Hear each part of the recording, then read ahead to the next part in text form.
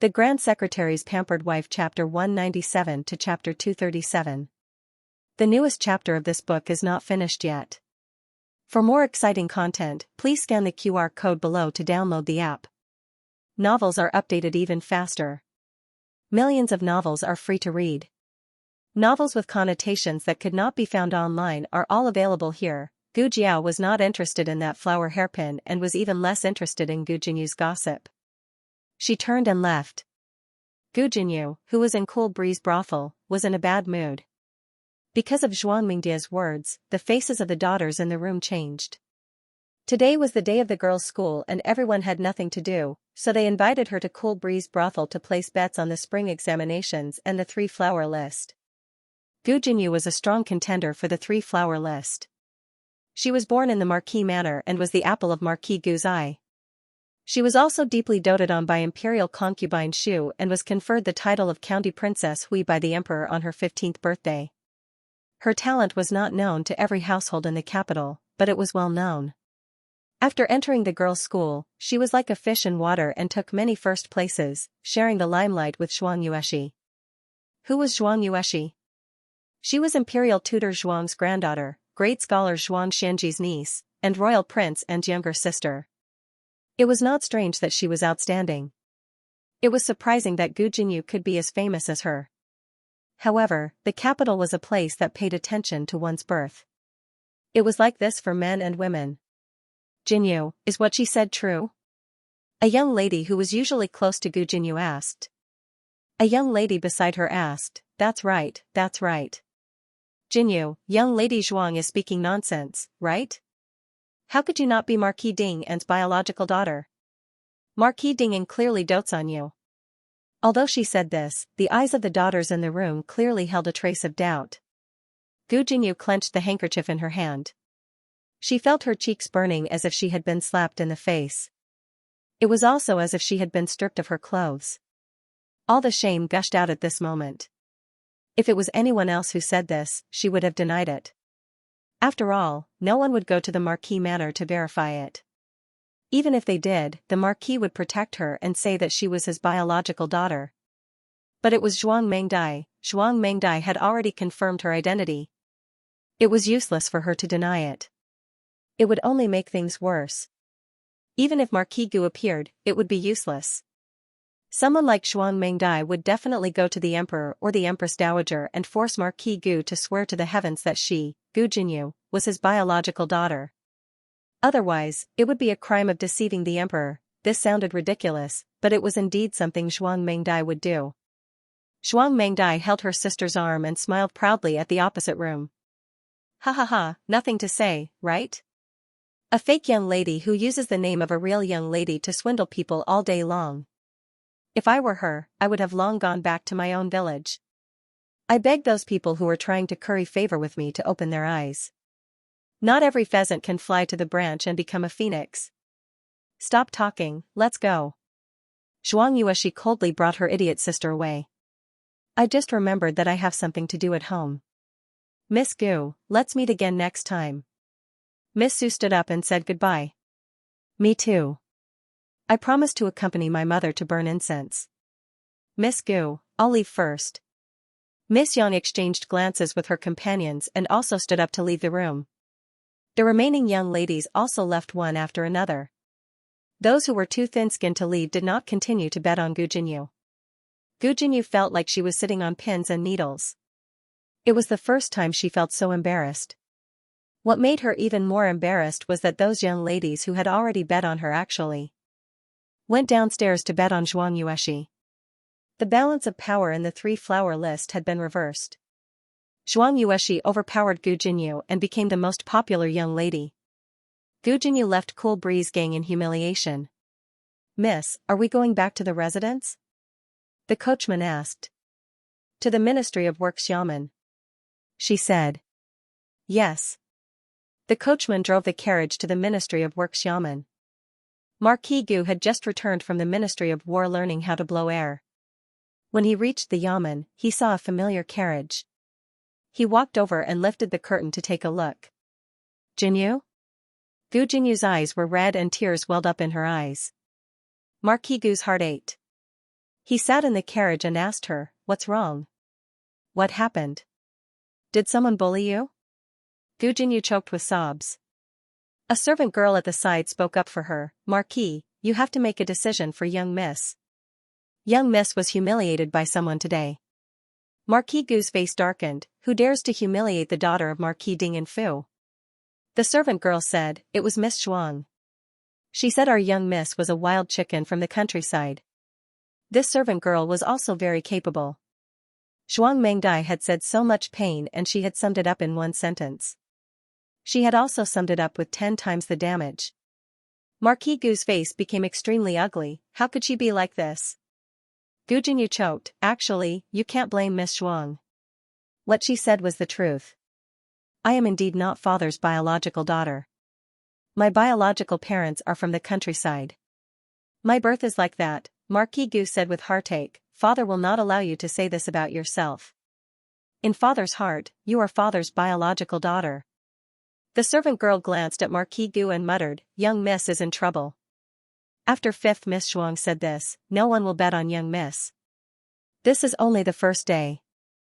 Who knows how young miss will be bullied when she attends the girls' school in the future? Bully his daughter?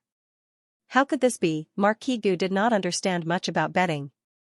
He only found out after asking the master and servant that Qing Feng brothel had opened a bet for the spring examinations.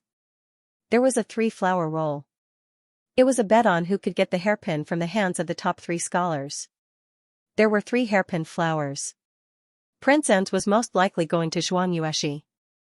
Weren't there still 2 left? Marquis Gu felt that with Jinyu's talent, she could win one of the 2. He could not let Jinyu suffer this grievance. That afternoon, he took out 5,000 taels of silver from the treasury and brought it all to Qing Feng brothel to bet. "Which Miss Gu do you want to bet on?" the shopkeeper asked. "Are there many other Miss Gu?" Marquis Gu asked. The shopkeeper did not recognize Marquis Gu and smiled as he explained the 2 Miss Gu. "Marquis Ding and Fu has 2 Miss Gu. One is second Miss Gu and the other is eldest Miss Gu. That girl could also get on the roll?" Marquis Gu rolled his eyes. Very quickly, he remembered what the servant girl had said. Shuang Mengdai had deliberately bet a copper coin on Gu Jiao in order to humiliate Gu Jinyu.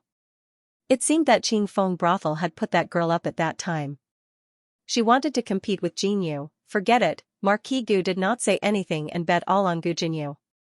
Gu Jinyu's bet immediately caught up to Xianxua's. Gu Jiao was still left alone at the end. Imperial concubine Shu also received news of the spring examinations bet and secretly had a eunuch bring the money to Qing Feng brothel to bet. Prince En was certain to win. There were too many people betting on him and the odds were too low. However, Imperial concubine Shu still bet. It was better to earn less than nothing. Imperial concubine Shu also bet on Gu Jinyu and Xianxua. There was also Taoist nun Miaoyin. This Taoist nun had some background. She was Grand Secretary Yuan's direct granddaughter. Because it was not easy to raise her, she was sent to the Taoist temple. It was strange. She was clearly an infant who was about to die, but after entering the Taoist temple, she became full of vigor. Imperial concubine Shu had people ask around. Taoist nun Miao Ying could return to the capital at the age of 16. Counting the days, it should be around the release of the results. Imperial concubine Shu felt that just based on Grand Secretary Yuan's reputation, Taoist nun Miao Ying could get a hairpin. Grand Secretary Yuan's youngest son also participated in the spring examinations. His reputation was not as great as Prince An's, but like father, like son. Imperial concubine Shu bet on him to be second. Following this, Imperial concubine Shu also bet on a Jiangnan scholar. This person was quite famous in Jiangnan. 3 years ago, during the spring examinations, he should have placed first. Unfortunately, he fell ill and missed the spring examinations. He had a good relationship with the 5th prince. The 5th prince strongly recommended this person. Imperial concubine Shu believed in her son's vision, so she bet on him to be third. After doing this, Imperial concubine Shu was worried that she missed something. She called her personal palace maid. "Who did the crown princess bet?" The palace maid said. This slave inquired. "The crown princess didn't bet." Imperial concubine Shu didn't understand what the crown princess was thinking. Such a good opportunity to make money, it would be a waste if she didn't want it. The palace maid speculated, among these scholars and beauties, only Prince An's talent can enter the crown princess's eyes. But the crown princess can't bet on Prince An. This was also true. Prince An was a member of the Zhuang family. Empress Xiao and the Zhuang family were sworn enemies. If the crown princess bet on the Zhuang family, wouldn't she be offending Empress Xiao?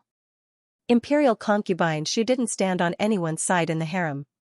She could bet on anyone. After Gu Jiao came out of the Qingfeng house, she went directly to the medical center. Dr. Song had just come out of Gu Qinglin's ward. His expression was complicated. Gu Jiao walked over and asked, "What's wrong? He still doesn't want to leave?" Dr. Song shook his head. "His wound has already healed. The stitches have also been removed. His pulse is very smooth. It doesn't make sense to stay here any longer." Although it takes 100 days to recover from a serious injury, Gu Qinglin was still young and vigorous. He could return to the Fu to recuperate. Why bother staying in their medical center? A large part of the reason why Gu Qinglin didn't want to leave was because he couldn't accept concubine Ling's betrayal. He refused to go back to the place where concubine Ling used to be and refused to hear any news about her. As long as he was in the Fu, these problems couldn't be solved. But he couldn't move to the Fu outside. Old Madame Gu wouldn't agree. Gu Jiao and Dr. Song went to his ward. When they entered the room, Gu Qinglin was lying on his side with his back to the door. The room was very dark, but it could be seen that he had lost a lot of weight. Gu Jiao came to the bed. "If you don't leave now." Gu Qinglin didn't turn around. He just silently raised a banknote. "The medical center's ward is for patients." He raised another banknote. "Business has been very good recently." 8 banknotes. One banknote was worth 100 taels. Gu Jiao put away 1,000 taels. "Take good care of yourself." Dr. Song. After Gu Jiao took the banknotes, she went out happily. On the other side, Gu Qingfeng also finished his homework for the day and came to the medical center to take care of his younger brother. He used to do his homework during the day and do tasks at night. After Gu Qinglin was injured, he did his homework during the day and took care of Gu Qinglin during the night. Gu Qinglin's body was fine, but he became stiff and refused to communicate with others. Gu Qingfeng's secret was actually a little hard to keep from Gu Qinglin, but the silver lining was that Gu Qinglin's current state would not reveal Gu Qingfeng's secret. Gu Qingfeng got up early and worked late. After being squeezed dry again and again, he finally saved up 1,000 taels of silver. This was the last debt. After paying this, he wouldn't have to work so hard anymore.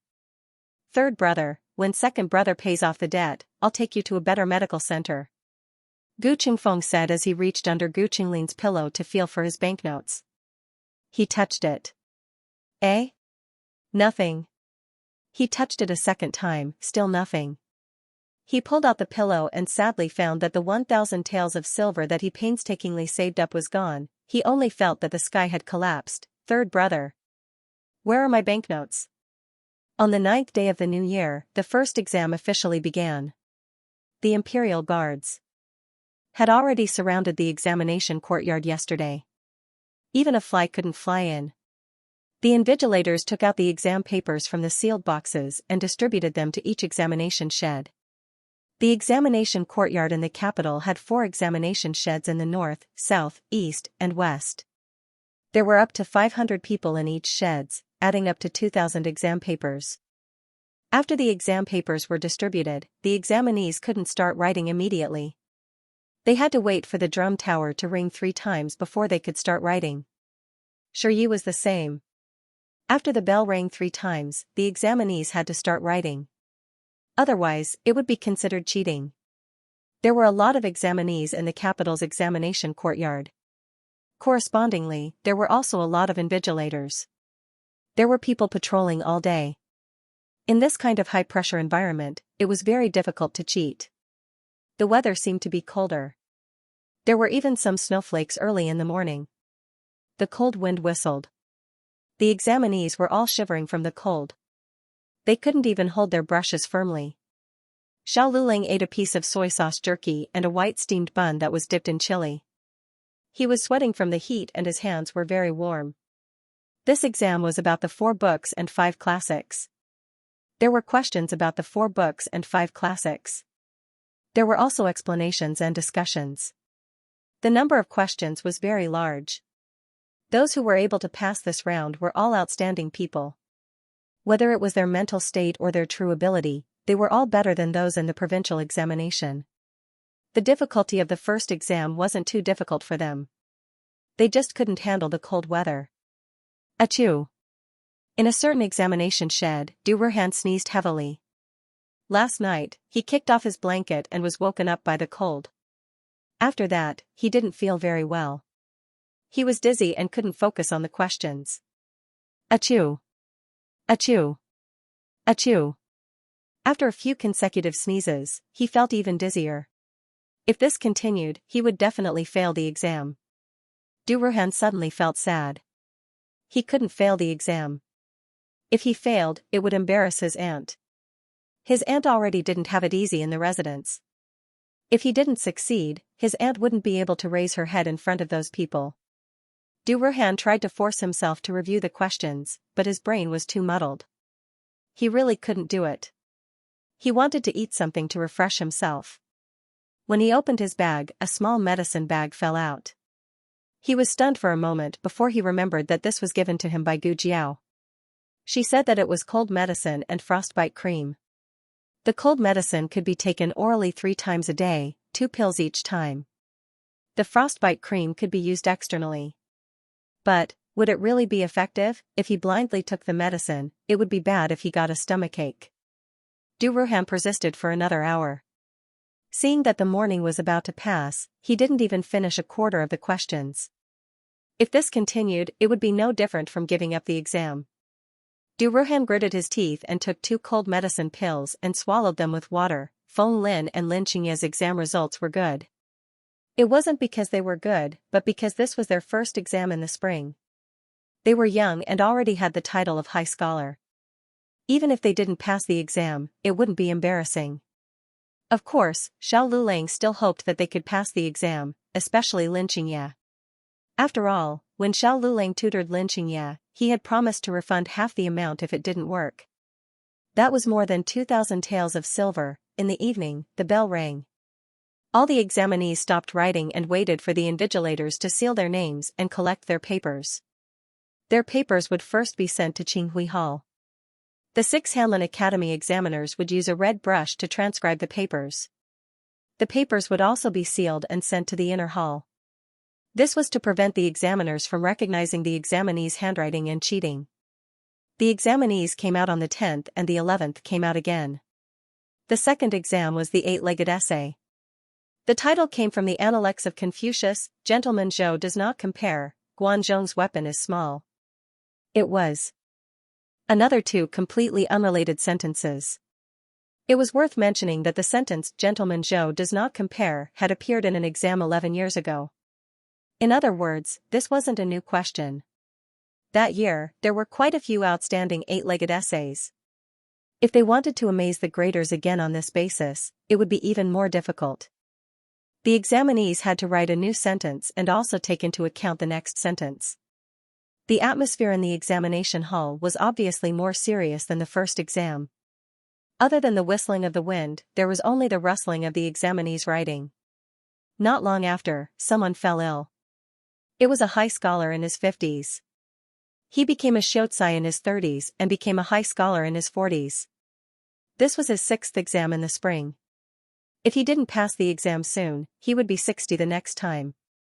One could imagine the pressure he was under.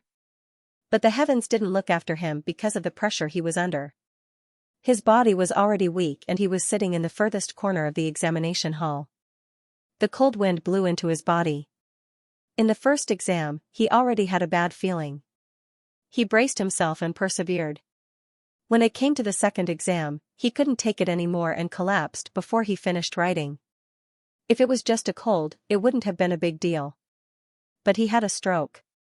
He could only be carried out by the Imperial Guards. This year's exam was a failure. This was his most well-prepared exam and also his best performance. If nothing unexpected happened, he should be able to pass the exam. Unfortunately, there was an accident. The old high scholar's collapse added a lot of psychological pressure to the examinees. The examination hall became even more silent. While the examinees were busy answering the questions, the 6 examiners of the Hanlin Academy had also finished copying the exam papers for the first exam. The examinees' papers were sealed and placed in special cabinets. Only when all 3 exams were finished would they be taken out and filed together with the red papers. The red papers for the first exam were sent to the inner hall under the escort of the Imperial Guards. The 6 examiners all let out a sigh of relief. One of them saw that there was no one else in Qinghui Hall and whispered, "I feel like I copied Royal Prince An's exam paper." Not only was one question wrong, but the handwriting was also unique. After seeing so many exam papers for the spring imperial examination, the handwriting on that paper was definitely the best. It could almost be compared to the calligraphy of a calligraphy master. Unexpectedly, as soon as he finished speaking, an examiner opposite him said, "I feel that Royal Prince An's exam paper should be with me." He had also copied a perfect answer sheet. It was definitely the kind that couldn't be faulted. Other than Royal Prince An, no one else in the entire Zhao country could do it. The exam paper was covered so no one could see who it was. When they copied Shiye's paper, they only numbered the ink and red papers. After copying, they placed the 2 papers side by side and stamped the joint. If there was a mistake in the number, they could search for the stamp. The examiners were very careful. Until now, there had never been a mistake in the exam paper. The 2 of them started to argue in a low voice. No one could convince the other. The examinees didn't know anything about the examiner's argument. The exam time was about to end and they were writing furiously. Royal Prince An had put down his brush long ago. He would lose his sight at night, so he tried to finish his exam papers in the morning. The bell rang and the second exam was over. The examiners came to seal the papers. There were many people wailing in this exam.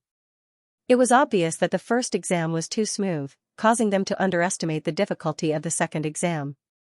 However, the real nightmare was the third exam. This exam was about strategy. The questions were so tricky that some examinees wanted to faint at first glance. It was actually about the eldest son's virtue. In the spring and autumn annals, it was said that the eldest son was not chosen based on virtue. It meant that only the eldest son had the right to inherit the family property. Even if the son of a concubine was born earlier than the eldest son should be the most important. Unless the eldest son died, then the son of a concubine could inherit the family property. For example, the young Marquis of Zhao he was the youngest son in the family. He had 2 older brothers who were born of concubines, but they did not have the right to inherit. Only he could be called the young Marquis. Now that he was dead, Marquis Xianping's family property should be inherited by the eldest son of a concubine, unless another eldest son appeared in Princess Xianxia's belly. If the family had many sons of a wife, then the eldest son of a wife would be the most important. The eldest son of a wife would inherit the family property. For example, Gu Chongqing of Marquis Ding and Fu. These 2 belonged to the eldest son of a wife. The eldest son's virtue matched the position, but there were also those whose virtue did not match the position. For example, the dethroned crown prince. Empress Dowager Zhuang had no children. Noble consort Lu's son was the eldest prince. He was conferred the title of heir apparent by the previous emperor. After he rebelled with the Lu family, he was demoted to a concubine. According to the rules, the second prince should have been appointed, but it was the 5th prince who was the current emperor. After the emperor ascended the throne, he appointed Empress Zhao's son as the crown prince.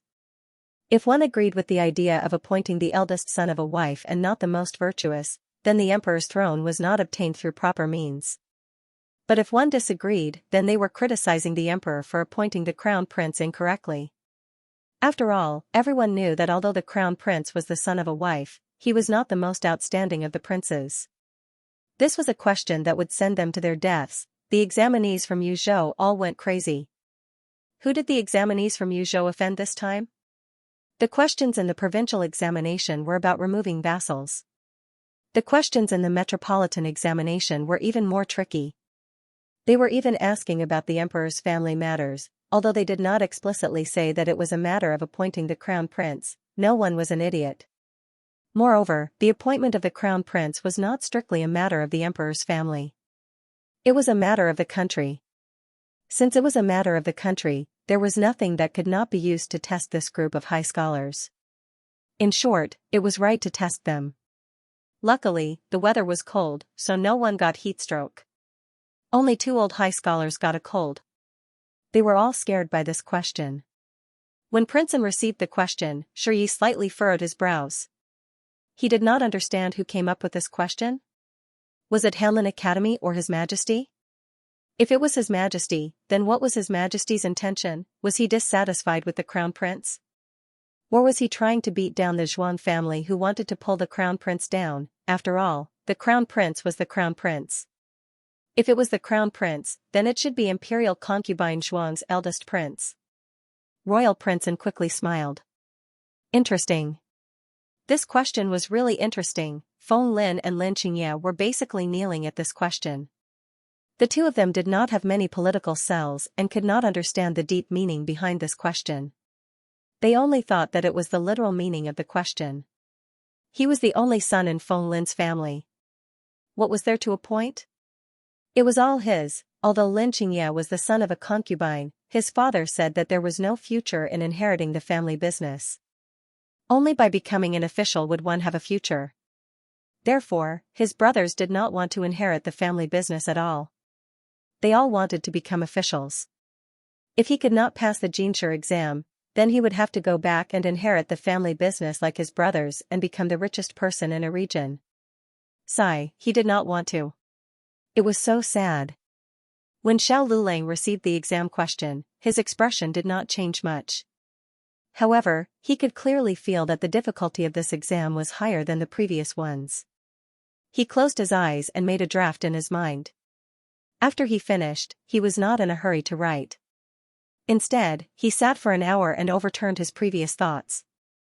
The examinees in the examination courtyard were all exhausted from the exam. They wanted to throw their pens away.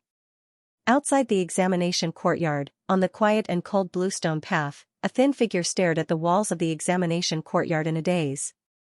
The exam question was spread out an hour after the exam started. Now, it had spread to all the tea houses and wine shops. However, no one could send in the answers. The man stood in front of the towering wall. He held a piece of paper in his hand. On it was written the exam question. His eyes shone with excitement. He knew how to do it. He knew how to do it, he knew how to write it. No less than 10 answers had already flashed through his mind. He clenched the ball of paper in his hand. His body could not help but tremble slightly. Who is it? A patrolling Imperial Guard noticed him. He broke into a run. In order not to disturb the examinees, horses were not allowed in the vicinity. The Imperial Guards patrolled on foot. However, they were enough to catch this weak man. It's you?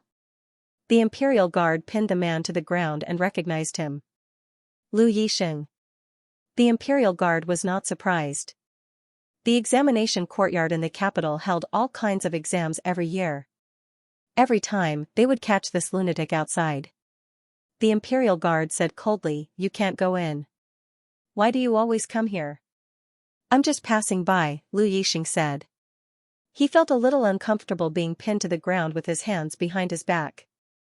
What happened? Another Imperial Guard walked over. "It's Lu Yixing," the first Imperial Guard said. He actually wanted to chase Lu Yixing away. However, it was clear that his companion did not want to let Lu Yixing off so easily. His companion squatted down and pulled out a piece of paper from Lu Yixing's fist. On it were the questions for today's examination. He immediately laughed disdainfully. "You actually stole the questions for the spring examination. What are you trying to do? Are you colluding with the people inside to cheat?" This kind of exam questions had already been spread out. The Imperial Guard also knew this. However, he did not like this guy and wanted to humiliate him. Lu Yixing was dragged into a side alley. A snowflake-like fist greeted him. He was beaten until his face was covered in blood and his whole body was twitching. "That's enough. It's the spring examination. Don't kill him." The first Imperial Guard could not stand it anymore. He persuaded his companion and pulled him back to the patrol path. Snowflakes fluttered down. Lu Yixing lay on the cold street and looked at the gray sky. He could not see any hope. He wanted to die. However, he also knew that those people would not let him die. They wanted him to live and bear the sins of the deposed crown prince and the Lu family. The cold snowflakes fell on his wounds. If only he could freeze to death like this. He closed his eyes and sneered. Suddenly, the light above his head dimmed and the snowflakes on his body disappeared. He slowly opened his eyes. Someone held an oil paper umbrella for him. The umbrella was painted with flowers and chicks in a very clumsy way. However, the handle of the umbrella was delicately engraved with words. The girl under the umbrella had a jade-like temperament. There was a big red spot on the left side of her face. At this moment, it was as bright as a peach in the snow. Gu Jiao squatted down and put the umbrella aside. He raised his hand to stop Gu Jiao. "Don't move," Gu Jiao said. Lu Yixing did not move. Gu Jiao put the small basket on the ground and took out a small medicine box from it. She took a few tongue depressors and put them in his mouth. "Bite it. It might hurt a little." Lu Yixing bit the tongue depressors. Gu Jiao pinched his right arm and returned to her original position with a crack. And his thigh. This was more painful. Gu Jiao gently put her hand on his left leg and lifted his leg. "I'll count to 3 and then put it back in place. If you can, nod your head." Lu Yixing nodded with cold sweat. This action made him very shy. Gu Jiao, 1, crack, it was put back in place. Lu Yixing did not even have time to welcome the pain. Of course, the pain was so intense that tears came out of his eyes. However, he endured it. Gu Jiao used the stethoscope to listen to his breathing. When she touched one of his ribs, he groaned in pain. Gu Jiao took back the stethoscope, untied his coat, and put her hand in. He suddenly panicked. "What are you doing?" "Shoo, don't move." Gu Jiao carefully touched his ribs. Her movements were very careful. The ribs are fractured. The dislocation is not very obvious. It can heal on its own. Gu Jiao retracted her hand. This hand was wandering around his chest just now. Lu Yixing was a little embarrassed. "You female doctors are all so, you're a doctor." Gu Jiao corrected him. Lu Yixing did not speak. Gu Jiao stood up. "Wait for me here. I'll call a carriage for you." "No need." Lu Yixing stopped her. "Hmm?" Gu Jiao looked at him strangely. Lu Yixing suddenly could not look her in the eyes. He lowered his eyes. "I said, no need." Pausing for a moment, he clenched his fists and looked at her coldly. "I'll say the same thing again. If you saved me so that I can repay you one day, then you're wrong. You should have bet your chips on those examinees, not me, a street rat that everyone hates." Gu Jiao gave a long sigh. "You still don't believe in yourself." Lu Yixing laughed at himself. "You're wrong. I'm a waste that doesn't even have the qualifications to take the imperial examinations." Gu Jiao said, "Oh, you want to take the imperial examinations?" Lu Yixing turned his face away. "I don't want to, and it's impossible." Gu Jiao said seriously, "There's nothing impossible in this world." "Is that so?" Lu Yixing sneered. A cold wind blew, and Gu Jiao's oil paper umbrella rolled over. Little Chick wearing a small flower on his head appeared in front of him without any warning. He suddenly laughed. His laughter was full of ridicule. "Have you heard of the flower hairpin for the grand scholars? Every year, His Majesty will personally appoint 3 first-rank grand scholars and give them flower hairpins. If you can get their flower hairpins, I'll believe you. There's nothing impossible in this world. Remember, it's not 1 flower, it's 3 flowers. Don't blame me for not reminding you. Even the current crown princess only got 2 flowers. The latest chapter of this book is not finished yet. For more exciting content, please scan the QR code below to download the app. Novels are updated at a faster rate. Millions of novels are free to read. Novels with connotations that you can't find on the internet are all available here. https://www ZHHBQG. com/896428964286/113832968. HTML genius remembered this site's address in 1 second. www.zhhbqg.com Bikuga mobile reading website, mzhhbqg.com. The latest chapter of this book is not finished yet. For more exciting content, please scan the QR code below to download the app. Novels are updated faster and more frequently. Millions of novels are free to read. Novels with content that can't be found online are all available here. On the 15th of February, the third round of the examination came to an end. The candidates spent an exciting and difficult night in the examination hall. On the 16th, they were released from the examination hall after another round of strict body searches. There were many people outside the examination hall. Gu Jiao came early and got a good seat. The door of the examination hall opened and the candidates came out one after another. Except for the county examination, Gu Jiao took over Xiao Liulong's examination. Gu Jiao missed the other provincial, college, and provincial examinations because she was out of town. This was the first time Gu Jiao waited for him to come out of the examination hall in a sea of people. It was very similar to the family members outside the examination hall in her previous life. Fortunately, she didn't have to wait for too long before she saw Xiao Liulang coming out with a bag. She could see him in the crowd at a glance. It wasn't because he was holding a walking stick, but because of his temperament and appearance. He was one in a million. The corners of Gu Jiao's lips curled up as a smile appeared in her eyes. Xiao Liulang also saw her and walked through the crowd towards her. Her eyes seemed to be sparkling, brighter than the stars in the Milky Way. "How are you? Are you okay?" Gu Jiao took the bag from his hand. It wasn't heavy, so she put it in her small basket. Xiao Liulang nodded, "Yes, it's quite smooth." The first 2 rounds of the examination were very cold, but the weather was good for the third round. "Why are you here?" Xiao Liulang looked at Gu Jiao's son. Little Jing Kong crossed his arms in front of his chest, raised his chin and snorted, "Do you think I want to come? It's not easy to have a day off. If it wasn't for Jiao Jiao, I wouldn't have come." "Little thing." Xiao Liulang played with his buzz-cut hair, which was getting prickly. The group turned around and walked towards the alley. Lu Quan was already waiting for them. The family of 3 got into the carriage. Little Jing Kong sat opposite Xiao Liulang with his arms crossed in front of his chest and looked at him seriously. Xiao Liulang was baffled by his stare and asked, "What's wrong? Why do you keep looking at me like that?" Little Jing Kong said sternly, "I want to see how you did in the exam. I want to know if you did well." When he was waiting outside, he had observed the examinees who came out. Some of them were dejected, and some were apathetic. None of them were in high spirits. He was observing which type of bad brother-in-law belonged to.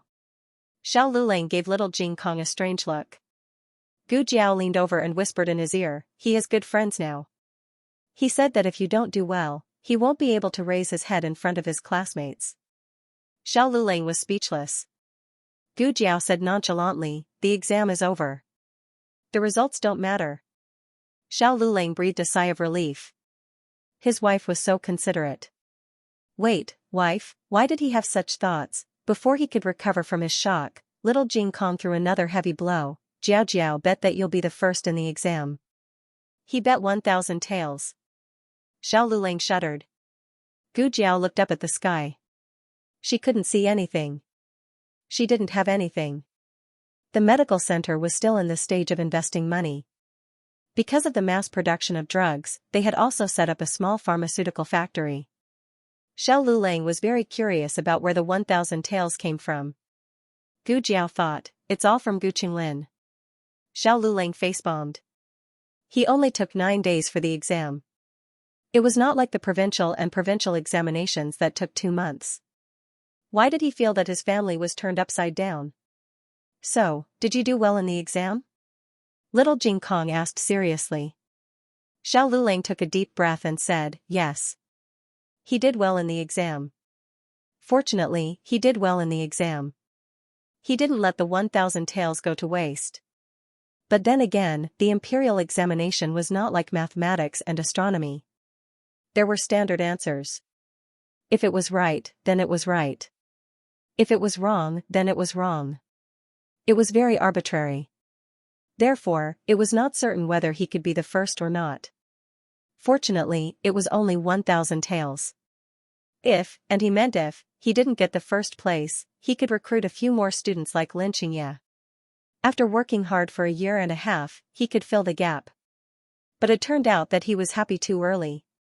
Little Jing Kong nodded seriously. You'd better do well in the exam. The neighbors also bet on you to be the first.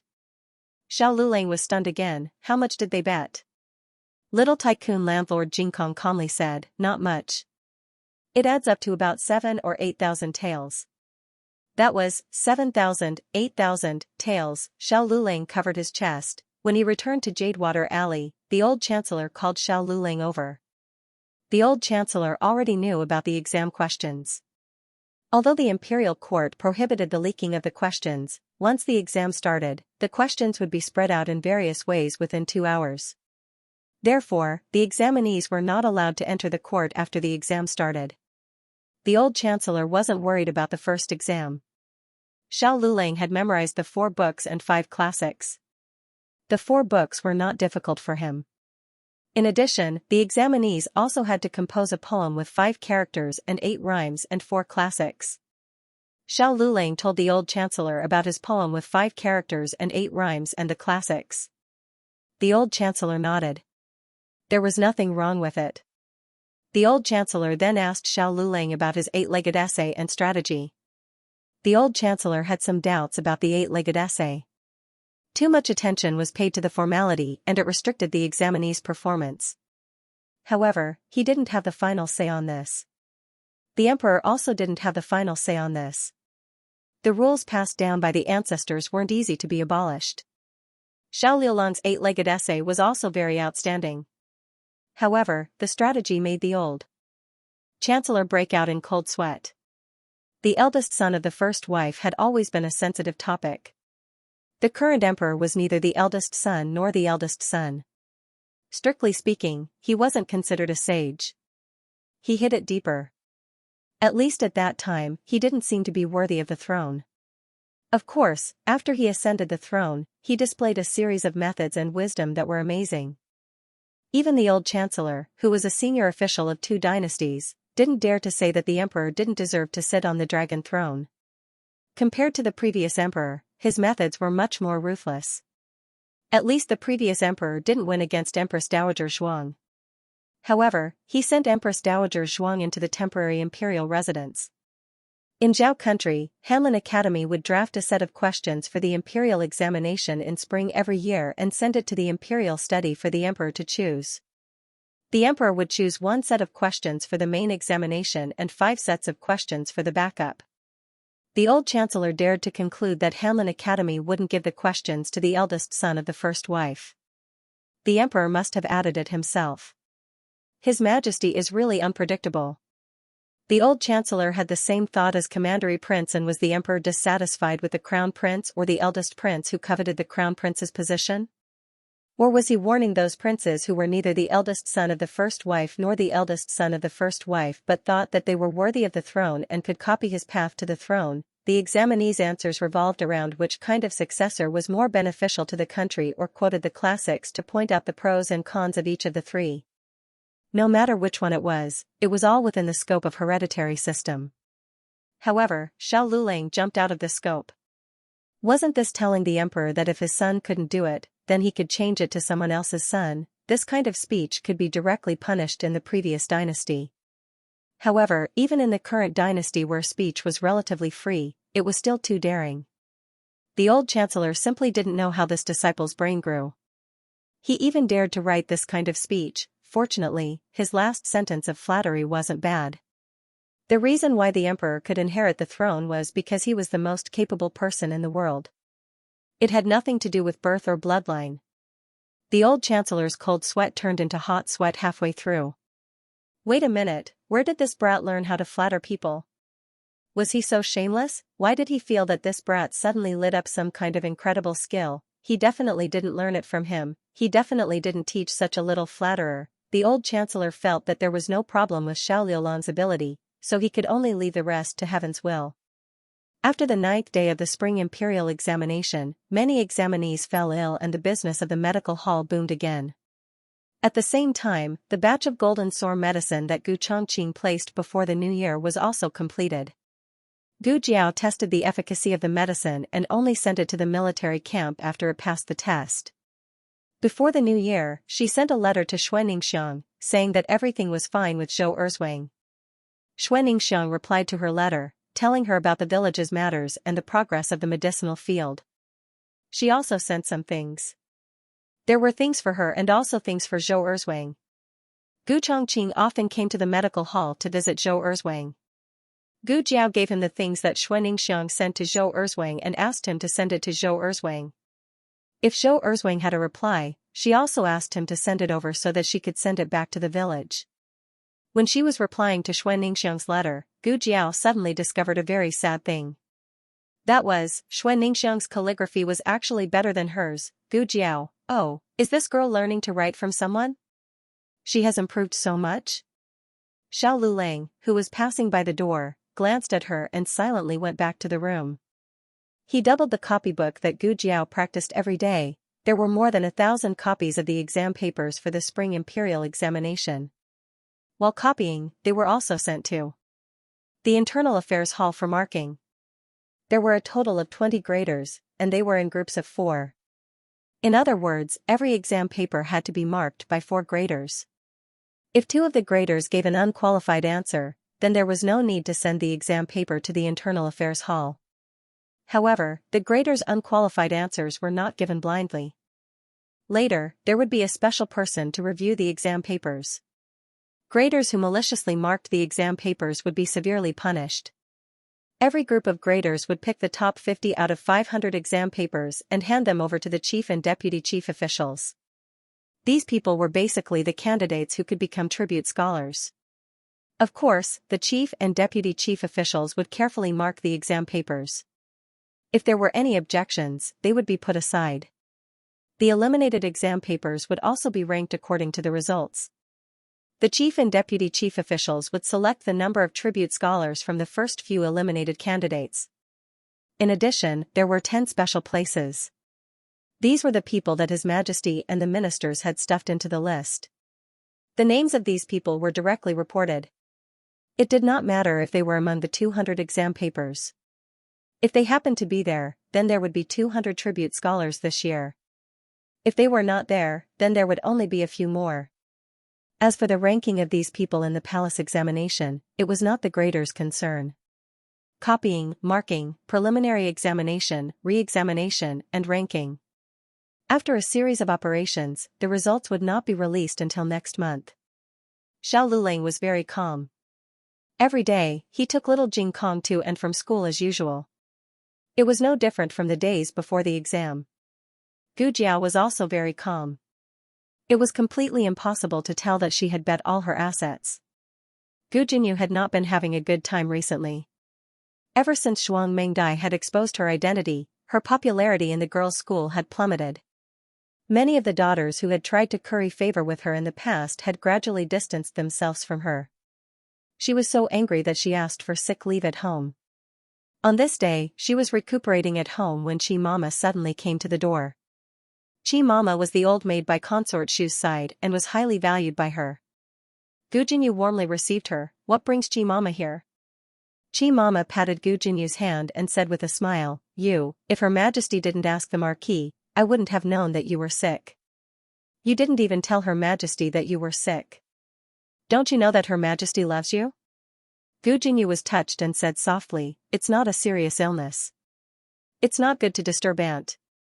Chi Mama glanced at her. "Are you treating me like an outsider?" Gu Jinyu lowered her eyes and smiled.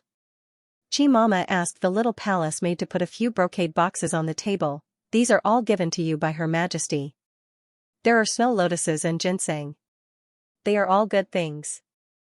You must remember to eat them." Gu Jinyu was moved. "Thank you, Aunt." Chi Mama took her hand and said, "We are family. Nyang Nyang has no daughter and has always treated you as her own daughter. You must take care of yourself and don't make Nyang Nyang worry again.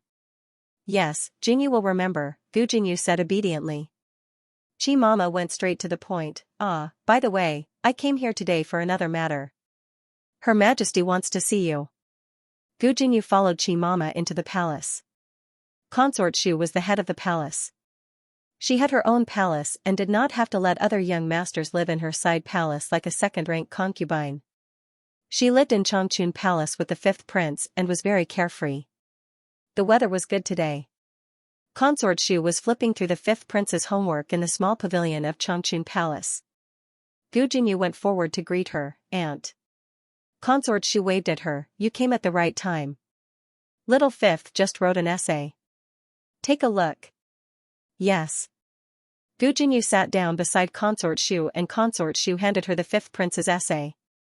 The fifth prince was the same age as Gu Qinglin. Every day, he went to the study with his older brothers and was taught by the prestigious scholars in the court. To be honest, the fifth prince was not very talented. His homework was basically done by Gu Jingyu.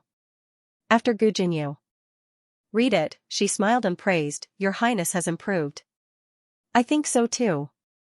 Consort Shu was very happy with this answer. She asked the palace maid to keep the essay and then looked at Gu Jingyu. She said dotingly, Child, you did such a big thing in the county city. Why didn't you say anything? Huh?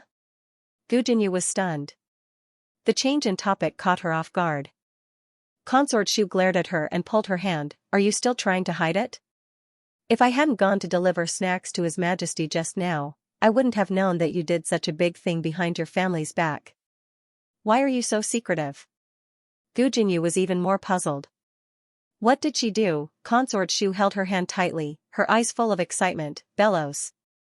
Digression, can I ask for a monthly ticket? The latest chapter of this book is not finished. For more exciting content, please scan the QR code below to download the app. Novels are updated even faster. Millions of novels are free to read. Novels with connotations that can't be found online are all available here. https://www. zhhbqg.com/89642896428226/113800449. HTML Genius remembers this website's address in a second. www.zhhbqg.com Bikuga mobile reading website, mzhhbqg.com. The latest chapter of this book is not finished yet. For more exciting content, please scan the QR code below to download the app. Novels are updated even faster. Millions of novels are free to read. There are novels with connotations that cannot be found online here. It turned out that the court had found out about the young lady and confirmed that her surname was Gu, not Liu. They also heard that she was the daughter of a marquis. As for which marquis, they were not sure. But were there many marquis with the surname Gu in the world? Between March and June last year, she had coincidentally appeared in that county town. Consort Shu could guess that it was Gu Jingyu even if she used her toes. Imperial concubine Shu poked her head lightly. Look at you, this child. This is a good thing, not a bad thing. Why didn't you say it? If you had said it earlier, your father would not have made such a big mistake. He let the Ministry of War ride on his head. Gu Jingyu opened her mouth. Imperial concubine Shu smiled and said, When you were young, you liked to draw on paper. The fifth prince also drew with you. At that time, I thought that you were all thinking about useless things. Now it seems that I have misunderstood you. Granny Chi smiled. Your Highness, do you still remember when the county princess asked someone to improve the food box when she was young? Consort Shu held her temples and smiled in realization. I almost forgot if you didn't mention it. Yes. Is that food box still there? Granny Chi smiled. Yes. I will keep it. Consort Shu ordered, quickly bring it over. Granny Chi went to the storeroom and took out an old food box that Gu Jingyu had used when she was young. The food boxes in the palace were layered, like a walking steamer. Gu Jingyu felt that this kind of food box was inconvenient. She said that if she wanted to take something from the bottom, she had to take the top as well.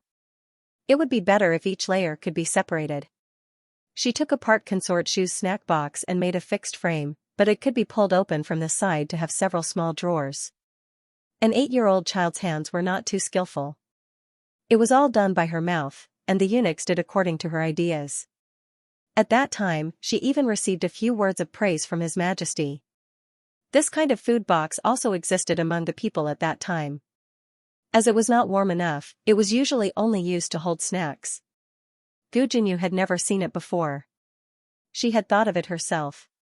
His Majesty thought it was rare for an 8-year-old girl to be so intelligent. It was also from then on that Consort Shu discovered Gu Jinyu's talent and often summoned Gu Jinyu to the palace to study with the 5th prince. Concubine Shu whispered, "Tell Auntie the truth. Did you do it on purpose?" Gu Jinyu stared at her blankly. Imperial Concubine Shu smiled happily, "That's true. The effect of doing this is indeed much better than revealing your identity from the start. You have successfully caused a sensation in the imperial court and also caught His Majesty's attention. The more indifferent you are to fame and fortune, the more His Majesty appreciates you." Gu Jinyu wanted to say something but stopped. What did she do to change the wind direction? She had never heard of it before. "Nyang Nyang, the thing you wanted is here." "Where do you want it?" A young eunuch walked over with a piston bellows. Gu Jinyu looked at Consort Shu in confusion. Consort Shu said to Gu Jinyu, "Come, tell Auntie how to use this thing. Later, if your Majesty wants to chat with this consort will have a common topic with your Majesty." This bellows had been taken from the Ministry of War. Nowadays, there were many such bellows. Gu Jinyu had never seen one before, but she was indeed very smart. She had someone bring over tools and personally dismantled the bellows. Then, she put it back in its original place. Then, she understood the principle behind this kind of wind-blowing technique. The bellows had 3 levels. The first level was where the lever was. There was a wind outlet at each end of the bellows. There was a movable valve at the wind outlet. When the lever was pushed, the first valve at the back opened. Wind poured in from there. The second valve automatically closed. Wind was forced from the wind outlet under the second valve into the second small bellows on the second level. Under the small bellows was an air outlet that was connected to the boiler. When the lever was pulled back, the second valve at the front opened. Wind poured in from the second valve. The first valve closed. Wind poured in from the first valve into the first small bellows on the second level. The first small bellows also had an air outlet that was also connected to the boiler. The 2 small bellows were independent and did not affect each other. The only thing they had in common was that they were both connected to the boiler. They could both send wind into the boiler. This kind of double-acting piston bellows produced wind regardless of whether it was pushed or pulled. It did not waste any physical strength or movement. This design was too exquisite. Gu Jinyu was in awe. Compared to this, her own food box paled in comparison. No, her own food box could not even be considered a small magician. But, did His Majesty and the people from the Ministry of War make a mistake? This was not something she had done. "How did you think of this method?" Imperial Concubine Shu asked. Gu Jinyu thought that Imperial Concubine Shu was talking about the bellows. Just as she was about to confess, Imperial Concubine Shu interrupted her, "Not saying who you are, just leaving behind a blueprint. Afterwards, leave some clues. Surname Gu, connection to Marquis Ding and Fu. It does not feel deliberate at all. You are truly worthy of being someone this one taught." The focus of the imperial concubines was always different from normal people. Gu Jinyu was very puzzled. Was there really a mistake somewhere? Marquis Ding and Fu only had 2 girls. One was her, but she had never drawn any blueprints. It couldn't be that wild girl who grew up in the countryside. She couldn't even read a single word. How could she have made such an exquisite tool? While Gu Jinyu was puzzled, Imperial Concubine Shu suddenly patted her hand. "The Imperial Garden's 4 seasons osmanthus has bloomed. Come, let's go pick some. In a moment, we'll have the Imperial kitchen make osmanthus cakes and bring some for your father." Gu Jinyu sighed and was pulled to the Imperial Garden by Imperial Concubine Shu. The flowers in the Imperial Garden bloomed beautifully. They were colorful and contended with each other. Coincidentally, they were not the only ones who came to admire the flowers. Imperial Concubine Zhuang was also present. Imperial concubine Zhuang was a few years older than Imperial concubine Xu. She was not as beautiful as Imperial concubine Xu, but she was still dignified and elegant. She had an outstanding temperament. Older sister Imperial concubine, what a coincidence. Imperial concubine Xu smiled and greeted her. Imperial concubine Zhuang returned half a bow. The two were both first-rank official concubines, but Imperial concubine was the head of the 4 concubines. Her status was naturally higher than Imperial concubine Xu's. Gu Jingyu also bowed to Imperial concubine Zhuang, greetings to Imperial concubine. Imperial concubine Zhuang gracefully smiled, so it is County Princess Hui. There is no need for County Princess Hui. Thank you, Imperial concubine. Gu Jingyu rose. Gu Jingyu often entered the palace and had seen Imperial concubine Zhuang several times. But for some reason, she felt that Imperial concubine Zhuang was particularly gentle this time. Imperial concubine Zhuang's gentle gaze fell on Gu Jinyu's face. County Princess Hui is of marriageable age. You haven't talked about marriage yet, right? Aunt. It was Zhuang Yueshi who came over with a basket of freshly picked flowers. She saw Imperial concubine Xu and Gu Jinyu and bowed. Gu Jinyu was a county princess, but she did not dare to accept Zhuang Yueshi's bow in front of Imperial concubine Zhuang. She also bowed slightly to return the bow. Aunt, what were you talking about just now? Zhuang Yueshi asked. Imperial concubine Zhuang smiled. We were talking about County Princess Hui's marriage. Speaking of which, you are 1 year older than County Princess Hui. You haven't talked about marriage yet. In the Zhao Kingdom, women would only consider marriage after reaching the age of 15. Most of the wealthy families were not in a hurry. Some women would get married at the age of 18 or 19. As for men, most of them would only get married after reaching the age of 20. Why did Imperial concubine Zhuang suddenly ask about Gu Jinyu's marriage? Her intention was somewhat thought-provoking. Imperial concubine Xu smiled and said, not yet. Imperial concubine Zhuang said, I heard that she has an older sister who is already married. The smile on Gu Jinyu's face froze.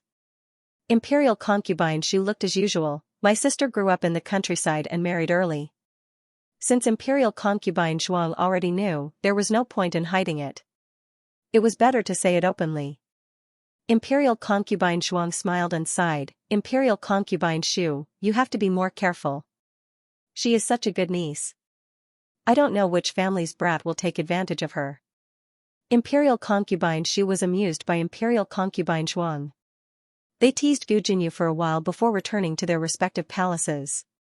Imperial concubine Zhuang and Imperial concubine Xu's topic always revolved around Gu Jinyu. Zhuang Yueshi, who was at the side, seemed to be neglected. This was the first time that Gu Jinyu was the protagonist in front of a favored concubine. On the way back to Changchun Palace, Imperial concubine Xu touched the buyao in her hair bun and said proudly, it seems that Imperial concubine Zhuang also knows about your invention of the bellows. Her news is really fast. I happened to hear it when I went to deliver snacks to His Majesty. I don't know how she found out. Humph, it must be someone around His Majesty who told her. Gu Jinyu suddenly realized that the reason why Imperial concubine Zhuang's attitude towards her was so abnormal was because of this. Was the power of a bellows so great? Gu Jinyu suddenly didn't have the courage to confess to Imperial concubine Xu. Why did Imperial concubine suddenly ask about my marriage? Could it be that she wanted to set her up with Princeton? Imperial concubine Xu said carelessly, most likely she wants to win you over. After the crown prince got Wen Linlang, he was like a tiger with wings. I'm afraid she wants to imitate Empress Xiao and find a good wife for her son. But Prince Ning already had a wife. If she married him, wouldn't she only be a concubine? Princess Ning was not a kind person. It was difficult for a concubine to survive under her. Moreover, Gu Jinyu didn't like Prince Ning. She liked Prince, and Gu Jinyu pulled Imperial concubine Xu's arm and pleaded, Aunt, I don't want to marry Prince Ning. Imperial concubine Xu waved her hand, it may not be Prince Ning. Gu Jinyu said, she only has one son. Imperial concubine Xu said, doesn't she also have a nephew? Gu Jinyu's eyes lit up. Aunt is talking about Princeton? The latest chapter of this book is not finished yet. For more exciting content, please scan the QR code below to download the app. The novel is more complete and updated faster. Millions of novels are free to read. Novels with connotations that can't be found online are all available here. https://www.zhhbqg.com/89642896428226/113797389. HTML genius remembered the website address in 1 second. www.zhhbqg. Bikuga mobile reading website, mzhhbqg. The latest chapter of this book is not finished yet. For more exciting content, please scan the QR code below. To download the app. Novels are updated faster. Millions of novels are free to read. Novels with content that can't be found online are all available here. Ant. On the way back to Yongzhou Palace, Xianxia couldn't help but call out to noble consort Shuang. Noble consort Shuang glanced at her. What's wrong? Xianxia was a noble daughter of the Zhuang family. She was dignified and quiet. Calling her aunt was really inappropriate. Xianxia knew it was inappropriate. She handed the flower basket in her hand to the palace maid and caught up with noble consort Shuang. She whispered, "You was inappropriate. Please punish me." Noble consort Shuang said sternly, "You've been acting weird since you met County Princess Hui. Tell me, what do you have against her?" "No," Xianxia whispered. Noble consort Shuang knew her niece well. She was the most noble daughter in the capital since she was a child.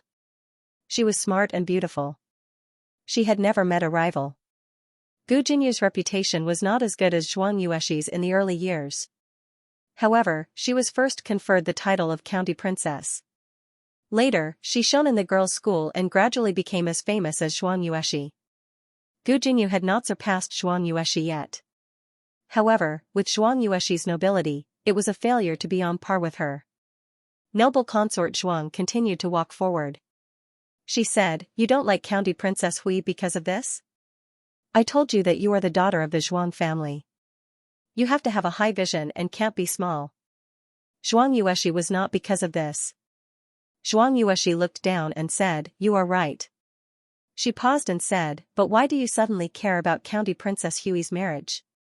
Do you want to be a matchmaker for her?" Noble consort Shuang smiled faintly, "I want to, but she has to agree first." Xianxia was just testing her aunt. She didn't expect to get such an answer. "Aunt, who do you want to marry her to? Eldest cousin? Or?" Noble consort Shuang smiled but didn't say anything. Xianxia's heart skipped a beat. "Aunt, you want to marry her to my brother and make her my sister-in-law?" There were several sons in the Zhuang family, but only Prince and noble consort Shuang neither admitted nor denied it. Xianxia panicked. "Aunt, she is not good enough for brother.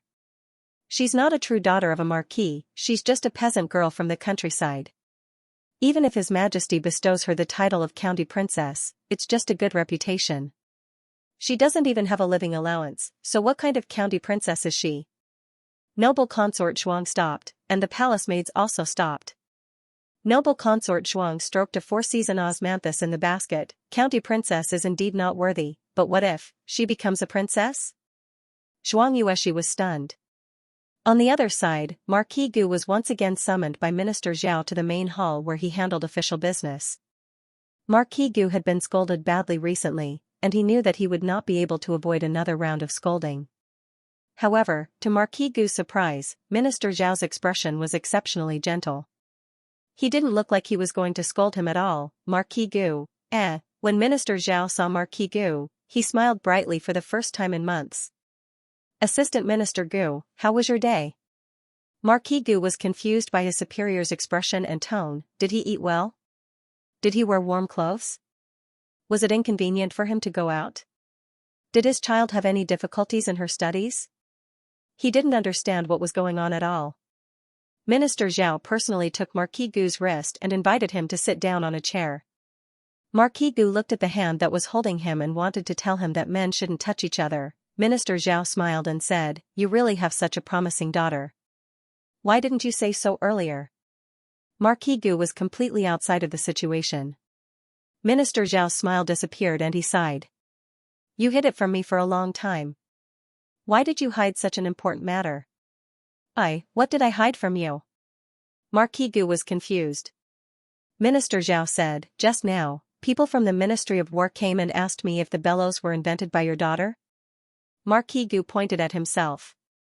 My daughter? Minister Zhao frowned. You still don't know? Marquis Gu shook his head like a rattledrum. Minister Zhao said, then let me ask you, do you have a daughter? Marquis Gu nodded. Yes. Minister Zhao continued, last summer, were you and your daughter in Yozhou's Qingchuan town? Marquis Gu nodded again. Yes. Minister Zhao continued, is your daughter exceptionally smart? Marquis Gu nodded heavily. Yes. His Jinyu had to be smart. She had to be smart. If it weren't for the fact that women couldn't participate in the imperial examinations, his Jinyu could at least pass the Grand Scholar exam. Minister Zhao clapped the back of his right hand against his left palm. Isn't that settled? Last year, other than your daughter, was there any other daughter from the Marquis's household with the surname Gu? When Marquis Gu heard this, he understood what was going on. It turned out that the imperial court had found clues about that little girl.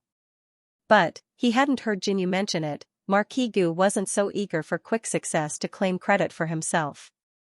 He decided to first return to the residence to ask Gu Jinyu about the situation. The speed at which this matter fermented was far faster than Gu Jinyu had imagined. She had only been focused on reading books and didn't pay attention to what was going on outside. She had no idea what the invention of wind blowing meant to the Zhao country. His Majesty looked calm, but in reality, he was laughing like a fool. That group of bastards from the Liang country had only used a bit of inferior drainage technology to trade for their Zhao country's mines. Although the two countries hadn't been at war, this was even more unbearable than losing a battle. This was great, they could hold their heads up high. The 6 ministries had also been swept by this technology. Not only could it be used to make iron, it could also improve the quality of metallurgy. What did the Zhao country have? Gold mines. But then again, the Zhao country's productivity was the lowest among the 6 countries. Thus, even if it had many mines, it was still a poor country. The common people seemed to have a good life. That was because the 2 emperors still had a conscience and didn't wantonly exploit the common people. They even reduced taxes.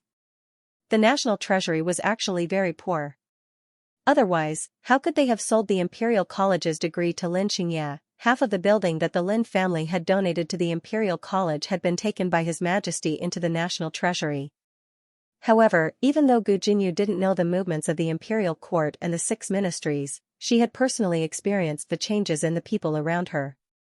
When she had returned from the palace, her personal maid had informed her that an official from the women's school had come and asked her how she was recovering and when she would return to class.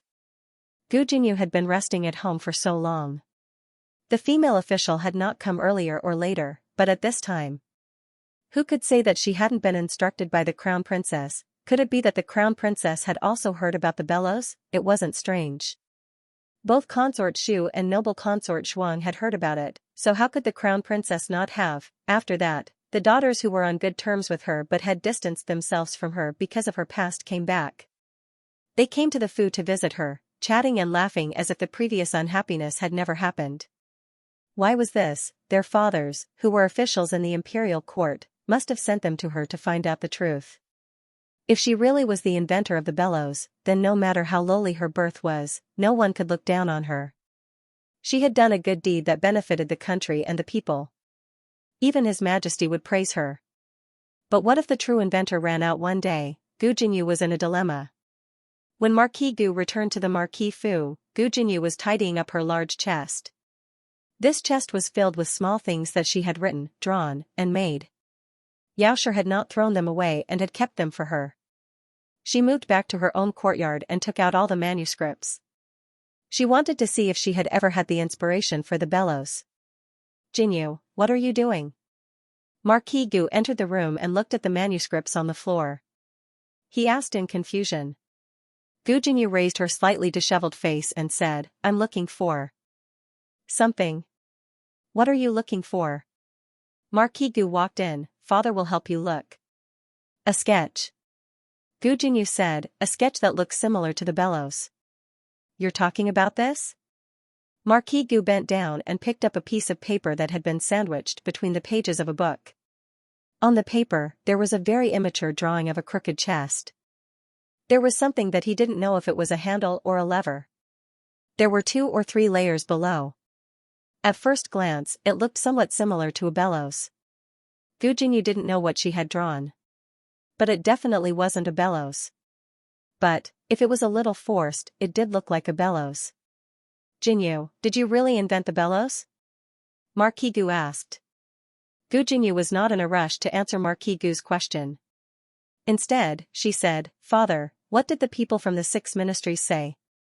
What clues did they find? Marquis Gu said, they said it was a girl with the surname Gu. She is related to Marquis Ding and Fu. She should be the Marquis Fu's daughter. Ah, that's right, she's 14 or 15 years old. That's right, the Ministry of War had been to the front lines. Among the clues that they had gathered, there was a very useful piece of age. She was basically going up against Gu Jinyu. Gu Jinyu had a bold guess in her heart, but she did not dare say it. She went to Yaoshi's courtyard. Yaoshi was currently making clothes for Gu Jiao. Mother. Gu Jinyu walked over. The excitement in her heart made her ignore the clothes in Yaoshi's hands. She crouched down and grabbed Yaoshi's hand, asking, Has elder sister come recently? What is it? Are you looking for her for something? Yaoshi asked. Gu Jinyu shook her head, No, I haven't gone to the girls' school for a few days. I haven't seen elder sister, so I wanted to ask how she is doing. The girls' school was next to the medical center. When Gu Jinyu went to school, she would occasionally run into Gu Jiao, but the two basically did not interact. In the medical center, other than the Zhuang sisters, no one knew that she was sisters with a medical center's medicine boy. When her daughter was mentioned, Yaoshi's brow was filled with affection. Your elder sister is doing well. It's just that your brother-in-law just finished taking the spring examinations. She's been a little busy. Gu Jinyu did not care. What kind of good reputation could a poor country boy get? Unlike Royal Princeton, who would definitely get first place. When Royal Princeton got first place, he would give her the hairpin. Is your health better? I heard that you went into the palace today. Yaoshi said. I'm fine. I should have come to pay respects to mother first, but Chi Mama urged me, so I could only go see aunt first. Mother, don't be angry at me. I won't. Yaoshi said. That's right. Mother, you didn't throw away my previous manuscripts, right? Gu Jinyu took out a few pieces of paper that she had drawn on when she was young from her pouch. They're the same as these.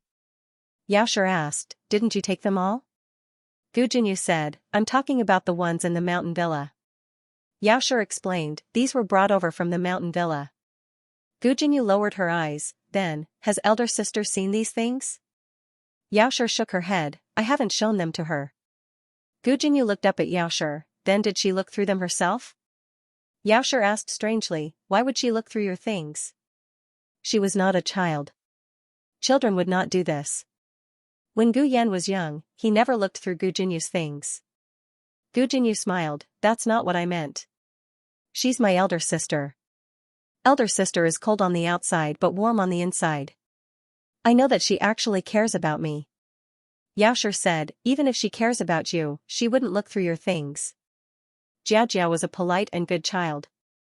Gu Jinyu did not argue with her mother and changed the topic to talk about other things. Soon, Yaoshi began to feel sleepy. Yaoshi had been feeling sleepy recently. Gu Jinyu told her mother to rest well. After walking out of the yard, Gu Jinyu suddenly muttered, no matter who it is, they must have gotten the inspiration after secretly looking at my drawings. The servant girl, young miss, what are you saying? Gu Jinyu ignored her. She firmly believed in her own conclusion and was no longer worried that she would be exposed. That's right, she was the country's genius. Girl. Others had simply stolen her inspiration, she was the true owner. The next day, Gu Jinyu went to school. As expected, those young ladies who had been estranged from her all rushed over to curry favor with her. Miss Gu, I heard that you were the one who invented the quartz bellows. Is that true? That's right, that's right. Is it true? Quick, say something. At the entrance of the girls' school, Gu Jinyu was blocked by the young ladies. Although everyone's tone was inquiring, their eyes were very certain. Otherwise, Gu Jinyu had pretended to be sick at home for so long. Suddenly coming to school, wasn't it because she had made a comeback? Gu Jinyu smiled modestly and said, His Majesty has not announced it to the public yet. Everyone, don't spread the news. The latest chapter of this book is not finished yet. For more exciting content, please scan the QR code below to download the app. Novels are updated even faster. Millions of novels are free to read. Novels with content that cannot be found online are all available here. https://www.zhhbqg.com/896428964286/113766407. HTML Genius memorized this website's address in 1 second. www.zhhbqg.com Bikuga mobile reading website, mzhhbqg.com. The latest chapter of this book is not finished yet. For more exciting content, please scan the QR code below to download the app. The novel will be updated even faster. Millions of novels will be read for free. All the novels that can't be found online are available here. This was tantamount to admitting it. Everyone looked at her with even more admiration. Gu Jinyu walked into the girls' school surrounded by everyone. Before entering, she glanced at the clinic, trying to find Gu Jiao. Gu Jiao didn't come to the clinic today. She went to the courier station to send a letter to Xianxia. There was a letter from her, a letter from Zhou Erzwang, who Gu Chongqing brought over from the military camp. There were also some trinkets from the capital for Guohua. Guohua was 2 years old now. She could walk, run, and jump. She was especially good at calling people, especially her father. Gu Jiao asked Xianxia if she had any plans to find a father for Guohua in the letter. Gu Jiao didn't have those rigid thoughts. In Gu Jiao's opinion, Xianxia was still young. She was only 2 years older than her, 17 this year. Gu Jiao didn't think that a woman had to find a man to be complete, but she didn't have to be a widow for the sake of reputation. She had the right to pursue her own happiness. From her good handwriting, it could be seen that Xianxia wasn't a widow who was numb to life and resigned to her fate. She had been by the old madam's side for so long. The old madam didn't like her for nothing. She had her own pursuits. However, she was afraid. She was afraid that this kind of pursuit would be rebellious. She was afraid that it would lead to everyone's disdain and ridicule. When Gu Jiao came out of the courier station, she bumped into someone. They weren't close, but they had seen each other before. The other party was dressed in a maroon brocade robe. He was unrestrained and flamboyant. His features were handsome, and his eyes were devilish. However, Gu Jiao didn't like his devilish charm. Gu Jiao pretended not to see him and walked forward expressionlessly. The moment they brushed past each other, the man suddenly stretched out his arm and blocked Gu Jiao's path. "Miss, long time no see." The fourth prince smiled.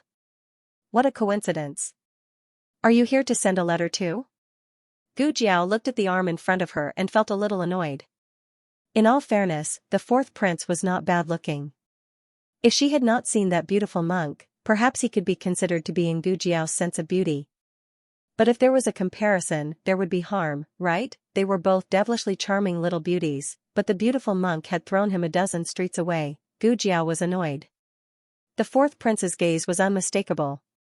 Oh, the little lady's temper is quite fierce. But it doesn't matter, His Highness disdains taming a weak horse. The weather is dry, do you have time for a cup of tea? Gu Jiao glanced at him indifferently. Not thirsty. The fourth prince persevered, the desserts in the Jade house are not bad. Miss, do you want to try them? Gu Jiao said, not hungry. The fourth prince said, then let's go watch a play. Gu Jiao was annoyed to a certain extent, but she suddenly calmed down. She looked at him from head to toe. Do you have a lot of money on you? The fourth prince was startled. What kind of words was this? He was a dignified prince, did he need to give money to watch a play? But he also brought money. He smiled and said, I brought a lot. What does Miss like? This prince will buy for Miss. Gu Jiao seriously thought about it. Then let's go to a place where there is no one. Do it cleanly. Don't let her husband find out. The fourth prince did not expect the little girl to be so tactful. He was stunned for a moment, but then he thought it was normal. He was a prince. Who would have the courage to go against him? I know a place where there will be no outsiders. The fourth prince smiled proudly and turned around to open the curtain of the carriage. Are you sure? Gu Jiao asked. Her husband was a scholar and might become an official in the future. Openly robbing someone was not suitable for a future tribute soldier wife. So Gu Jiao decided to give him one last chance. If he really wanted to court death, then she could only help him. The fourth prince was a bit puzzled. Wasn't she asking the wrong question? He should be the one asking her, right? I'm sure, Mississippi. Please, he gestured. Just as Gu Jiao was about to get on the carriage, another carriage came. The carriage stopped next to the two people. The curtain was opened and a handsome figure walked down. Your Highness, long time no see. It was the exact same opening, but it was said carelessly. When he heard it, he felt that there was an ulterior motive. The fourth prince narrowed his eyes and looked at the youth in front of him. He said, Royal Princein? Royal Princein smiled warmly and his eyes fell on Gu Jiao. He said, Isn't this Miss Gu? Miss Gu doesn't need to go to the clinic today? You know each other? The fourth prince asked suspiciously. Royal Princein smiled slightly. When my younger sister and I were traveling, we stayed at the Marquis Dingen Manor for a few days. This is the eldest young miss of the Marquis Dingen Manor. The fourth prince did not know much about the Marquis Dingen Manor. He had only seen Gu Jinyu. Royal Princein continued, I just came out of the palace. I heard that the emperor was looking for your highnesses. I don't know if something happened. Since he said this, how could the fourth prince still be in the mood to flirt with a beauty? The fourth prince looked deeply at Royal Princein and Gu Jiao before sitting in the carriage and leaving. Royal Princein turned to look at Gu Jiao. His temperament was warm and his voice was low, that is the current fourth prince. Gu Jiao knew. Royal Princein saw that she was not surprised and paused. He smiled to himself, that's true. She was not a flower that grew up in a greenhouse. How could she be so easily tricked into a carriage by a man? Are you going back to the clinic? He asked. Gu Jiao nodded. Royal Princein was about to say that he would send her off when there was a sound above his head. It was a tile that had fallen from the roof. Gu Jiao was on his side, opposite was the carriage and to the side was the corner. It could be said that there was no way to avoid it. Royal Princein stepped forward and used his tall body to protect her, blocking the tile for her. However, the pain he imagined did not come. He blinked and raised his head to look. The tile had already been nailed to the roof of the carriage by Gu Jiao's needle. Royal Princein took a step back and helplessly smiled, Miss Gu, have you always been this powerful? You make it so that I can't even save the beauty. Directorate. Xiao Lulang was released from school. When he went out, he saw Gu Jiao carrying a small basket and waiting for him under a large tree. She also carried 2 small bags of medicine in her hands, one on each side. Although the weather had cleared up, it was still not warm. Especially after the sun set, the wind on the streets became even colder. Xiao Lulang leaned on his walking stick and hurriedly walked over. Why didn't you wear more clothes? It wasn't cold when I went out. She said. That meant that it was cold now. Xiao Lulang keenly caught the message in her words. He took off his cloak and was about to hand it to Gu Jiao. However, Gu Jiao looked at the medicine bags in her hands. The meaning behind her words was obvious. Both of her hands were full. People around them looked at them. The light in Xiao Lulang's eyes flickered slightly, but he still draped the cloak over her body. His jade-like slender fingers gently tied the ribbon. Lulang, your wife came to pick you up again? A supervisor, who was on good terms with Feng Lin and thus knew Xiao Lulang, joked as he passed by. Xiao Lulang vaguely replied. Gu Jiao looked at him with bright eyes. Written all over her face was, I'm your wife? Is that so? Is that so? Is that so? Xiao Lulang coughed softly and looked away. Let's go home. Gu Jiao, oh. Gu Jiao followed behind him and slowly walked out. Suddenly, a pile of snow fell from a big tree. Xiao Lulang pulled her over with one hand and raised his other arm above her head. The snow fell down and drenched his sleeve. She didn't move in his arms and looked at him with wide eyes. She was so obedient. This appearance was too deceptive. Even Xiao Lulang, who was with her all the time, couldn't resist. His chest was suddenly filled with blood. Too obedient. He couldn't stand it.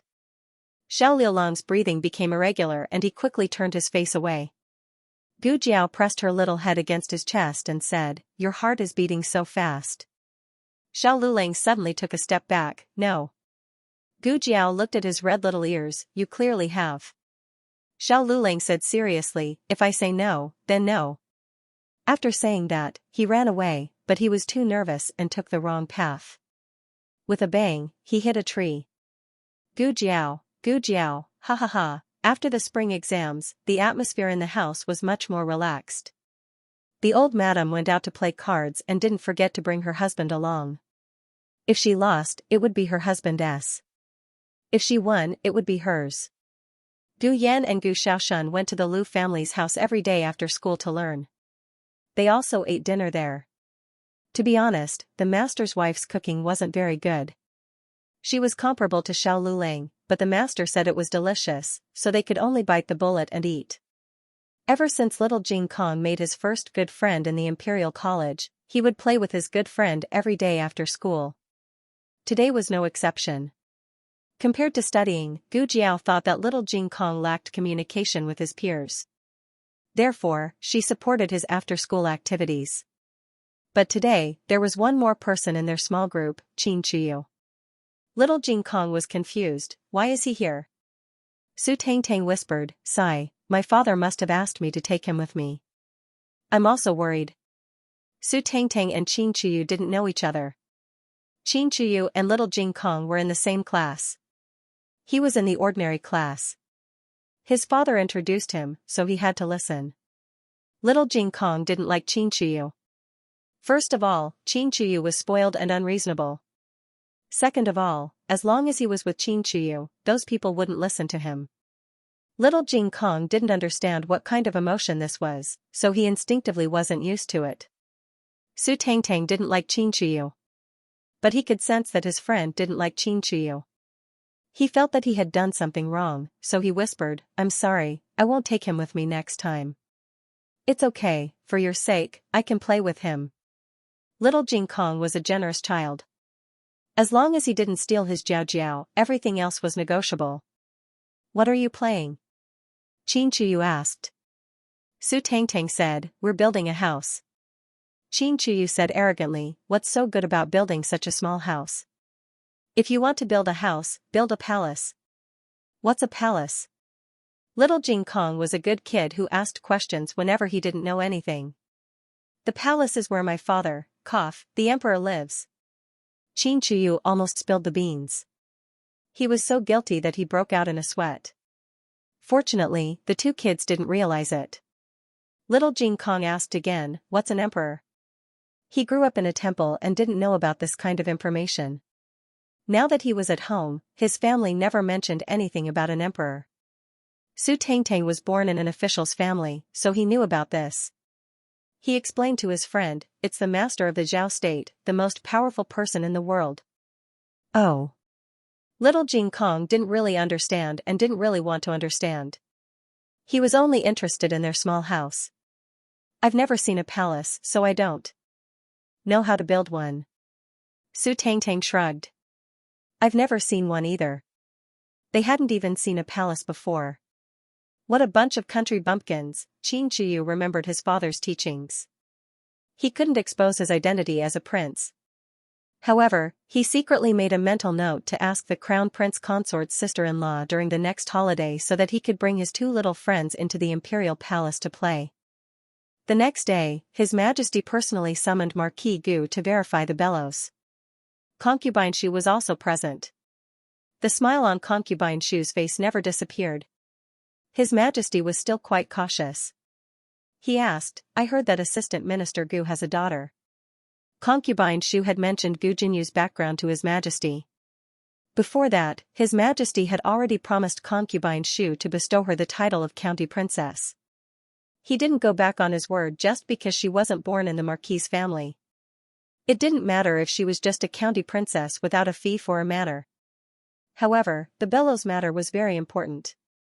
Marquis Gu cupped his hands and said, "Your Majesty, my eldest daughter grew up in the countryside and didn't study much." The meaning of his words was obvious.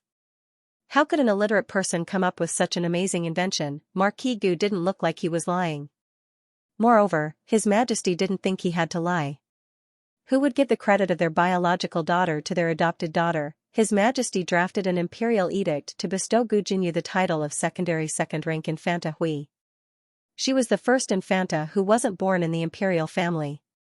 Generally speaking, only the legitimate daughter of a prince had the right to be bestowed the title of Infanta. The daughter of the prince's family was a second-rank Infanta. The daughter of the crown prince's family was a first-rank Infanta. Gu Jinyu was the first Infanta who wasn't born in the imperial family. Her rank was slightly lower than that of the imperial family's Infanta, but it was only half a rank lower.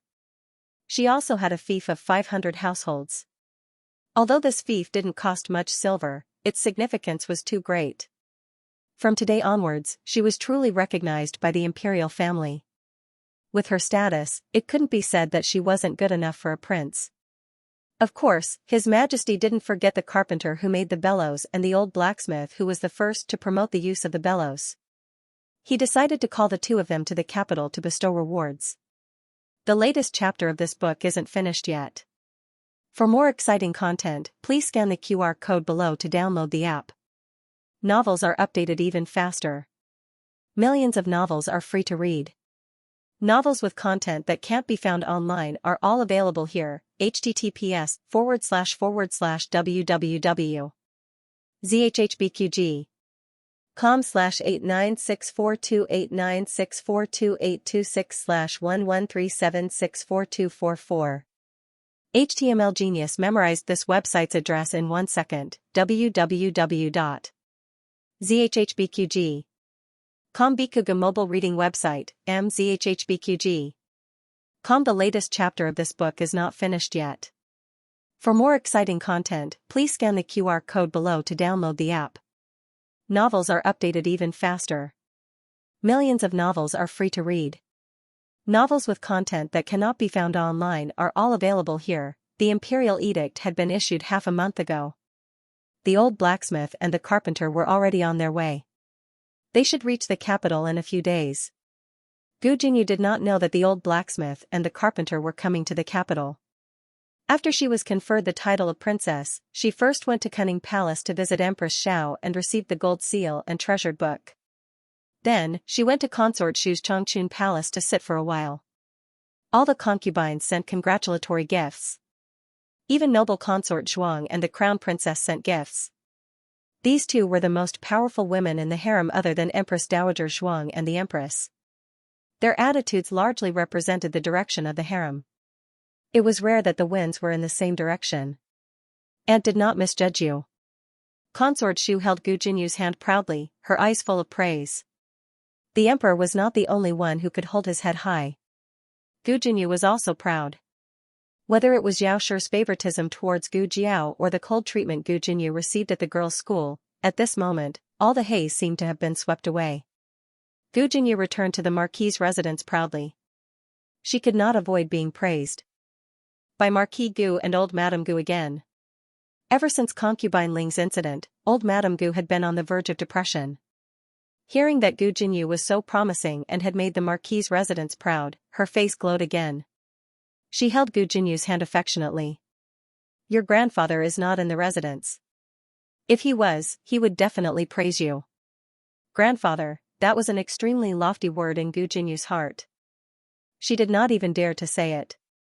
Would grandfather really be proud of her? In her impression, grandfather was an unreachable existence. Everyone in the family was very afraid of him. He never seemed to be satisfied with any child. Even though eldest brother worked so hard, grandfather still looked at him with a picky gaze. If grandfather really praised her, Gu Jinyu felt that she could brag about it for the rest of her life. Gu Jinyu left old Madame Gu's courtyard and planned to go to Yao Shi's courtyard. She wanted to tell Xiaoshi that she had made a great contribution and had been conferred the title of princess. She wanted her mother to know that she was the smartest daughter in the family and was most worthy of Xiaoshi's attention and love. On the way, she unexpectedly bumped into Gu Chongqing. Her eyebrows curved as she walked up to Gu Chongqing and bowed. "Big brother." Gu Chongqing nodded slightly. Gu Jinyu looked at the bundle in his hand and asked with a smile, "Eldest brother, did you come back from outside? What did you take?" "A little prey," Gu Chongqing said. Today, he hunted 2 birds in the military camp. He planned to send them to Bai Shui Alley for Gu Yan and little Jing Kong to play with. Gu Jinyu could hear his indifference. In the past, she would have left tactfully, but today she was exceptionally confident. She smiled and said, "I've never hunted in my life." "Big brother, is it convenient for you to bring me along next time? Women can't enter the military as they please." Gu Chongqing tactfully declined. "Ah." Gu Jinyu was slightly disappointed, but not too disappointed. She took out a jade pendant from her pouch and raised her small face with a gentle smile. "For big brother." "What is this?" Gu Chongqing asked. Gu Jinyu smiled wholeheartedly and said, "It's a warm jade from His Majesty." Giving the jade pendant was secondary. It was more important to remind Big Brother that she had become an imperial daughter.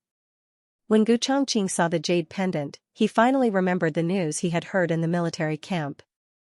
Gu Jinyu had made great contributions and had been conferred the title of secondary second-rank imperial daughter Hui. "Congratulations," Gu Chongqing said calmly. He did not take the jade pendant. "Since it's a gift from His Majesty, then keep it well. Don't lose it."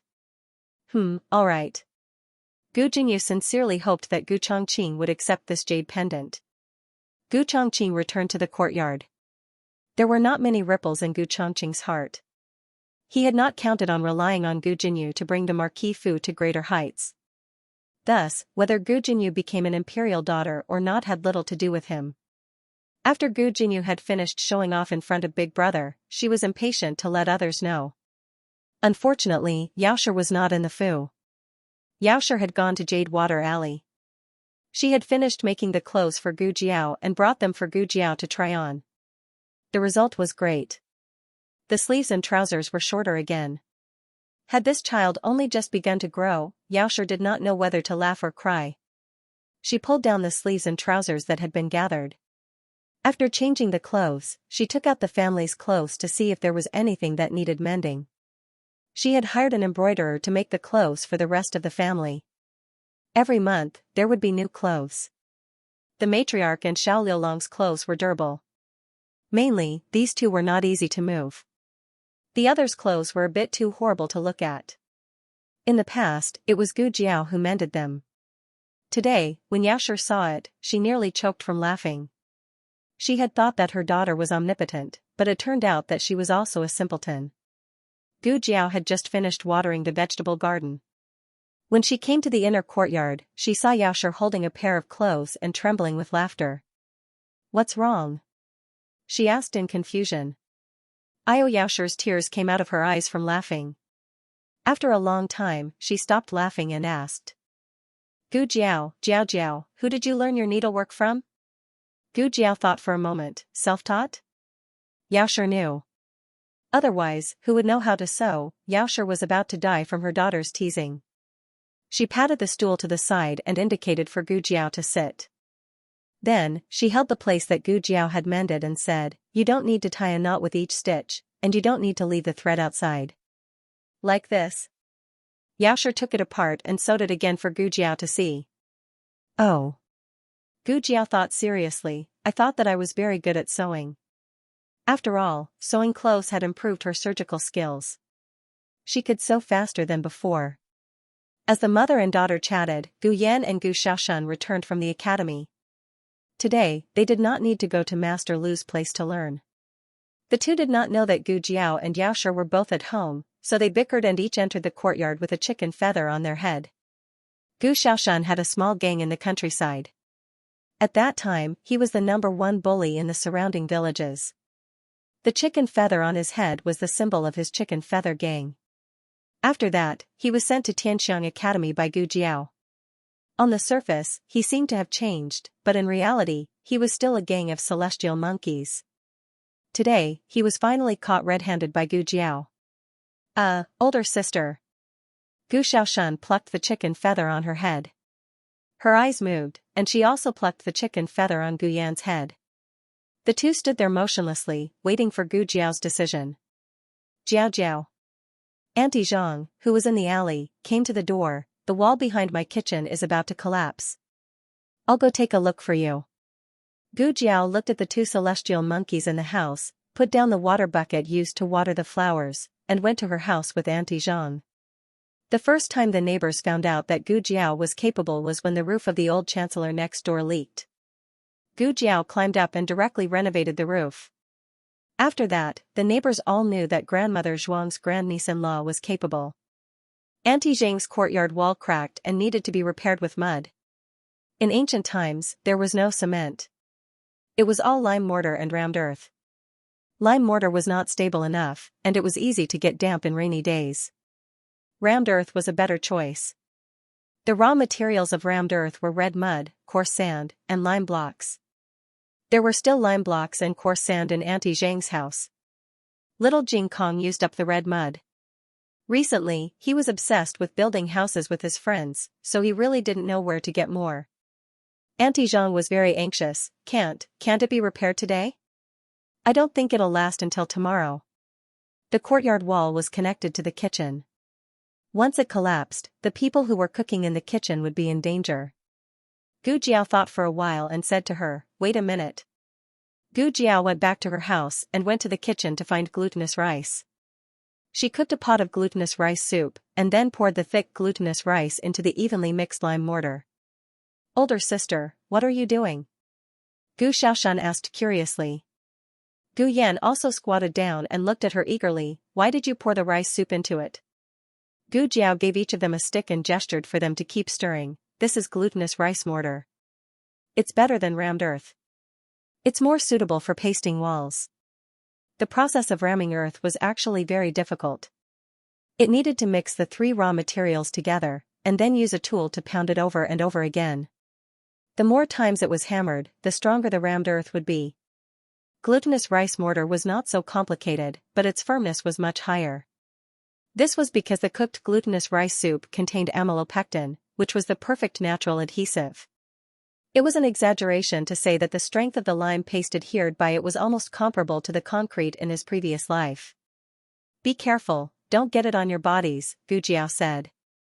Okay. The two of them nodded.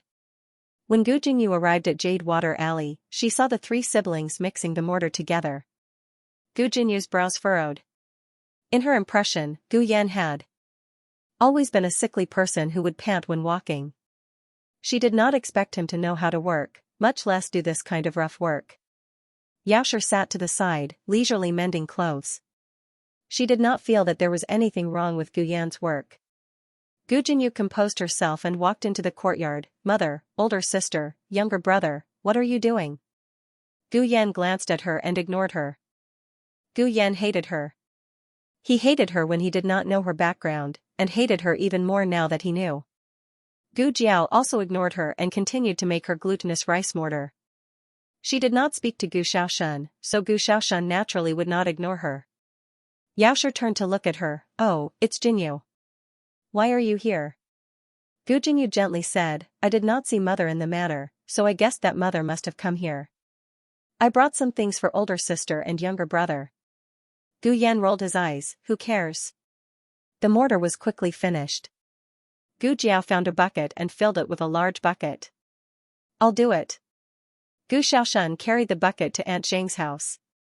Gu Yan also wanted to carry it, but he could not lift it. Thus, he carried a small shovel. The three siblings went to mend the walls of Aunt Zhang's house. Yaosher sighed.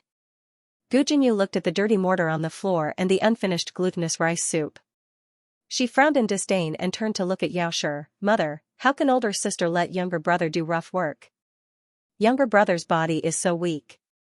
It's precisely because he's weak that he has to do more work. Don't you see that your younger brother is much more energetic than before? If Gu Yan had not taken medicine every day, Xiaoxia would have thought that her son was already a normal person. Gu Jinyu pursed her lips, but the imperial physicians all said that younger brother cannot work too hard. He needs to rest more. Xiaoxia said, "Your older sister is a doctor. She knows what's best for Yan." Gu Jinyu gaped. She was just a medicine boy. How could she be a doctor? Gu Jinyu's gaze landed on the glutinous rice soup and mortar. This was nonsense. The glutinous rice soup was food, but Gu Jiao had used it to mend the mud. Otherwise, why would she say that she grew up in the countryside? She did not have any common sense. Gu Jinyu could not see it, but he endured and did not say, "Mother." "What is it?" Xiaoxia asked. Gu Jinyu smiled and took out a golden seal and a book from his sleeve. He handed them to Xiaoxia. Xiaoxia was slightly startled. "This is, open it and take a look," Gu Jinyu said proudly. Xiaoxia opened the box with the golden seal and flipped it over. It was the imperial daughter's seal. Gu Jinyu waited for Xiaoxia's praise. Xiaoxia had heard about the bellows. Xiaoxia did not understand the court's rules, but becoming an imperial daughter was an honor. Xiaoxia nodded in satisfaction. "Mother, Jinyu is really amazing." Receiving Xiaoxia's approval, Gu Jinyu was very happy. Not long after, the three siblings returned. The three were covered in dirt from pasting the wall. Their hair was covered in dust. Aunt Zhang carried a jar of pickled vegetables and walked in. She said to Xiaoxia, "Yao, your children are really capable." They finished it in one go. The joy and pride in Xiaoxia's eyes almost overflowed. She was even happier than when she saw Gu Jinyu's imperial daughter seal. "Yes, they are all very capable." What was so good about pasting a wall? Gu Jinyu frowned. Gu Jinyu had brought many things bestowed by the emperor to show everyone the good news of her becoming an imperial daughter. However, other than Xiaoxia's slight praise at the beginning, Gu Jiao's group treated Gu Jinyu and her valuables like air. Gu Jinyu did not feel the joy of showing off at all. The gold, silver, and jewels she had brought could not compare to a jar of worthless pickled vegetables. As expected, they came from the countryside and did not know what was good for them. At night, Gu Jinyu returned to the Marquis Fu. A servant girl told her that in the 4 hours she had been gone, many young ladies had come to visit and left gifts. They were all to congratulate her for being conferred the imperial daughter title. Gu Jinyu felt a little better. When Marquis Gu returned to the Fu, Gu Jinyu told him about her visit to Jade Water Alley. When she mentioned that Gu Jiao had pasted up a neighbor's wall, she especially praised her. "Actually, older sister is also very capable." If Marquis Gu had been present at the time, he probably would have also felt that the three siblings were very capable. But when Gu Jinyu, who had invented the bellows, singled them out, there was a stark contrast. Marquis Gu snorted, "What's so good about pasting up a wall? She can only do this. Day after day, when I told her to go study, she wouldn't. She had to do these things that could not be shown in public. Can't she learn from you? Study well, play well, and be the eldest miss of the Marquis Fu." Gu Jinyu warmly said, "Older sister's happiness is most important." Marquis Gu snorted coldly, "She is happy. She had stolen his son." It was said that one was marked by the company one kept. He was really worried that Yan would become a country bumpkin if he spent all his time with that girl. Gu Yan, who was worried about becoming a country bumpkin, was now playing checkers with the #1 prodigy of Zhao country, little Jing Kong. He had successfully lost the 18th round tonight. With a black face, he went to the study of the #1 prodigy of Zhao country to find his brother-in-law to play 5 in a row for consolation. In the end, he was defeated consecutively for 5 rounds. The heartbroken baby Yan went to old Madam's house to play cards with old Madam and her 2 mahjong buddies for a while. Old Chancellor also checked on his homework and completed his perfect, defeated, and pretentious, bitter, day. The response to the first batch of golden sore medicine for the military camp was good. The military camp quickly placed a second batch of orders. Gu Jiao was busy earning money every day. Gu Jinyu was not idle either. The invention of the bellows had greatly stimulated her. She was exceptionally smart since she was young. She did not believe that she could not think of something that others could think of. Moreover, the bellows was just that. It was exquisite, but the principle was very simple. Wasn't it just increasing the wind to make the fire burn brighter? What was so difficult about that? Gu Jinyu had an idea. She took out a pen and paper and improved the ratio of the furnace to the bellows. She doubled the number of bellows. This would increase the fire power and the effect of smelting iron would be higher. Gu Jinyu took the blueprint and entered the palace. She told Consort Shu her idea. Originally, it could be completed in a month. After the improvement, it can be completed in half a month.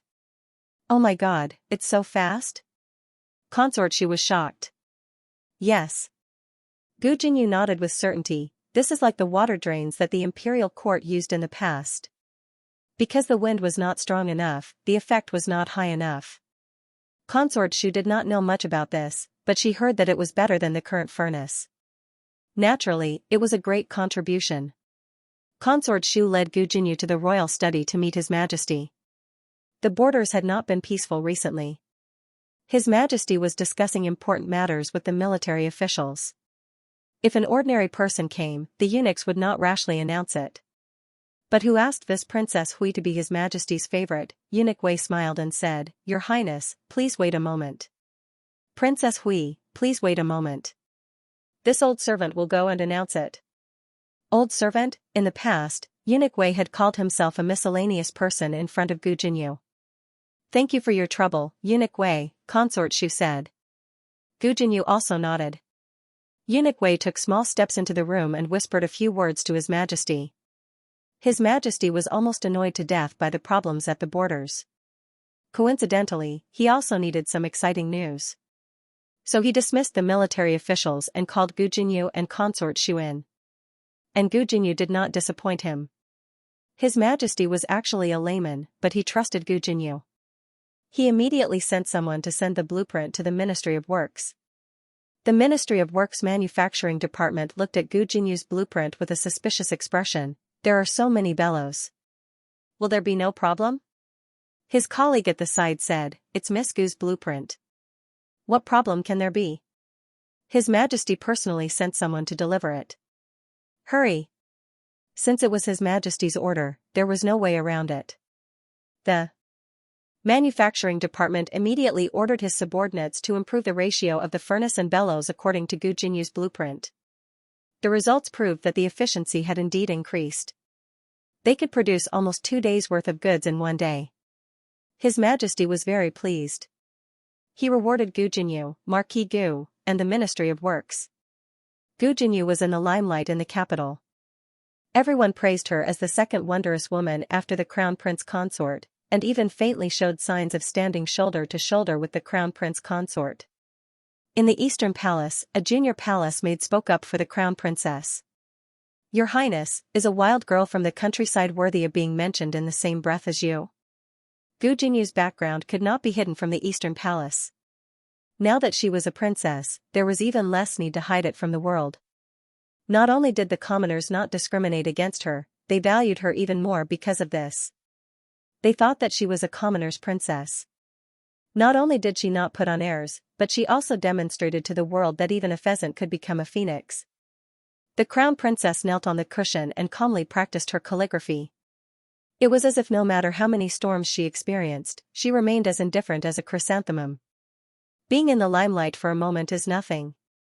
She has to be in the limelight for a lifetime to be considered capable. She did not express any dissatisfaction with Gu Jinyu's limelight at all. The crown princess had seen too many people in the limelight who disappeared in the blink of an eye like shooting stars. His Majesty's favorites came and went, but how many of them lasted? She would never be jealous of a woman who stole her limelight because she knew that it was all temporary. On a sunny afternoon, the old blacksmith and the carpenter finally arrived in the capital after a long journey of more than a month. They were escorted by officials all the way, so it was not too difficult. It was just that the old blacksmith was old and could not bear it. Because they were summoned by His Majesty, the officials did not dare to delay. After entering the capital, they took the two to the post house to bathe and change before immediately entering the palace to meet His Majesty. The two had not even been to the capital, much less the palace. Walking on the shiny white marble floor, the two did not even dare to breathe loudly. Lowly craftsmen like them had never dreamed that they would be able to meet His Majesty. They would really bring honor to their ancestors. The old blacksmith was nervous and excited. His old legs trembled as he walked. To be able to meet His Majesty, it is worth it even if I die here. The one who received them was Eunuch Wei, who served His Majesty. Eunuch Wei smiled and said, "You cannot say this word in the throne room. It is taboo." The old blacksmith hurriedly covered his mouth. Of course, he did not forget to glance at Eunuch Wei. He was clearly a man, so why did he speak so strangely? The carpenter was a young man in his early 30s.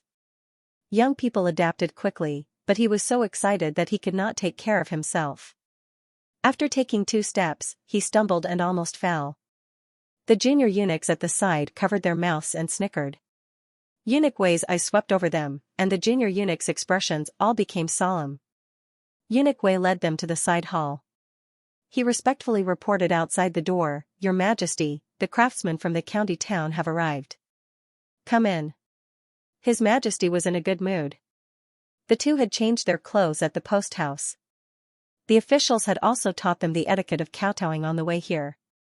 As for whether they could learn it or not, that was another matter. The two had not yet seen His Majesty, but they felt their legs go weak just by hearing his majestic voice. "Please." Eunuch Wei smiled and reminded them. The two trembled as they stepped over the threshold. The palace was grand and untainted. The two did not feel like they had come to the imperial palace, but rather a fairy palace. "Kneel." Eunuch Wei saluted. The two fell to their knees with a plop. They had completely forgotten the etiquette they had learned earlier. The two brought out the strength they used to kowtow to their ancestors and kowtowed 3 times to His Majesty. After they were done, the two wanted to light incense, but unfortunately, they did not have any. His Majesty was very magnanimous and respectful to his own people. He would not put on this sacred and majestic air in front of the courtiers. "You may rise," he said. The two, "Why is there this?" The officials did not say anything. The two of them looked at each other and suddenly lay flat on the ground. "His Majesty, Eunuch Wei," His Majesty almost laughed out loud. "Quickly help them up."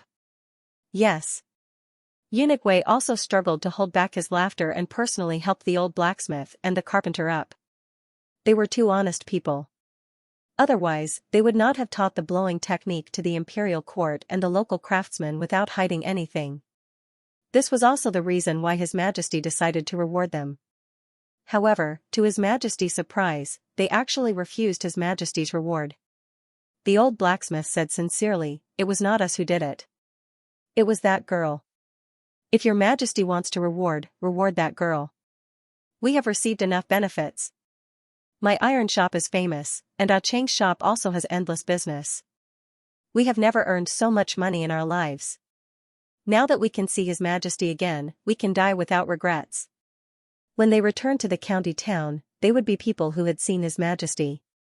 They could brag about it for 18 generations. The word death had always been a taboo in front of His Majesty. However, when it came from a commoner's mouth with such sincerity, His Majesty only felt happy. Once he was happy, he would reward them even more. His Majesty smiled and said, "If you have any other requests, just say it." The two had discussed it on the way here. The old blacksmith said, "We want to see that girl and thank her in person. That young lady was a noble person in their lives, so they had to thank her no matter what." His Majesty was in a good mood today and approved their request. Gu Jinyu was brought into the palace. Eunuch Wei wanted to give her a surprise, so he did not say who had come. He only knew that they were 2 old friends from the county town. Gu Jinyu wondered if she had any old friends in the county town. Could it be 2 servant girls from the manor? Was Yuru back? In the end, she saw 2 unfamiliar men. The 2 unfamiliar men were also looking at her. Gu Jinyu had an ominous premonition.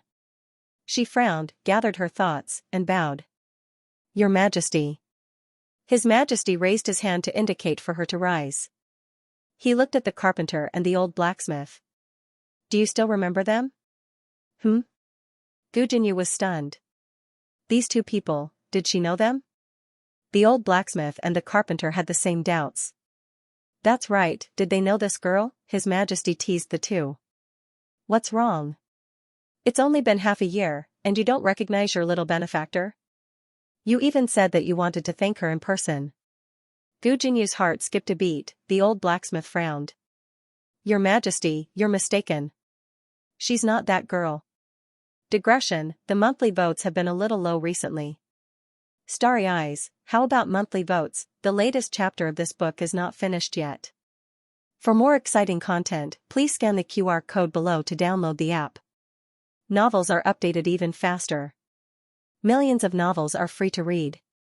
Novels with connotations that you can't find online are all available here. https://www.zhhbqg.com/896428964286/113736348. HTML Genius memorized this website's address in 1 second. www.zhhbqg.com Bikuga mobile reading website, mzhhbqg.com. The latest chapter of this book is not finished yet. For more exciting content, please scan the QR code below to download the app.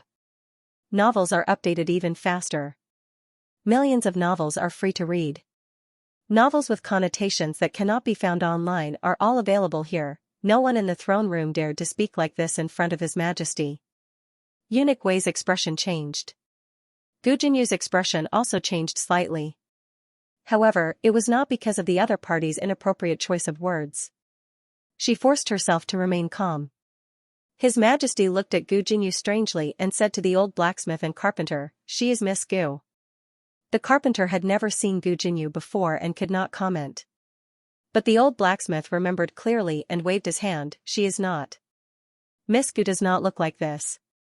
Eunuch Wei smiled and said, "Could it be that you have mistaken her? Take a look again?" The old blacksmith had been working his whole life and did not know much about the ways of the world. He was not tactful, and when his temper flared up, he even forgot that he was talking to His Majesty. "No need to look. Miss Gu stayed in my shop for an entire afternoon. How could I not remember what she looks like? Also, her voice is not like this." No. You are mistaken." Eunuch Wei smiled awkwardly. "Are you sure that the lady's surname is Gu and she is the daughter of the Marquis?" Yes. The old blacksmith hurriedly nodded. When Xianxia went to the blacksmith shop to help Gu Jiao get the farm tools, the old blacksmith insisted on giving Miss Gu a bonus. Xianxia was pestered until he could not bear it and accidentally said, "Miss Gu is the daughter of the Marquis, why would she lack your money?" Xianxia had let it slip, but after that, he was especially cautious and did not speak of it again. Eunuch Wei said, "But she is the daughter of the Marquis and her surname is Gu. There is no other daughter of the Marquis with the surname Gu in this world." As he spoke to this point, he suddenly paused. No, there was a second. Marquis Gu's family had 2 daughters. One was his biological daughter who grew up in the countryside and the other was his adopted daughter who grew up by his side. Although they were swapped, Marquis Gu had always treated his adopted daughter as his own, and this adopted daughter was very capable. If the swapping incident had not been exposed, no one would have suspected that she was not the real daughter of an aristocratic family. What Eunuch Wei guessed, His Majesty guessed it too. However, Marquis Gu once swore that his own daughter was illiterate. So who was the one lying? The old blacksmith's expression was magnanimous, but Gu Jinyu's face was deathly pale. His Majesty's stern gaze landed on Gu Jinyu's face. "What do you have to say?" Gu Jinyu clenched her fists to prevent herself from showing her cowardice. "Your Majesty, I was the one who invented the bellows." The old blacksmith was anxious. "Aya, you little doll, how could you lie? You didn't even go to my shop. If you don't believe me, call them all over." The old blacksmith was not the only one at the blacksmith shop that day. The other blacksmiths had also seen Gu Jiao. "How dare you? This is the princess." Eunuch Wei reminded him in a low voice. The old blacksmith didn't care if she was a princess or not. He only knew that she wasn't the person he was looking for. She couldn't claim credit for herself. "Your Majesty." Gu Jinyu bowed and said, "It's true that this official's daughter has never been to a blacksmith's shop, but this official's daughter did design the bellows." His Majesty frowned and said, "Then what did you say at the beginning?" Gu Jinyu lowered her eyes and said in a low voice, "Your Majesty only asked this official's daughter if the bellows were my invention." He didn't ask if this official's daughter had ever been to a blacksmith shop. His Majesty's frown deepened. Then aren't you curious how someone else managed to make your own thing? Gu Jinyu said, I was curious, but I wasn't too surprised. After all, this official's daughter had mentioned it to many people. Even my personal maid knew about it. His Majesty's gaze was already suspicious. Are you implying that someone stole your results? No, it's not like that. The old blacksmith refuted. Miss Gu wouldn't steal. Gu Jinyu shook her head and said earnestly, I didn't say that she stole. Perhaps she had good intentions and wanted to help you, so I don't blame that person. The old blacksmith was stunned. He was smart, generous, and selfless. He had all of them. But the old blacksmith still felt that something was wrong. It had nothing to do with evidence. It was just his intuition, which he had lived for most of his life. Gu Jinyu had already made up her mind. She insisted that the inspiration was her own. If His Majesty wanted to investigate, he could only investigate the people around her. She had already bribed the maids and they would provide her with favorable statements. More importantly, her father would definitely side with her. As for that girl, what evidence could she produce? Blueprints, who didn't have them? She had already grasped the principles behind the bellows. If she really confronted her, it would be as if no one could win against that girl, but Gu Jinyu had never expected that just when she thought that she had victory in her grasp, the Ministry of Work suddenly sent bad news. The furnace for smelting iron had exploded. It had been the furnace that Gu Jinyu had modified with the bellows. It had only taken 3 days. To be exact, it hadn't even taken 3 days. This morning, the furnace had exploded. The explosion of that furnace had been so powerful that it had completely destroyed the furnace that the Ministry of Works had just built. This was not the scariest thing. The scariest thing was that there had been many craftsmen from the imperial court present. They had all been seriously injured by the explosion. The person who had come to report was a deputy supervisor from the Ministry of Works. He had rushed over from the scene. He had just gone to the latrine and was not near the furnace. Otherwise, he would have also been seriously injured. Bring him in, His Majesty said in a low voice. In an instant, he no longer had that amiable aura. The old blacksmith and the carpenter both saw what was called the true might of the emperor. He sat on the wooden chair and exuded an unshakable aura. It was so oppressive that the two could not breathe. The deputy supervisor entered the side hall in a sorry state. His legs gave out and he knelt down. He concisely recounted the incident. When he mentioned that it was Gu Jinyu who had modified the furnace, he glanced at Gu Jinyu with a complicated expression. The blood drained from Gu Jinyu's face. The old blacksmith asked anxiously, why did it explode? How big is your furnace? How many bellows did you use? The deputy supervisor did not know this commoner, but since he could appear in His Majesty's royal study and His Majesty did not stop him, he told him the truth. The old blacksmith lamented, Miss Gu said that such a big furnace could only use 2 bellows at most. Who told you to use 6?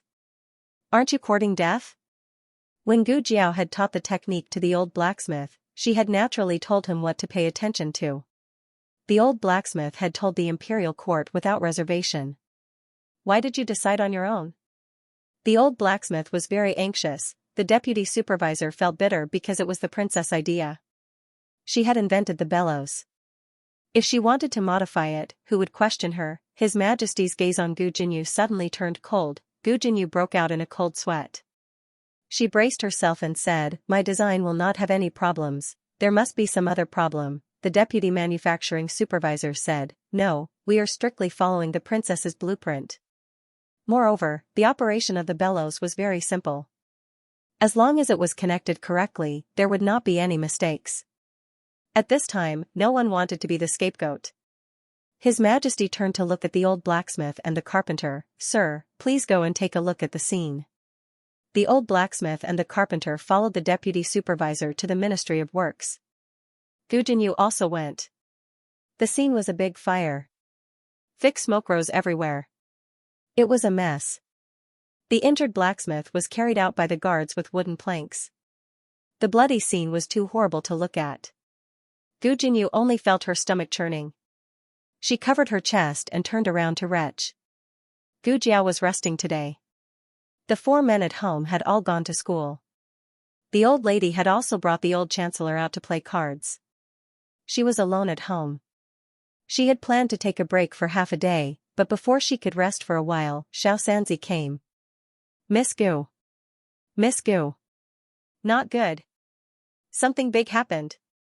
Gu Jiao said lightly, is Gu Qinglin not eating again, or Gu Qingfeng defaulting on the medical fees again? Neither. Xianxia said in horror, the furnace in the Ministry of Works exploded. In Zhao country, there was no public hospital like in Gu Jiao's previous life. The imperial court had limited doctors.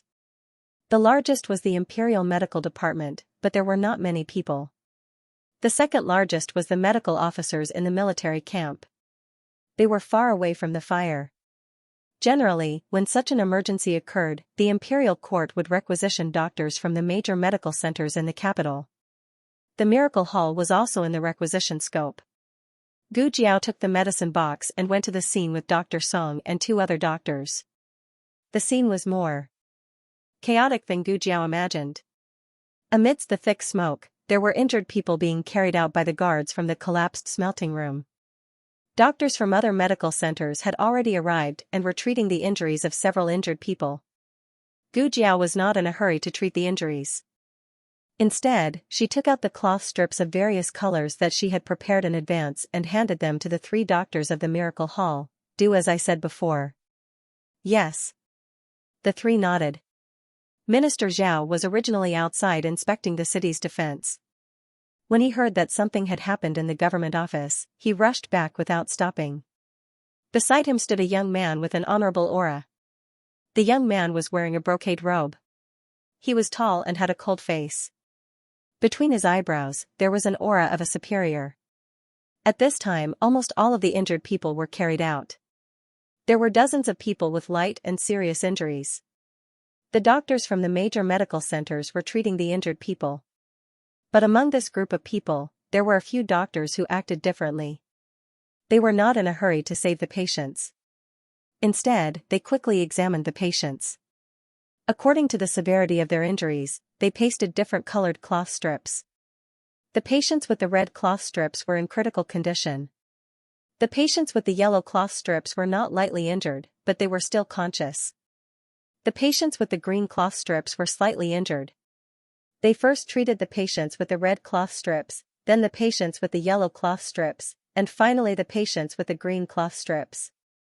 Compared to the chaos in the other medical centers, their side was orderly and orderly. The young man slightly narrowed his eyes. Soon, he found a patient with a black cloth strip. He was lying quietly on the floor. The doctors came and went, but no one cared about his condition. Is he dead? The young man asked. Minister Zhao hurriedly ran over and used his hand to check the patient's breathing. He came back and reported, he seems to still be breathing. But why aren't they treating him? Minister Zhao expressed his confusion. The old blacksmith and a carpenter also joined in the rescue. Although the 2 did not know medicine, they could help get the person out of the ruins. In the thick smoke, there was a small figure that could not be ignored. She was wearing a blue robe and had a slender figure. Her sleeves were rolled up, revealing her white wrists. Her side profile was as perfect as jade, but there was a red birthmark on the left side of her face. Her white hand dripped through the blood. She was calm and composed. There was no panic or disdain in her eyes. The young man stared at her. Who is that? Minister Zhao said, Your Highness, that seems to be the female doctor of the Miracle Hall. The young man murmured, Miracle Hall. The rescue efforts at the scene were in full swing, but Gu Jinyu was completely panicking. She really did not expect that the furnace she had modified would have such a big accident. There were dozens of injured people, and people were still being dug out of the ruins. At this moment, she really felt afraid. She did not dare to think about how His Majesty would hold her accountable. She seemed to be standing in front of a dangerous wall that could collapse at any moment. Her entire body began to tremble. In her panic, she noticed the injured person who was covered in black cloth. As if she had seen a life-saving straw, she quickly ran toward the injured person. She did not care about the ashes and blood on the ground, nor did she care about the injured person's mangled flesh. She knelt down next to the injured person. Someone come. Is there a doctor coming to save him? She cried out in despair, even shouting out the hesitation in her heart. Her elegant and clean dress was stained with blood. She took out a clean white silk handkerchief and held it in her hand. She lowered her head and carefully wiped the injured person. Doctor! Doctor, she cried out in a choked voice. She was a good person, not someone who disregarded human life. She had a conscience and a compassionate heart. She gritted her teeth and roared, I am a royal princess. I order you to save him. This was the treatment area of the Miracle Hall. The doctors of the Miracle Hall were engrossed in treating the patients at hand. No one paid her any attention. The latest chapter of this book is not finished yet. For more exciting content, please scan the QR code below to download the app. Novels are updated at a faster rate. Millions of novels are free to read. Novels with connotations that you can't find online are all available here. https://www.zhhbqg.com/89642896428226/113707520. HTML Genius memorized this website's address in 1 second. www.zhhbqg.com Biku Pavilion's mobile reading website, mzhhbqg.com. The latest chapter of this book is not finished yet. For more exciting content, please scan the QR code below to download the app. Novels are updated faster and more frequently. Millions of novels are free to read. Novels with content that can't be found online are all available here. Don't move. It'll be done soon. Gu Jiao was cleaning a patient's wound. He was the first craftsman to notice that something was wrong with the furnace and hurriedly ordered people to run out. If it weren't for him, all the craftsmen who were blowing air would have been killed by the explosion. However, even though they escaped quickly and the furnace exploded quickly, many of them were seriously injured. Especially after this furnace exploded, the other furnaces also collapsed and the fire burned down the entire workshop. The loss of the imperial court was huge. Doctor, will my leg be crippled? The craftsman said fearfully as he lost feeling in his leg. Gu Jiao stitched up his wound. No, I just gave you an anesthetic and you're temporarily unconscious. You'll feel pain after the anesthetic wears off. The craftsman was relieved and looked gratefully at Gu Jiao. He said weakly, Miss. I'm fine, you can go treat the others, okay. Gu Jiao nodded. She finished the last stitch and bandaged his wound. Then, she walked to the next patient. Another patient's back was badly burned. Dr. Song was using the saline Gu Jiao gave him to clean the wound, but the wound was too big. It was Dr. Song's first time dealing with a patient of this level and he was a little shaky. I'll do it. Gu Jiao said to him. You go and see the patient over there. Okay. Dr. Song gave up his seat for Gu Jiao and went to see the other two patients with yellow strips of cloth. This patient had a red strip of cloth. His condition was critical, but he could still be saved. Gu Jiao squatted down and took a pair of scissors to cut off the rest of the clothes on his back. He hadn't completely lost consciousness, which meant that he was in great pain. Gu Jiao took out a painkiller from the small medicine box and was about to inject it into his skin when Gu Jinyu rushed over like a madman. He grabbed Gu Jiao's wrist and said hoarsely, I've been shouting for so long, didn't you hear me? Someone over there is dying. Go and save him. In the past, in Gu Jinyu's heart, Gu Jiao was just a little medicine boy. But when it came to a critical moment, she actually started to rely on this little medicine boy. Gu Jiao looked at the hand holding her wrist in annoyance. Take it away. It was too annoying to say another word. Gu Jinyu said self-righteously, aren't you a doctor? How can you leave him in the lurch? She pointed at the patient lying beside Gu Jiao. That person's condition is much worse than his. If we don't treat him now, he will die. Of course, Gu Jiao understood the man's condition. She was the one who tied the black cloth on him. He was a dying man, so there was no value in saving him. Saving him would only lead to the deaths of a large number of critically ill patients covered in red cloth. Seeing that Gu Jiao was ignoring him, Gu Jinyu exploded. Are you going to watch him die? Do you still have a conscience? Gu Jiao pried open Gu Jinyu's wrist and pricked the patient's arm with a needle. She freed her other hand and gave Gu Jinyu a slap. This was not the small slap she had suffered when she was fighting with Shuang Mengdai in the small town. Gu Jinyu was slapped to the ground. Her right ear was ringing. The corner of her mouth was also cut. Her forehead hit a broken piece of wood and blood immediately flowed out. Gu Jinyu looked at Gu Jiao in disbelief. Gu Jiao had already given the patient an analgesic injection. She took out a piece of antiseptic dressing and covered the patient's wound. Her movements were very careful. After doing all this, she stood up and looked coldly at Gu Jinyu. Now that you know he is dying, why didn't you do it earlier? You don't even know how much wind and air volume a furnace can withstand. Who gave you the guts to operate the bellows? The blood drained from Gu Jinyu's face. Gu Jiao said coldly, if you are ignorant, then find a place to die of stupidity. Don't come out to harm others. Gu Jiao had already seen the old blacksmith and knew the whole story of the accident. This was originally an accident that could have been completely avoided. The young man had seen everything that had happened between Gu Jiao and Gu Jinyu. Find out who that girl is. Minister Zhao was about to respond when a hidden guard appeared out of nowhere and nodded. Yes. Minister Zhao broke out in cold sweat. As expected of His Highness. Even his hidden guards were so elusive, the fire was spreading and it was not advisable to stay at the scene for long. Minister Zhao also joined the ranks of the injured. Soon, Gu Chongqing arrived with a group of guards. The 6 ministries and the Grand Council belonged to different factions. Strictly speaking, the accident at the Ministry of Works had nothing to do with the military camp. But when he heard that the doctor at the Miracle Hall had been requisitioned by the Ministry of Works, he led his personal guards and rushed over. Eldest brother. When Gu Jinyu saw him, it was as if she had seen another life-saving straw.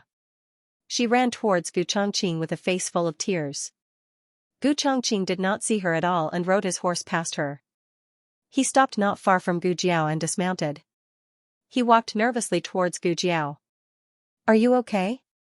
Gu Jiao was changing the dressing for the patient. His injuries were too serious and a piece of dressing was soaked in blood. Gu Chongqing was a man, but he was secretly uncomfortable seeing this scene. He reached out his hand. Give it to me. Gu Jiao shook her head and said to him, there are still a few patients over there. Help move them. Send them to the medical hall? Gu Chongqing asked. Yes. Gu Jiao nodded. Gu Chongqing quickly ordered his subordinates to find wooden planks to carry the patients out. There was another patient who had only sprained his ankle and suffered some superficial injuries. Gu Chongqing directly carried him on his back. He had only taken a few steps when he suddenly felt 2 gazes that could not be ignored fall on him. He looked over and saw a carriage parked outside the back door. That seemed to be, while he was thinking, there was a rumbling sound from the other end of the ruins. Gu Chongqing's eyebrows twitched. At this moment, the old blacksmith shouted, oh no! The furnace is going to explode again. The fire was not controlled and burned the furnace in the other boiler room, causing the furnace there to explode as well. Gu Jinyu's face turned pale and she ran away. How could she still remember the critically ill patients? It was more important to save her own life. Gu Jiao picked up the patient in front of her and quickly left the scene. Unfortunately, she was still a step too late. The moment she took a step, the furnace exploded with a bang. The moment the fire dragon swept over, Gu Chongqing tiptoed and flew behind her. He used his body as a shield to block the attack of the fire for her. Gu Chongqing's whole body was burning. Gu Jiao turned to look at him. Get lost. Everyone was shocked. The military officer saved you, and you still want him to get lost? Gu Jiao said, get lost. Gu Chongqing fell to the ground and rolled up. The fire on his body was quickly extinguished. Everyone who heaved a sigh of relief was stunned. Sure, you was stunned. So when you said get lost, it was really just the literal meaning of get lost. Gu Chongqing extinguished the fire quickly and did not suffer serious burns. However, Gu Jiao still brought him back to the medical hall with the other patients. There were many medical halls that came to treat this time, including the second boss's old nest, Huichun Hall. Huichun Hall was one of the best medical halls in the capital. They had 6 doctors this time, but the number of patients they treated was not even half of the number of patients in Miracle Hands Hall. What was even more shocking was that the patients all proposed to go to Miracle Hands Hall for further treatment. Shopkeeper don't you think that young lady looks a bit familiar? An elderly doctor said. Shopkeeper looked at Gu Jiao's back. He did not see the other party's appearance clearly, but he was very familiar with this situation. Wasn't this the little medicine boy that accompanied the second boss at the hot spring villa? Why was she here? The doctor said. I heard that after the second boss left the Hu family, he opened a new medical hall in the capital. It seems to be called Miracle Hands Hall. Could it be the Miracle Hands Hall from before? Shopkeeper said, that's impossible, right? This Miracle Hands Hall's doctor is even better than our doctor. Where did he find such a good doctor? Shopkeeper felt that it was not possible. However, this Miracle Hands Hall had indeed stolen their Huichun Hall's business. When he returned, he had to report to his boss and let him pay attention to Miracle Hands Hall. The patients at the scene only received simple treatment. When they returned to the medical hall, those who needed surgery would need surgery and those who needed treatment would need treatment. Gu Jiao was very busy and did not have the time to find trouble with Gu Jinyu for the time being. After Gu Jinyu fled the scene, she panicked and boarded the carriage, falling down. Miss. The servant girl was frightened by her miserable state. Gu Jinyu's face was pale as she said, quickly go find father. Marquis Gu was not in the Ministry of Works today. He had been sent to the western suburbs of the capital last night to survey the irrigation works and would only return 3 days later. He still did not know that the Ministry of Works Yamen was in trouble. Because of Gu Jinyu's great merit, he had also risen in rank and became a popular figure in the Ministry of Works. Everyone had the right to to curry favor with him. He was happily surrounded by a group of colleagues who flattered him. Suddenly, a guard came over to report, the imperial daughter is here. Marquis Gu personally went outside to welcome his daughter. My good daughter, why are you here today? Did you specially come to see father? Ah. He was shocked by Gu Jinyu's swollen face. Those who did not know would think that they had seen a ghost. Father, after Marquis Gu boarded the carriage, Gu Jinyu told him about what happened at the Ministry of Works Yamen. I really didn't do it on purpose. I didn't know that something would happen to the bellows. They all said that there was a problem with my design, but why was it fine at the beginning, and then something happened when those 2 people came. She made it sound as if the old blacksmith and the carpenter had something to do with the bellows accident. Gu Jinyu sobbed as she said, they also said that I didn't make the bellows. It was elder sister who made it. How could that girl make the bellows? Marquis Gu's face was full of disdain. Gu Jinyu said softly, I don't know if elder sister saw my blueprint. Marquis Gu frowned. He vaguely felt that the girl was not someone who would do such a thing. But other than this, he could not figure out how she could make the bellows. Did the old blacksmith really say that your sister told him? Yes. Gu Jinyu nodded. That shouldn't be. Marquis Gu pondered. Why would she peek at your things? She also doesn't know where your things are. Gu Jiao had been to the Marquis's residence and the mountain villa several times, but she had never entered Gu Jinyu's courtyard. Gu Jinyu did not expect her father to believe Gu Jiao at this time. She was stunned and said, perhaps elder sister also thought of how to make the bellows. We all thought of it. Marquis Gu's intelligence was only online for a moment. He sighed. Perhaps the 2 of you really have a telepathic connection. Don't worry, I will investigate the bellows accident. It might not be a problem with the bellows. It could be that the furnace has not been repaired for a long time. As for who invented the bellows, I will also report to His Majesty. Gu Jiao hugged his arm and said coquettishly, Father, you really dote on your daughter the most in the world. Marquis Gu was very pleased.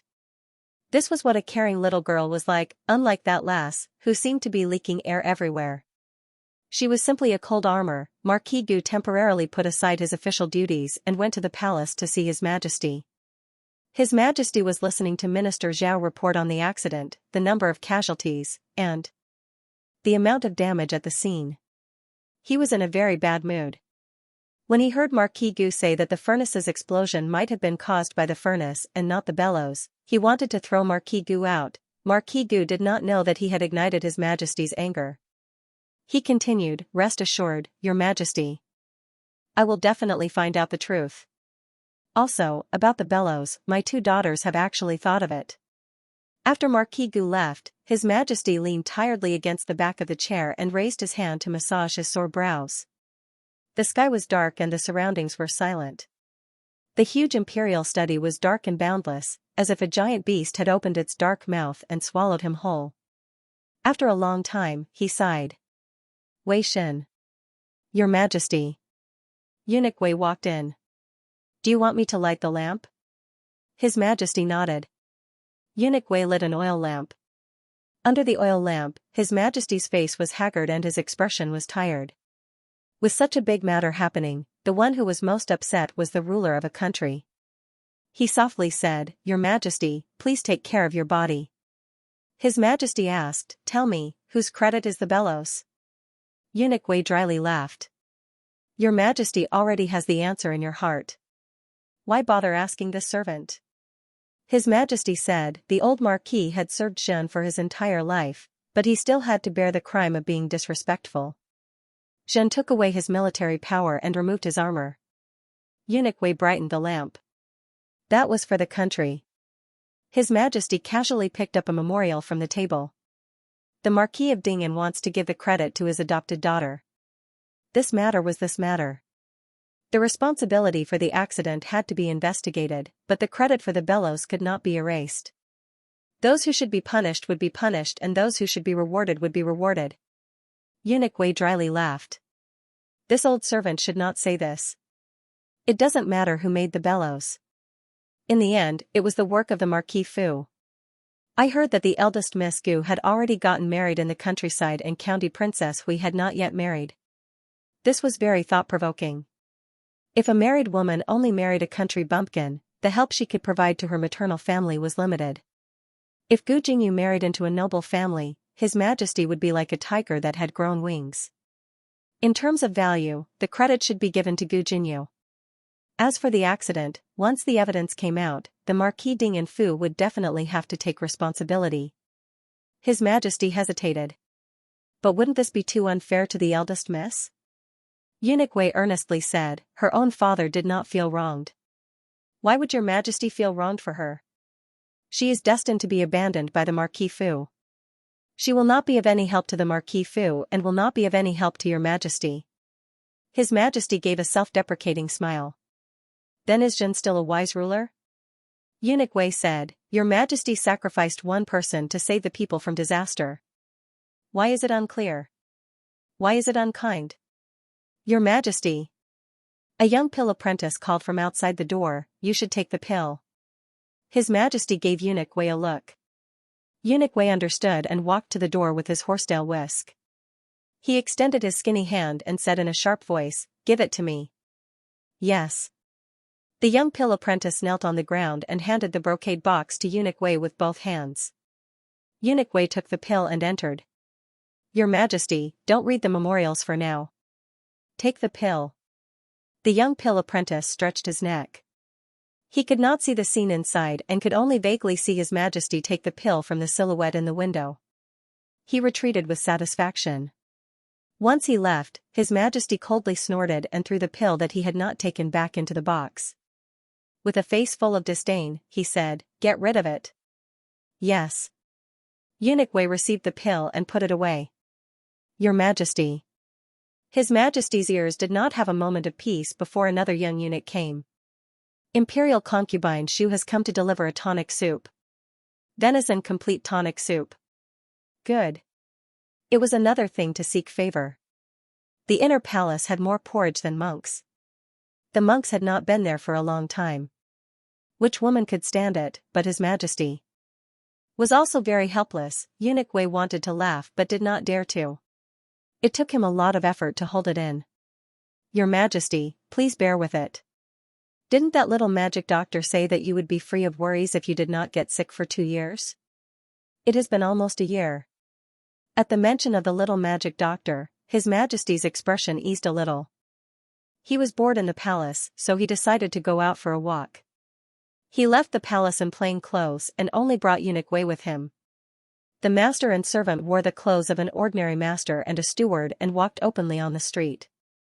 There were not many people in the world who had seen the emperor's true appearance, so the two of them were not worried about being recognized. Walking on the streets, looking at the lights of thousands of houses and seeing the people well-fed and well-dressed, the depression in His Majesty's heart finally dissipated a lot. Oh!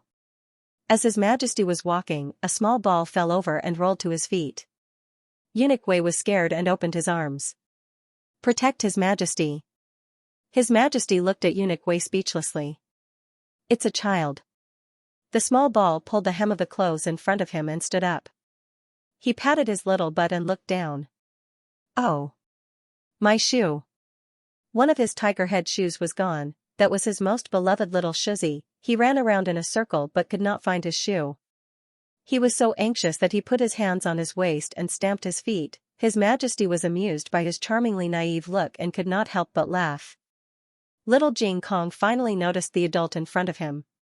He looked up at him, thought for a while, and said, "Handsome uncle, have you seen my shoe?" The latest chapter of this book is not finished yet. For more exciting content, please scan the QR code below to download the app. Novels are updated faster and more complete. Millions of novels are free to read. Novels with inner content that cannot be found on the internet are all available here. https://www.zhhbqg.com/89642896428226/11370437. HTML Genius remembered the website address in 1 second. www.zhhbqg.com Bikuga mobile reading website, mzhhbqg.com. The latest chapter of this book is not finished yet. For more exciting content, please scan the QR code below to download the app. Novels are updated even faster. Millions of novels are free to read. Novels that can't be found online are all available here. Handsome uncle, this form of address was too interesting. This was the first time the emperor had been called this. All the flattering words could not compare to this child calling him handsome uncle. This child did not seem to be afraid of him. Although he traveled incognito, he had been sitting on the dragon throne for many years. He had already developed the aura of a dragon. When normal people saw him, they would feel a sense of fear. He squatted down. Eunuch Wei stopped him. "Master." The emperor raised his hand to stop him, indicating for him to shut up. He squatted down in front of little Jing Kong and looked at little Jing Kong at eye level. This child was too beautiful. She had a round little face, big grape-like eyes, small eyebrows, and a small nose and mouth that were unbelievably good-looking. The last time he saw such a cute child was when Aheng was young. Facing this kind of child, no one could put on airs. The emperor could not help but reveal a gentle smile. "What is your name?" "Jing Kong." Little Jing Kong put his hands behind his back and tilted his head to think. He grabbed his lapel and said, "I am a student of the Imperial College." The emperor was extremely moved by this child's cuteness. Every little expression and action was extremely cute. The night was too dark, and he paid too much attention. At first glance, he felt that his clothes were a little familiar, but he did not think that he was a student of the Imperial College. After all, the children in the Imperial College were all 6 or 7 years old. This little ball looked to be less than 4 years old. He laughed. "Are you really a student of the Imperial College? How could the Imperial College have such a young student?" Little Jing Kong confidently said, "I am. I really am. If you don't believe me, you can test me." In truth, the emperor did not know what the Imperial College was, so he tested his chubby son on the 1000-character classic and the 3-character classic. As a result, little Jing Kong crossed his arms and looked at him with a serious expression, giving such childish questions. "Are you looking down on me?" The emperor, the night wind in February was still very cold. Little Jing Kong lost one of his shoes and stood on the cold ground with his little feet. He was freezing. He put his right foot on top of his left shoe, but this made him unsteady. He swayed from side to side, and his little foot fell to the ground. He quickly lifted his little foot and put it back on top of his left shoe. This repeated over and over. The emperor suddenly felt sorry for his small foot. The emperor bent down and picked up the little fellow. Eunuch Wei was shocked. "Your Majesty. What are you doing? You are the ruler of a country, the true dragon, the son of heaven. How can you casually carry a commoner's child?" Little Jing Kong suddenly felt that he had become taller. He twiddled his fingers in his handsome uncle's arms. He couldn't let strangers hug him. But a little hug didn't seem to be a big deal. Uncle Handsome didn't look like a bad person. In Zhao country, there was a saying that one would hug a grandson but not a son. Thus, the emperor had never even hugged his own son. Now, he was hugging a commoner's child. It turned out that a child's body was so soft and had a faint milky fragrance. "Where do you live?" the emperor asked pleasantly.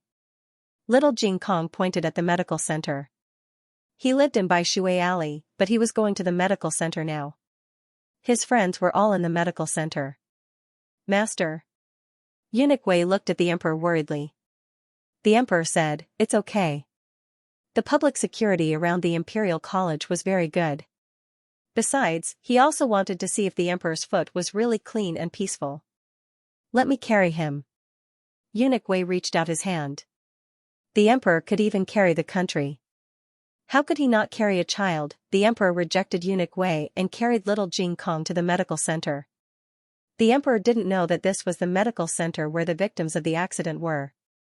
Little Jing Kong pointed him to the back door and directly entered Gu Jiao's small courtyard. In the courtyard, Qin Chuyu was eating heartily. He didn't expect that his father would arrive 3 seconds later. He had a stick of candied haws in his left hand and a bottle of milk in his right hand. He was sucking on it, and it was so delicious that it bubbled. "Chuyu." Little Jing Kong called him. "Yes." He answered without thinking. When he looked up, he almost choked to death. The emperor and Eunuch Wei also saw Qin Chuyu. Qin Chuyu said, "Father, father, father." Eunuch Wei said, "7, 7, 7, 7." The emperor said, "Shut up." The two of them obediently shut up. Little Jing Kong looked at Uncle Handsome and then at Qin Chuyu. He felt that the two of them didn't look right. "Do you know each other?" He tilted his head and asked. It would have been better if he didn't ask. As soon as he opened his mouth, Qin Chuyu was jealous. He had never been carried by his father in his life. How could this kid take advantage of him? Qin Chuyu boldly glanced at the emperor. Seeing that the emperor didn't seem to have any intention of stopping him, he cleared his throat and said, "He's my father." "So he's your father?" Little Jing Kong suddenly understood. In the countryside, the emperor had several grandchildren of his age. However, little Jing Kong was the eldest in the family. Moreover, he had seen Su Kangji's father. Su Kangji had a son at an old age. Su Kangji's father was older than Chuyu's father, so little Jing Kong accepted this matter quite well. Little Jing Kong wiggled his little butt and got down from Uncle Handsome's arms. Qin Chuyu finally saw his feet. It turned out that his father carried him back because he didn't have any shoes. He felt a little better. Little Jing Kong said, "Your father is so good-looking." Qin Chuyu replied politely, "Your brother-in-law is good-looking too." Little Jing Kong, who didn't think his bad brother-in-law was good-looking at all, little Jing Kong jumped into Jiao Jiao's room and changed into a new pair of tiger head shoes. Gu Jiao Jiao's courtyard was filled with little Jing Kong's things. From clothes, shoes, to toys, everything was available.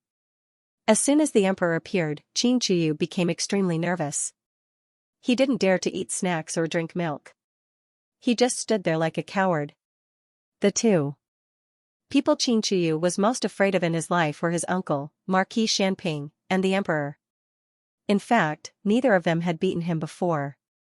On the contrary, Empress Xiao would occasionally hit his palm with a ruler when she was angry. The emperor was also quite depressed. At this moment, he really believed that the little fellow was a student of the Imperial College and was even his son's classmate. But how could an 8-year-old child play together with a 4-year-old child? Also, the sky was so dark, but he didn't go back to the palace. However, the emperor didn't embarrass his son in front of outsiders. Soon, Su Kangji came back breathlessly. "Jing Kong, where did you go?" Little Jing Kong ran out and shook his head with his hands on his hips. "I told you couldn't catch up with me." "Ha ha ha. Who is he?" Although Su Kangji's father was a court official, he had never seen the emperor. "He's Chuyu's father," little Jing Kong introduced. "Oh." Su Kanji greeted him politely. "Hello, Uncle Chu." Old man Su only told Su Kanji to play with Chuyu. He didn't say that Chuyu was a prince, so Su Kanji naturally didn't know that Chuyu's surname was Qin. The two children didn't know Qin Chuyu's identity. It seemed that they had made a real friend. The emperor's expression was not so strict. The three children played for a while more. Qin Chuyu's servants came to take him back to the palace. They were all scared to death when they saw the emperor. The emperor didn't say anything and was about to take Qin Chuyu away. Suddenly, a few women's shrill cries came from outside the courtyard. The emperor frowned. "What's going on?"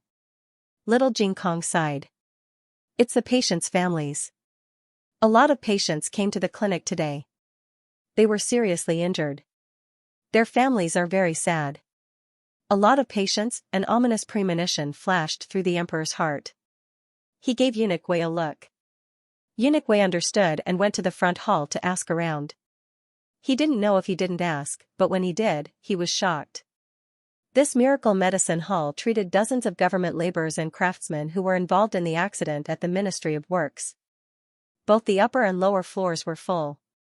The emperor sent the three children away and let them go inside to eat. After listening to Eunuch Wei's report, the emperor's face suddenly darkened.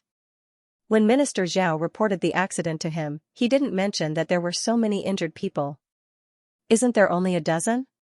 Most of them aren't seriously injured." He said that only 2 of them were seriously injured, and they have been properly treated.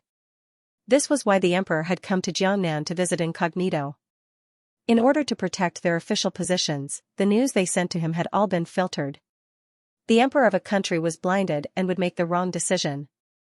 Eunuch Wei didn't dare to say anything.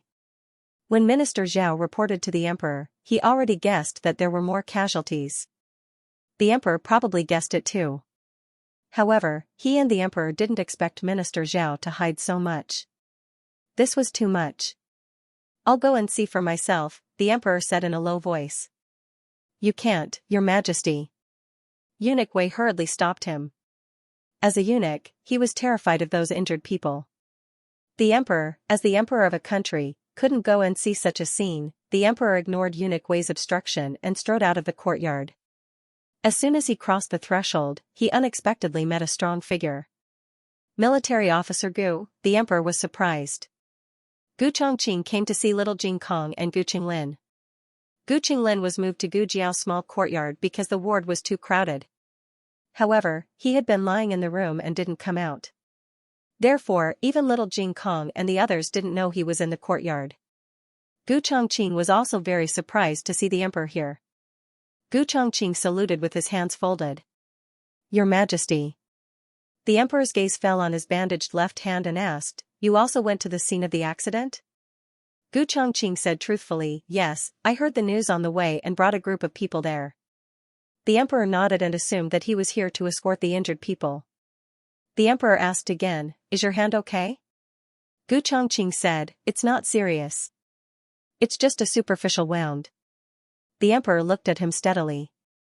"You went to the scene, so you should know the situation at that time.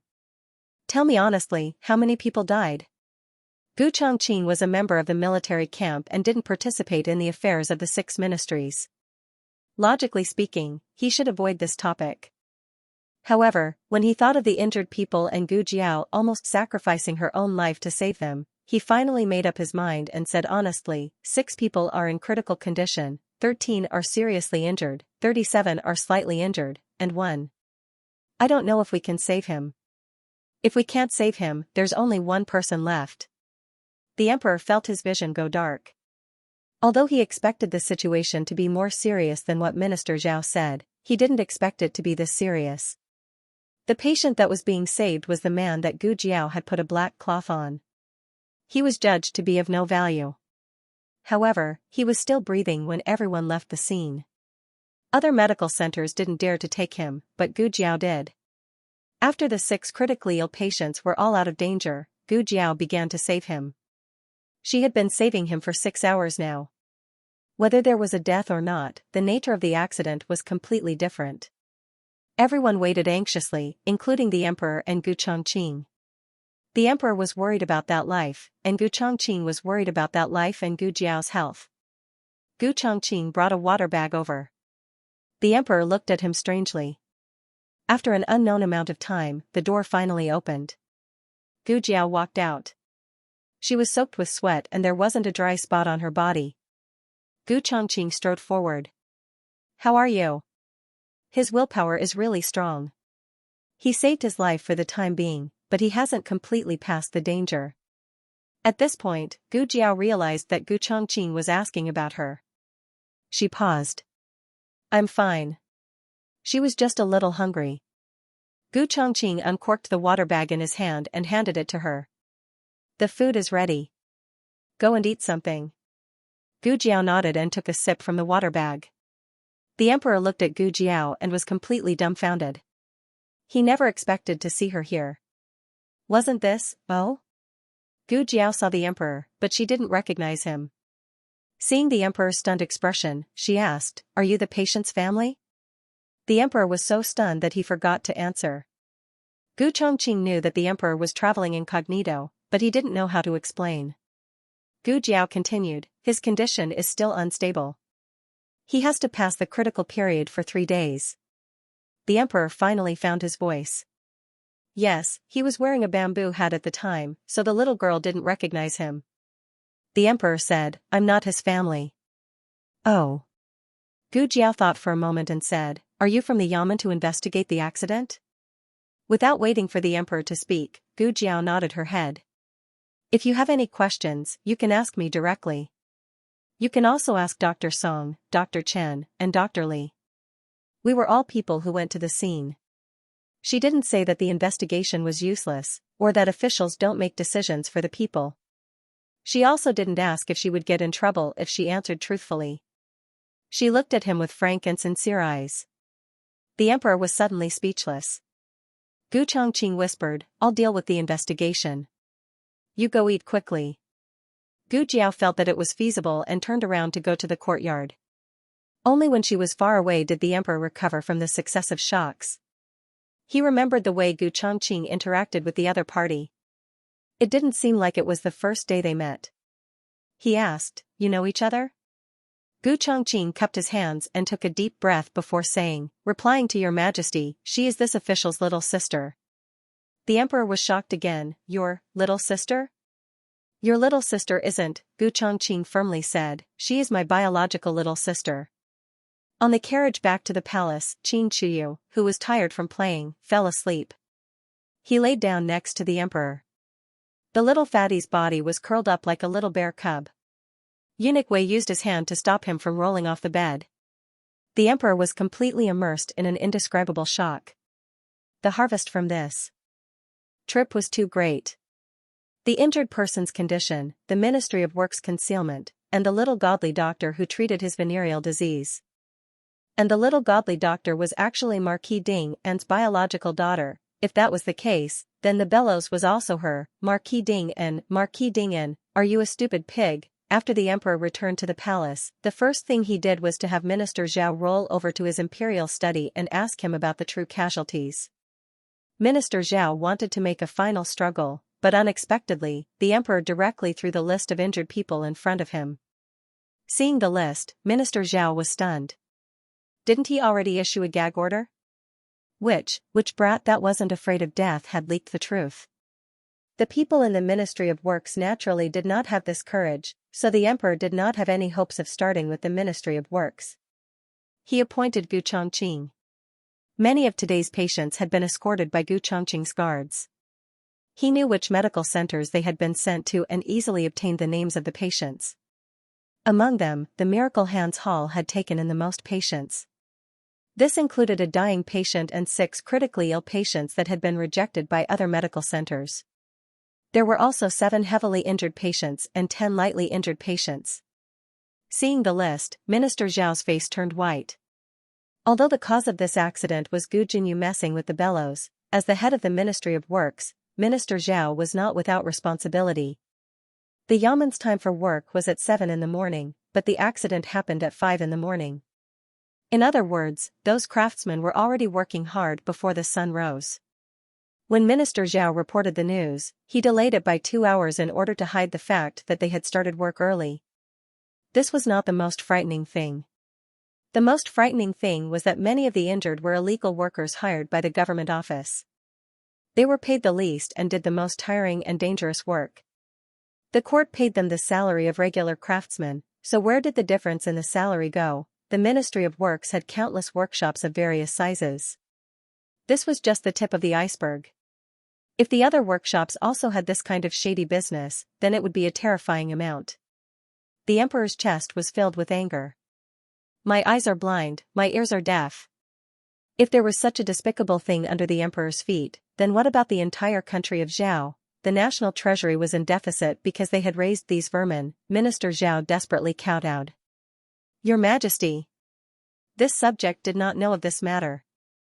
This subject was negligent. Your Majesty, please give this subject a chance to forgive you. This subject will investigate this matter thoroughly and find the person behind the chaos. It would be strange if the emperor believed him. He had the imperial guards drag him away. The emperor trembled with anger. Eunuch Wei offered a cup of tea. Your Majesty, please calm down. The emperor fumed. Such a big thing has happened and everyone treats me like I'm deaf. Like I'm blind. How do you want me to calm down? Eunuch Wei sighed. Minister Zhao was actually useful. He had been the Minister of Works for 2 consecutive terms. His merits outweighed his faults. If not for the furnace and bellows incident, he would probably have been promoted next year. But he had run into that Miss Gu. Was it Minister Zhao who was unlucky, or was it all the people related to Gu Jinyu who were unlucky? Eunuch Wei helplessly shook his head. Thinking of something, he asked, Your Majesty, about Princess Hui. Yes, there was still this problem. The emperor's head hurt. He pinched his sore brows. Summon her into the palace tomorrow. Early the next morning, Eunuch Wei went to the Marquis Fu and summoned Gu Jinyu into the palace. Gu Jinyu had learned her lesson and was more careful today. On the way to the imperial study, she secretly stuffed a heavy pouch into Eunuch Wei's hands. She warmly said, Eunuch Wei, why did your Majesty summon me? Today? Eunuch Wei smiled and put the pouch into his pocket. Gu Jinyu saw him accept it and was delighted. But she heard him say, Princess will know when you go in. I don't dare to ask your Majesty's intentions. Gu Jinyu. After Gu Jinyu entered the imperial study, she respectfully bowed. This official's daughter greets your Majesty. The emperor did not tell her to get up. He read through the memorials in his hand and left her hanging for a quarter of an hour until her legs were numb. Only then did he say, neither too fast nor too slow, the results of the investigation of the accident have come out. It was caused by excessive bellows. You personally modified it. Do you have anything to say about this? Gu Jinyu had not slept the entire night. She had already guessed this possibility and had thought of what to say. She knelt down and kowtowed. She sincerely said, this official's daughter is guilty. When this official's daughter was calculating the maximum amount of wind the furnace could withstand, she miscalculated a number. These were the words that Gu Jiao had used against her. She used what she had learned. Thank you so much, elder sister. The emperor was very obsessed with arithmetic and astronomy. When he heard her mention this, he almost indicated for her to continue speaking. Fortunately, he remembered his purpose. Then what about the bellows? Did you really invent the bellows? If not, do you know what crime you committed? If you tell me honestly, I can forgive you this time for the sake of the old marquis. Otherwise, if we really find evidence, Gu Jinyu, you know the consequences. The crime of deceiving the emperor was punishable by flogging or death. Gu Jinyu's heart was flustered. Didn't His Majesty trust her yesterday? Why did he suddenly suspect her? It was His Majesty who summoned Gu Jiao, and then what did Gu Jiao say about her in front of His Majesty? What an abominable girl. Although Gu Jinyu was very tempted by the emperor's suggestion, she still retained her last shred of clarity. This was His Majesty's trap. His Majesty could not find any evidence. If he could, he would have already punished her. Why would he force her to confess? As long as she refused to admit it, the invention was hers. Even though her mistake had led to a tragic accident, with the invention of the bellows, according to the laws of the Zhao country, her merits and demerits were offset. At worst, she would be fined a large sum of money, but she herself would not have to accept any punishment. She kowtowed and said, "Your Majesty, what I said is true. The bellows was invented by me." The emperor's fingers turned white from holding the memorial. Eunuch Wei looked at Gu Jinyu and then at the emperor.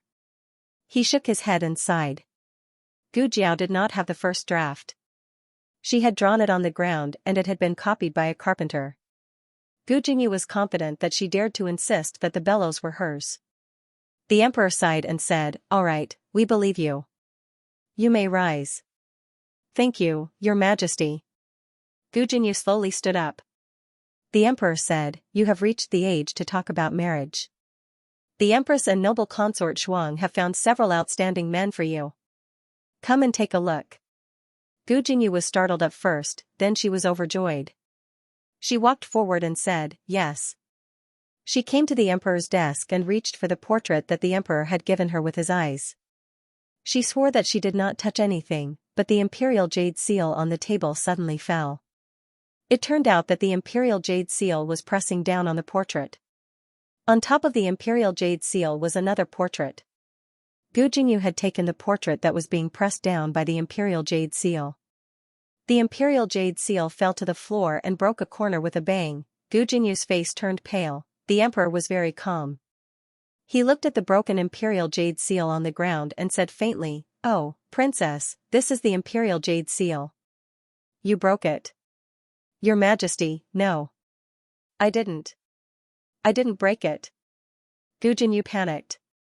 The emperor snorted coldly, "If it wasn't you, was it we? We didn't even raise our hand. Everyone in the room saw it." Gu Jinyu looked at the emperor in disbelief. "Your Majesty." The emperor calmly took a sip of tea. "Deliberately breaking the imperial jade seal is a capital offense. Whether you did it on purpose or not, we will order people to investigate. Go to the prison and reflect. Guards, take the imperial daughter to the Ministry of Justice's prison." Gu Jinyu screamed, "Your Majesty, Your Majesty, Your Majesty." Gu Jinyu was awkwardly carried out by the imperial guards. Eunuch Wei looked sympathetically at Gu Jinyu. Fighting with the emperor? Too inexperienced. The emperor's depression lessened. He had people put away the imperial jade seal that had been broken by Qin Chuyu. He said to Eunuch Wei, "In a moment, if Marquis Dingyan comes to plead for his daughter, have him go plead for his eldest daughter." Eunuch Wei's mouth twitched. Yes. The emperor's guess was correct. Marquis Gu really did enter the palace to plead with the emperor after hearing the news. Eunuch Wei stopped him outside the imperial study. Of course, he could not directly pass on the emperor's words. That would easily cause hatred between the emperor and the young divine doctor. As the head eunuch who had carved out a bloody path in the inner palace, Eunuch Wei had his own way of speaking. He slightly polished his words and said, "Because of the Ministry of Work Xiamen, His Majesty did not sleep a wink and has just rested. Junju has made a great mistake and harmed so many innocent craftsmen. His Majesty is currently in a fit of anger. There is no use for Marquis to see His Majesty. Marquis' eldest daughter has performed meritorious service in treating the injured. If Marquis really wants to plead with her, it would be better to plead with her. If she comes forward, I believe His Majesty will be willing to grant her grace. That girl was just a little medicine boy. How could she treat the injured? She was just basking in the glory of the Miracle Hands Hall." Although he slandered her in his heart, his steps did not stop for a moment. He quickly rushed to the Miracle Hands Hall. It was still quite early. Gu Jiao had just finished changing the medicine for the injured person who had been bound with a black cloth. She then went to the other sick rooms to check on the conditions of the 6 critically ill patients. Everything was fine. She returned to the courtyard. The girls' school had started. The female student called Li Wanwan had begun practicing the guqin in the neighboring forest. Fortunately, it did not torture Gu Jiao's ears. Gu Jiao narrowed her eyes and lay on the rattan chair in the courtyard, listening to Li Wanwan play the guqin. Halfway through, the courtyard door was forcefully slammed. "Open the door." It was Marquis Gu. Li Wanwan was probably frightened, and the sound of the zither stopped abruptly. "Play yours," Gu Jiao said. The owner of the guqin did not ask why. She seemed to trust Gu Jiao very much and continued to play the guqin. Her guqin was very beautiful and could soothe the restlessness in one's heart. Marquis Gu, who was outside the door, had no time to appreciate the guqin. It was obvious that the door was bolted from the inside. That girl was in the courtyard, but he had been knocking on the door for a long time and that girl did not respond. That girl was doing it on purpose. Marquis Gu was furious. I know you're in there. Hurry up and come out. Jinyu has been taken away. Hurry up and save her. Gu Jiao scoffed and put one hand behind her head. What did Gu Jinyu being taken away have to do with her? Marquis Gu was not discouraged. Jinyu didn't do it on purpose. She didn't do it on purpose. She only wanted to improve the bellows for the good of the court. She also didn't expect such a big accident to happen. You're her elder sister. You can't let her go to jail. Oh, jail? Gu Jiao raised her eyebrows. When Marquis Gu heard that Gu Jinyu had been taken away, he lost his mind and forgot to ask what crime Gu Jinyu had been arrested for. He even thought that His Majesty was blaming Gu Jinyu in the name of the accident. Marquis Gu roared, she's your younger sister. Do you still have a conscience? Hurry up and come with me to the palace to see His Majesty. I beg His Majesty to grant you a favor and pardon your younger sister. Gu Jiao, ha ha ha, Marquis Gu was furious. You, if you don't come out, I'll seal this medical hall. I'll see how you can continue to be so arrogant. Before he could finish, the courtyard door opened with a creak. A slender white hand reached out, revealing a white wrist that was as delicate as jade. She lifted her wrist and grabbed Marquis Gu's collar. Marquis Gu did not even have time to react before he was dragged into the courtyard. You brat, what are you doing? Marquis Gu's buttocks rubbed against the ground mercilessly. Gu Jiao's expression was indifferent as she dragged him, as if she was dragging a gunny sack. Without another word, she dragged him into the woodshed. She closed the door of the woodshed. On the other side of the courtyard wall, the sound of a zither was melodious. An indescribable scream rang out from the woodshed. Ah, bang bang bang, dong dong dong, ka ka ka. Don't hit my face, ah, the sound of the zither was melodious and mellow. When the last note was played, a certain someone in the woodshed had also finished punching his last fist. Gu Jiao opened the door and walked out of the woodshed, feeling refreshed. The sunlight shone in and shone on Marquis Gu's bruised and swollen pig head. He was like a puppet whose strings had been cut, leaning against the wall soullessly and sitting on the ground. Marquis Gu felt wronged. Boo-hoo. I said I don't like to be hit in the face. Digression, can I ask for a monthly vote? I'm afraid that everyone has too many monthly votes and won't be able to finish voting by the end of the month. The latest chapter of this book is not finished yet. For more exciting content, please scan the QR code below to download the app. Novels are updated at a faster rate. Millions of novels are free to read. Novels with connotations that you can't find online are all available here. https://www. zhhbqg.com/89642896428226/11367569. HTML Genius memorized this website's address in 1 second. www.zhhbqg.com Bikuga mobile reading website, mzhhbqg.com. For more exciting content, please scan the QR code below to download the app. Novels are updated faster. Millions of novels are free to read. Novels that can't be found on the internet are all available here. After Li Wanwan finished playing, she was a little worried about Gu Jiao. She actually heard some noise, but the girl on the other side of the wall didn't let her stop, so she had to bite the bullet and continue playing. After she finished playing, there was no more movement. She stood up, looked at the cold wall, and worriedly asked, "Miss, are you all right? You played 2 wrong notes."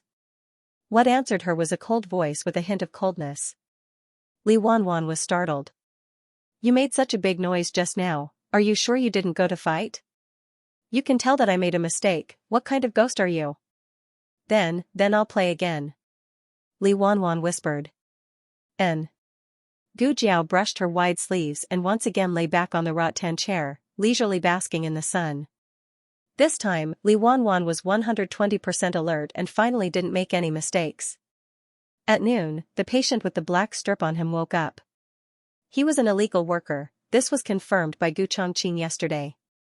In this accident, most of the people who were injured were illegal workers privately hired by the Ministry of Works. They all came from poor families or didn't have any family members, so they ended up like this. However, the other illegal workers at least had a friend come to visit them, but this person didn't have anything for 2 days. He was lying alone on the hospital bed, but his vitality was tenacious and stubborn. His burn area was very large, so he needed to use normal saline to clean the wound every day. It was as painful as scraping his flesh. Dr. Song had just changed his dressing, but he didn't know if it was because his hands were too unfamiliar, but the pain woke him up. "Leave this to me, you go see the other patients." Gu Jiao carried a small medicine box into the room. "Ah, okay." Dr. Song wiped the cold sweat off his forehead and left the room. Gu Jiao had put black strips on a lot of people. This was a helpless choice, but it was a choice that had to be made. Their survival rate was almost zero, and treating them would lead to the death of a large number of critically ill patients who could be saved. Among all the patients who were judged to have no value in saving, only this one survived. "How do you feel? Can you hear me?" Gu Jiao put the medicine box on the bedside table, took out a small flashlight, and shone it into his eyes. His pupils responded well. He opened his mouth as if he wanted to say something, but his throat was too hoarse and he couldn't make a sound. Gu Jiao understood. She took a tongue depressor and looked at his throat. "There's a slight edema and some inflammation. It's not a big problem with some medicine. You'll be able to speak in a few days. Can you hear me? If you can, blink your eyes." He blinked his eyes. His anti-inflammatory medicine was finished, and there was still a bag of rehydration fluid to replenish his electrolytes. Gu Jiao changed the rehydration fluid and adjusted the titer. "This bottle is finished after the injection. I'll come back later to pull out the needles for you." Gu Jiao said, packed up the medicine box, and turned to go out. The man's mood suddenly became agitated. Gu Jiao pinched his wrist. His injury was too serious, and his pulse was too fast. It was easy for something to go wrong. Gu Jiao gently comforted him. "Don't be agitated. Your injury can be cured. Our medical center will do its best to treat you. You don't have to worry about the medical expenses, the government will pay." However, he was still very agitated. Gu Jiao thought for a moment and asked, "Do you want to ask about someone else's situation? If yes, blink your eyes. If not, close your eyes." The man blinked his eyes. Gu Jiao said, "Your companion? A craftsman from the government?" The man closed his eyes. Gu Jiao, family? The man hesitated for a moment and blinked his eyes. Gu Jiao said, "Do you want to ask if your family has come to see you?" The man closed his eyes. He had a family, but he didn't ask if his family had come to see him. He was very worried about his family. "Is there someone in your family?" Gu Jiao asked. The man blinked his eyes heavily. The man couldn't speak, so Gu Jiao had to take the map of the capital. However, Gu Jiao wasn't familiar with the capital, so she couldn't figure out where he was referring to. Gu Chongqing came to the medical center today to find the craftsman who had woken up to investigate the accident. When he heard about Gu Jiao's situation, he came over and said to her, "Let me ask." The map of the capital only detailed the streets and not the alleys and houses. Gu Chongqing had been patrolling the capital all year round and was familiar with every corner of the capital. Otherwise, if it was someone else, they wouldn't be able to ask where the man lived. "I know. I'll go and inform your family." Gu Chongqing returned the map to Gu Jiao and turned to leave the medical center. Gu Chongqing found the man's residence in the dirtiest and poorest suburb of the capital. It could no longer be called a residence, but a shack that could barely shelter him from the wind and rain. The shack was a mess and empty. There was only the sound of heavy breathing coming from a broken cabinet that was picked up from outside. Gu Chongqing subconsciously pressed down on the sword at his waist. He walked over to the cabinet and carefully opened the door. He saw a little girl with disheveled hair. The little girl was sitting in the cabinet. Her face was dirty and her clothes were tattered. She held a rusty knife in her hands and looked at Gu Chongqing in horror. Gu Chongqing looked at her deeply and stretched out his hand to her. Xianxia asked me to pick you up. Gu Chongqing brought the little girl back to the medical center. Xianxia was the name that the man registered in the government office. He was an illegal worker, so the possibility of him being an illegal resident was very high. This name might be an alias. The little girl was Xianxia's younger sister. She was thin and small and looked only 5 years old. However, after Gu Jiao checked her teeth, he found that she was already changing teeth. She had 2 permanent teeth, 1 molar, and even the side incisors were beginning to sprout. The side incisors usually sprout at the age of 8 or 9. In other words, she should be at least 8 years old. Gu Jiao also checked her body. Other than being malnourished, she had no other problems. It was just that she was very timid and didn't talk to others. The second boss picked a young maidservant who had a good temper, a good appearance, and seemed to be quite amiable. He had the young maidservant take her to bathe and eat. He also bought her a few new clothes out of his own pocket. The second boss also arranged a separate room for her, but she didn't want to stay there. She wanted to stay with her brother. Xianxia, make a bamboo bed for her, the second boss ordered. Okay. Xianxia moved a bamboo bed in and placed it next to Jiangxi's bed. He spread a thick mattress and made a temporary bed for the little girl. The little girl sat on the bed and looked at her brother from time to time. Her brother also looked at her, his eyes full of gentleness.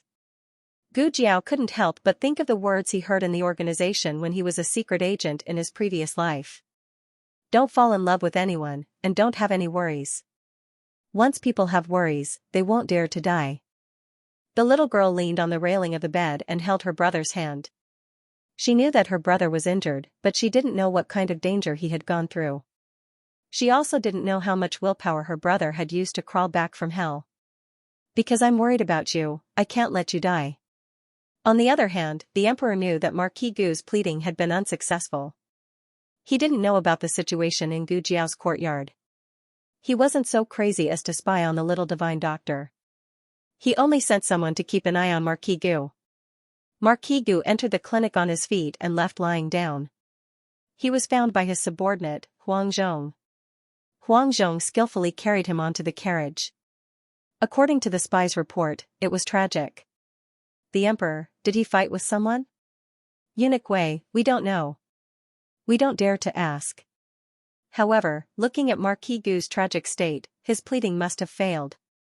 The emperor had a rough idea of the little divine doctor's attitude towards Gu Jinyu. The emperor put down the mountain of memorials. All right, let's go to the clinic. He had something to ask the little divine doctor in person. And his illness. The little divine doctor had said that he would have a checkup every 3 months for a total of 2 years. Eunuch Wei asked, "Is your majesty still traveling incognito? Do you want to wear a bamboo hat this time?" It was necessary to travel incognito. As for the bamboo hat, the emperor thought for a while and wore it.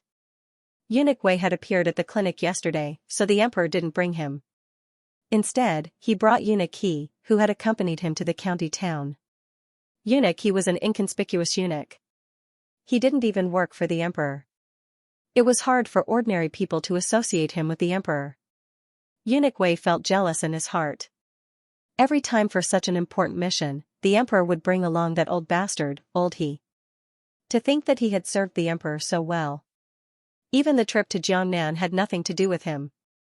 The emperor had only mentioned the little magic doctor after the event. Eunuch He and the emperor, who was wearing a bamboo hat and a veil, appeared at the clinic together. The second master and shopkeeper Wang had seen Eunuch He and the man in the bamboo hat. However, that was in the small county town. At that time, they were held by a group of martial arts masters. The memory was still fresh. Seeing the two of them again, the second master and shopkeeper Wang instinctively shivered. What's wrong with them? How much hatred did they have against them? Why did they chase them all the way from the county town to the capital? The second master and shopkeeper Wang misunderstood. The emperor didn't bring any martial arts masters with him this time, only the second master and Eunuch He. The emperor lowered his voice and asked in a low voice that he used to talk to people in the county town, "Is that girl here?"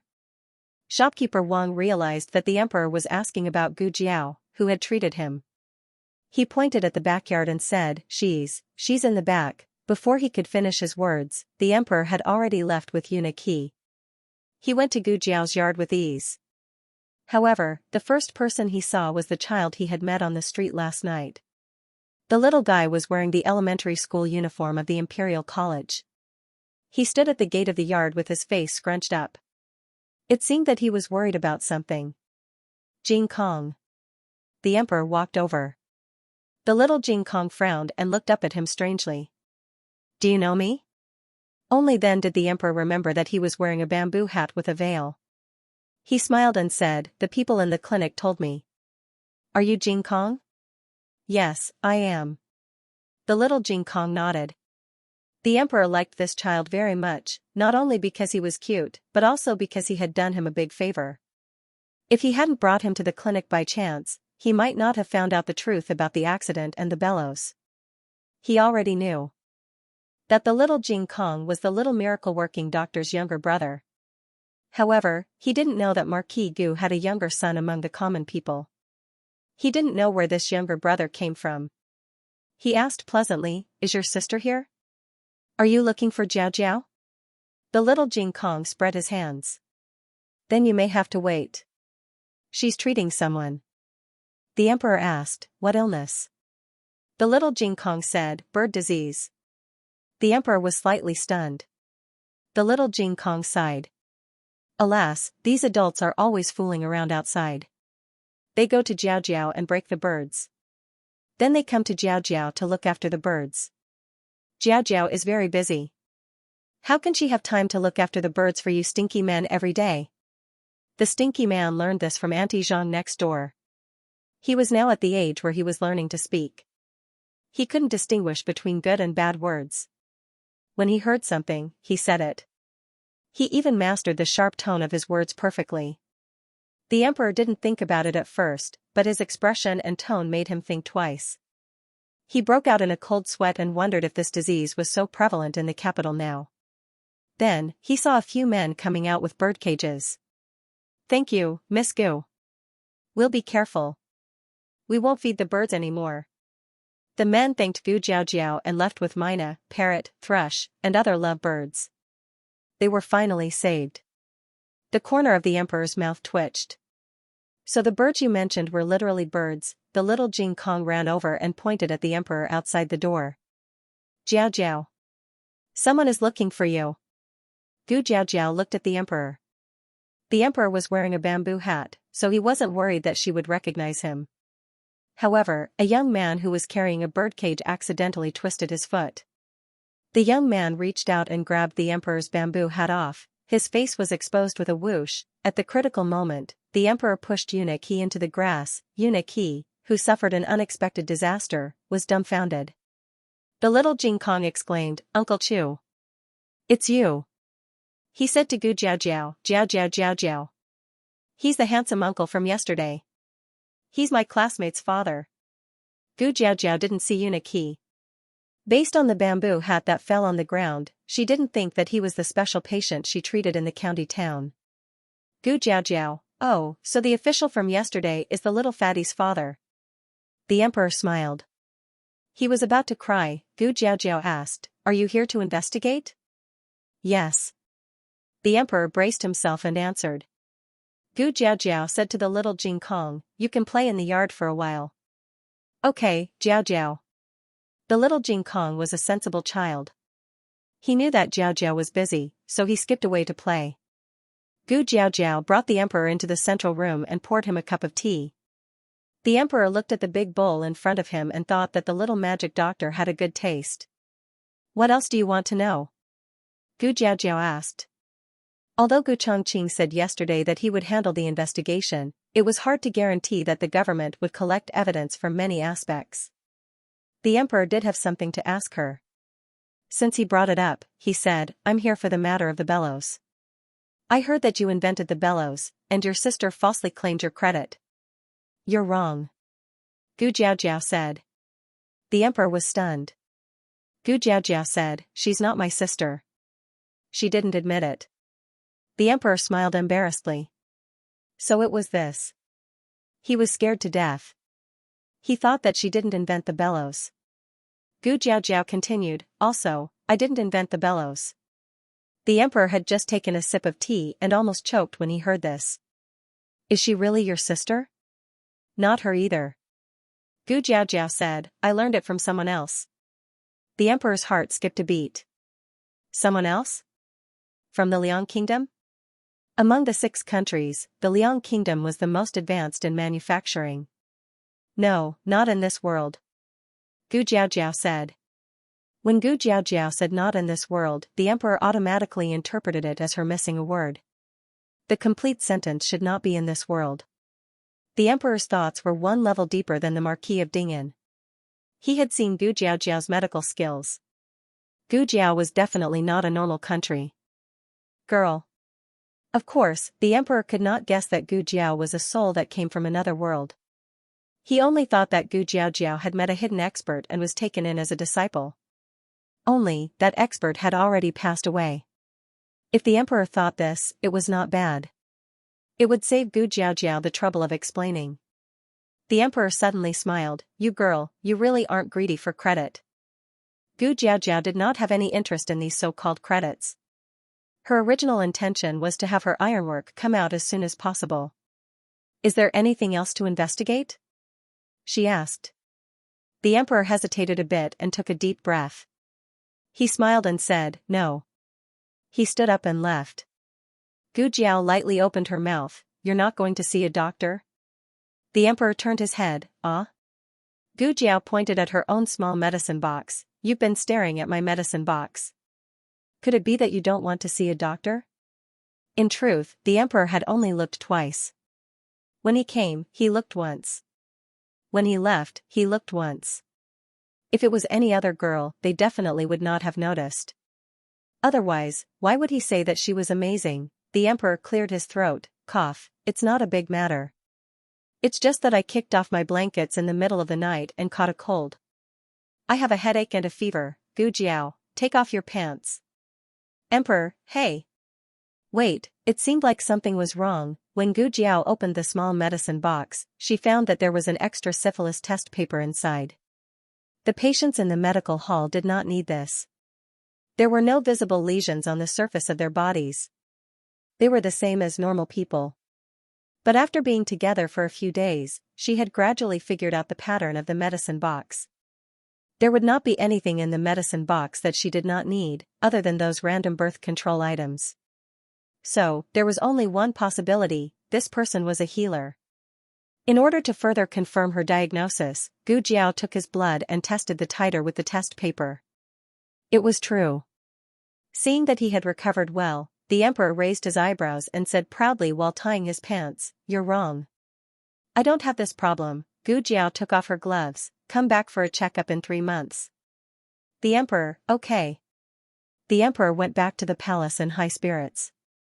He did not know why, but it seemed that every time he came to the small and quiet courtyard of the medical hall, he would be in a good mood. It was as if all his troubles would disappear as soon as he came out of the courtyard.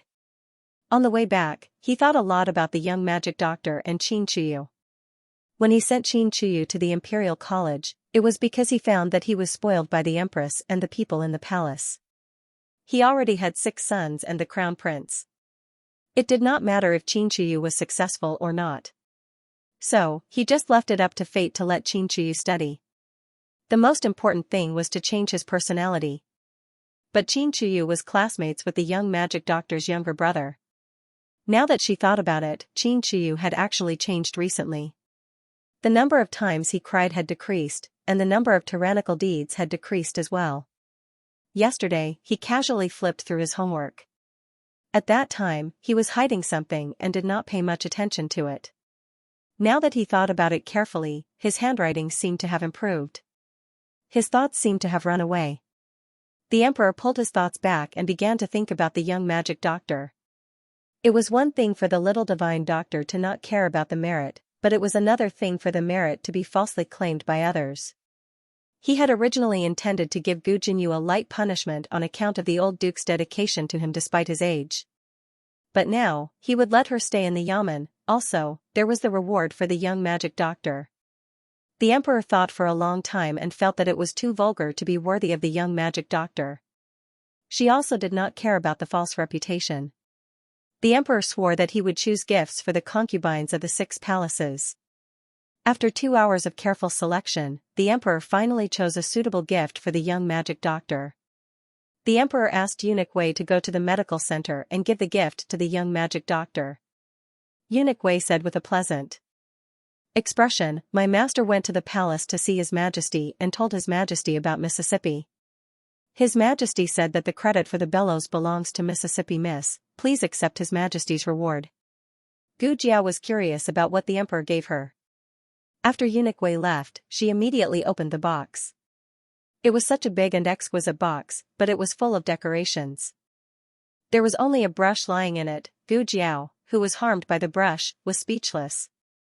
This was not an ordinary brush. It was the emperor's imperial brush. There was the emperor's personal seal on it and the emperor's fingerprints that he had used for many years. This was something that all the scholars and concubines of the 6 palaces wanted. However, in Gu Jiao's eyes, wasn't this just a brush? It was a second-hand brush. Gu Jiao, who did not want to write with a brush, despised it so much, she sold the emperor's imperial brush. The buyer was Zhuang Mengdai. This is the imperial brush. You really want to sell it? No matter how stupid Zhuang Mengdai was, she could recognize that this was something used by the emperor. No one in the world would dare to fake it. Gu Jiao said, "Do you want to buy it or not? If you don't want to buy it, I will sell it to someone else." "Who said I don't want to buy it?" Zhuang Mengdai grabbed the brush. "Name a price." Gu Jiao said casually, 5,000 taels. Zhuang Mengdai stared, "So expensive." Gu Jiao reached for the brush. "Don't buy it if you think it is expensive." Zhuang Mengdai held the brush tightly. I will buy it." Gu Jiao replied, "I'm going back on my word." 7,000 taels. Zhuang Mengdai, Gu Jiao finally sold the second-hand brush at the price of 8,000 taels. There was another thing in the box. It was a golden plate. She did not know what the plate was for, but it was made of pure gold. Gu Jiao kept it. Little Jing Kong liked gold. She would get it to him to play with later. Gu Jiao did not go to Houfu for a few days.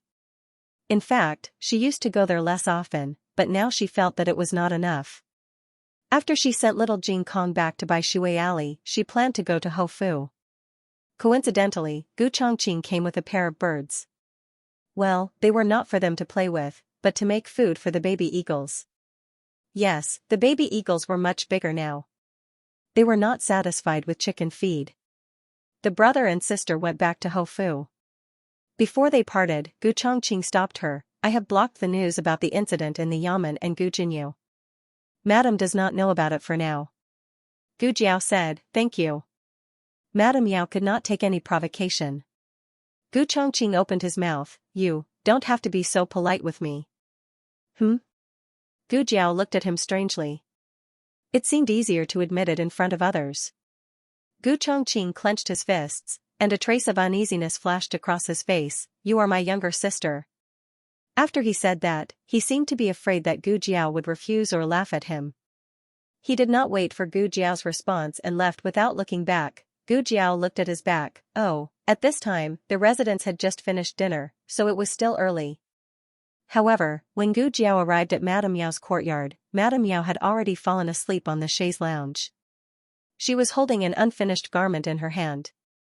It was Gu Jiao's summer dress. Nanny Fong carefully took the garment from her hand. When she turned around, she saw Gu Jiao walk in. She whispered, "Eldest Mississippi." Gu Jiao walked lightly to the chaise lounge. She looked at Madame Yao and said, "Madam is sleeping so early?" Nanny Fong successfully took out the garment, tied the needle and thread, and put it in the embroidery basket, saying, "Yes, I have been sleepy recently." Gu Jiao sat down on the chaise lounge, brightened the oil lamp. "Okay." Nanny Fong used a piece of iron to stir the wick in the oil lamp. Gu Jiao checked Madame Yao's pulse and asked Nanny Fong, "How is Madame's appetite?" Not very good. Nanny Fong said. What about your menstruation? Gu Jiao asked. It just came a few days ago. Nanny Fong said. Eldest Miss suspects that Madam. Gu Jiao gently put Madame Yao's wrist under the quilt. It's not a suspicion. Madame Yao woke up in a daze. When she opened her eyes, she saw Gu Jiao. She was stunned and thought that she was dreaming. Jiao Jiao? Yes, it's me. Gu Jiao nodded. Madame Yao's mood became very good. She sat up and pulled Gu Jiao's hand. When did you come? Have you been here for a long time? Why didn't you wake me up? Gu Jiao said, I just came. Madame Yao looked at the sky. You haven't eaten yet, right? I'll have someone set the table. There's no hurry. Gu Jiao looked at her. Madame Yao vaguely felt that Gu Jiao had something to say. Jiao Jiao, is there something wrong? Gu Jiao nodded, and her eyes fell on her flat belly. You are pregnant. Madame Yao was shocked.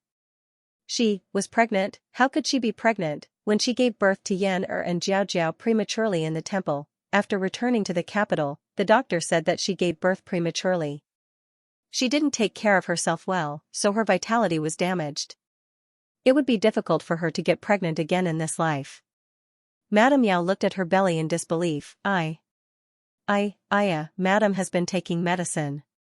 Will there be any problems? Nanny Fong thought of Madame Yao's antidepressants. Gu Jiao shook her head. It's fine. She had already changed her medicine to vitamin and calcium tablets. Nanny Fong put her hands together. Ba, Bodhisattva bless you. Madame Yao still found it hard to digest this fact. It wasn't that she didn't like this child, but she looked at her belly and then looked at Gu Jiao. A trace of anxiety flashed through her eyes. Jiao Jiao, do you want a younger brother or sister? Gu Jiao seriously thought about it and nodded. After learning that she was pregnant, the first thought that flashed through Madame Yao's mind was whether Jiao Jiao and Yan could accept it. If they didn't accept it, then it meant that she didn't give them enough love. She didn't have the right to have another child. Yan will also like it. Gu Jiao said. How do you know? Madame Yao asked. Fraternal twins. If Gu Yan didn't like it, then she wouldn't like this little life at this time. She could feel that there was another kind of joy in her heart. It was Gu Yan's joy. Madame Yao touched her belly. Was there really a little life here? Did she have another chance to be a mother? Madame Yao thought of something and said, but I just had my period a few days ago. This kind of situation is relatively rare, but it's not impossible. Is my fetus unstable? No. Gu Jiao shook her head. The pulse of pregnancy is very strong. When her mood improved, her body would naturally improve. In the past, she didn't even have enough time to worry about Gu Yan, so how could she have the energy to properly care for herself? After Gu Jiao took care of everything, her body also improved day by day. Come live with me. Gu Jiao suddenly looked at her and said seriously, it's not because you don't have a place to go, and it's not because I'm forcing myself to accept you. I really want you to move over. As she said this, she paused and lowered her eyes. She was a little unaccustomed to the unfamiliar feeling in her heart. She twiddled her fingers. At night. I will miss you. Madame Yao's eyes immediately became moist. Her nose became incomparably sore, and her throat began to hurt. These words moved her even more than hearing that she was pregnant. She covered her mouth, not allowing herself to cry out loud. Her Jiao Jiao, how could it be so good, so good? On the other hand, after Marquis Gu was beaten beyond recognition, he spent an entire afternoon in a daze in the carriage before waking up. The first thing he did was go to Madame Yao's place to find comfort. After being beaten so badly by that girl, only seeing Madame Yao could comfort his wounded heart. However, when Marquis Gu returned to the manor, what awaited him was an empty courtyard. Madame Yao was nowhere to be found. Wu, where was his wife? The newest chapter of this book is not finished yet. For more exciting content, please scan the QR code below to download the app. Novels are updated even faster. Millions of novels are free to read. Novels with content that cannot be found online are all available here. https://www.zhhbqg com/89642896428226/1136481110. HTML Genius memorized this website's address in 1 second. www.zhhbqg.com. BQG's mobile reading website, mzhhbqg.com. The latest chapter of this book is not finished yet. For more exciting content, please scan the QR code below to download the app. The novel will be updated even faster. Millions of novels will be read for free. There are all kinds of novels that can't be found online. Xianxia moved to Bishui Alley. The whole family was very happy and welcomed her arrival. Xianxia didn't bring any maidservants, only Nanny Feng. Gu Yan gave up his room and moved in with Gu Xiaoshun. Gu Xiaoshun didn't mind. After all, the bed was so big that it was enough for 3 people to sleep on it. Also, the two of them went to school together and learned skills together. Their relationship was so close that they were like brothers. Xianxia and Nanny Feng lived in Gu Yan's room. The old chancellor lived next door. The old madam disliked the fact that she had to take a detour and go through the main door every time she wanted to rob the private stash. So, she simply let Gu Jiao and Xianxia break through the walls of the 2 houses and turned it into a compound courtyard house. There were enough rooms. The reason why Nanny Feng lived in Xiaoxia's room was mainly to take care of her. The news of Xiaoxia's pregnancy wasn't hidden from them. Everyone knew that Xiaoxia had a baby in her belly. Gu Yan stared at Xiaoxia's belly for a long time. He couldn't believe that he was going to be an older brother. Little Jing Kong came to Xiaoxia, clasped his hands behind his back, and tilted his head. "Madam, is the baby in your belly a younger brother or a younger sister?" Xiaoxia smiled and asked, "Jing Kong, do you want a younger brother or a younger sister?" Little Jing Kong thought for a while and rolled his eyes. After confirming that Xiao Lulang wasn't at home, he tiptoed and whispered in Xiaoxia's ear, "A younger brother. A younger brother like my bad brother-in-law." This way, he could flatten his bad brother-in-law. Ha ha ha. Little Jing Kong still felt regretful that his bad brother-in-law couldn't become little 8, so he placed his hopes on the younger brother in Xiaoxia's belly. He had a very strange logic. As long as the younger brother was born, his bad brother-in-law would become a younger brother. How could Xiaoxia guess the unconstrained thoughts of a child? She thought that little Jing Kong wanted a younger brother to play with him. It was already not easy for her to get pregnant with a body like this. As for whether it was a son or a daughter, she felt that it was fine. Little Jing Kong carefully took care of Xiaoxia and the little brother in Xiaoxia's belly, then turned around to do his own things. Xiao Lulang had been a little busy recently. Feng Lin was in some trouble. He was from Song County, and after he passed the provincial examination, someone had used his name to farm. The land under the name of the Zhao country's high scholar could be exempted from paying taxes. Feng Lin's parents didn't farm. It was the relatives of the clan who hung fields in Feng Lin's name and received a lot of money as filial piety. Feng Lin didn't know anything about this.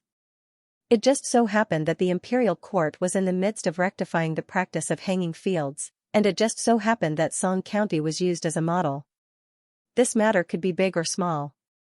If it was big, it could cause Feng Lin to lose his title as a high scholar and be unable to participate in the imperial examinations. Feng Lin was extremely anxious. Xiao Lulang asked if his parents were involved in this matter. Feng Lin told Xiao Lulang that his parents weren't involved, but the relatives of the clan gave his parents some filial piety. When they gave it, they said that it was a small token of appreciation for Feng Lin's studies. After the incident, they insisted that it was a dividend from the hanging fields. His parents jumped into the Yellow River and couldn't clear their names. In order to not implicate their son, they almost committed suicide by hanging themselves. Fortunately, Feng Lin's younger sister found out in time and stopped them. It wouldn't be difficult to deal with this matter sooner or later. Feng Lin could go back and confront them face to face. Unfortunately, it was now the spring imperial examination, so Feng Lin couldn't leave. Xiao Lulang asked around and found out that the local provincial governor in charge of this matter was half a disciple of Elder Feng. When Elder Feng was the minister of the Honglu Temple, he had promoted him. Xiao Lulang sent an urgent letter to the provincial governor as Elder Feng's disciple. Xiao Lulang. Return to Bishui Alley. At this time, little Jing Kong, who was supposed to be doing his homework in his room, was sitting on the door sill. Beside him was a puppy, 7 chicks, and an eagle that had grown up a lot. The formation was very neat. Xiao Lulang was annoyed and amused at the same time. Is there such a big formation to welcome me? Little Jing Kong glanced at him and proudly showed a gold plate in his hand. Jiao Jiao gave me a gift. After all this time, it turned out that he was waiting here to show off in front of him. Xiao Lulang just thought that it was an ordinary toy. The moment he held it in his hand, the plate felt heavy. He suddenly felt that something was wrong. Then he fixed his eyes on it and was dumbfounded. Wasn't this the death-free gold plate of the royal family? No, he hadn't been at home for a while.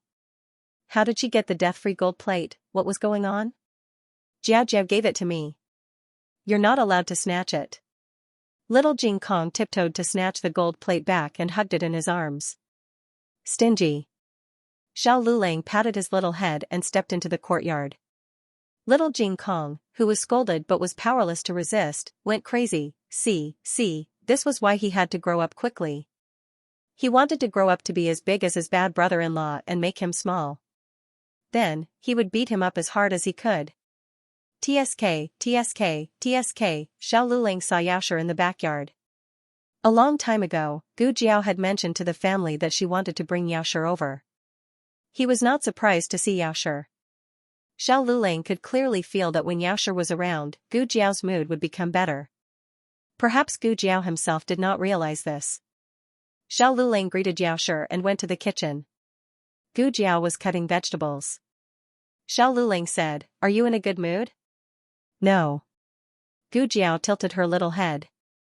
Xiao Lulang, look at this smug face. Yaoshi was in a good mood because she had moved in with her son and daughter. Even her appetite had improved. Gu Jiao also had a good appetite. Xiao Lulang noticed that she ate half a bowl of rice more than usual. She even ate 2 chopsticks of the yellow daylily that she hated the most. Gu Jinyu's condition was not good. She was sent to the Ministry of Justice by the Emperor's order for the crime of damaging the imperial seal.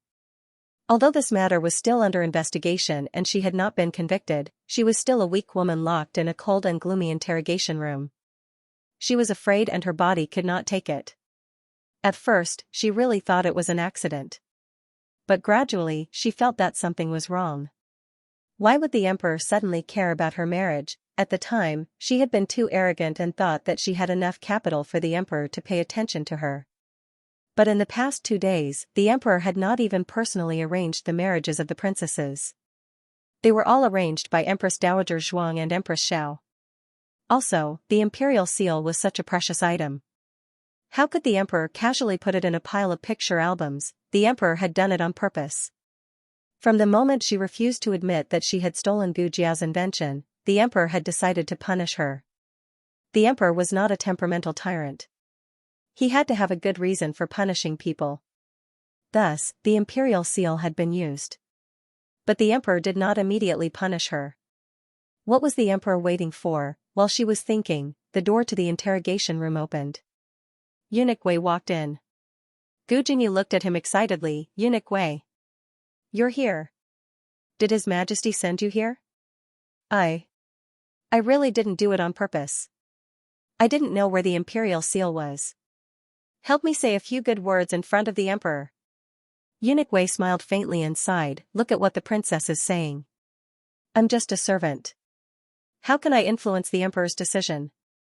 Furthermore, the emperor is in a fit of anger. I don't dare to rashly provoke the emperor. Gu Jinyu was disappointed. Then what do you want to do by coming here today? Is the emperor going to give the order to punish me? I'm here today to show the princess a clear path. Eunuch Wei smiled and said, the princess should know how serious the crime of damaging the imperial seal is. If the princess still wants to live, it's best that you tell the truth about the bellows. Gu Jinyu's expression gradually froze. The emperor had said that the credit for the bellows belonged to the little divine doctor. That was right. He could not allow anyone to snatch it away even if he did not announce it to the public. Especially when this person had slandered the little divine doctor for stealing her inspiration. She simply did not know what she was talking about. Eunuch Wei smiled coldly and said, that's all I have to say. The princess is on her own. However, I have to remind the princess that the emperor's patience is limited. After eunuch Wei left, Gu Jinyu slumped into the chair dejectedly. How did it become like this? Why did the emperor want to stand up for that country bumpkin? Didn't she just invent a bellows? What was so great about it? Other than this, what else did that girl know? Why was even the emperor protecting her? Gu Jinyu was furious. However, she was now in prison and had no way out. In the middle of the night, her personal maid came once. She had the maid enter the palace to beg Consort Shu. The emperor had already expected that Consort Shu would come to plead for Gu Jinyu. These few days, he had been staying with Empress Xiao with Qin Chuyu. Although Empress Xiao doted on her youngest son, he was always present. She could not do anything to the emperor even if she wanted to. Empress Xiao looked at the little fatty who was engrossed in eating fruits. Her expression was indescribable. Your Majesty, are you still bringing little Qi over tomorrow? The emperor, yes, I've been doting on him recently. Qin Chuyu, who was completely unaware of the situation, was speechless. In the blink of an eye, it was the end of February. In a few days, the results would be released. The capital's examinees did not even enjoy their meals. Outside the examination compound, examinees could be seen waiting for the results to be released. After more than 10 days of grading in isolation from the world, the work in the inner hall was nearing its end. This is the last batch of papers. The vice president placed the last stack of papers in front of the president. The president rubbed his sore eyes and said, "Let's end the grading here for today. Everyone, please go and rest. We should be able to finish grading tomorrow." After grading, the apricot roll would be released in the afternoon. All the graders stood up with sore backs and walked out of their seats. They saluted the president. "Farewell, sir." The moon was dark and the wind was strong. Everyone had fallen asleep. Gu Jiao also lay on the bed in the east room. The weather at the end of February was still a little chilly. She was small and had a big temper, so she was not afraid of the cold. She covered herself with the quilt and fell into a deep sleep after a while. Then, she started dreaming again. The latest chapter of this book is not finished yet. For more exciting content, please scan the QR code below to download the app. Novels are updated at a faster rate. Millions of novels can be read for free. Novels with connotations that you can't find online are all available here. https://www.zhhbqg com/89642896428226/1136213110. HTML Genius memorized this website's address in 1 second. www.zhhbqg.com Bikuga mobile reading website, mzhhbqg.com. The latest chapter of this book is not finished yet. For more exciting content, please scan the QR code below to download the app. Novels are updated faster. Millions of novels are free to read. Novels with content that can't be found on the internet are all available here. She dreamed that Xiao Lulang lived up to everyone's expectations and got first place. It was the biggest upset in the history of the spring examination. No one expected that an unknown country bumpkin would be able to defeat In Junwang and win the Hui Yuan. Those people who had spent a lot of money on In Junwang's first place all cried to death. Gu Jiao made a huge profit. 1,000 taels became 11,000 taels. The neighbors also made a lot of money. Gu Jiao felt strange when she dreamt of this.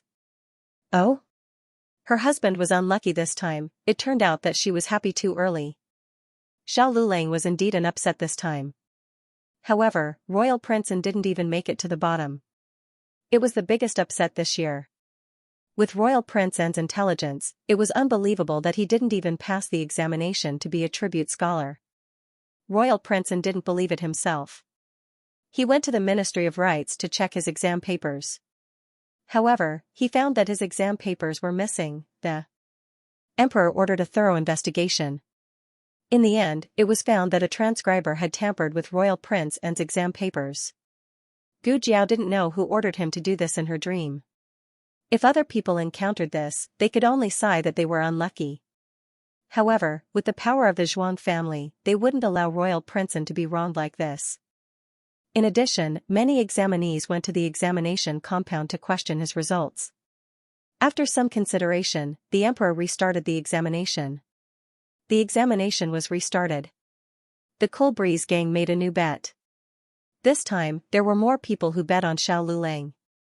Everyone found this dark horse. Not many people bet on him to get first place. However, the number of people who bet on him to be in the top 3 reached an incredible amount. In order to get this huge amount of money, the Cool Breeze gang went to Xiao Lulang and tried to bribe him to fail the examination.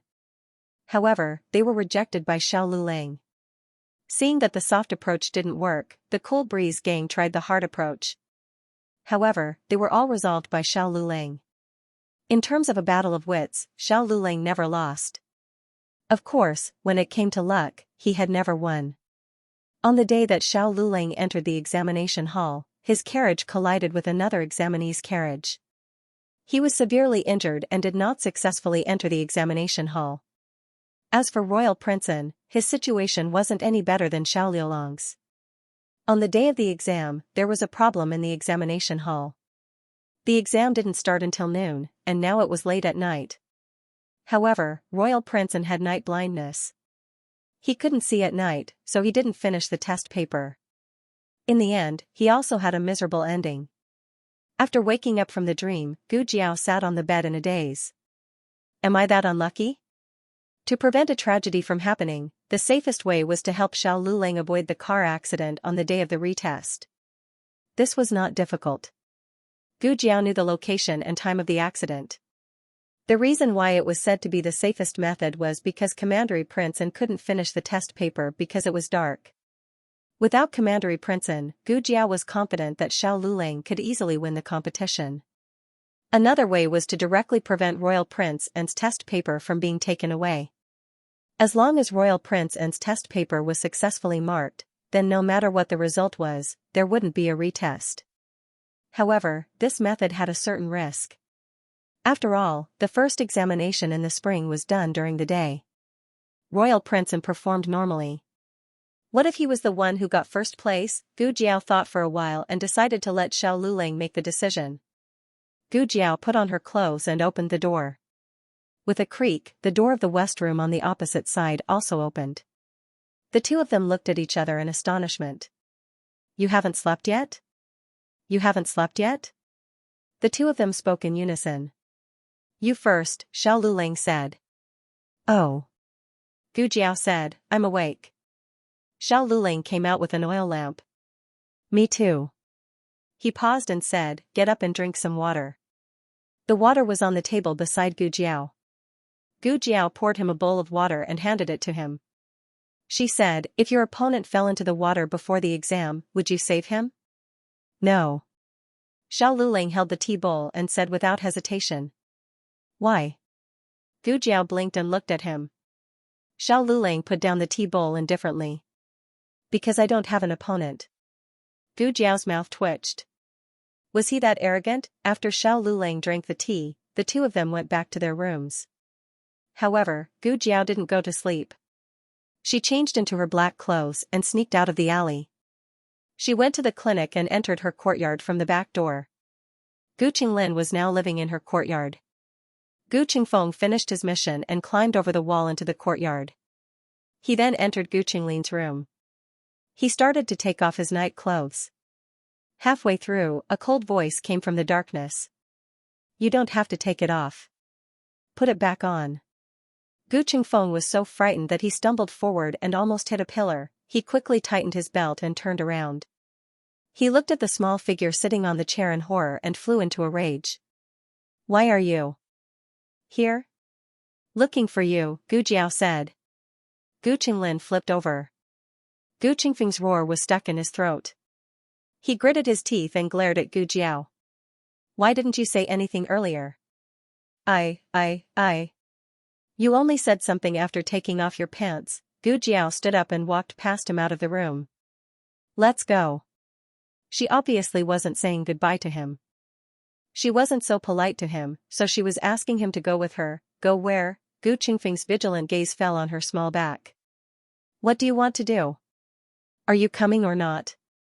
Gu Jiao turned around and pointed at Gu Qinglin on the bed. If you don't come, I'll kick him out tomorrow.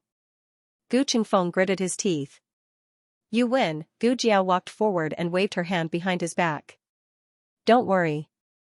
There's a reward. I won't mistreat you. Tomorrow was the day the results would be released. They had to find Royal Prince Anne's exam paper before the results were released and put it in the last pile of unmarked exam papers. Thanks to the rules of the Imperial Examination Court, all the officials in the inner hall were not allowed to step out of the inner hall before the results were released. They had to eat, drink, and go to the toilet inside. Therefore, even though the copying supervisor had taken Royal Prince Anne's exam paper, he didn't have the chance to take it out and deal with it. Why did you bring me here? Gu Qingfeng stood under the walls of the Imperial Examination Court and asked. Gu Jiao raised her eyebrows and looked at him from head to toe. She had an expression that said, "Don't you know what you're doing?" Gu Qingfeng was so angry that he trembled. He clenched his fists and squeezed out a few words from between his teeth. Steal what? 15 minutes later, Gu Qingfeng successfully sneaked into the inner hall. All the officials were asleep. Only the patrolling Imperial guards were vigilant around the hall. Gu Qingfeng went through the rooms one by one. The copying officers were all men. They were about the same age. As for their appearance, it was dark. Who didn't have a nose and two eyes, however, to be able to become the #1 thief in the capital, Fei Shuang had his own way of identifying people. He quickly found the copying officer whose appearance and figure matched Gu Jiao's description. Gu Jiao didn't say where he hid the exam paper. This part didn't exist in the dream. Gu Qingfeng looked up and down and finally found Royal Prince Anne's exam paper in his shoe. It was no wonder no one found it when he hid it in his shoe. Gu Qingfeng had covered his face. But that smell, Gu Qingfeng resisted the urge to vomit. He used 2 fingers to pick up Royal Prince Anne's exam paper. There were 2 sets of exam papers. One was written by Royal Prince Anne himself. The other was written by the copying officer. Gu Qingfeng first put the black paper into the file. Then, he put the red paper into the last stack of exam papers waiting to be marked. Of course, he couldn't just put it in like this. This was because the last stack of exam papers was the best exam papers selected by the previous copying officers. They all had the grades they had marked. Royal Prince Anne's red paper was hidden from the start. Therefore, no one had marked it yet. Gu Qingfeng had to imitate the other copying officer's handwriting. He randomly marked a few A's. Needless to say, it was quite convincing. These days, one couldn't be a thief without some talent. After doing all this, Gu Qingfeng left the examination hall. Gu Jiao covered her nose and looked at him with disdain. You stink. Gu Qingfeng, yes, I stink. Who the hell am I doing this for? Where's the reward? Gu Qingfeng reached out his hand coldly. Gu Jiao flicked her finger and a copper coin flew out. It landed right in Gu Qingfeng's palm. Gu Qingfeng looked at the lonely copper coin in his palm and almost cursed it out loud. He took the risk of being beheaded to enter the examination hall and touched the exam papers. In the end, he only got a copper coin, a copper plate. Gu Jiao turned her small body and put her small hands behind her back. She walked back confidently and majestically. No need to thank me. See you later. Gu Qingfeng wanted to vomit blood. The next morning, the copying officer woke up and found that the exam papers in his shoes were gone. He panicked.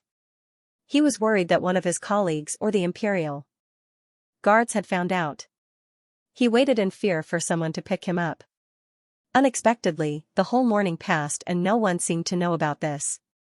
On the contrary, when he went to mark the exam papers, the hall was filled with an indescribable stench. After careful inspection, the stench came from one of the exam papers. How come he didn't notice that the exam papers were so smelly yesterday? In order not to affect the CEO's judgment of the exam papers, the CEO handed the exam papers to a copying officer. Copy it again. Yes. The one who was assigned to copy it was another copying officer. He copied the exam papers obediently. At noon, all the exam papers were marked. In the afternoon, the inner hall was opened. A list was sent to the emperor under the escort of the Ministry of Rights presiding officer and the imperial guards. The emperor read it and handed it over to the cabinet to be stamped. The next morning, the examination hall finally released the results of all the students. Digression, guess who got first place? The latest chapter of this book is not finished yet. For more exciting content, please scan the QR code below to download the app. Novels are updated at a faster rate. Millions of novels are free to read. Novels with connotations that can't be found online are all available here. https://zhhbqg.com/8964289642826/113618435. HTML Genius memorized this website's address in 1 second. www.zhhbqg.com Bikuga mobile reading website, mzhhbqg.com. Please scan the QR code below to download the app for more exciting content. Novels are updated faster. Millions of novels are free to read. Novels with content that can't be found on the internet are all available here. The Imperial College received the news yesterday that the results would be released today, so the Imperial College decided to give the Imperial College students a day off. The elementary school had nothing to do with the imperial exam, so they went to school as usual. In the past, Xiao Lulang was on holiday, while little Jing Kong was on holiday. Xiao Lulang was not on holiday, while little Jing Kong was on holiday. This time, little Jing Kong went to school alone. Little Jing Kong looked bitter.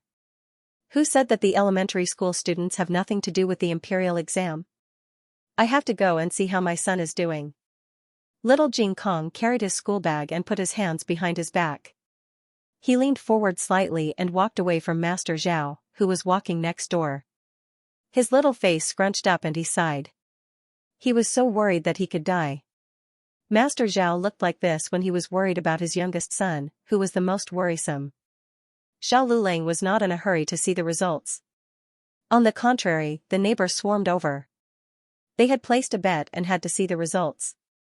Feng Lin and Lin Xianxia also went. They woke up in the middle of the night and had been waiting at the entrance of the tribute court. Along with the two of them, there were also quite a number of eager examinees. The gate of the tribute court opened at 7 in the morning. 2 guards came out and posted the tribute scholar list on the notice board. The tribute scholar list was also called the apricot list because the apricot flowers were in full bloom during the imperial exam. Feng Lin and Lin Xianxia rushed to the front of the apricot list. They looked down from the first place, Hui Yuan. It can't be? They were shocked at the same time. The first place was Xiao Lulang. But it was not only Xiao Lulang.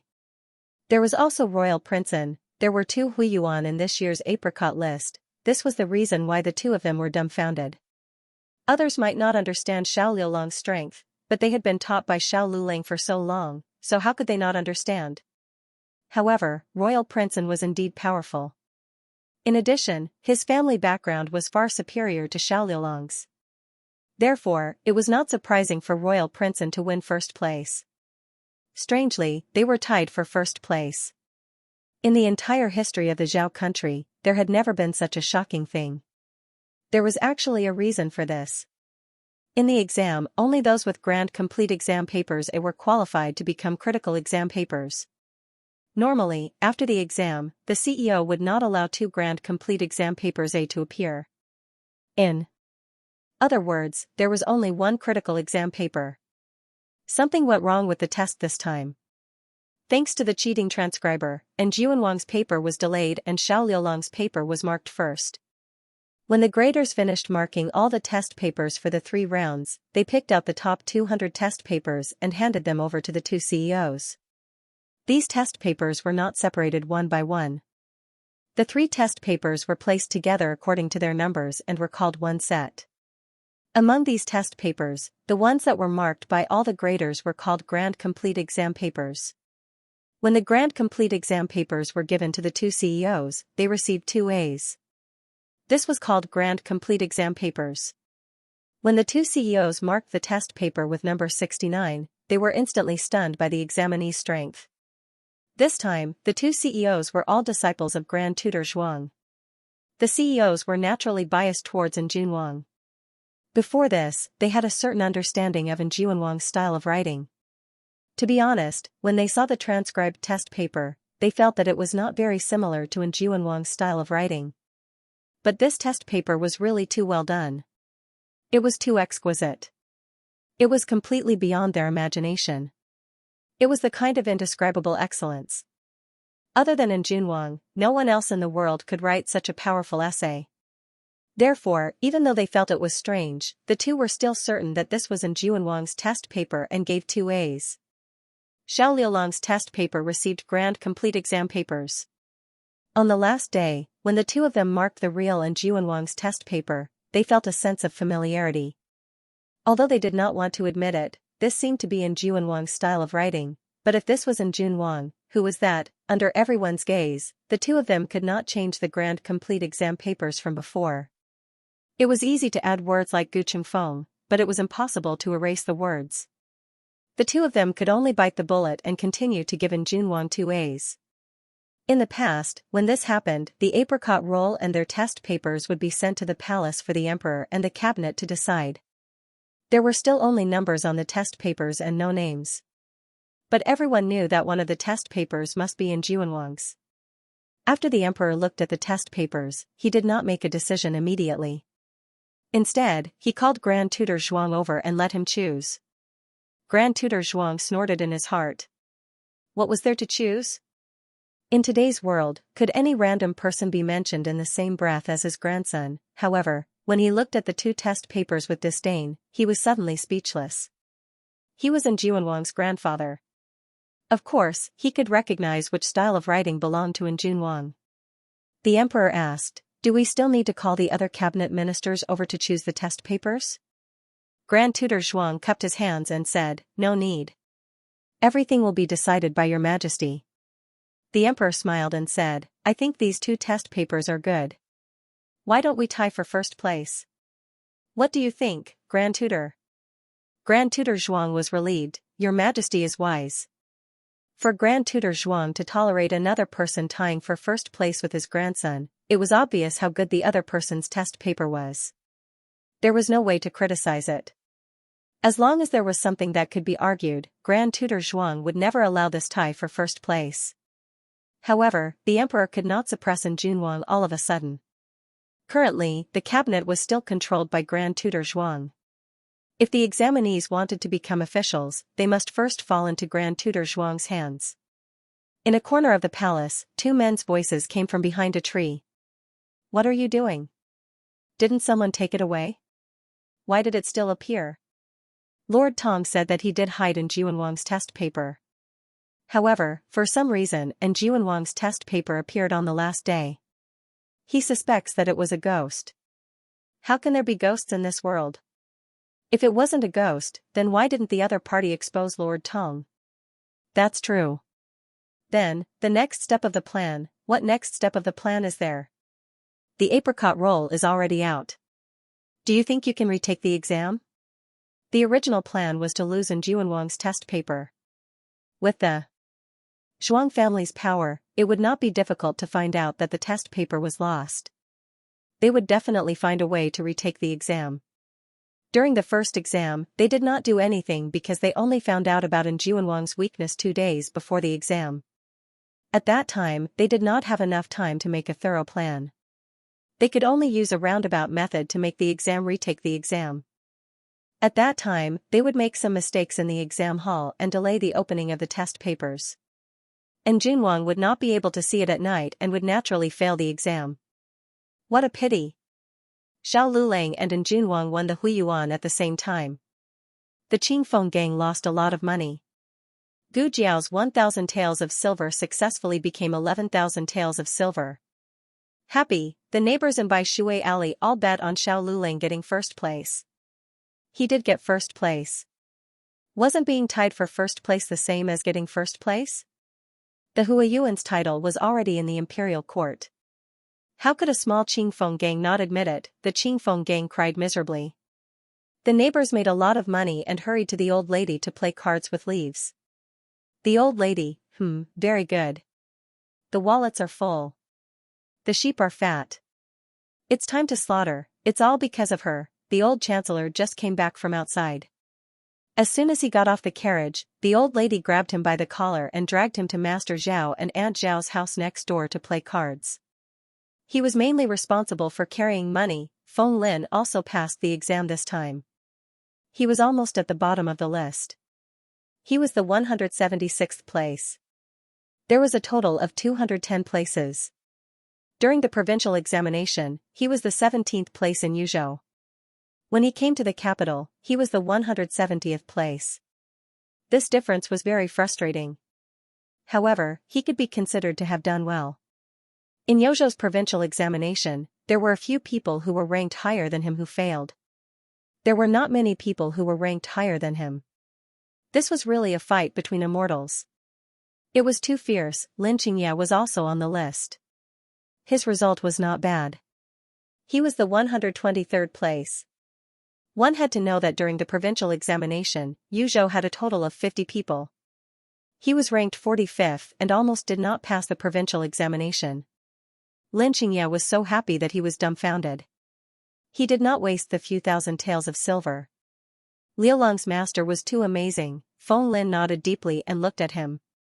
As expected of a player who paid with money, Du Erhan was ranked 15th on the list. It was slightly different from what he had imagined. His goal was to be in the top 10. However, this was also a good ranking. After all, it was the national examination. Only the top students were admitted. The examination was held once every 3 years and there were only 210 people who were admitted. Du Erhan was not someone who bit off more than he could chew. He was also not overly arrogant and self-confident. He quickly accepted his result and was satisfied with it. Of course, he also understood that he was able to pass the examination thanks to Gu Jiao. If not for the cold medicine she gave him, he would have collapsed in the first round.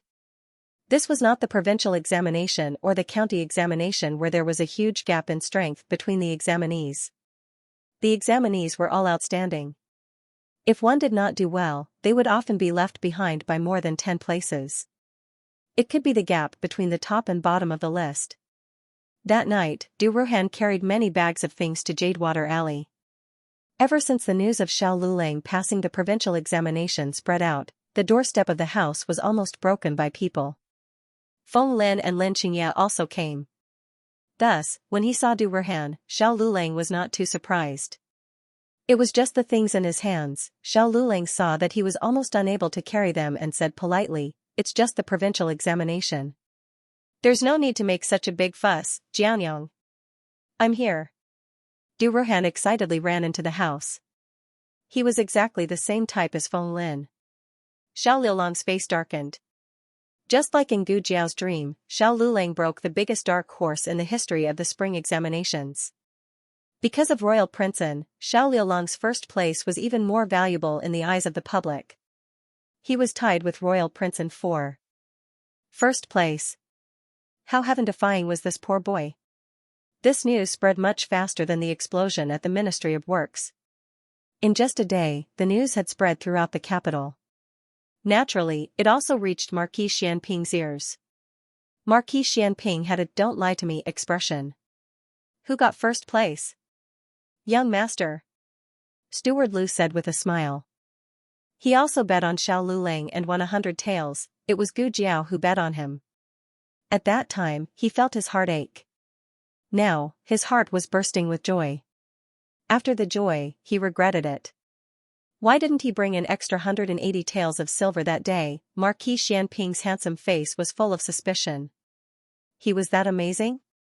He gave birth to another genius son. He kept feeling that something was wrong. Aya, why can't you give birth to a smart son? Isn't the young Marquis very smart? Marquis Xianping still had some self-awareness. Xiaoheng was smart not because he took after him.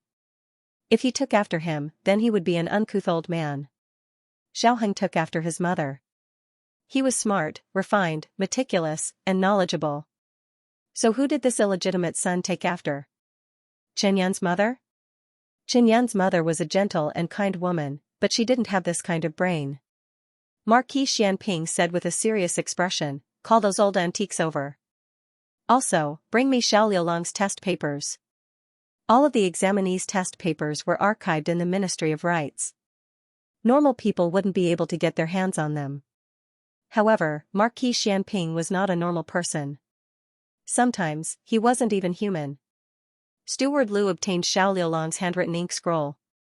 Chang Jing also found a few old scholars with grizzled hair and beard who walked unsteadily. Marquis Xianping had them compare Xiao Liulong's test papers with Xiao Heng's test papers. The two people's test papers stunned all of the old scholars. Was this written by the same person? Marquis Xianping asked in a deep voice. No. One look and you can tell it's not. The old scholars all shook their heads. Are you sure? Marquis Xianping looked at them suspiciously. Marquis, if we can't even tell the difference between a person's literary talent, then we've lived in vain all these years. Not only are the two people's handwriting different, but their way of writing and thinking are also completely different. One was the day and the other was the night. Xiao Heng's test papers made people feel like they were bathing in the spring breeze and their minds were clear. Xiao Liulong's test papers were like ice and snow, cutting into people's hearts. If it was the same person, how much pain and torture must he have gone through to be able to scrape his own bones like this? The latest chapter of this book is not finished yet. For more exciting content, please scan the QR code below to download the app. Novels are updated even faster. Millions of novels are free to read. Novels with content that can't be found online are all available here. https://www.zhhbqg.com/89642896428226/113588372. HTML Genius remembers this site's address in 1 second. www.zhhbqg.com Biku Pavilion Mobile Reading Website, mzhhbqg.com. The latest chapter of this book is not finished yet. For more exciting content, please scan the QR code below to download the app. Novels are updated even faster. Millions of novels are free to read. Novels with connotations that can't be found online are all here. Marquis Xianping decided to personally meet Xiao Liulang. Where does he live? Marquis Xianping asked Steward Liu. Clearwater Alley. Steward Liu told him the specific address of Xiao Liulang and Gu Jiao. Marquis Xianping rode a carriage to Clearwater Alley. It was Chang Jing who drove the carriage. Xiao Liulang was admitted to Huiyuan. Today, the alley was especially lively. The entrance of the alley was blocked by carriages. Marquis Xianping's carriage couldn't enter. He sighed. He didn't know that it was so difficult to meet an illegitimate child. Marquis Xianping abandoned the carriage and walked on foot. Chang Jing followed behind him. The two men entered the alley one after the other. They didn't need directions to know which house belonged to the little illegitimate child. The door was wide open and people came and went from time to time. Marquis Xianping suddenly said to Chang Jing, "Find a place to squat. No matter what happens later, don't come over."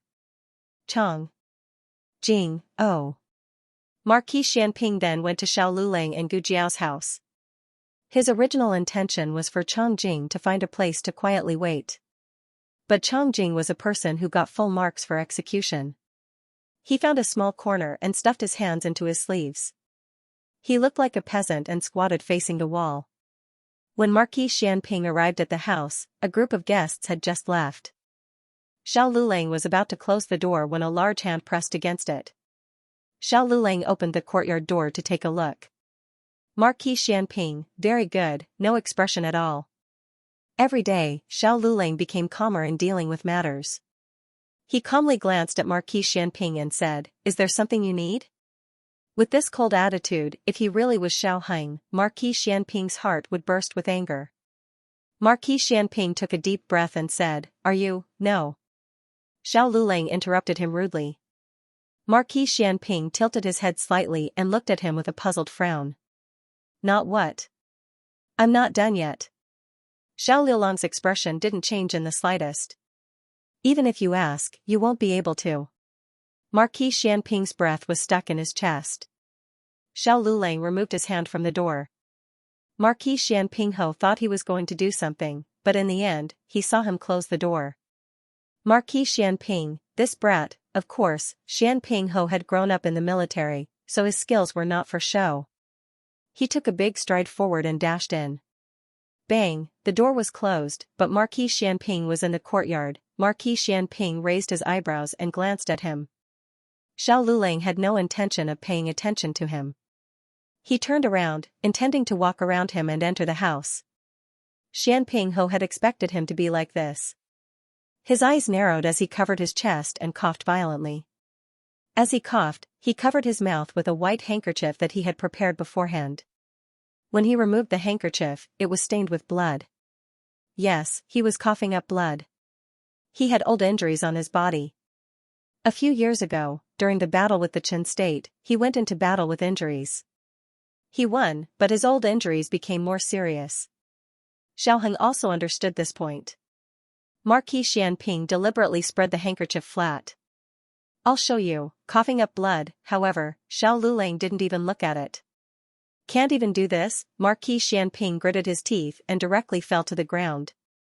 In terms of shamelessness, if Marquis Xianping claimed to be second in the entire capital, no one would dare to claim to be first.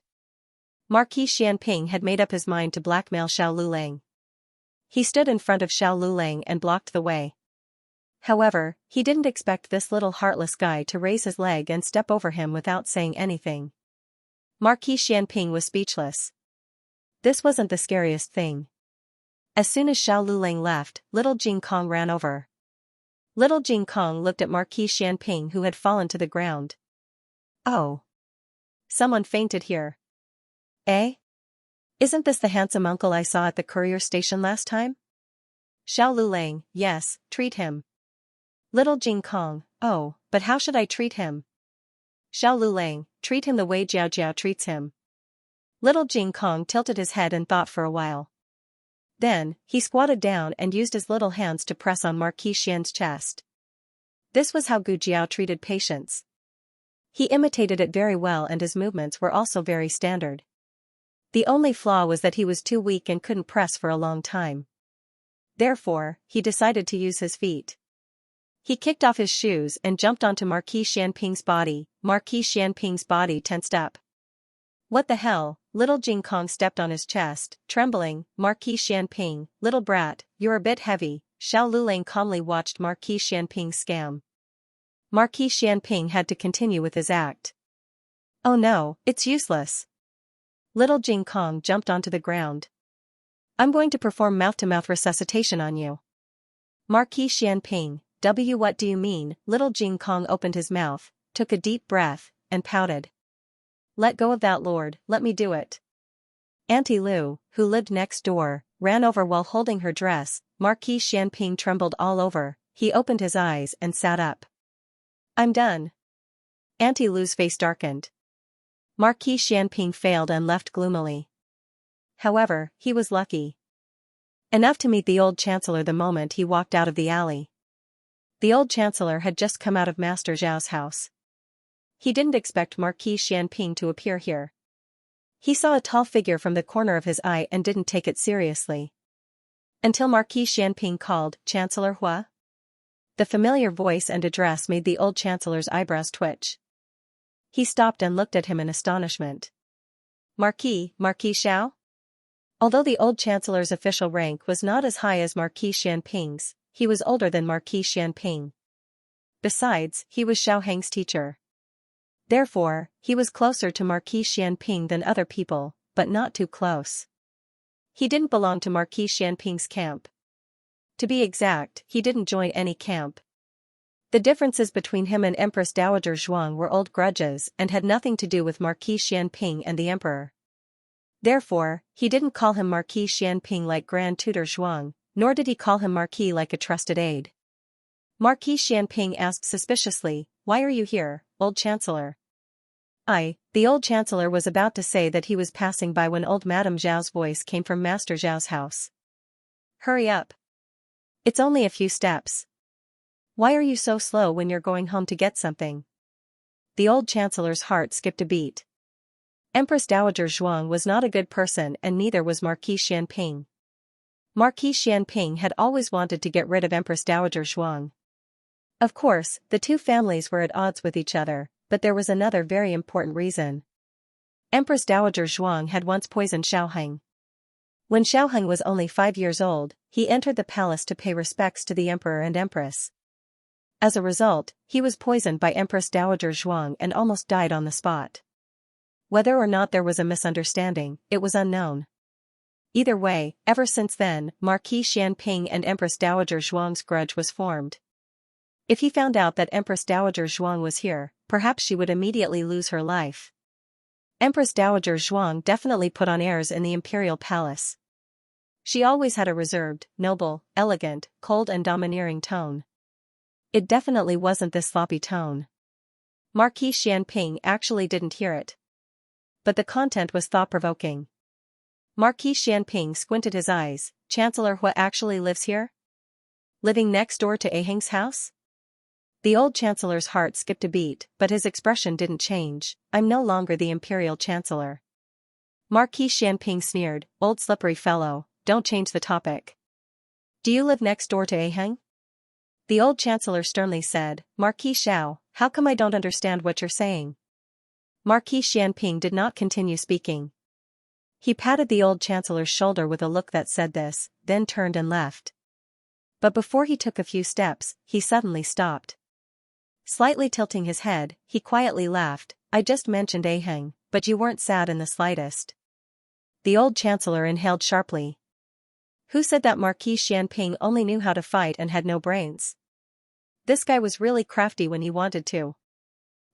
It was all because he distracted that demon empress. If he wasn't thinking about how to prevent Marquis Xianping from discovering him, how could he have made such an oversight?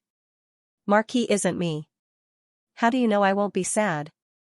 He felt that he could still make up for it. Is that so? Marquis Xianping laughed ambiguously.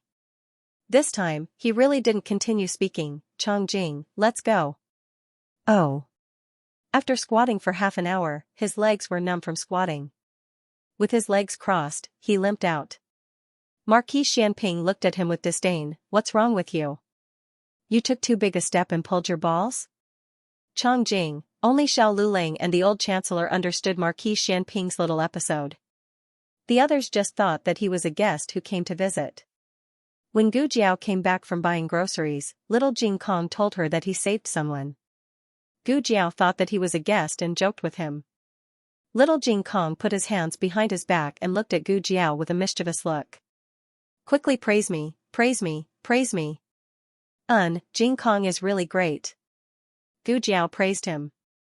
Little Jing Kong tilted his head and said cutely, is it just a verbal reward, Jiao Jiao?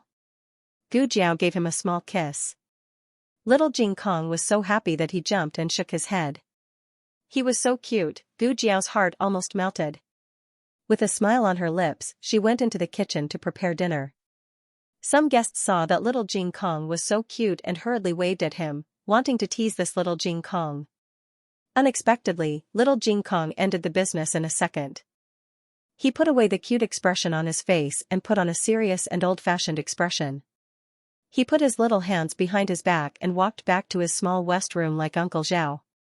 Everyone, the latest chapter of this book is not finished yet. For more exciting content, please scan the QR code below to download the app. Novels are updated at a faster rate. Millions of novels are free to read.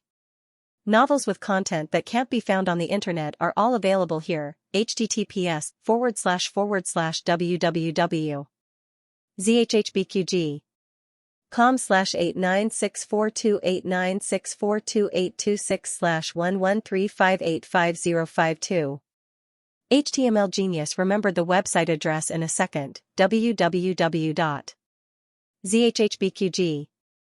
Biku Pavilion Mobile Reading Website, zhhbqg.com. The latest chapter of this book is not finished yet. For more exciting content, please scan the QR code below to download the app. Novels are updated faster. Millions of novels are free to read. Novels with content that can't be found online are all available here. The whole family was happy that Xiao Lulang was admitted to Hui Yuan. The old chancellor didn't say anything, but the smile in his eyes couldn't be hidden. Even though he thought that with his disciple's ability, there was no doubt that he would be admitted to Hui Yuan, it didn't stop him from being happy. He cooked a few more dishes for dinner, and the whole family had a hearty meal. The old lady gave Xiao Luling a big red envelope. She also gave Gu Jiao the money she won from playing cards with Yizi today. Her grandnephew had a hard time taking the exam, and Jiao Jiao had a harder time taking care of this brat. Xiao Luling accepted the red envelope and turned to give it to Gu Jiao. "Cough, household expenses," he said seriously. "Oh." Gu Jiao accepted it. The money earned by Qing Feng Gang wasn't as good as the money given by her husband. "Are there any more exams?" Gu Jiao asked. "There are." Xiao Luling said, "There will be a second exam at the end of March, and the court exam in April." The so-called second exam was actually more like a roll call exam. It didn't have much meaning, and it didn't count towards the results.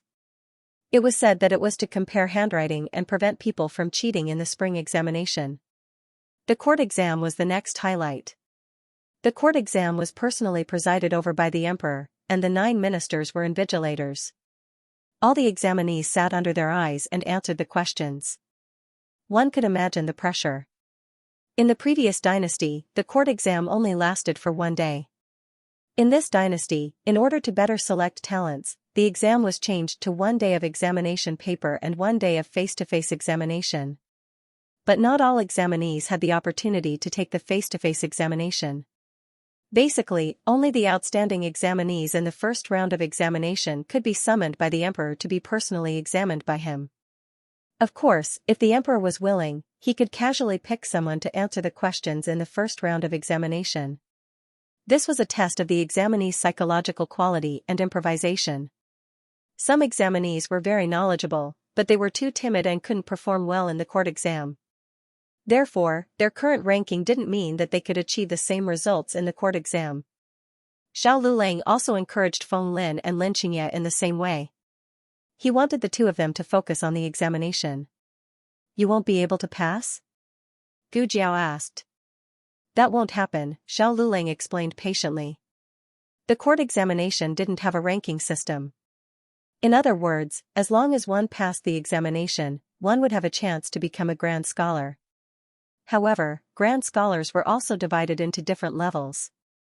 The top 3 in the court examination were called the first-rank scholars. There were the Zhuangyuan, the Banyan, and the Tanhua, and they were bestowed the title of scholar. The second rank was bestowed with the title of Jinshi, while the third rank was bestowed with the title of Jinshi. First and second place grand scholars were considered official grand scholars. Third place grand scholars were said to be equivalent to grand scholars, but in reality, they still failed to make the list.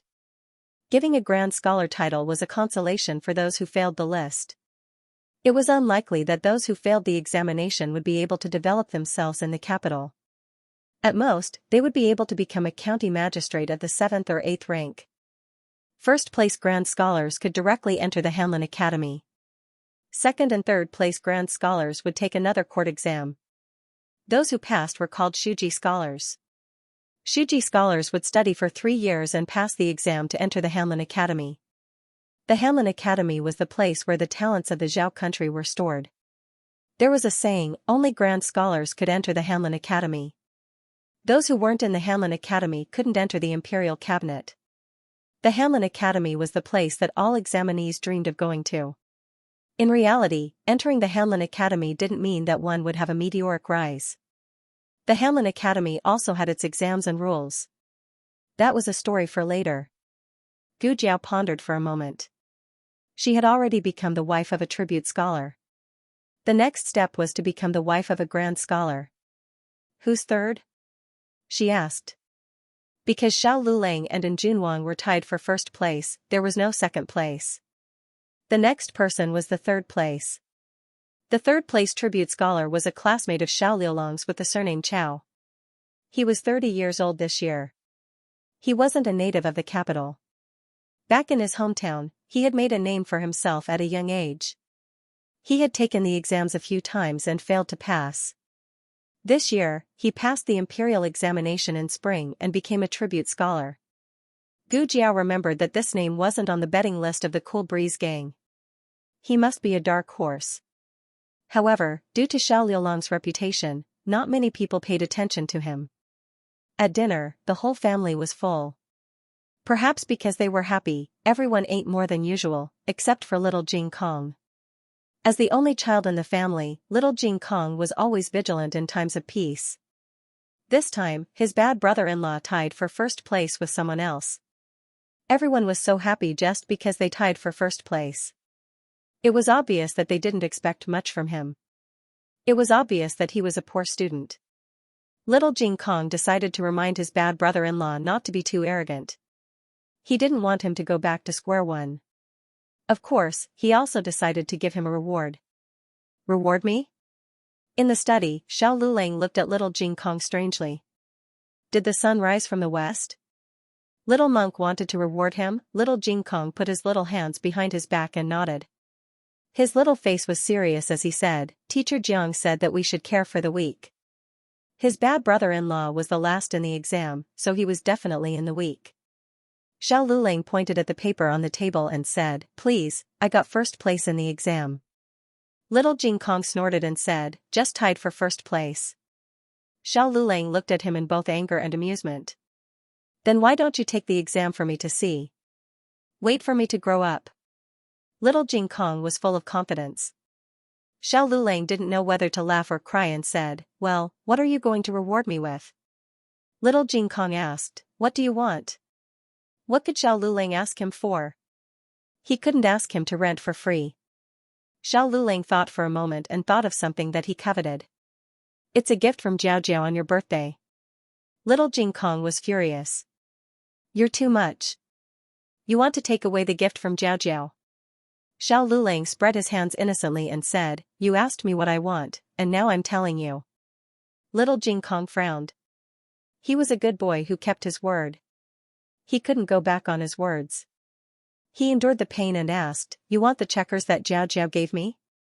Xiao Lulang said, Why do I want the checkers? I want that. Little Jing Kong and Xiao Lulang had the same birthday. Gu Jiao Jiao gave both of them gifts. Besides the checkers, there was something else for little Jing Kong.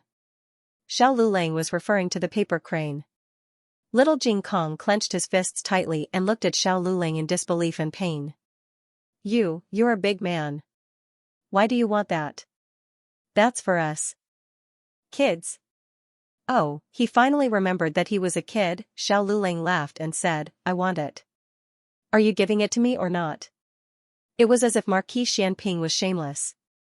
Little Jing Kong looked at Xiao Lulang with a complicated expression, as if saying, Oh my God, how can you be so confused? Little Jing Kong took a deep breath and closed his eyes. His expression was indescribable. After a while, he made up his mind and said, Okay, if you insist. As he spoke, he bravely took a step forward. Under Xiao Liulang's astonished gaze, he kissed him on the right cheek. Xiao Lulang was speechless. After little Jing Kong kissed him, both of them were in a bad mood. What kind of punishment is this, my God? Little Jing Kong, I sacrificed too much. Little Jing Kong was shocked. He stuck out his tongue, rolled his eyes, and went out in a frenzy. Xiao Lulang came back to his senses and shuddered, indicating that he was also shocked. When Gu Jiao entered the room, Xiao Liulang's mouth was still twitching. What's wrong? Gu Jiao looked at him in surprise. Xiao Lulang coughed softly and said, Nothing. It was so embarrassing that it was not worth mentioning. Gu Jiao walked into the room and handed him a small brocade box. This is, Xiao Lulang took the box and opened it. There was a red satin hairband inside. He was not yet a crown, so he could not wear one. He was also not used to using a hairpin. The original hairband was old. This was the color that Gu Jiao personally dyed. It complemented him perfectly. He was as cold as jade, yet as beautiful as peaches and plums. Is this a gift from Huiyuan? Xiao Lulang asked. Ah? Gu Jiao was stunned. Clearly not. Xiao Lulang lowered his eyes. He didn't say anything, but his appearance inexplicably revealed a trace of grievance. Gu Jiao suddenly felt that she had wronged her little husband. Xiao Lulang sighed and said, Jing Kong just gave me a gift. What happened to not mentioning it? Even Jing Kong gave him a gift. Wouldn't it be unreasonable if she did not give him a gift? Gu Jiao quickly asked, What gift do you want? Actually, it doesn't have to be too troublesome. Something simple will do. Xiao Lulang straightened his expression and said seriously, it's something that little Jing Kong has on my birthday, but I don't. The last time Xiao Lulang said this, he received a small kiss from Gu Jiao. Oh. Gu Jiao understood instantly. She turned around and left. When she entered the room again, she had a paper crane in her hand. Here. In Gu Jiao's opinion, little Jing Kong had on his birthday, but Xiao Lulang did not have a kiss and a paper crane. Since he had already given her a kiss, then the paper crane was the only thing left. Xiao Lulang, who did not want this paper crane at all, was speechless. The latest chapter of this book is not finished yet. For more exciting content, please scan the QR code below to download the app. Novels are updated at a faster rate. Millions of novels are free to read. Novels with content that cannot be found online are all available here. https://www.zhhbqg.com/89642896428226/113555252. HTML Genius memorized this website's address in 1 second. www.zhhbqg.com Bikuga mobile reading website, mzhhbqg.com. The latest chapter of this book is not finished yet. For more exciting content, please scan the QR code below to download the app. Novels are updated even faster. Millions of novels are free to read. Novels that can't be found online are all available here. Zhuang Manor. A copy of the Apricot Roll ranking was sent to Grand Tutor Zhuang, and Royal Prince and Grand Tutor Zhuang already knew the results of the top two. Other than Royal Princeton, there weren't any outstanding candidates in the Zhuang family. Therefore, Grand Tutor Zhuang put the Apricot Roll aside when it was sent over. Royal Princeton didn't look at it either. He had absolute confidence that he would get first place. He only asked, is there someone called Xiao Lulang on the roll? Wu Yang replied, yes, he's tied for first place with the Royal Prince. Oh? Royal Princeton glanced sideways. Wu Yang handed the roll over again. Royal Princeton's gaze fell on Xiao Lulang's name. He raised his eyebrows slightly. This Xiao Lulang is a bit out of my expectations. Wu Yang was about to speak when the servant girl outside said, Master, you're here? Wu Yang quickly retreated to the side and bowed to Grand Tutor Zhuang, who was walking in. Grand Tutor Zhuang waved his hand and Wu Yang respectfully retreated. Royal Princeton stood up and greeted with a pleasant expression, Grandfather. Grand Tutor Zhuang replied in a low voice. Royal Princeton walked around the desk and waited for Grand Tutor Zhuang to sit down on the chair with the official's hat before sitting down on another chair. A maidservant served the tea and then quickly left the room. The room was so quiet that only the sound of Grand Tutor Zhuang sipping his tea could be heard. Royal Princeton asked, Grandfather, why haven't you rested yet? I came to see you. Grand Tutor Zhuang put down the hot tea in his hand and looked at him with a serious expression. Have you seen the apricot roll? Royal Princeton nodded, I just saw it. Grand Tutor Zhuang said, that Xiao Lulang is your classmate in the Imperial College? Yes. Royal Princeton nodded again. Grand Tutor Zhuang had been in the bureaucracy for many years. He could recognize shocking information with just a glance. He looked at his grandson suspiciously. You know him? Royal Princeton smiled and said, Grandfather, do you still remember why I advised you to reopen the directorate? Grand Tutor Zhuang furrowed his brows. You said that the Empress Dowager lives in the home of an examinee. As long as that examinee enters the Imperial College, the Empress Dowager will also be brought to the capital. Could it be this person? Royal Princeton said, that's right, it's him. Grand Tutor Zhuang's eyes turned cold. Royal Princeton said, Grandfather, don't get angry. He doesn't know Grandaunt's identity. I speculated that my grandaunt had accidentally fainted in front of his house when she was stranded in that village. Someone in his family who knew medicine recognized my grandaunt's leprosy. They were afraid that they would be sent to Leprosy Mountain, so they hid my grandaunt and even treated her. It can cure leprosy? Grand Tutor Zhuang expressed his doubts. Royal Princeton said, I've seen Grandaunt. Her leprosy has indeed been cured. Grand Tutor Zhuang didn't believe that there was anyone in the world who could cure leprosy. Compared to this, he was more willing to believe that there was a mistake in the information from the beginning. Perhaps the Empress Dowager didn't have leprosy at all. It just looked like it. Royal Prince and didn't refute Grand Tutor Zhuang's guess. This wasn't important. The Empress Dowager had been cured. They only had to wait for them to deploy the situation in the capital and for the Empress Dowager to regain her memory. Then, their Zhuang family would be able to rise again. Grand Tutor Zhuang said in deep thought, "This examinee isn't simple." Royal Prince didn't care and said, "It's just a huiyuan. Grandfather, you don't have to take it to heart. I didn't put much effort into this exam." This was the truth. He really didn't put in all his effort. Xiao Lulang must have put in all his effort. Even so, to be able to tie with him for first place was still Xiao Liulang's ability. Royal Prince had never met anyone who could compete with him since he was young. Although the young Marquis of Zhaodu was famous, in his opinion, it was only because he didn't meet him. If he didn't go to Qin country to be a hostage for almost 10 years, who knows who would be the #1 genius in Zhaodu. Royal Prince continued, "I plan to take this person for my own use. Grandfather, please don't touch him. It would be best if he could take him for his own use. After all, he knew too much. If he joined another camp, it would be disadvantageous for the entire Zhuang family." Grand Tutor Zhuang made a sound of agreement and said, "If you say so, then I won't touch him for now. However, you have to understand that you can't lose to him again in the court exam." The Zhuang family didn't want a random Jinshi. They wanted the #1 Jinshi. "I understand." Royal Prince was confident of victory. He smiled faintly and said, "I will do my best in the court exam." Grand Tutor Zhuang had said everything that needed to be said.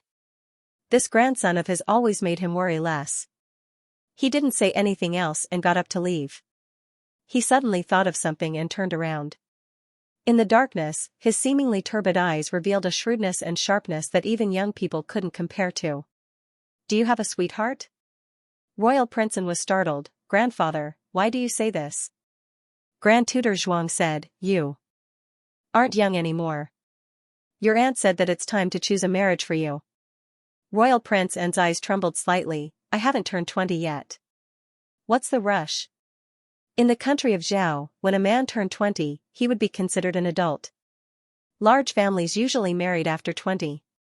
Grand Tutor Zhuang said, "I'm not telling you to get married now. First, I wanted to ask for a marriage with Imperial daughter Hui for you, but something happened to her. Your aunt has given up on this idea. If you have a girl that you like who is of equal status and has good looks, then tell your aunt." An image of a small figure wearing blue clothes carrying a basket flashed through Royal Prince's mind. His expression did not change as he said, "No." Grand Tutor Zhuang turned and left the room. Royal Prince gave a small sigh. Of equal status, Marquis Ding and Fu seemed neutral, but the old Marquis and Marquis Xianping were the emperor's left and right arms. She and he would never be of equal status.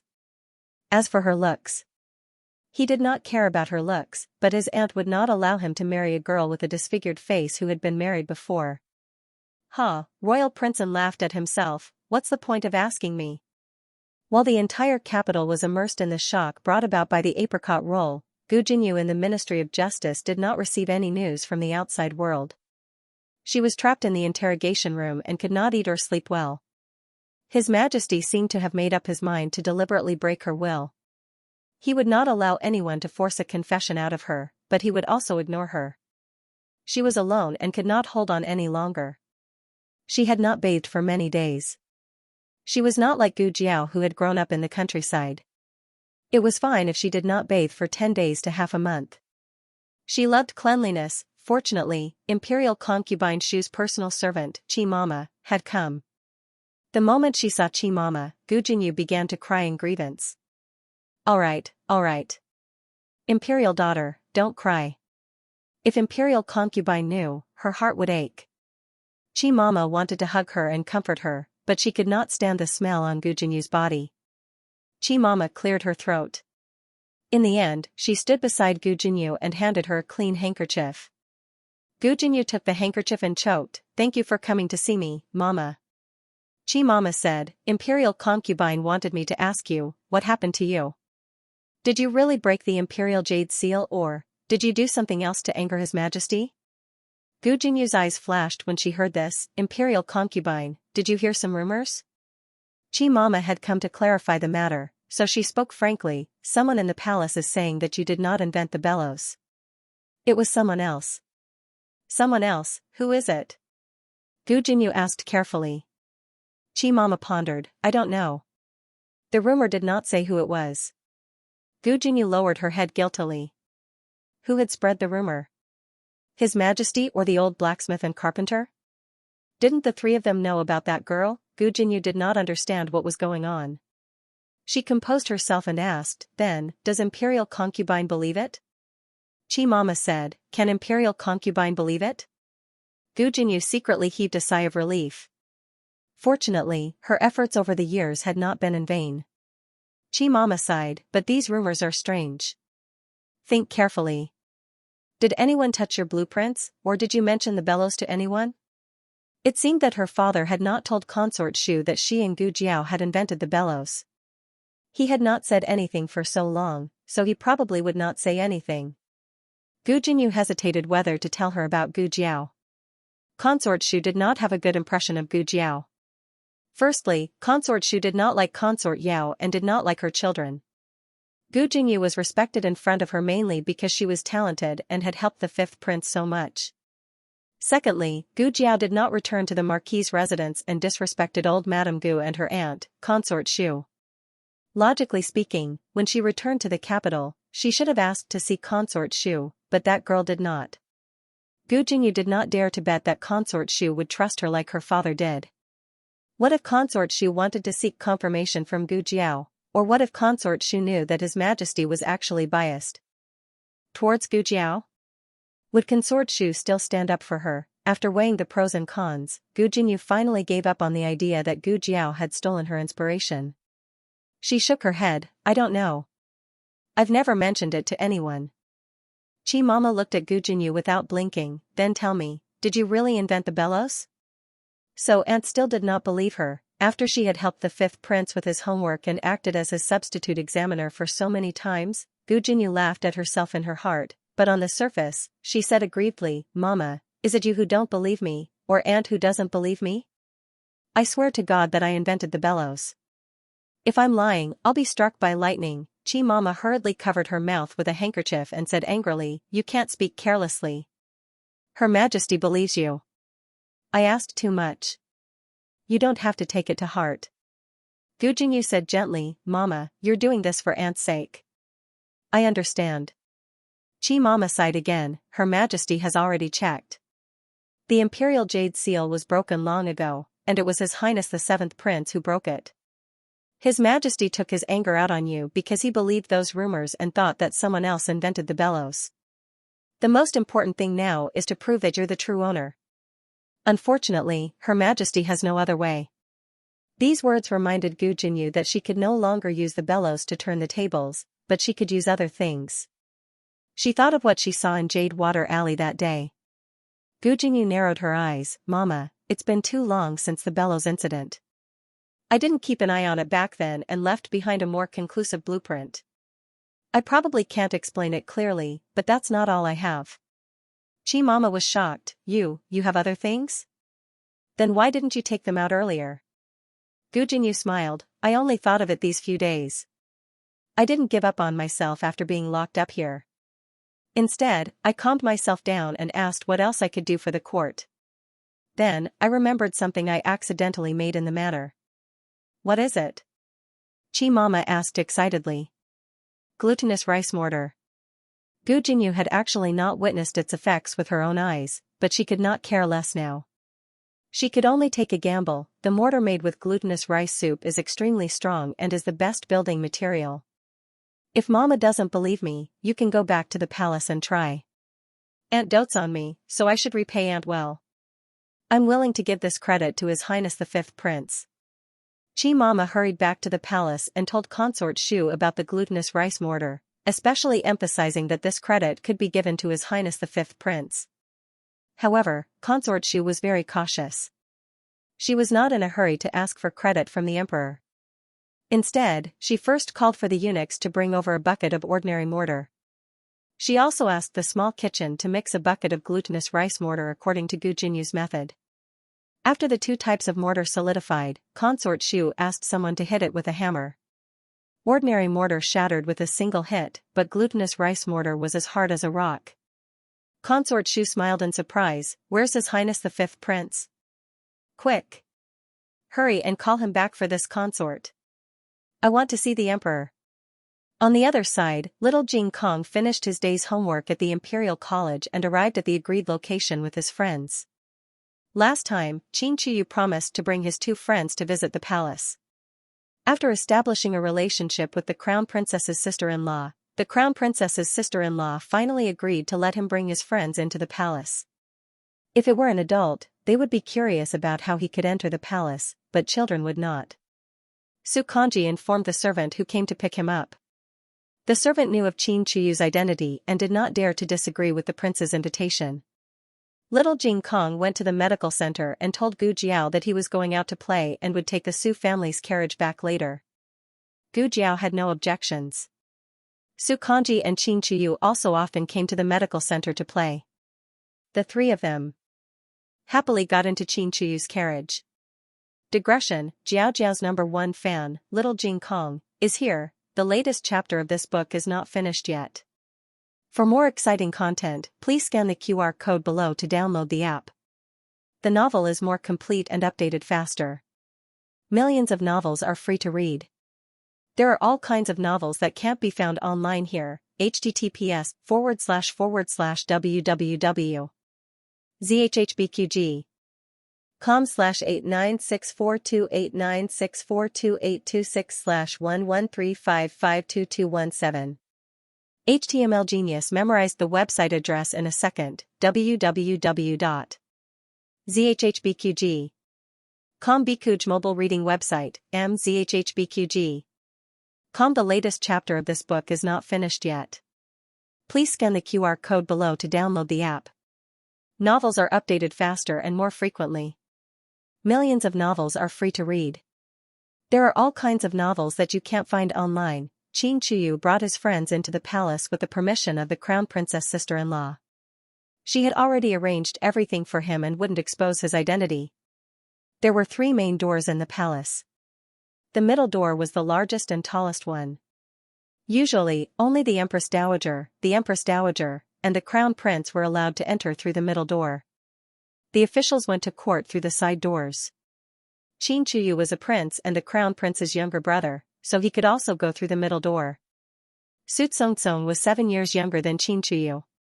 He had never been to the palace, but he knew that his father went to court through the side door every day. When he entered through the middle door, he instantly felt that he could brag to his father when he went back. Little Jing Kong didn't understand this.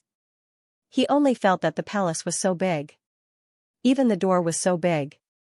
It was like a giant monster with its mouth wide open. They walked into the monster's stomach. It was quite refreshing. The carriage drove all the way in and stopped outside the East Palace. The East Palace was the Crown Prince's bedroom. Normal princes weren't allowed to live in the East Palace, but Qin Chuyu was young. He could live wherever he wanted. The emperor didn't restrict him too much. Qin Chuyu jumped off the carriage first, followed by his 2 friends. Before picking up his friends, Qin Chuyu had already planned this trip with the help of the Crown Princess sister-in-law. They couldn't go to the Empress Dowager's bedroom, but they could play in the East Palace. Then, they could play hide-and-seek in the Imperial Garden and go boating in the Imperial Liquid Pond. The servants had also been instructed not to come out and be an eyesore. Qin Chuyu took the lead and walked on the small path in the East Palace. He said proudly, "What do you think? Ahem. The palace is very big, right? This is the East Palace, where the Crown Prince lives.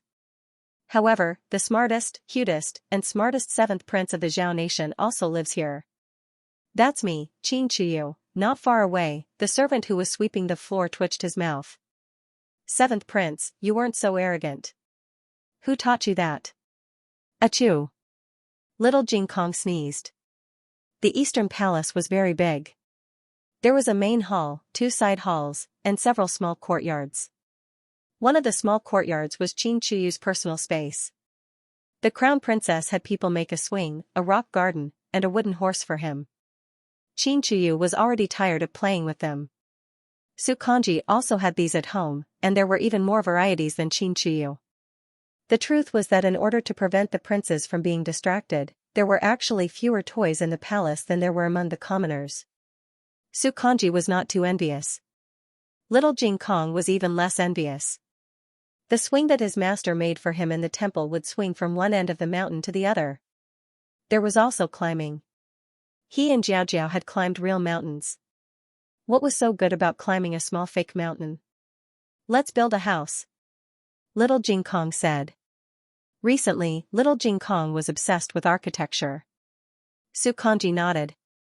Although he was 7 years old, he also wanted to play with mud. Qin Chuyu, who actually wanted to dig a fake mountain cave with his friends, said. All right. Qin Chuyu went to the small woodshed to get 3 buckets and 3 small shovels. He happily went to dig mud. The palace servants' mouths twitched. Was it really appropriate for a prince to dig mud with others? Why don't we report this to the empress? This is too ridiculous, a young palace maid said. The young eunuch thought about it. The crown princess did not want them to interfere with the 7th prince, but digging mud was indeed too ridiculous. If the empress blamed them, the crown princess would be fine, but they, as servants, would be in trouble. With this thought, the young eunuch decided to go to Cunning Palace. After Consort Shu returned to the palace from the Ministry of Justice's prison, she immediately called a few eunuchs and had them boil a pot of glutinous rice soup according to Gu Jinyu's method. She also brought a bag of mortar that was usually used to build walls. After mixing the two evenly, Consort Shu ordered people to bring a few green bricks and paste them with glutinous rice mortar. To compare the effect, Consort Shu also had people use normal mortar to paste a few green bricks. When it dries, use a hammer to test it, Consort Shu said to the palace servants. Yes. The 2 young eunuchs responded and quickly brought over iron hammers. After the mortar and the green bricks dried, they used the hammers to fiercely smash the bricks. The result was that the glutinous rice mortar was more durable than normal mortar. No one knew if it had more long-term effects, but in terms of toughness, the glutinous rice mortar was far better than normal mortar. Consort Shu was not a lady of the boudoir. She had been in the palace for so many years. How could she not know how much benefit this mortar would bring to the Zhao kingdom, not to mention the distant past? Just the recent unrest at the border was caused by the heavy rain on the border walls. Many parts of the walls had collapsed. The Zhao kingdom's walls were too weak. They had to be rebuilt every few years. Even so, they were still prone to collapse. The 2 Jue were like tigers watching their prey and had disguised themselves as mounted bandits to invade. In the long run, the border would fall into greater danger. The Zhao kingdom was not a strong military power. The battle with the Qin kingdom a few years ago had greatly damaged the Zhao kingdom's strength. If they fought again, the price would be disastrous. The court was currently discussing how to quickly repair the walls. If they had this special mortar, then wouldn't they not have to worry about the walls collapsing? This contribution would not be less than the bellows. Consort Shu's heart faintly burned with excitement. She could not wait. Where is His Highness the 5th Prince? Has he not found him yet? Where did he go? A eunuch said. His Highness the 5th Prince left the palace. He said he had an appointment with a friend to recite poetry. He will probably return at night. Right now, Eunuch Li has already gone out to find His Highness the 5th Prince. I just don't know. I don't know if he can find him. His Highness the 5th Prince was the master. He could not report his whereabouts to the servants. Eunuch Li could only follow His Highness the 5th Prince's usual route and try his luck. Consort Shu thought about it. It was the same whether he was present or not. It was fine as long as he did it. Where is His Majesty? Consort Shu asked. The eunuch said, in the supreme liquid pool. Consort Shu touched the tassels on her hair bun. Oh, why didn't His Majesty go to the Empress Place today? The eunuch smiled. Perhaps he was tired of staying in the Empress Palace and came out to get some fresh air. His Majesty can only stay at Nyangnyang's place. The most favored concubine in the harem was Consort Shu. She had never lost favor since she entered the palace. It was only after His Majesty returned from Jiangnan that he became obsessed with alchemy and would not be close to women for a short period of time. In the past, His Majesty would rest in her palace for 5 or 6 days every month. Consort Shu heard this and smiled faintly. Okay, let's go. Yes. The eunuch gave a meaningful look to the servant and took a bucket of glutinous rice mortar to the supreme liquid pool. The weather was fine. When Consort Shu arrived at the pavilion of the supreme liquid pool, the other concubines also came. There was nothing unexpected. His Majesty had not come to the harem for so long. Who would not suddenly appear like a fly eyeing the crack in an egg? What surprised Consort Shu was that the Empress and noble Consort Zhuang were also there. These two people did not need to compete for favor in the harem. What's more, His Majesty had been to the Empress' cunning palace for the past few days. Why would she come out at this time to compete with the other concubines? Consort Shu was not here to compete for favor today, so she did not mind there being more people. She stepped forward and saluted the Emperor and Empress Xiao. Your Majesty, Empress. Empress Xiao seemed to be in a good mood and smiled at her. The Emperor raised his hand. Rise. Consort Shu and noble Consort Zhuang saluted. Noble Consort Zhuang stood up and slightly returned the salute. After that, Consort Yu and the other concubines all saluted Consort Shu. Consort Yu automatically gave up her seat, and Eunuch Wei went to bring another chair for Consort Yu. Consort Shu was not in a hurry to sit down. Instead, she stood in front of the Emperor and said with a smile, Your Majesty, this concubine has something to offer Your Majesty. Oh? The Emperor stopped drinking his tea. Consort Shu asked the eunuch to bring a few separated and glued green bricks. Everyone looked at these green bricks and could not help but reveal a surprised expression. The Emperor was baffled. Consort Shu wants to offer me bricks. Consort Shu covered her face with a handkerchief and laughed. It's not bricks, it's the mortar in the bricks. She narrated how the fifth prince came up with the idea of using glutinous rice to make mortar last night. After that, she stood in place with a smile, waiting for the Emperor's praise. However, the Emperor did not. The pavilion suddenly fell into a strange silence. Everyone, including Empress Xiao and the other concubines, looked at her with a different expression. Consort Shu did not understand what had happened. She looked at Empress Xiao, noble Consort Zhuang and the others. You, what's wrong? Empress Xiao frowned slightly. Noble Consort Zhuang covered her face with a handkerchief and laughed. Consort Shu looked at noble Consort Zhuang with a serious expression. Noble Consort, what are you laughing at? Noble Consort Zhuang could not help but laugh. She pointed to a bucket at Consort Yu's feet and said, Are you talking about this mortar? Consort Shu was startled. That color was obviously glutinous rice mortar. How could this be? She looked back at the eunuch she brought. Yes, the bucket of mortar was in his hands.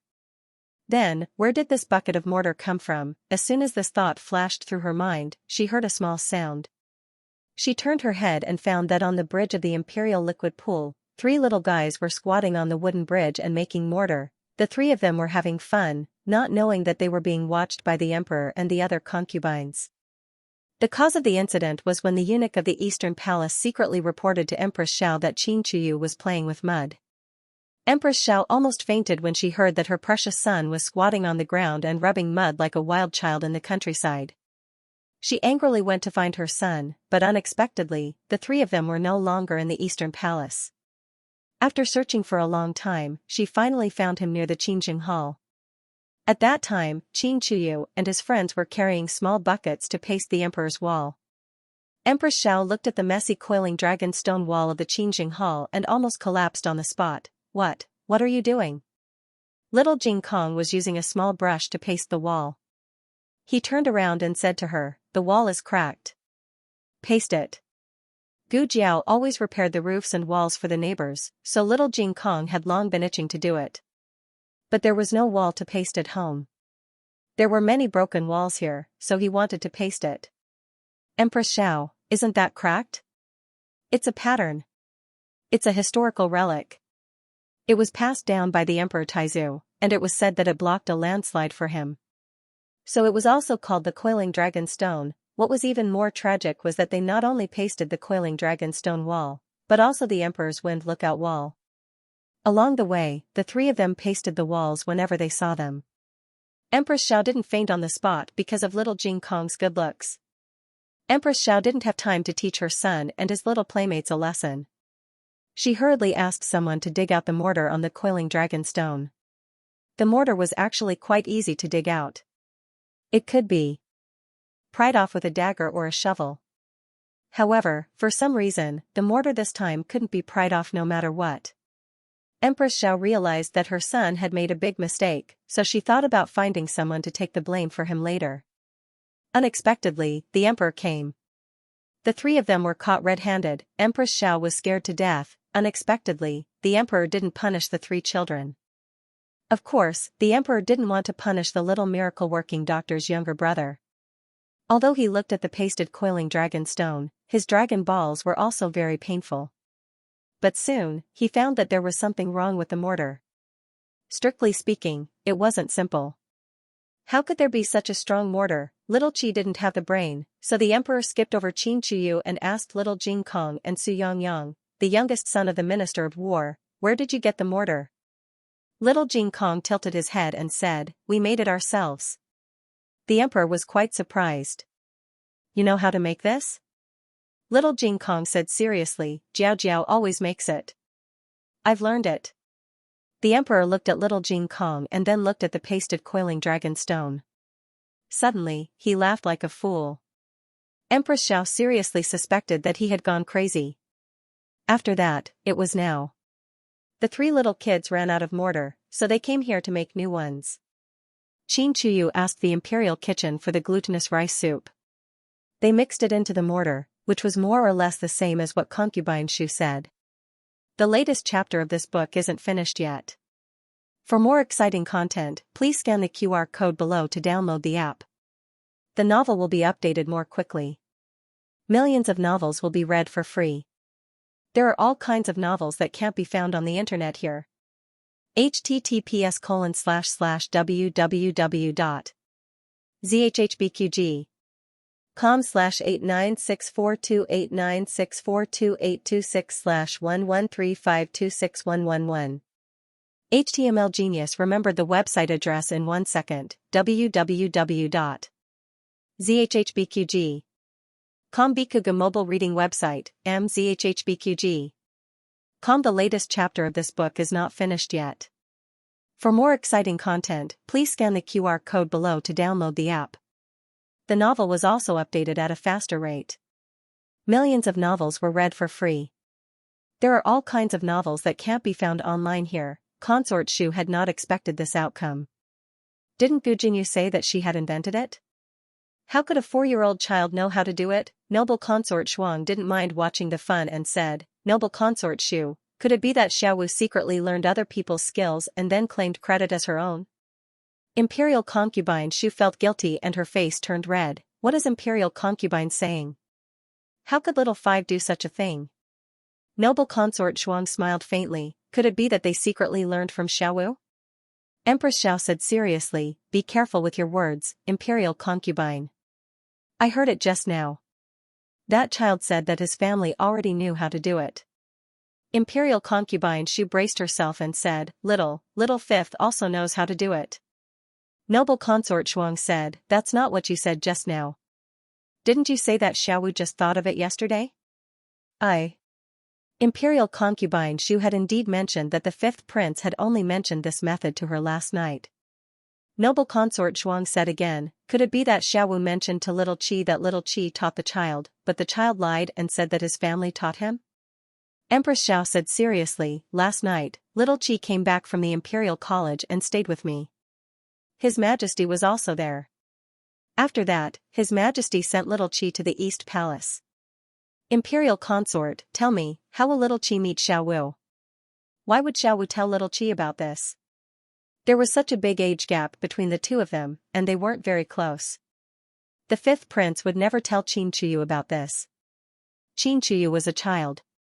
What did he know? Noble Consort Shuang bowed. Xianxia spoke. Noble Consort Shuang wasn't speaking for Consort Shu, and Empress Xiao also understood. The emperor looked at Consort Shu with a complicated expression. To be honest, the emperor doted on Imperial concubine Shu very much. There were always new people coming and going in the palace, but Imperial concubine Shu was always the most favored one. There was no other reason. Imperial concubine Shu was charming and beautiful. She also knew how to coax people. She was a rare flower that understood words very well. However, what happened today had crossed the emperor's bottom line. The emperor was already furious that Gu Jinyu had falsely claimed credit but had no evidence. He was most annoyed by people who stole credit. Of course, the emperor was a person who relied on evidence. The emperor said, "Do you have evidence to prove when Xiao Wu first made this kind of mortar?" Xu Fei was speechless. The emperor continued, "He can't have imagined it out of thin air. You have to do it before you believe it, right?" Concubine Shu was completely speechless. The emperor called eunuch Wei over. "Go and ask that child. When was the first time his family made this?" "Yes." Eunuch Wei walked away with small, quick steps. After a while, he turned back and said to the emperor, "Reporting to your majesty, he said that many of their neighbors' walls were made of this kind of mortar paste. They had it since last month." The emperor gave eunuch Wei a meaningful glance. Eunuch Wei understood and turned around to call over a few palace experts, telling them to make a trip to Jadewater Alley. The imperial concubines had originally come to see the emperor, but now they were here to see imperial concubine Shu. Imperial concubine Shu had been in the palace for many years, but she had never been so embarrassed. "Gu Jinyu, Gu Jinyu, you really tricked me." Not long after, the palace experts returned to the palace. One of them said to the emperor, "Reporting to your majesty, there is indeed the same kind of mortar." This time, the evidence was conclusive. The child's family made the mortar first. Then the question was, how did the fifth prince know about the mortar? Did he think of it himself, or did he steal it from someone else? Empress Xiao couldn't help but ask, "Concubine Shu, what exactly is going on?" Concubine Shu was extremely regretful. If she had known earlier, she wouldn't have fallen for Gu Jinyu's trick and come to claim this credit. Now, how could she cover up her lie? It would have been fine if the fifth prince hadn't been involved, but he had. Noble consort Shuang smiled faintly. "Why don't we call the fifth prince over and ask him?" No. She hadn't finished discussing with Xiao Wu yet. If she called Xiao Wu over at this juncture, wouldn't she be exposed on the spot? But what concubine she was afraid of happened, eh? "Imperial father? Imperial mother? Why are you here?" The fifth prince had returned to the palace and was rushing over with large strides. "Imperial mother, I heard that you were looking for me for an urgent matter." He walked into the pavilion and saw Empress Xiao and the others seated. He cupped his hands and greeted them one by one. "Imperial mother, you look terrible." The fifth prince looked at concubine Shu strangely. Everyone was sitting, but concubine Shu was standing in the middle of the pavilion, looking like she was being interrogated. The fifth prince frowned. "What happened?" Concubine Shu gave him a look. Empress Xiao pointed to a bucket of mortar and asked, "Xiao Wu, do you recognize this?" Concubine Shu desperately gave him a look. The fifth prince didn't see it. He looked at the mortar and asked with disgust, "What is this dirty thing?" How could everyone not understand what he meant when he said it was dirty? It turned out that he didn't even recognize mortar. Noble consort Zhuang covered her face and laughed. "Xiao Wu, concubine Shu said that you made this thing?" The fifth prince was disgusted. "Why would I make such a dirty thing?" Noble consort Zhuang burst into laughter. The rest of the concubines also covered their mouths with their handkerchiefs. Empress Xiao put on the airs of the mother of the country and didn't laugh at all. Concubine Shu even wanted to die. What happened to the connection between mother and son? Can't there be a bit of tacit understanding? "You can leave first," the emperor said to the fifth prince. This matter had nothing to do with him, so the emperor wouldn't vent his anger on him for the time being. The fifth prince didn't understand, but the emperor had given the order, so he could only leave silently. The emperor's cold gaze fell on concubine Shu's face. "What the hell is going on?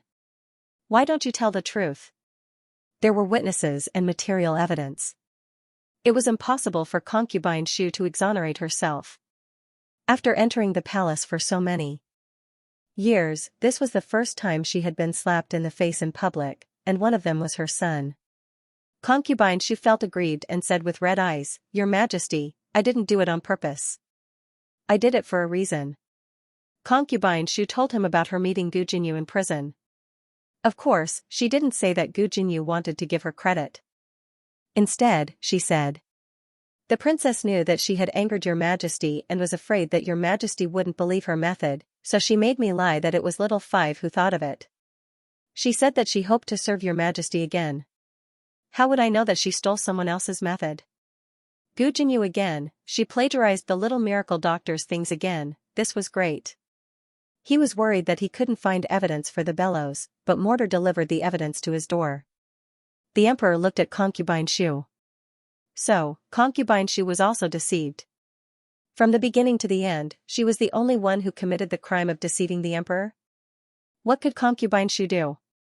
Admit that she almost deceived the emperor? In order to protect herself, Concubine Shu had to admit that Gu Jinyu deceived the emperor. Concubine Shu bit her lip and knelt down in front of everyone. She cowed out and said, "Your Majesty, my niece committed a grave mistake. Your Majesty, please punish her." The emperor said, "Princess Hui stole someone else's work and falsely claimed credit for it. She deceived the emperor and committed treason. On account of Concubine Shu's pleading for her, I will strip her of her position as princess and revoke her title." Concubine Shu was stunned. This was on account of her? She couldn't even be a princess anymore. The crime of deceiving the emperor was actually very difficult to convict strictly.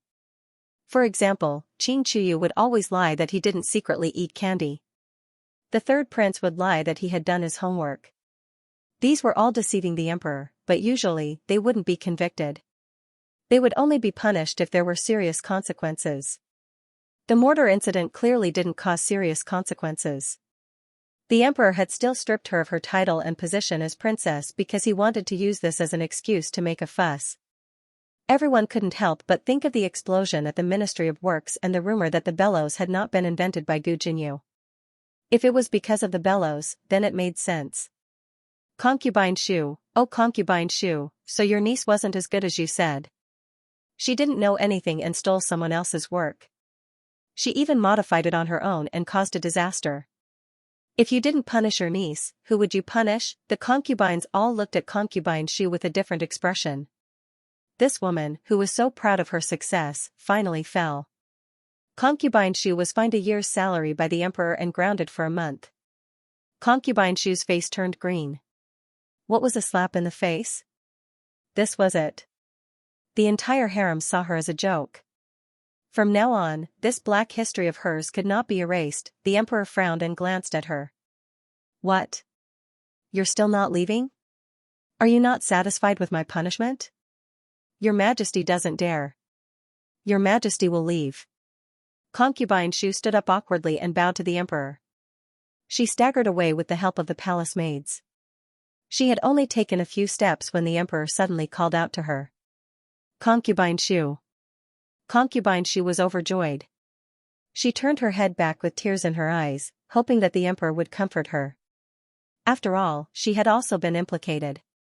Unexpectedly, the emperor only said coldly, "Have Xiaowu come to the imperial study. I want to test him on his homework." Concubine Shu immediately froze. The latest chapter of this book is not finished yet. For more exciting content, please scan the QR code below to download the app. The novel will be updated even faster. Millions of novels will be read for free. All the novels that can't be found online will be available here. https://www.zhhbqg.com/8964289642826/1135239644.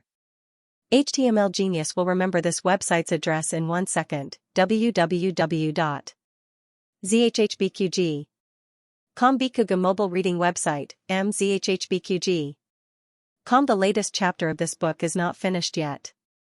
For more exciting content, please scan the QR code below to download the app. Novels are updated faster. Millions of novels are free to read. Novels with content that can't be found online are available here. What she feared had come true. It was not enough to describe Consort Shu's current mood. She did not expect the emperor to test the fifth prince's homework at this time. The emperor was very busy every day and did not have much time to test the prince's homework. The eldest prince and the crown prince were the most concerned about it. One was his eldest son, the other was his legitimate son. For someone like the fifth prince, who was not the legitimate heir or not, the emperor would at most check his essays. Every time, with Gu Jinyu's help, the fifth prince's essays would be done very well. The emperor would occasionally call the fifth prince over and ask him questions about his essays. Gu Jinyu had taught the fifth prince these in advance. Although the fifth prince was not good in class, he was very talented in cheating. Gu Jinyu only needed to say that the emperor might test him on this later. If he answered this way, he would remember it, so, the fifth prince had never been exposed after asking Gu Jinyu to cheat for so many years. Consort Shu's heart was trembling. Your Majesty, she tried to stop all this, but the emperor was determined. On the other side, the three little kids had finished making the mortar and were carrying the small buckets to paste the wall. The emperor had no more fun watching them. He got up and returned to the imperial study. Empress Xiao, noble consort Zhuang, and the others got up to send him off. The emperor went to the imperial study. The fifth prince was also called over. He did not understand what had happened for the time being. He only felt that the palace servants' expressions were strange, and the emperor's expression was even stranger. Father. He entered the imperial study and bowed. At this time, the three little kids had already carried the small buckets and were huffing and puffing outside the imperial study to paste the wall. Eunuch Wei was really worried that the little kids would paste the emperor into the wall. He hurriedly asked someone to bring the bricks over. Not the wall, but the bricks were not bad. The few of them squatted down and used small brushes to slowly paste the bricks. Little Jing Kong was the most serious, but because he was too young, he did not control his strength well enough, so he was the worst at it. The second best was Su Kanji. He was not very good at it. Qin Chuyu was the only one who was truly good at hiding behind walls. At first, Qin Chuyu played along with his two friends, but after a while, he realized that he was the best at pasting and gradually found joy in pasting walls. I can be a painter in the future, Qin Chuyu said proudly. Little Jing Kong agreed wholeheartedly, that's right, you're the best. Su Kanji also nodded in agreement. Eunuch Wei's body trembled, and the horsetail whisk in his hand fell out of fright. Little ancestor, you're a prince. Is your dream to be a painter? Can't you be a little more mature? In the royal study, the fifth prince's shock was no less than Eunuch Wei's. However, his shock did not come from his brother, who was going to be a tile painter, but from the emperor's soul interrogation. The emperor recited a passage from Mencius, "It is not that the city walls are not high, the pond is not deep, the military revolution is not firm, the rice grains are not plentiful, the land is not as good as the people. What's behind it?" The fifth prince said, It's. Little Jing Kong shook his head and pasted bricks. As the saying goes, the people of the country don't use the boundary of the border, the country doesn't use the dangers of the mountains and rivers, the world doesn't use the advantages of the military revolution. A just cause enjoys much support, while an unjust cause enjoys little support. With little support, one's relatives will support him, with much support, the world will follow.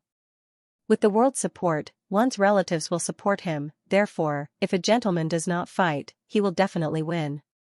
The 4-year-old's voice was crisp and a little childish. The entire royal study fell silent. The emperor glared at the fifth prince and said, "It's easy for a man to speak."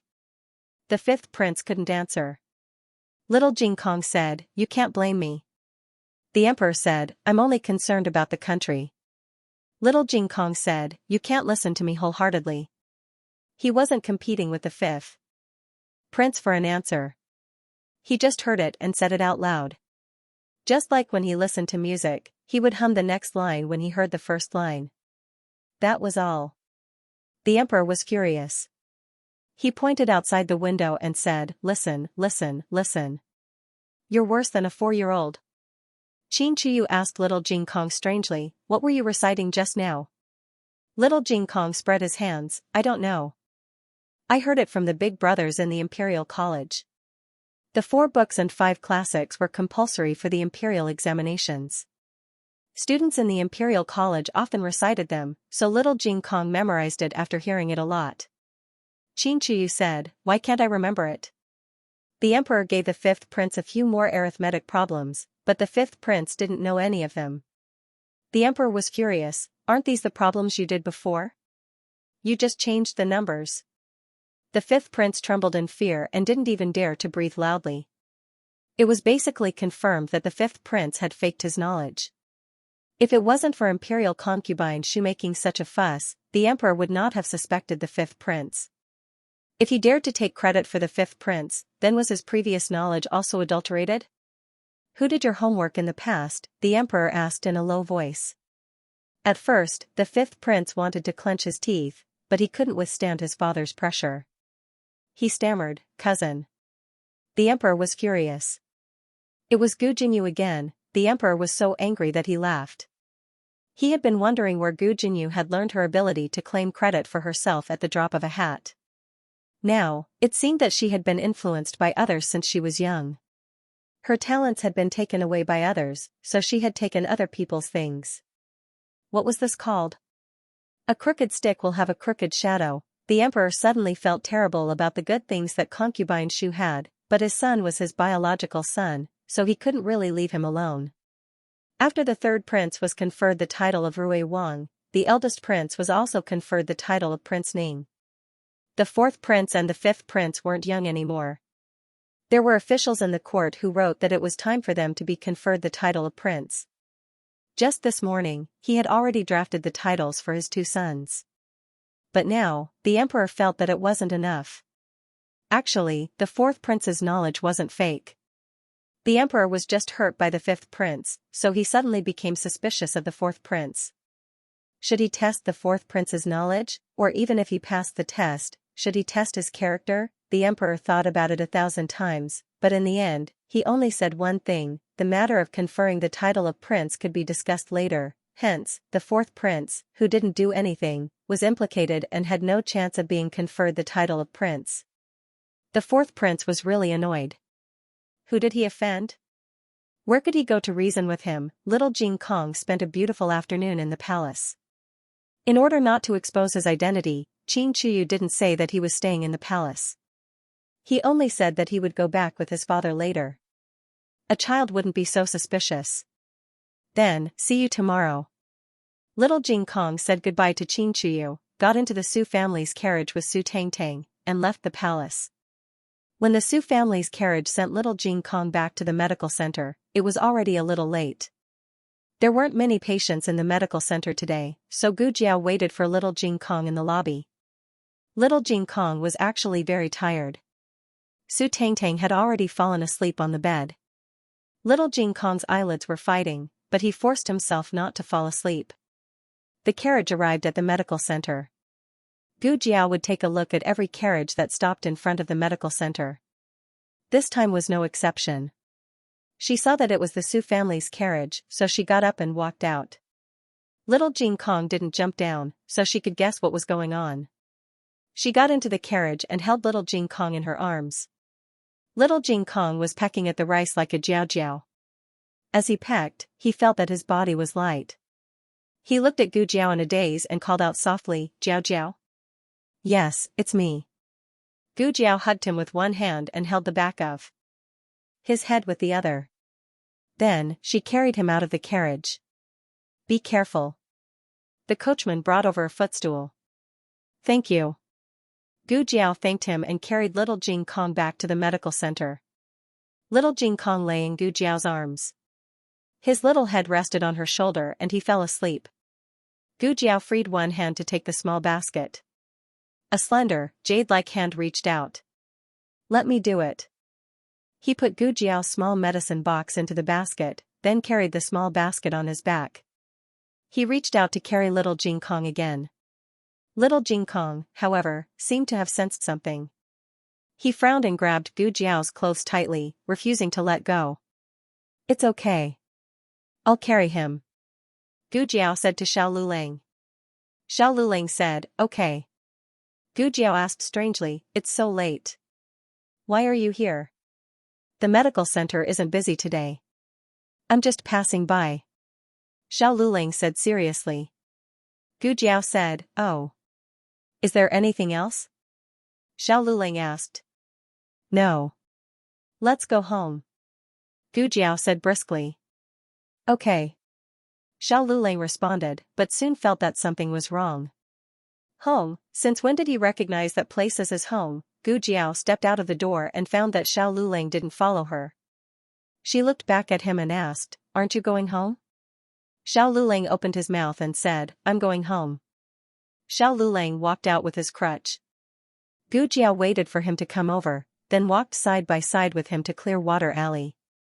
The street was noisy, and people were coming and going. Xiao Lulang walked to the outside and blocked the pedestrians who might bump into him. As he walked, he silently looked at her beside him. When he first met her, she was just a silly girl. Now, she was slim and elegant. Her face was still the same, but it was as if she had changed into another person. He had said that he would leave. However, she didn't know when it started. Perhaps it started from the moment she insisted that he go to Xianxia Academy, or perhaps it was from the moment she wanted to send him to the county examinations regardless of everything.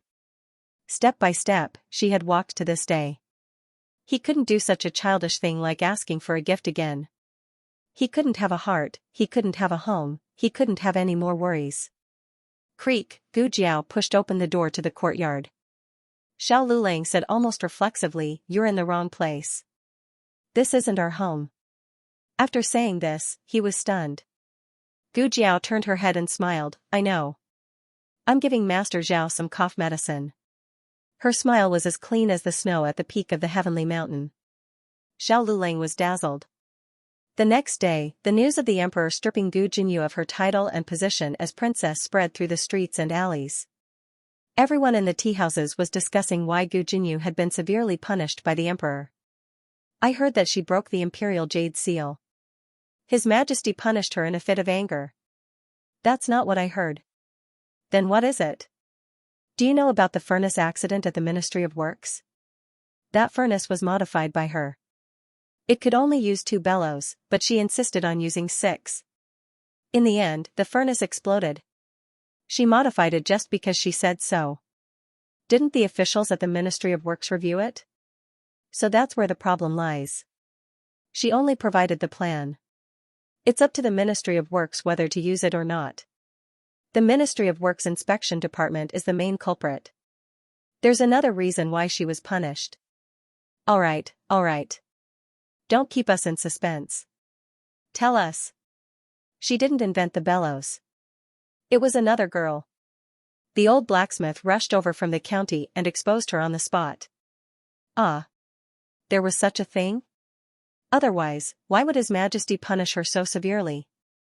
Isn't it because she committed the crime of deceiving the emperor? The noble daughter of a marquis actually falsely claiming someone else's credit. She's too shameless. Isn't that right? Shameless.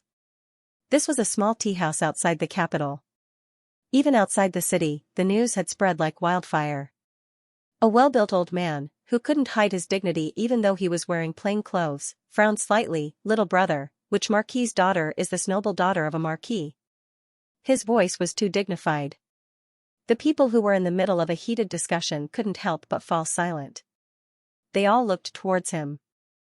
His hair was already silver, but his figure was tall and sturdy. His appearance was dignified and his aura was strong.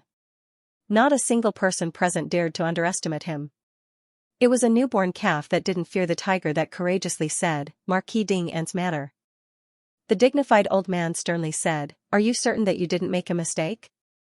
The young boy trembled in fear from his aura. No mistake. It's Ding and Marquis's matter. It spread throughout the capital. If you don't believe me, go ask. Marquis Ding An's daughter invented the bellows and was conferred the title of Jinju. She hadn't been free for a few days when the bellows had an accident. Many people were injured.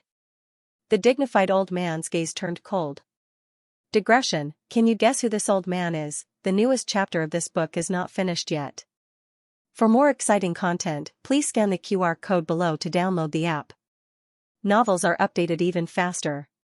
Millions of novels are free to read. Novels that can't be found online are all here. https://www.zhhbqg com/8964289642826/1134957886. HTML Genius will remember this website's address in 1 second. www.zhhbqg.com Bikuga mobile reading website, mzhhbqg.com. The latest chapter of this book is not finished yet. For more exciting content, please scan the QR code below to download the app. Novels are updated faster. Millions of novels are free to read. Novels with content that can't be found on the internet are all available here. The business of the medical center was only deserted for a day, but the next day, there were more people. Fortunately, the patients who were treated here earlier were discharged from the hospital one after another. Xianxia was still being treated. He was the most serious patient in the accident. Just a few days ago, he successfully passed the critical period. His current condition was good, and new improvements could be seen every day.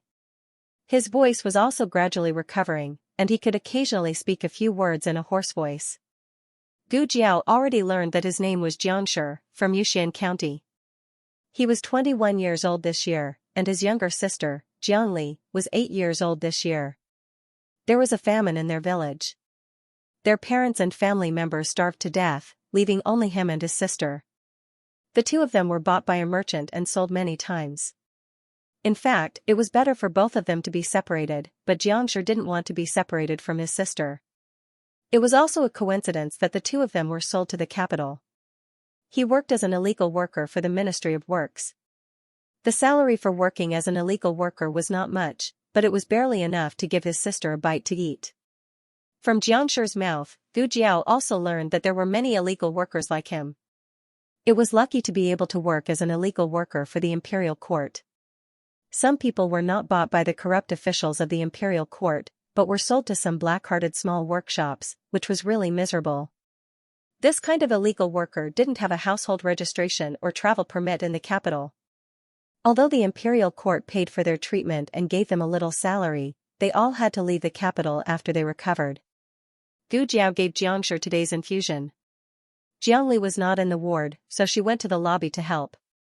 The little girl was already familiar with the people in the medical center. She understood that the people here would not hurt her, so she gradually let down her guard. When there were many people, she would help. Today, she was helping to pack the medicine. Her hands and feet were not very nimble, but she did it very carefully. While Gu Jiao was observing little Jiangli, Dr. Song suddenly came over and said with a smile, "The little girl works very hard. She can recognize a lot of medicinal materials. She is much better than me." While they were talking, a carriage came outside the door. The 4 accompanying bodyguards were all riding tall horses. With one look, one could tell that the identity of the person in the carriage was not ordinary. As expected, the curtain of the carriage was lifted, and a noble and beautiful young madam walked out. Who else could it be but Consort Rui Wang? Ever since Consort Rui Wang met Gu Jiao on the Stone Arch Bridge on the first day of the new year, she never appeared again. She got off the carriage with the help of 2 female officials. She waved her hand impatiently. "Alright, don't help me. It's not like I don't have hands and feet." "But you must be careful," said Maid Su. Consort Rui Wang ignored her and walked into the hall. She saw Gu Jiao and smiled happily. "Miss Gu." Gu Jiao nodded slightly. Consort Rui Wang looked around and walked forward to hold Gu Jiao's hand. "Is it convenient for us to sit in your courtyard?" "Okay." Gu Jiao said to Dr. Song, "I'll leave this place to you." "Okay." Dr. Song responded and cupped his hands to Consort Rui Wang. The patients here did not know the identity of the other party, but he knew. Consort Rui Wang did not pay much attention to him and went to the courtyard with Gu Jiao. The two of them sat down. Gu Jiao poured her a cup of tea. Consort Rui Wang did not drink, but said, "I'm sorry that I haven't come to see you for so long. I only found out that I was pregnant when I came back from the palace that day. The mamas did not let me go out and kept me locked up for 2 months. The mamas also followed Consort Yu's instructions. The fetus had to wait for 3 months before it could be announced to the public and be allowed to go out." "Congratulations," Gu Jiao said. Consort Rui Wang's face flashed with a touch of shyness. His Highness and I have been married for a few years. This is my first child. Can you help me take a look at the pulse? Gu Jiao took her pulse. The pulse is very stable. Consort Rui Wang revealed a rare innocent smile. The imperial physician also said so, but I was not at ease with what the imperial physician said. I am only at ease with what you said. She thought of something and said, by the way, I haven't had the chance to thank you for what happened last time. If you didn't let me prepare in advance, I wouldn't have been able to save those people who fell into the lake. Gu Jiao said, I just told you. They were saved because you believed me. The credit is yours, so there's no need to thank me. Consort Rui Wang opened her mouth. How was she supposed to respond to this? Gu Jiao asked calmly, you came here today just to take the pulse and thank me. Consort Rui Wang smiled embarrassedly. Actually, there's something else. I want to ask you to make a house call. I know I'm being too abrupt and should have told you earlier. However, I only came to the palace today to pay my respects to His Majesty and the Empress. I just happened to hear the news. I don't feel at ease with other people seeing you. Gu Jiao was like this. She was amenable to coaxing but not coercion. If Consort Rui Wang used her power to pressure her, she would have refused. However, Consort Rui Wang looked at her with a pair of doe-like eyes. She sighed and agreed. You're the best. Consort Rui Wang brought Gu Jiao to her carriage. Gu Jiao's patient was an imperial concubine. This imperial concubine did not live in the palace. Instead, she lived in a nunnery near Puji Temple. She also had to cross the river. The cable bridge had been repaired. The only way for the carriage to pass was through the stone arch bridge. The carriage stopped outside the nunnery. The two got off the carriage. Consort Rui Wang had the maid wait outside while she brought Gu Jiao into the nunnery. This nunnery was not big and there were not many nuns. They only saw 2 nuns in total. Is the imperial concubine here? Consort Rui Wang asked. Yes. Princess, this way please. A young nun brought Consort Rui Wang and Gu Jiao to a meditation room in the backyard. There was a suppressed cough coming from the meditation room. Consort Rui Wang's heart tightened. She lifted her skirt and walked over. Imperial concubine. Are you all right? In front of the bed, an old mama bowed to Consort Rui Wang. Princess. Consort Rui Wang sat down by the bed and held the coughing person's skinny hand. How did you get so sick? Cough cough. What are you doing here? I'm fine. It's an old illness, cough cough. She coughed violently. Gu Jiao walked in with a small basket on her back. Her gaze fell on the other party. It was an old woman who was cultivating with hair. She was about the same age as her grandaunt. Her elegant face showed her beauty when she was young. This is. The other party looked at Gu Jiao. Imperial concubine, this is my friend. Her surname is Gu, and she's very skilled in medicine. She's here to treat you. Consort Rui Wang said and looked at Gu Jiao. Miss Gu, this is Consort Jing. Gu Jiao nodded. She did not have the habit of bowing to others. Consort Jing was a nun, so she did not care about this. She covered her face and coughed twice. Then, she said to Gu Jiao, since you're Xianxia's friend, you don't have to be so formal. I'm not an imperial concubine anymore. You can just call me Abbess Jing'an. Gu Jiao took the old concubine's pulse and checked her body. Abbess, did you have asthma before? Grand concubine Jing was quite surprised that such a young girl could diagnose her asthma so quickly. But at her age, she wouldn't be surprised by such a thing. She said, I had it before. It's an old illness, and it's the worst in spring. Can it be cured? Consort Rui Wang looked at Gu Jiao. It's hard to cure, but it can be controlled. Gu Jiao opened the medicine box and took out some asthma medicine and spray for the old concubine. She told her how to use them and some taboos in daily life. The old concubine thanked Gu Jiao. Consort Rui Wang and the old concubine talked for a while, and only left reluctantly when the old concubine felt sleepy. After getting into the carriage, Consort Rui Wang sighed. The old concubine is too pitiful. What's more, the old concubine was admired by the emperor. The emperor's birth mother came from a humble background. She was only a palace maid and had no right to raise a prince. The emperor was adopted by the old concubine as soon as he was born. At that time, the old concubine was only concubine Jing. She was promoted to consort Jing after giving birth to a little princess a few years later. Consort Jing was a gentle and magnanimous woman. She never fought for favor in the imperial harem, nor did she stir up trouble. Perhaps it was because of her temperament that Empress Dowager Zhuang liked her. She gave up so many princes and made her adopted son the emperor instead. However, she did make a sacrifice. Since the emperor was adopted by her, he was her son. When the emperor ascended the throne, she should be made Empress Dowager as well. But how could Empress Dowager Zhuang allow a second Empress Dowager to appear in the palace? That was why consort Jing missed the late emperor and was willing to cultivate with her hair on, chanting scriptures for the late emperor every day. However, there's another saying among the people. Consort Rui Wang didn't treat Gu Jiao as an outsider. She didn't have any sisters of her own, and Gu Jiao was the first. She said, "The old concubine has a sweetheart." She didn't want to be Empress Dowager and asked to be a nun. She hadn't even said this to her sister, Du Xiaoyun.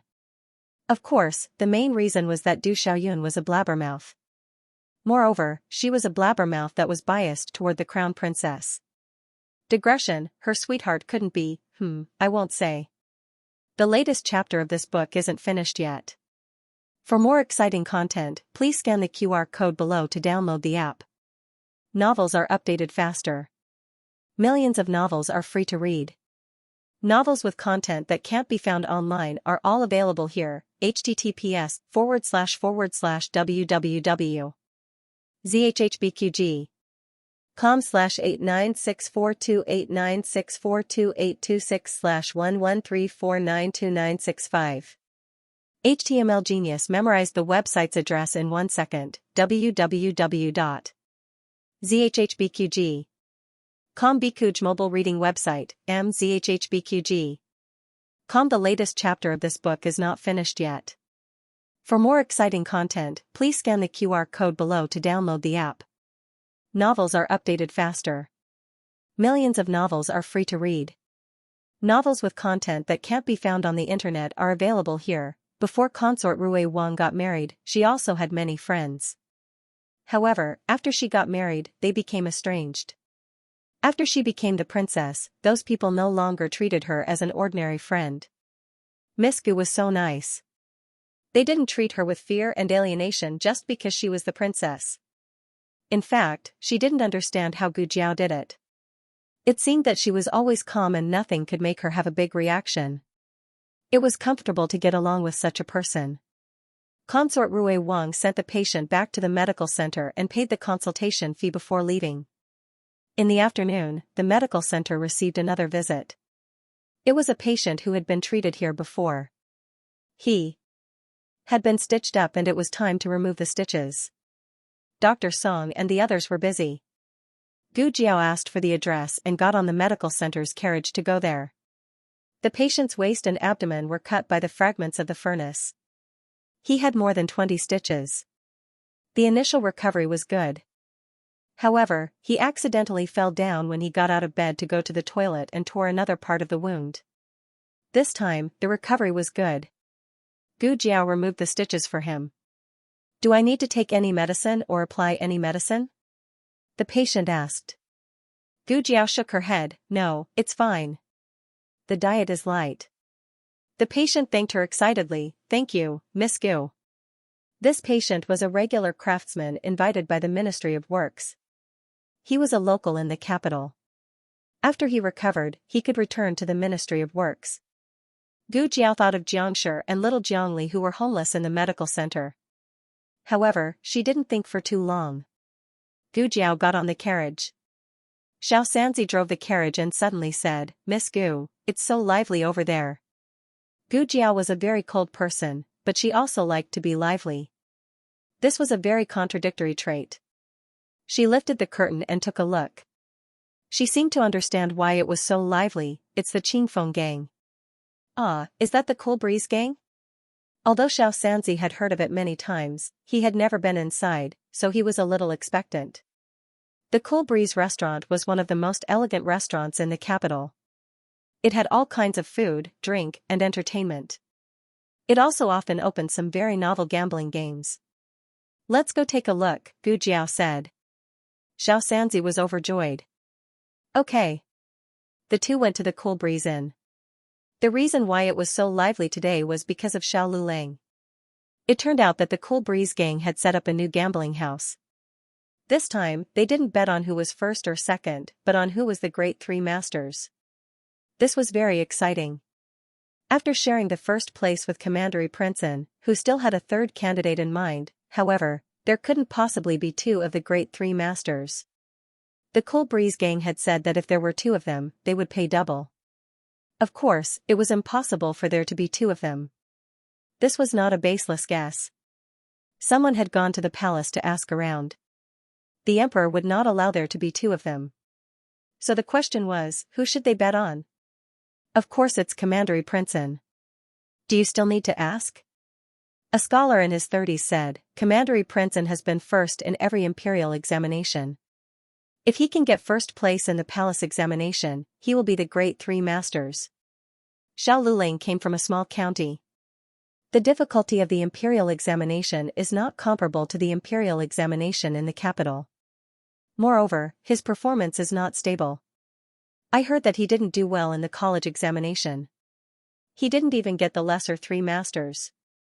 Do you still dare to bet on him? Everyone felt that it made sense, although he was considered to be the best in the county. What was he in the capital? Don't look at how he shared the first place with Commandery Princeton. It was just a fluke. The cabinet ministers must have sympathized with him because he came from a poor background and was able to write good essays. Otherwise, what would happen? Would he be able to compete with Commandery Princeton? Crazy. In the end, most of the people bet on Commandery Princeton. Only a few adventurers gritted their teeth and bet on Xiao Lulang. In order to attract more desperate gamblers, Qing Feng gang did not hesitate to hang the greater three masters list in the most prominent position in the main hall. Commandery Princeton's name was first on the right side. Xiao Lulang was second. But the two people's bets were as different as heaven and earth. Commandery Princeton's name was filled with gold ingots. Xiao Lulang's name only had a single silver ingot. A gold ingot represented 1,000 taels. A silver ingot represented 100 taels. Gu Jiao sold the emperor a second-hand brush for 8,000 taels. She used 3,000 taels to go to the Zhouzhuan Medical Center and the new pharmaceutical factory. She still had 5,000 taels left. She did not have the banknotes with her, but she had the bank's cards. She walked into the main hall. I want to bet. On the other side, Commandery Princeton was also betting in the side room of Qing Feng gang. He did not reveal his identity. But he had a noble aura, so the shopkeeper did not dare to neglect him. The shopkeeper politely asked, "Young master, are you betting on the greater three masters list?" "You can bet on Commandery Princeton. He will definitely win." Commandery Princeton was not interested in betting on himself.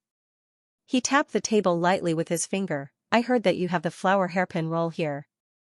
"Ah, yes, we do." The shopkeeper was surprised. He did not expect him to ask about the flower hairpin roll. Recently, because of Gu Jinyu, the flower hairpin roll was also affected. Some people suspected that Qing Feng gang did not check the background of the people on the roll and caused them to lose money blindly. Actually, the results were not out yet. But everyone thought that Gu Jinyu had no chance. Those who bet on her regretted it so much that their intestines turned green. Now, Zhuang Yueshi was far ahead of the other competitors on the flower hairpin roll. The shopkeeper thought that he had also bet on Zhuang Yueshi. Commandery Princeton took out a thick stack of banknotes and placed it on the table. He said lightly, "All on eldest Miss Gu." The shopkeeper was dumbfounded. Commandery Princeton placed his bet on Gu Jiao. When he went downstairs, he saw Gu Jiao holding her cards and placing her bet on the big 3 yuan. 5,000 taels, Xiao Lulang. Commandery Princeton, who was shot in the heart, after placing her bet on her husband, Gu Jiao saw a string of shiny gold ingots under her husband's name. She left with satisfaction. Just as she was about to step into the carriage, she heard a gentle voice behind her. "What a coincidence, Miss Gu." Gu Jiao turned around. Seeing that it was Commandery Princeton, she asked calmly, "What's the matter?" Commandery Princeton thought of her bet just now and did not know whether to laugh or cry. "Miss Gu, do you have so little confidence in me?" Gu Jiao was confused. "What did you say?"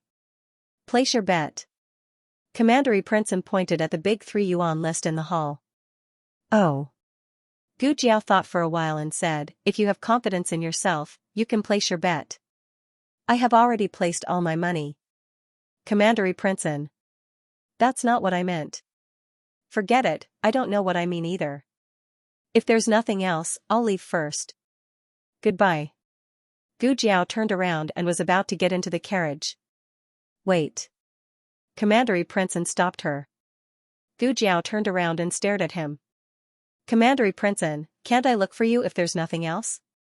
Gu Jiao, "No." Commandery Princeton took a deep breath, "To treat my illness." Wu Yang, who was not far away, gasped. "My lord, didn't you say that you don't trust her?" "You slapped yourself in the face so quickly," Gu Jiao said calmly, "Come to the medical center." Commandery Princeton smiled gently, "Okay." The two of them sat in their own carriages and returned to the medical center. When Gu Jiao brought Commandery Princeton into the medical center, the second boss and shopkeeper Wang who were checking the accounts at the counter were stunned. What was going on? Who was this wild man? Did Jiao Jiao cheat on their family? Other than Gu Chongqing, Gu Jiao had never appeared with another man other than Xiao Lulang. However, Gu Chongqing was her biological brother and this man was not. Gu Jiao walked in front. She might not have noticed it herself, but the way he looked at her was different from how he looked at others. It was a look that only men understood. As if he noticed the two of them sizing him up, Commandery Princeton said politely without losing his status, "I'm here to see a doctor." The second boss was stunned. "Ah, see a doctor. Are you looking for Xiao Gu?" "Xiao Gu?" Commandery Princeton's lips curled up and he could not hide the smile in his eyes. "Yes, I'm looking for Xiao Gu." The second boss realized that he had said something wrong. He and Xiao Gu were close friends, so he could call her Xiao Gu. "Why did you, a patient who came from nowhere, also call her Xiao Gu?" The second boss was not convinced. Commandery Princeton put a silver ingot on the counter, "The consultation fee." The second boss, "Please come in."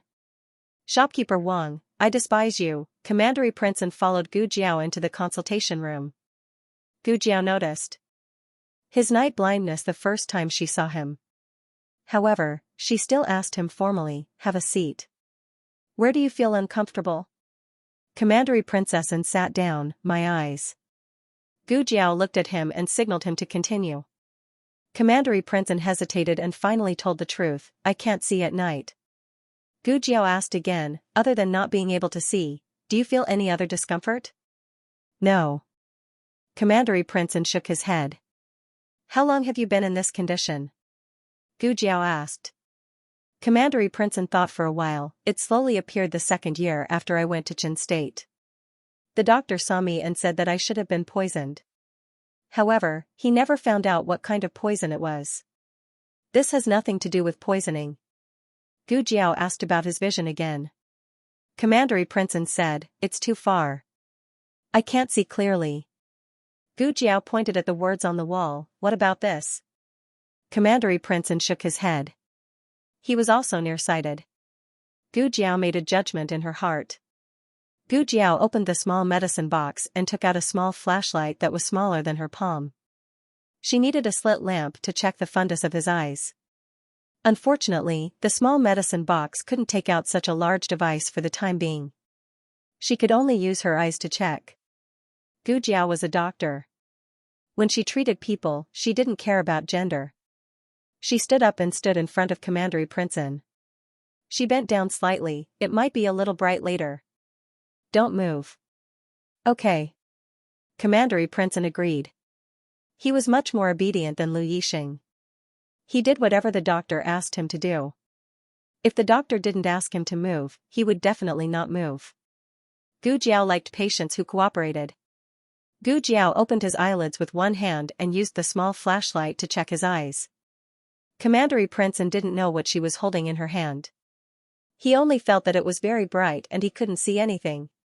The tip of his nose was filled with her fragrance. "Okay." Gu Jiao finished checking his eyes and took back the flashlight. She sat back on her chair and asked him about his eating habits before and after he went to Chen State. She found that he was very careful in Chen State and didn't dare to eat many things. This caused problems with his intake of nutrients. This kind of night blindness was easy to cure. It was also possible to recover his eyesight. Gu Jiao took out a bottle of fish liver oil from the small medicine box. She used a small porcelain bottle to fill it and handed it to him, once a day, 1 pill each time. Is it really not poisoning? Commandery Princeton took the small porcelain bottle and asked in disbelief. It was not strange that he was so careful. When he was 8 years old, he was sent to Chen State as a hostage. Many people wanted him to die. It was not the first time he was poisoned. It's not poisoning. Gu Jiao confirmed. Commandery Princeton suddenly realized that it was not poisoning. He was wondering why they couldn't find the murderer. They even killed 2 hostages by mistake. Today, the Imperial College was dismissed early. Little Jing Kong was taken away by Lu Quan again. At night, the old chancellor was going to teach little Jing Kong a foreign language. Xiao Lulang went to the clinic. When he went in, he faintly felt that there was something wrong with the way everyone looked at him, especially the second boss and shopkeeper Wang. Their eyes were full of sympathy and awkwardness. They didn't dare to look at him. Xiao Lulang was used to all kinds of gazes after his leg injury. He didn't mind it and walked towards Gu Jiao's courtyard. The second boss whispered, "Do you think we should tell her that little Gu is in the clinic?" Shopkeeper Wang, that's not the main point, right? The main point was that they had been in there for a long time and hadn't come out yet. Was Miss Gu taking so long to see a doctor? Of course, it wasn't to the extent of saying that they were doing something shameful. Gu Jiao had her own courtyard. If they really wanted to do something, they should go to the small courtyard. However, it was rare to see her treating a patient for so long. Not to mention that the man didn't look sick at all. Moreover, he was too good-looking. The second boss thought, I know little Gu the best. She must have been tempted by him again, just like how she treated Xiao Lulang in the past, when Xiao Lulang was unconscious. Little Gu had been drooling over him in the side room for a long time. Humph, don't think he didn't know. To get to the small courtyard, he had to pass by the clinic. Just as Xiao Lulang reached the door of the consultation room, he saw the door open from the inside. It was Royal Prince and Xiao Lulang stopped in his tracks. Coincidentally, at this moment, the medicine box fell from the table. Gu Jiao reached out to grab the medicine box, but her waist almost hit the table. Royal Princeton strode forward and reached out to block her soft waist and the sharp corner of the table. He didn't actually touch her. Gu Jiao dodged. She wasn't that careless. However, from Xiao Liulang's point of view, it looked like his hand had supported her waist. Xiao Liulang's eyes darkened. Digression, come, let's drink this cup of aged 82 vinegar. The latest chapter of this book isn't finished yet. For more interesting content, please scan the QR code below to download the app. Novels are updated at a faster rate. Millions of novels are free to read. Novels that can't be found online are all available here. https://www.zhhbqg com/89642896428226/1134647005. HTML Genius memorized this website's address in 1 second. www.zhhbqg.com Bikuga mobile reading website, mzhhbqg.com. The latest chapter of this book is not finished yet. For more exciting content, please scan the QR code below to download the app. Novels are updated faster. Millions of novels can be read for free. Novels that can't be found online are all available here. Oh? You're here. When Gu Jiao stood up, she saw Xiao Lulang. She walked towards him with the medicine box and didn't spare any extra attention to Royal Prince, and Royal Prince laughed at himself as he looked at the extra hand he had stretched out. He knew she would be able to avoid it. But still, school ended early today, so I came to take a look. Xiao Lulang paused and said, Lu Quan took Jing Kong back. This was a tacit understanding between people who lived together day and night. She didn't need to ask, but he already knew what she would ask. Gu Jiao smiled, I don't have anything to do here. I can go back after packing up. Xiao Lulang, how is Xianxia? Gu Jiao, he's recovering well. Xiao Lulang, I saw little Jiangli just now. She's helping to get medicine. She's quite smart. A certain someone talked too much today. Gu Jiao didn't think too much about it and went back to the courtyard to pack up. Royal Prince looked at Xiao Lulang with a smile. His eyes were full of affirmation and support. You did well in the general examination. The court examination is as difficult as the general examination. Do well. I'll think of a way to send your exam paper to His Majesty.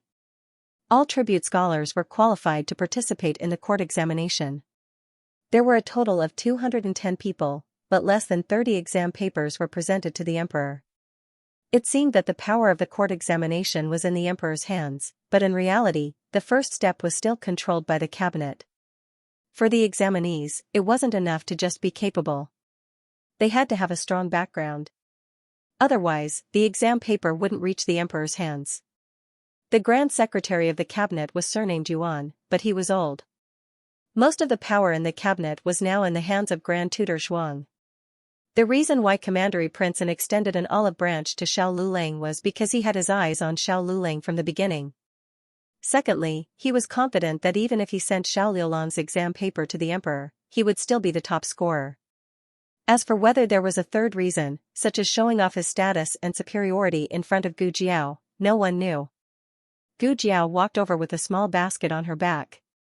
What are you talking about? Nothing. Xiao Lulang glanced at Royal Prince expressionlessly, not showing any gratitude. He turned to Gu Jiao and said, let's go. Okay. Gu Jiao nodded and left the clinic with him. In the evening, Feng Lin came over. He came alone without Lin Xianxia. Ever since he and Lin Xianxia started living together, Feng Lin rarely went out alone. Today, it was because Steward Zhou had arranged a blind date for Lin Xianxia. Feng Lin came to talk to Xiao Lulang about his parents' case in Song County. There had been progress in the case. After Elder Feng's student received Xiao Lulang's letter, he immediately asked for the case of Feng Lin's parents and personally interrogated Feng Lin's relatives. When had the relatives in the countryside ever seen such a powerful official? In their hearts, the county magistrate was the sky. However, even the county magistrate could only stand on the side and pour tea for the other party. Without much effort, Feng Lin's relatives confessed. This matter had nothing to do with Feng Lin's parents. The two elders' innocence was cleared, and Feng Lin's innocence was cleared. Lulang, did you hear me? In the study, Feng Lin waved his hand in front of Xiao Lulang's face. Yes, I heard you. Xiao Lulang said absent-mindedly. Why do I feel like you're not in the right state? Feng Lin still had to rush back to study and prepare for the court examination next month, so he didn't stay for too long. When he left the courtyard, he met the old chancellor coming from next door. He thought for a moment and told Lulang's son-in-law that something was wrong with Lulang. I don't know what's wrong with him. I've been reunited with him for so long, but I've never seen him like this. The old chancellor went to Xiao Lulang's study. You're here. Xiao Lulang greeted, but he was not in a good mood. The old chancellor sat down across from him at the desk, then looked at him deeply and asked, Is there something bothering you? No. Xiao Lulang denied. The old chancellor asked, Is it Marquis Xiao? Xiao Lulang, no. The old chancellor, the court examination? Xiao Lulang, no. The old chancellor pondered for a moment, Jiao Jiao? Xiao Lulang. Xiao Lulang changed the topic, aren't you tutoring little Jing Kong? How's his learning going? Hey, you're changing the topic. When did you and that little monk get along so well? The old chancellor didn't give up so easily, or else he wouldn't have insisted on moving here. His aheng was no longer the carefree aheng of the past. He locked himself up and didn't want to let himself go out. The old chancellor said earnestly, I've always wanted to ask you, what are your plans between you and Jiao Jiao? When you fainted on the side of the road and were picked up by Jiao Jiao, it was the Gu family who forced you to marry her. Although you're husband and wife, you're not husband and wife. Xiao Lulang didn't say anything. The old chancellor continued, you didn't leave her in the past because you were worried that she had nowhere to go. Now that this worry is gone, what are you still thinking about? Xiao Luling said, I'm not thinking about anything. The old chancellor said again, then let me ask you again, why did you come to the capital? You don't want to come back to this place for the rest of your life, right? Xiao Luling opened his mouth. The old chancellor didn't give him a chance to answer. Don't tell me that Jiao Jiao forced you to come. Did she put a knife on your neck? Xiao Luling lowered his eyes, no. The old chancellor sighed, such a good girl, if you miss her, she won't be there anymore. If you don't cherish her, there will be others who will cherish her for you. I think Feng Lin is not bad, and Lin Xianxia is also honest. Xiao Liulong's face turned black, teacher. The old chancellor laughed, all right, I'm just kidding. They don't have that kind of interest in Jiao Jiao, but there's no guarantee that others will. This was the truth. Jiao Jiao was so outstanding, there would always be someone who would find her good and fancy her. My silly disciple is smart about everything, but this is the only area where she doesn't understand. After the old chancellor left, Xiao Luling stayed in the study room for a long time until the sky was completely dark. Only then did he stand up and walk out. Gu Jiao was tidying up the courtyard. When he saw that there was no firewood in the woodshed, he picked up the axe to chop the firewood. Gu Jiao hurriedly walked over and took the axe from his hand. No need, let me do it. She was very insistent. Xiao Luling went to the well to fetch water again, but she stopped him. Xiao Liulong's gaze landed on her hand that was carrying the water bucket. Her hand was slender, but it wasn't as delicate as a lady's. There were thin calluses on her palm, and there were knife marks on the web between her thumb and index finger. All the hardships she had suffered were on these hands. Xiao Luling suddenly felt upset. What's wrong with you? Gu Jiao asked. Him. Jiao Jiao. Little Jing Kong ran over with a piece of homework in his hand. Granduncle gave me a question, I finished it. Gu Jiao took it and looked at it. Although she couldn't understand it, the words were better than before. Great, Gu Jiao praised. Little Jing Kong didn't leave with his hands behind his back. What's wrong? Gu Jiao asked. Little Jing Kong said cutely, I want to eat sugar-coated haws. Gu Jiao nodded, okay, I'll go buy it for you. Xiao Luling said, I'm going to buy something too. Gu Jiao smiled, then let's go together. Little Jing Kong jumped, I want to go too. Gu Jiao said softly, go to bed early, you still have to go to school tomorrow. I'll save the sugar-coated haws for you tomorrow morning. Little Jing Kong. Okay. It was so troublesome to be a kid, it felt so much better. Gu Jiao and Xiao Luling went out. What do you want to buy? Gu Jiao asked on the way. Books, Xiao Luling said. Gu Jiao thought for a while, it's not far, we'll pass by the study when we buy the sugar-coated haws. Xiao Luling, okay. The night in March was not that cold, but the cold wind still felt a little chilly. Xiao Luling glanced at Gu Jiao discreetly.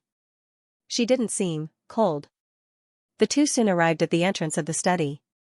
Gu Jiao said regretfully, it's closed, what books do you want to buy? I'll buy them for you tomorrow. Xiao Luling said casually, it's not urgent, I'll buy them after school tomorrow.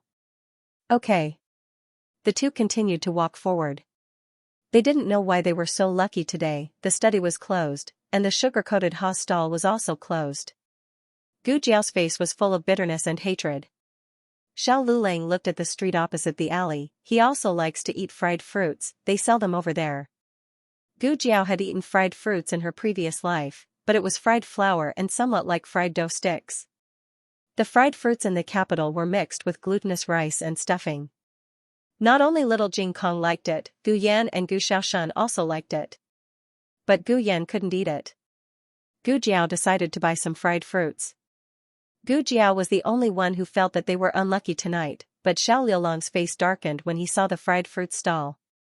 The capital was so big, why was he everywhere? The fried fruit stall had 2 tables, and Zhuang Yueshi and Prince An were sitting at one of the tables. Prince An also saw Xiao Luling and Gu Jiao. He smiled warmly at them, what a coincidence, you're also here to eat the food. His food has been cooked for many years, and it tastes good.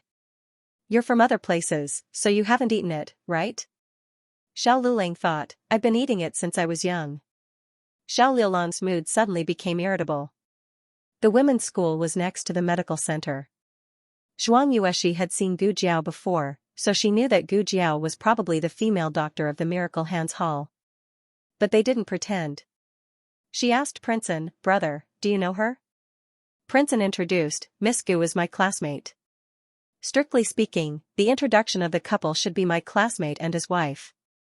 But Commandery Princeton automatically ignored something. Hearing that it was her brother's classmate, Zhuang Yueshi's expression cleared up. Soon, she asked again, which Miss Gu? Princeton's gaze fell on Gu Jiao, Ding and Marquis Fu's daughter. Ding and Marquis Fu only had 2 daughters, one was Gu Jinyu, and the other was the real daughter who grew up in the countryside. Was it this girl in front of them? She really looked. Zhuang Yueshi saw the red birthmark on Gu Jiao's left cheek and swallowed her question. She wasn't as arrogant as Zhuang Mengdai. Since her brother admitted that they were classmates, then she would treat them with respect. Come and sit, we still have to wait for a long time. Princeton said to the 2.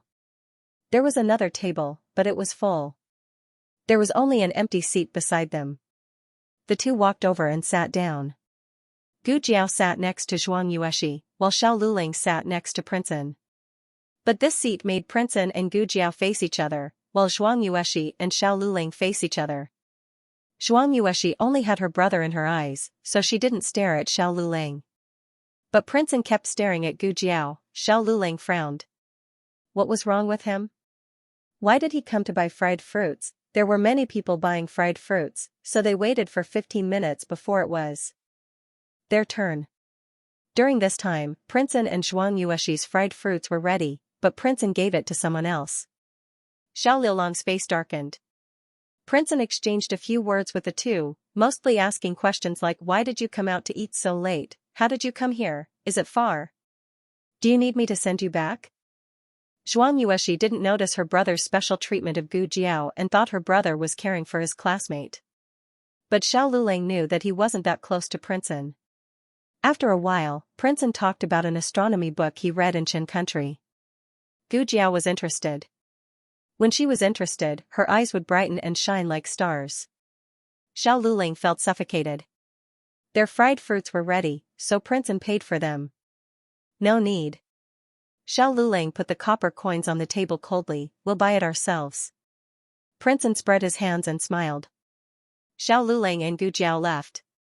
Princeton and Zhuang Yueshi also planned to get on the carriage and return home. At this moment, a dragon and lion dance troupe suddenly appeared on the street. It was a courtesan from a brothel. The entire Chang'an Avenue was in an uproar. The crowd swarmed over and was about to drown them. Gu Jiao grabbed Xiao Liulang's wrist and dragged him through the crowd. Gu Jiao didn't stop until they entered Jadewater Alley. Then, she heard a low laugh. Gu Jiao's body stiffened and she turned around. She saw that the person she was dragging wasn't Xiao Lulang, but Princeton, Gu Jiao. On the other side, Xiao Liulang's handsome face turned cold. That girl actually ran away with another man right in front of him? Digression, ha ha ha ha ha. The latest chapter of this book is not finished yet. For more exciting content, please scan the QR code below to download the app. The novel will be updated even faster. Millions of novels will be read for free. Novels that can't be found online are all available here. https://www.zhhbqg.com/896428964286/113461120. HTML Genius memorized this website's address in 1 second. www.zhhbqg.com Bikuga mobile reading website, mzhhbqg.com. The latest chapter of this book is not finished yet. For more exciting content, please scan the QR code below to download the app. The novel will be updated faster. Millions of novels will be read for free. All the novels that can't be found on the internet will be available here. This was the first time something like this had happened since the beginning of time. Even Zhuang Yueshi was stunned. What was going on? Why did her brother leave her behind and run away with another woman? That woman even had a family, in the alley. Gu Jiao looked at Prince gloomily. You did it on purpose? You even imitated his walk. Prince laughed. Yes, I did it on purpose. The moment he was caught, he knew she had made a mistake. She didn't walk too fast, but she carefully blocked the crowd for him. She rushed in front of him. But he didn't stop her and even lied to her. He wanted to walk further away before he exposed himself, but he couldn't hold it in anymore. Gu Jiao's face turned black. Prince said, I'm your patient and you're my doctor. You can't hit me. Gu Jiao clenched her fists and controlled her temper. She ignored him and walked away. Commandery Prince followed behind. The courtesan parade had passed, and the street had returned to its original tranquility. The two of them appeared one after another. Xianxia lifted her dress and ran over impatiently. She held his arm and said, Brother. What happened just now? Nothing, get in the carriage. Prince said to her. But, Xianxia wanted to ask for an explanation on the spot, but Prince raised his hand and touched her head gently. Xianxia's heart melted. She held her brother's hand and got into the carriage. Before they left, Prince smiled at Gu Jiao and Xiao Lulang. Miss Gu, see you another day. Gu Jiao, Xiao Lulang. The carriage left and only Xiao Lulang and Gu Jiao were left in the empty street corner. The atmosphere was very awkward. Gu Jiao thought for a while and said, Would you believe me if I said I caught the wrong person? Xiao Lulang, haha. Your husband is very angry. The kind that can't be appeased. On the way back, no one spoke. Gu Jiao mainly reflected on herself. She caught the wrong person and made her husband wait for her in the cold wind. For so long. Xiao Lulang was angry. The more she didn't speak, the angrier he got. He couldn't tell what he was angry about. Finally, when he stepped over the threshold, he said, What did he mean by see you another day? Oh, Gu Jiao replied. He's a patient from the clinic. He'll be coming for a follow-up examination in a few days. There was actually a layer of doctor-patient relationship in it. Xiao Lulang clenched his fist and asked in a normal tone, What illness does he have? Gu Jiao said, This is the patient's privacy. I can't tell you. Very well, they had their own secret. Jiao little Jing Kong poked his head out from the door of the west room. Gu Jiao didn't have time to gossip about royal prince with Xiao Lulang. It was already time, but little Jing Kong was still awake. It was obvious that he had crawled out of bed. Gu Jiao walked over and picked up the little guy. She put the fried fruit on the table and held his cold feet. She stuffed him into the quilt. Why aren't you sleeping? Little Jing Kong was tightly wrapped up. He didn't move at all like a well-behaved silkworm. Jiao. Gu Jiao said, I didn't buy candied haws, only fried fruit. Do you want to try one? Yes. Little Jing Kong nodded obediently. Gu Jiao took a fried fruit and fed it to him. He ate it until his mouth was covered with oil. He was so satisfied that he narrowed his eyes. I want more. He said. You can't eat any more. Gu Jiao poured him a cup of hot water to rinse his mouth. Go to sleep. You can eat tomorrow. Little Jing Kong was an obedient child. Soon, he closed his eyes and fell asleep. After washing up, Xiao Lulang lay down beside the little fellow, tossing and turning restlessly. When he finally fell asleep, he had another dream. The dream was a hasty and messy one. When he finally managed to break free from the enormous shackles and opened his eyes, he found that he had returned to the Marquis estate. He was lying on a strange yet familiar bed, and in front of him was a strange yet familiar scene. There were servants standing in the room, but he had not seen them for so long that he could not remember their names. Wearing a yellow dress, Princess Xianxia walked in with a gentle expression. Aheng, you've woken up. He stared at Princess Xianxia in a daze. Princess Xianxia sat down by his bedside and raised her hand to touch his forehead. What's wrong? Why are you looking at mother like that? Don't you recognize your mother? She was so anxious that she rushed outside and shouted, Imperial physician. Quickly call for an imperial physician. The imperial physician came and checked his pulse and body. He said to Princess Xianxia, replying to your highness, the young marquis is fine. He should have been frightened, which is why he's like this. Princess Xianxia's eyes were filled with worry. Aheng, are you alright? Don't scare me. I already told you not to go to the court exam. What's so good about the court exam? If you want to become an official, mother will help you. You don't need to take the imperial exam. Court exam? He stared blankly at the room full of people. I've already passed the court exam? Princess Xianxia said, you passed. You had a conflict with someone during the court exam and accidentally fell. You've already been unconscious for many days. Without the fire from 4 years ago, he had grown up safely until now. Where's Jiao Jiao? He asked. Who's Jiao Jiao? Princess Xianxia asked. You're already married to Lin Lang. Don't fall in love with some other girl outside. Lin Lang will be sad. Jiao Jiao. He lifted the blankets and got out of bed. My legs. He looked at his legs in disbelief. He could walk without any injuries. That's right, there was no fire. Naturally, he did not wander among the people. He was not injured. Princess Xianxia shouted, put on some clothes. It's cold outside. He quickly went to buy Shui Lane. He arrived at his and Gu Jiao's home, but when he pushed open the door, it was empty. There was nothing inside. His heart sank. He knocked on the old chancellor's door. The one who opened the door was not the old chancellor. Instead, it was an unfamiliar man. He then went to Uncle Zhao's home. Uncle Zhao, it's me, Lu Lang. Uncle Zhao and Aunt Zhao looked at him with confusion. Who are you? He then went to the house next door. Aunt Zhang, it's me. I'm Lu Lang. Aunt Zhang's face was filled with confusion. He had never been here before. Nobody recognized him. He only felt his entire body turn cold. He remembered the medical clinic and hurriedly rushed over. The Miracle Hand Hall was still there, but the people in the Miracle Hand Hall did not recognize him. Finally, he saw that familiar little figure in the main hall. He quickly walked towards her. Just as he was about to call her Jiao Jiao, she looked at him with an extremely strange gaze and said to the doctor beside her, there's a patient. Take care of him.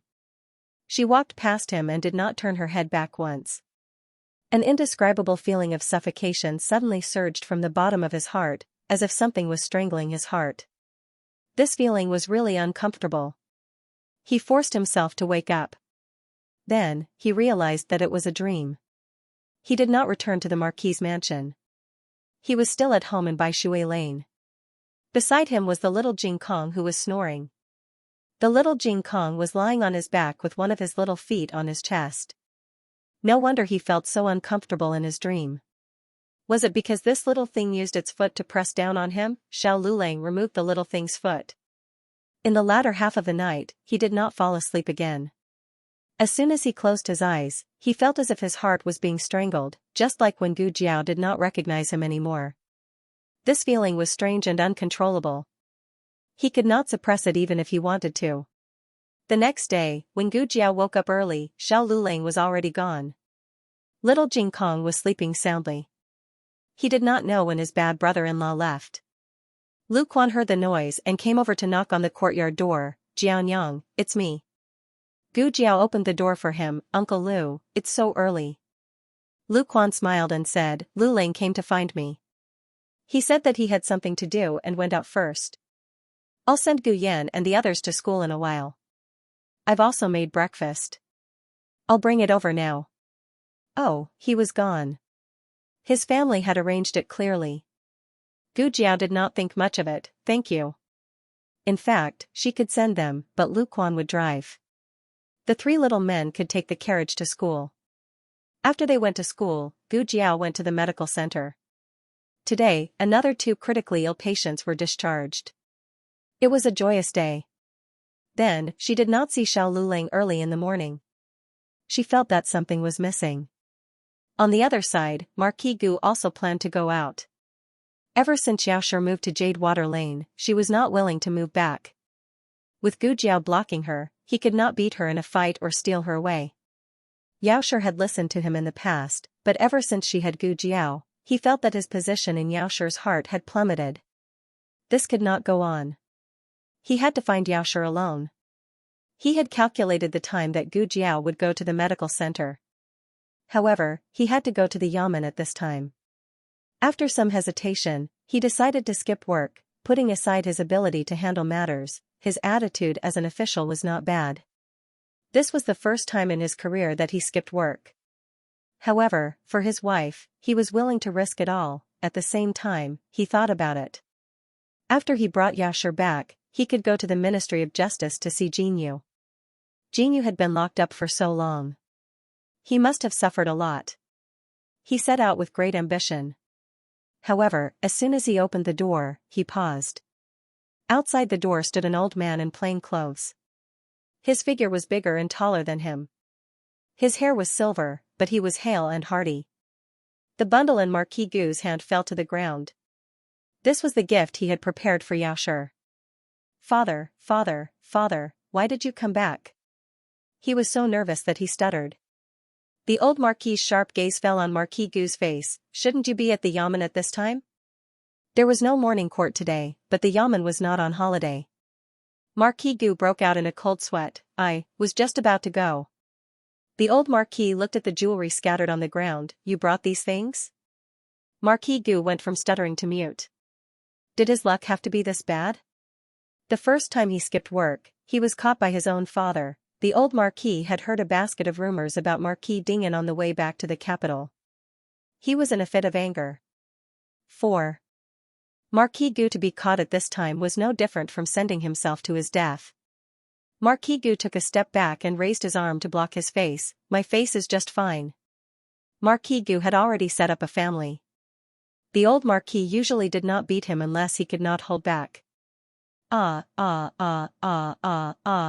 a quarter of an hour, Marquis Gu's shrill screams came from his courtyard. Not far away, Huang Zhong helplessly covered his face. Sigh. Could not bear to look. In the military camp, Gu Chongqing received news that his grandfather had returned and immediately returned. At the same time, Gu Qingfeng of Qinghe Academy also heard the servant's report. "What? My grandfather is back?" The servant said with trepidation. "That's right. Second young master, you must not run around after school. Remember to bring third young master back to the manor." Bring Gu Qinglin back to the manor? This was difficult to handle. Gu Qinglin's condition was getting worse and worse recently. Ever since Gu Qingfeng witnessed the bloody scene of the operation, he could no longer eat meat. He often mocked himself for being a monk. However, one day, a young monk really came to his courtyard. It was little Jing Kong. Gu Qinglin was recuperating in Gu Jiao's courtyard. Little Jing Kong had been coming to little Jing Kong recently, so it was inevitable that he would occasionally bump into him. Little Jing Kong did not know Gu Qinglin, nor was he clear about the grudge and relationship between him and Gu Jiao. He only thought that Gu Qinglin was an ordinary patient. Little Jing Kong was a warm-hearted child. When he saw that Gu Qinglin was unhappy and restless, he proposed to recite Buddhist scriptures for him. "In the past, when I was unhappy, my master would recite Buddhist scriptures for me. After that, I would be happy." Gu Qinglin was in a daze and ignored him. Little Jing Kong only thought that he agreed. He diligently took out his little monk robe and small wooden fish, put on his Buddhist beads and monk's hat, sat cross-legged on the floor and began to recite Buddhist scriptures for Gu Qinglin. Gu Qinglin did not react at first, but as he listened, he sat up straight. Tears flowed from his eyes, but he found peace in his heart. "Bodhisattva can really save people from suffering?" he asked in a daze. Little Jing Kong said seriously, "Of course. That's what master said." Gu Qinglin suddenly stood up and bowed respectfully to little Jing Kong. "I want to be a monk. Little master, please shave my head." Little Jing Kong, "Oh." Little Jing Kong ran out and found a razor for shaving patients' leg hair. He began to shave Gu Qinglin's head. He shaved from left to right. When he was about to shave the right side, Gu Qingfeng arrived. Seeing this scene, Gu Qingfeng went crazy. "What are you doing?" Little Jing Kong turned to look at Gu Qingfeng and said innocently, "I'm shaving his head. He wants to be a monk." Gu Qingfeng. "How old are you to shave someone's head? One of you dares to extend your head and the other dares to shave it," Gu Qingfeng said with heartache. "Grandfather is back. He wants you to go back quickly." Gu Qinglin put his palms together and bowed to Buddha. "I've become a monk. I'm no longer the young master of the Marquis mansion, and I don't know your grandfather. I have nothing to do with the mundane world. Can my hair be reattached? Boohoo! Gu Qinglin returned to the Marquis mansion with half of his bald head and half of his long hair. When he saw Gu Qinglin's unspeakable appearance, the old Marquis, who would not panic even if the sky fell, spat out a mouthful of tea. Digression, 2 words flashed in the old Marquis' mind. 2333 The latest chapter of this book is not finished. For more exciting content, please scan the QR code below to download the app. Novels are updated faster and more complete. Millions of novels are free to read. Novels with content that can't be found online are all available here. https://www.zhhbqg.com/896428964286/113437216. HTML Genius memorized this website's address, www.zhhbqg.com. Bikuj mobile reading website, mzhhbqg.com. The latest chapter of this book is not finished yet. For more exciting content, please scan the QR code below to download the app. Novels are updated even faster. Millions of novels are free to read. Novels with connotations that cannot be found online are all available here. The old Duke did not know that Madame Yao and her son had returned to the capital. He thought that they were still at the hot spring villa, so he did not send them any news. He began to interrogate his son and 3 grandsons. What are the rumors in the capital about? He did not know if he did not interrogate them, but he was shocked when he did. So many major events had happened in the Duke's household in the years that he was not in the capital. The first to bear the brunt was Gu Jinyu's background. It was terrible that she was a child who was swapped. Then there was the matter of concubine Ling. This also explained why Gu Qinglin had become like this. Concubine Ling had already been punished by old Madame Gu. The old Duke did not ask if she was dead or alive. He did not have the time to care about a concubine. As for the real granddaughter's unwillingness to return to the Duke's household, he did not take it to heart. She was just a servant girl. There was no need to pay attention to her. Moreover, she was already married. A married daughter was like spilled water. She was no longer part of the Duke's household. The 4 of them did not mention that Gu Qinglin bullied Gu Yan and was beaten up by Gu Jiao. There was no benefit in saying it. They would still be beaten up. Gu Yan's body was weak and would be gone after a beating. No matter what mistakes he made, he would never be beaten. Furthermore, the ladies in the Marquis' residence were all brought up. Regardless of whether Gu Jinyu got into trouble or not, the old Marquis had never laid a finger on her. So Gu Jiao would not be beaten. But even if this was not mentioned, the Duke's household was in a mess. Those who skipped work and those who moved out moved out. If the upper beam was not straight, the lower beam would be crooked. They all had to be punished. Since Duke Gu had already beaten him, he would do it again. Duke Gu. Are you still my biological father? The old Duke looked at Gu Chongqing. As the eldest brother, you did not restrain your 2 younger brothers. Should you be punished? Gu Chongqing lowered his eyes, as if he was enduring something. Yes. The old Duke said in a low voice, okay, 100 military whips. Gu Qingfeng 50 lashes, Gu Qinglin also 50 lashes. Gu Chongqing said, Sandy has just recovered from his injuries, he can't take the whip. I will take the punishment on his behalf. Gu Qingfeng hurriedly said, I can also accept the punishment on behalf of 3rd brother. Alright, I'll add another 20 lashes to each of you. After the old Marquis said coldly, he looked at Gu Qinglin, who only had half a head of hair left. If you can withstand the remaining 10 whips, I'll let it go. If you can't, I'll just take it that I don't have a grandson like you. The old Marquis is the most ruthless. When Gu Chongqing was teaching his 2 younger brothers a lesson, old Madame Gu still dared to cry, throw a tantrum, and threaten to hang herself. Under the old Duke's command, his son and grandson were whipped so hard that old Madame Gu did not even dare to make a sound. Marquis Gu was beaten black and blue. Enough. The old Marquis said, don't beat him to death. He still has to enter the palace and ask for punishment. Marquis Gu, who had nothing left to live for, you really are my father. The old Marquis brought his son into the palace to ask for punishment from the emperor. The old marquis knelt down and bowed, cupping his fists. It's the father's fault for not teaching her well. That girl caused such a huge disaster, and it's all because this unfilial son spoiled her. This official has brought this unfilial son here for your majesty to deal with. The emperor glanced at Marquis Gu, whose face was bruised and swollen. He had already been beaten to this state. He had no place to lay his hands on him. The emperor coughed lightly and waved his hand. Forget it. Marquis Gu is not at fault in this matter. The girl is also young and immature. Just discipline her in the future. As for the reason for Gu Jinyu's punishment, the official explanation given was still that she had broken the imperial jade seal and had also committed the crime of deceiving the emperor. As for whether it was the bellows deceiving the emperor or the glutinous rice mortar deceiving the emperor, the officials did not specify in detail. But the more it was like this, the easier it was to achieve the effect of killing two birds with one stone. Now, even if there was no evidence of the bellows, there were many people among the people who said that Gu Jinyu had falsely claimed the credit for the bellows. Strictly speaking, the main responsibility for this incident did not lie with Gu Jinyu. Although she had provided the blueprint for the modifications, it was the Ministry of Works' decision whether or not to use it.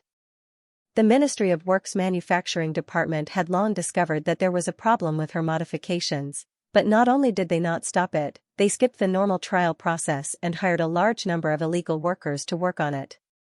But the old marquis could not absolve Gu Jinyu. He expressed that all of the losses would be borne by Marquis Ding Ansfu. In addition, he requested that the emperor abolish Gu Jinyu's position as county princess.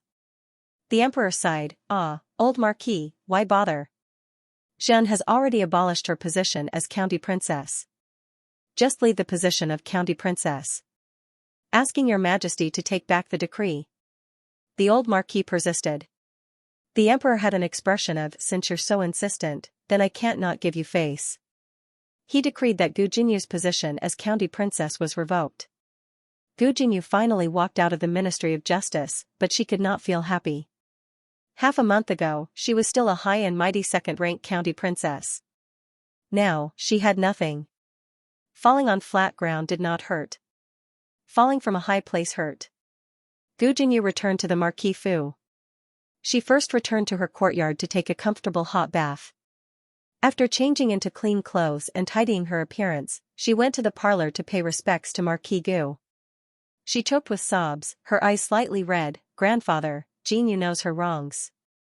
Jinyu is willing to go kneel in the ancestral hall as punishment. No need. The old marquis said. Gu Jinyu's heart leaped with joy. Grandfather was not willing to punish her by kneeling. Grandfather still doted on her. The next second, she heard the old marquis coldly say, "You are not a member of the Gu family. You do not have the right to kneel to the Gu family's ancestors. Also, in the future, do not call me grandfather." Gu Jinyu froze in place. The old marquis had always been a strict and violent family head. He did not show any mercy when beating his children and grandchildren, except for Gu Yan and Gu Jinyu. Gu Jinyu had always believed that grandfather doted on them, but now, she inexplicably felt that grandfather did not care about them at all. Gu Jinyu was wrong. It was not that the old marquis did not care about them, but he simply did not care about her. The old marquis doted on Gu Yan. Otherwise, he would not have given Gu Yan 2 secret guards. Even Gu Qingfeng and Gu Qinglin did not have them. The old marquis was a classic example of favoring boys over girls. He did not dote on his biological granddaughter, much less his biological granddaughter. After settling the matters in the residence, the old marquis once again entered the palace. The news of the old marquis's return to the capital quickly swept through the capital. Almost everyone knew that the once all-powerful old general had returned. But so what if he had returned? He had long handed over his military power, and the Gu family army had also been incorporated into someone else's command. Gu Jiao had always paid no attention to outside matters. She did not know that the old marquis had returned. She was checking the medicine sent from the factory. This was the second batch of medicine custom-made for the military camp. She checked a few bottles. There was no problem with the quality. "I don't have anything to do today.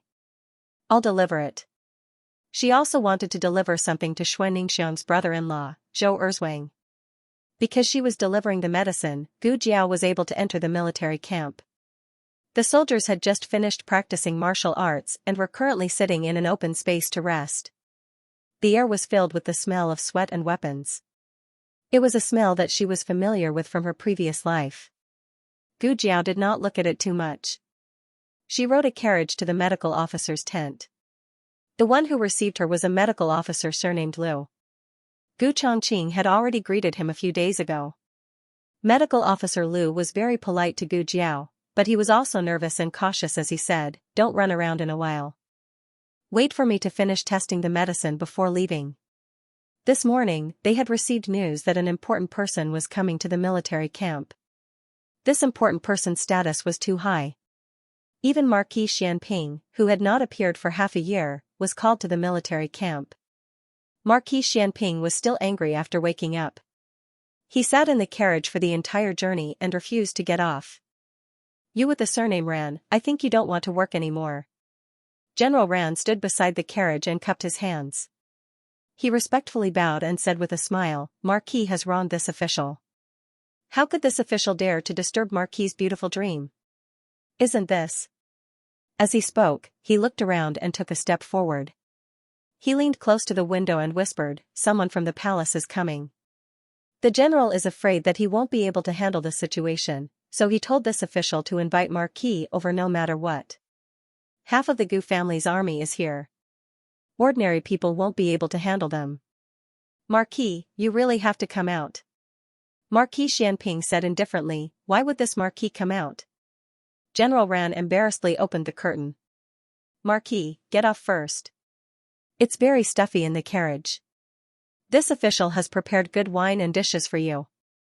I'll bring them to you in a while." It was indeed stuffy in the carriage. Marquis Xianping got off the carriage with a cold expression. General Ran continued, "It's not a big deal. The general's meaning is, in a while, you can lead the soldiers to practice. It's best to line them up and set up a formation. The more impressive it is, the better. I'll call everyone out. What's the point of making such a big scene? His Majesty doesn't understand." Marquis Xianping rolled up his sleeves and said indifferently, "It's just a blind thing." The emperor and the old marquis had just gotten off the carriage when they heard this rebellious sentence. The old marquis, the emperor, the latest chapter of this book isn't finished yet. For more exciting content, please scan the QR code below to download the app. Novels are updated even faster. Millions of novels are free to read. Novels with connotations that can't be found online are all available here. https://www.zhhbqg.com/8964289642826/113434215. HTML Genius remembers this website's address in a second. www.zhhbqg.com. Biku Pavilion's mobile reading website, mzhhbqg.com. The latest chapter of this book isn't finished yet. For more exciting content, please scan the QR code below to download the app. Novels are updated even faster. Millions of novels are free to read. There are novels with connotations that can't be found online here. The emperor felt that if he died one day, it would be because he was angered to death by Xiao Ji.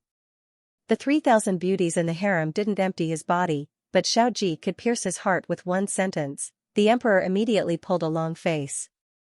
The old marquis's face also sank. This Marquis Xianping was a modest gentleman when he didn't speak, but when he spoke, he was simply a hooligan. Marquis Xianping turned his head and saw the emperor's group. His handsome face didn't have the slightest bit of panic or guilt from being caught. He turned around, cupped his hands, and calmly and elegantly bowed. "This subject greets your majesty."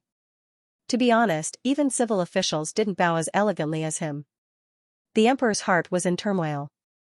Even the most beautiful concubines didn't make his mood fluctuate like this. When General Ran heard "Your Majesty," he was scared out of his wits. He hurriedly turned around and bowed deeply. The old marquis was standing next to the emperor, but the old marquis was wearing a mask, so General Ran didn't recognize him. General Ran's heart was also in turmoil. Was it really that exciting? Did His Majesty hear the conversation just now? Would His Majesty chop off his and Marquis Xianping's heads in a fit of anger? No, it was Marquis Xianping who said those words. He was implicated. General Ran wanted to cry. Marquis Xianping calmly said, "Your Majesty came at the right time.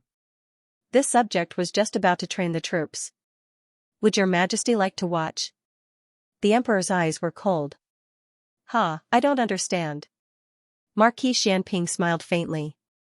"The experts see the skill, while the laymen see the excitement.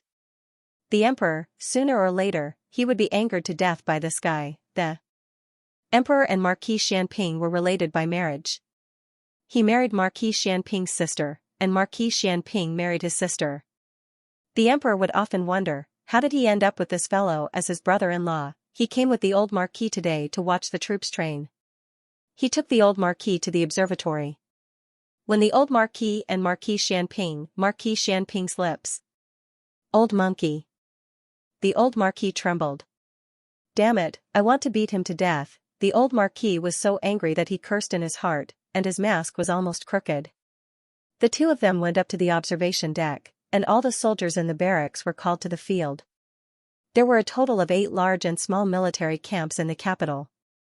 The original Gu clan army had been assigned to different military camps. Among them, the Tiger Mountain camp had the most Gu clan army.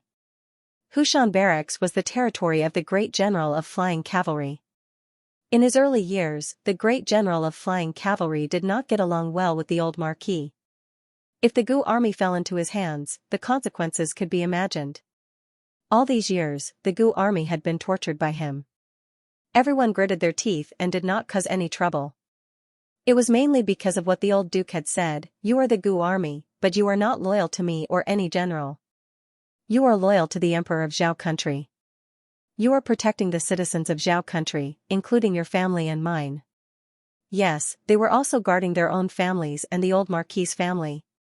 After Gu Chongqing entered the Tiger Mountain camp, the Gu clan army was even more patient. No matter how the Great General of Flying Cavalry deliberately targeted them, they would not be deserters.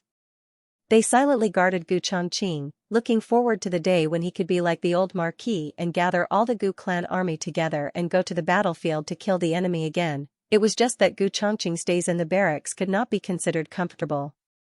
He had been injured the most, so it was impossible to say that he was not targeted. Why did he invite Marquis Xianping over today? Wasn't it because the Great General of Flying Cavalry was worried that once he appeared, the Gu clan army would be filled with hostility and make the situation too ugly? All the soldiers, including the Gu clan army, were lined up neatly. Marquis Xianping mounted his horse and began the day's roll call. The moment he put on his armor and helmet, his entire person's aura became strong in an instant. He was flamboyant, domineering, and arrogant. No one paid attention to the handsome face under the helmet anymore. They were all shocked by the murderous aura in his eyes. Golden spears and armored horses, one person could fight against thousands of soldiers and horses. This was a man born for the battlefield. He had 9 deaths and 9 deaths. He had won battles and also suffered defeats. He could afford to lose, but when he won, he never flinched. The Emperor's blood boiled as he watched, and he wished he could go to war. Alas, forget it, I won't punish him. The old Marquis looked at the Gu clan army that he had brought up single-handedly with a complicated expression. The Emperor forcibly withdrew his attention, which had been attracted by Marquis Xianping, and turned to ask the old Marquis, "Does the old Marquis regret that I handed them over to the Great General of Flying Cavalry?" It was not that the Gu clan army was smooth sailing in other barracks and was not rejected by others. It was just that it was the most serious under the command of the Great General of Flying Cavalry. Even Gu Chongqing had suffered many losses and sufferings. The old Marquis sighed and said, "They are the sons of Zhao country. The sufferings they suffered today were for your Majesty's great cause. I have no regrets, and they have no regrets." Only when they were assigned to the Great General of Flying Cavalry, who was the most difficult to deal with, could it show that the Emperor was deliberately making things difficult for the old Marquis. Only then would the old Marquis have enough reason to be bitterly disappointed with His Majesty. If he broke off with His Majesty, no one would suspect that he continued to secretly work for His Majesty. The Emperor also sighed and said, "Then I will find an opportunity to transfer Chongqing to the front of the Emperor. I heard that he was accidentally injured during training last year. This kind of situation is not uncommon. Even if he knew that Gu Chongqing would not complain to Marquis Gu, the emperor did not deliberately gloss over things. A trace of complexity flashed through the old marquis's eyes. The battlefield is far crueler than the barracks. If he can't even withstand this setback, how can he lead troops to war in the future? Your Majesty and I are well aware that the war will definitely start. Yes, there would be a war. That day would come sooner or later. Now, every additional bit of training would increase the possibility of survival on the battlefield. No matter how much the great general of flying cavalry targeted Gu Chongqing, he would not brazenly take his life. The enemy was the one who would not show mercy. At this point, the emperor could not say anything more. After the training was over, the emperor and the old marquis walked down from the observation platform. Thinking of something, the emperor said to the old marquis, "By the way, there is something I forgot to congratulate the old marquis. Chongqing has broken through to the 13th level." These words were said without rhyme or reason, but the old marquis immediately understood. That was the 18 Arhats formation he had set up in the cave behind the mountain in his early years.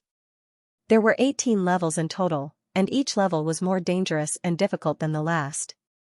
So far, the best result was Gu Chongqing. He had broken through to the 13th level last month. The nephew of the great general of flying cavalry was close behind and had broken through to the 12th level. It was said that he had been practicing well recently and was planning to break through to the 13th level as well. There were some slight changes made inside and increased the difficulty. "Does the old marquis want to take a look?" the emperor asked. The old marquis cupped his hands. Yes. In the medical officer's tent, Dr. Liu was diligently inspecting the medicines sent by Gu Jiao. The inspection of medicine in the military camp was very strict. Today, the other medical officers were not present, so he would not be able to inspect it so quickly by himself. Gu Jiao sat in the military tent, bored to death. It was quite embarrassing for a girl to be alone in a room with a man like him. Dr. Liu smiled and said, "Miss Gu, please sit for a while. If you are really bored, you can go outside for a walk. Remember not to go too far, and do not go beyond the tent in front." If it was someone else, Dr. Liu would not be so considerate. But who asked him to be someone Gu Chongqing had greeted before? Gu Chongqing did not say that she was his sister. Perhaps it was because the cold-faced Yama had personally come out to greet her that the relationship between the two was not simple. As for how complicated it was, Dr. Liu did not gossip about it. Gu Jiao was not the most uncomfortable person in the military tent. Instead, it was the man, Dr. Liu. Gu Jiao had observed his awkward demeanor several times. If this went on, who knew how long it would take for the medicine to be finished? She still had to go back to the Imperial College to pick up Xiao Lulang and little Jing Kong from school.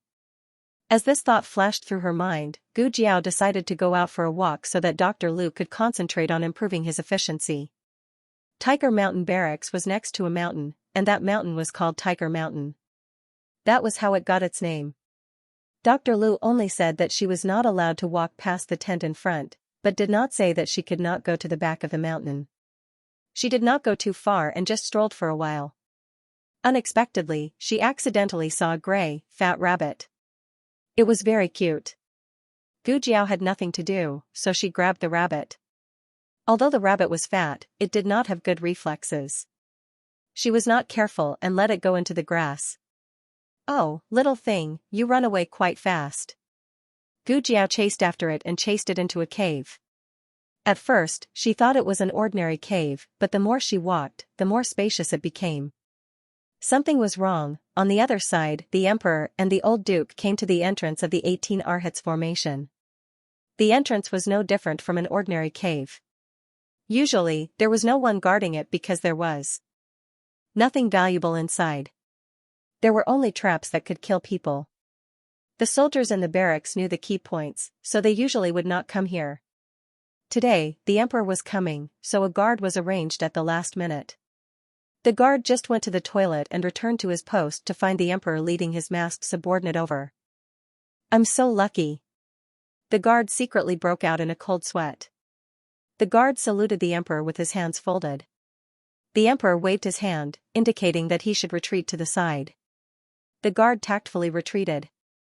The emperor said to the old duke, "The array that was left in the past has not changed, but some hidden arrows have been added. It is more difficult to break through than before." "Was it General Pachi's idea?" the old duke asked. "Yes." The emperor sighed. "It was added the day before Chongqing went to break through. There was no one else who could use such a method to deal with Gu Chongqing." The old duke did not say anything. It was the emperor who spoke. "Chongqing was injured at that time. It was when the furnace exploded. He broke through the array with injuries and was able to break through to the 13th level. It is really rare. I'm afraid that even General Pachi did not expect Chongqing to be so powerful." The old duke still did not say anything. Only by breaking through the 18th level could he be qualified to revive the Gu army. Boom! A loud noise suddenly came from the cave. The old duke and the emperor's faces changed. "What's going on?" Something happened inside. The old duke's white eyebrows twisted. "Someone is breaking through the array." The emperor called the guard, who went in. The guard shook his head. "No. I didn't see." The emperor frowned. "You were here all this time?" "This servant went to the toilet." The guard did not dare to hide, "But this servant will be back soon, and no one in the military camp will break through the array casually."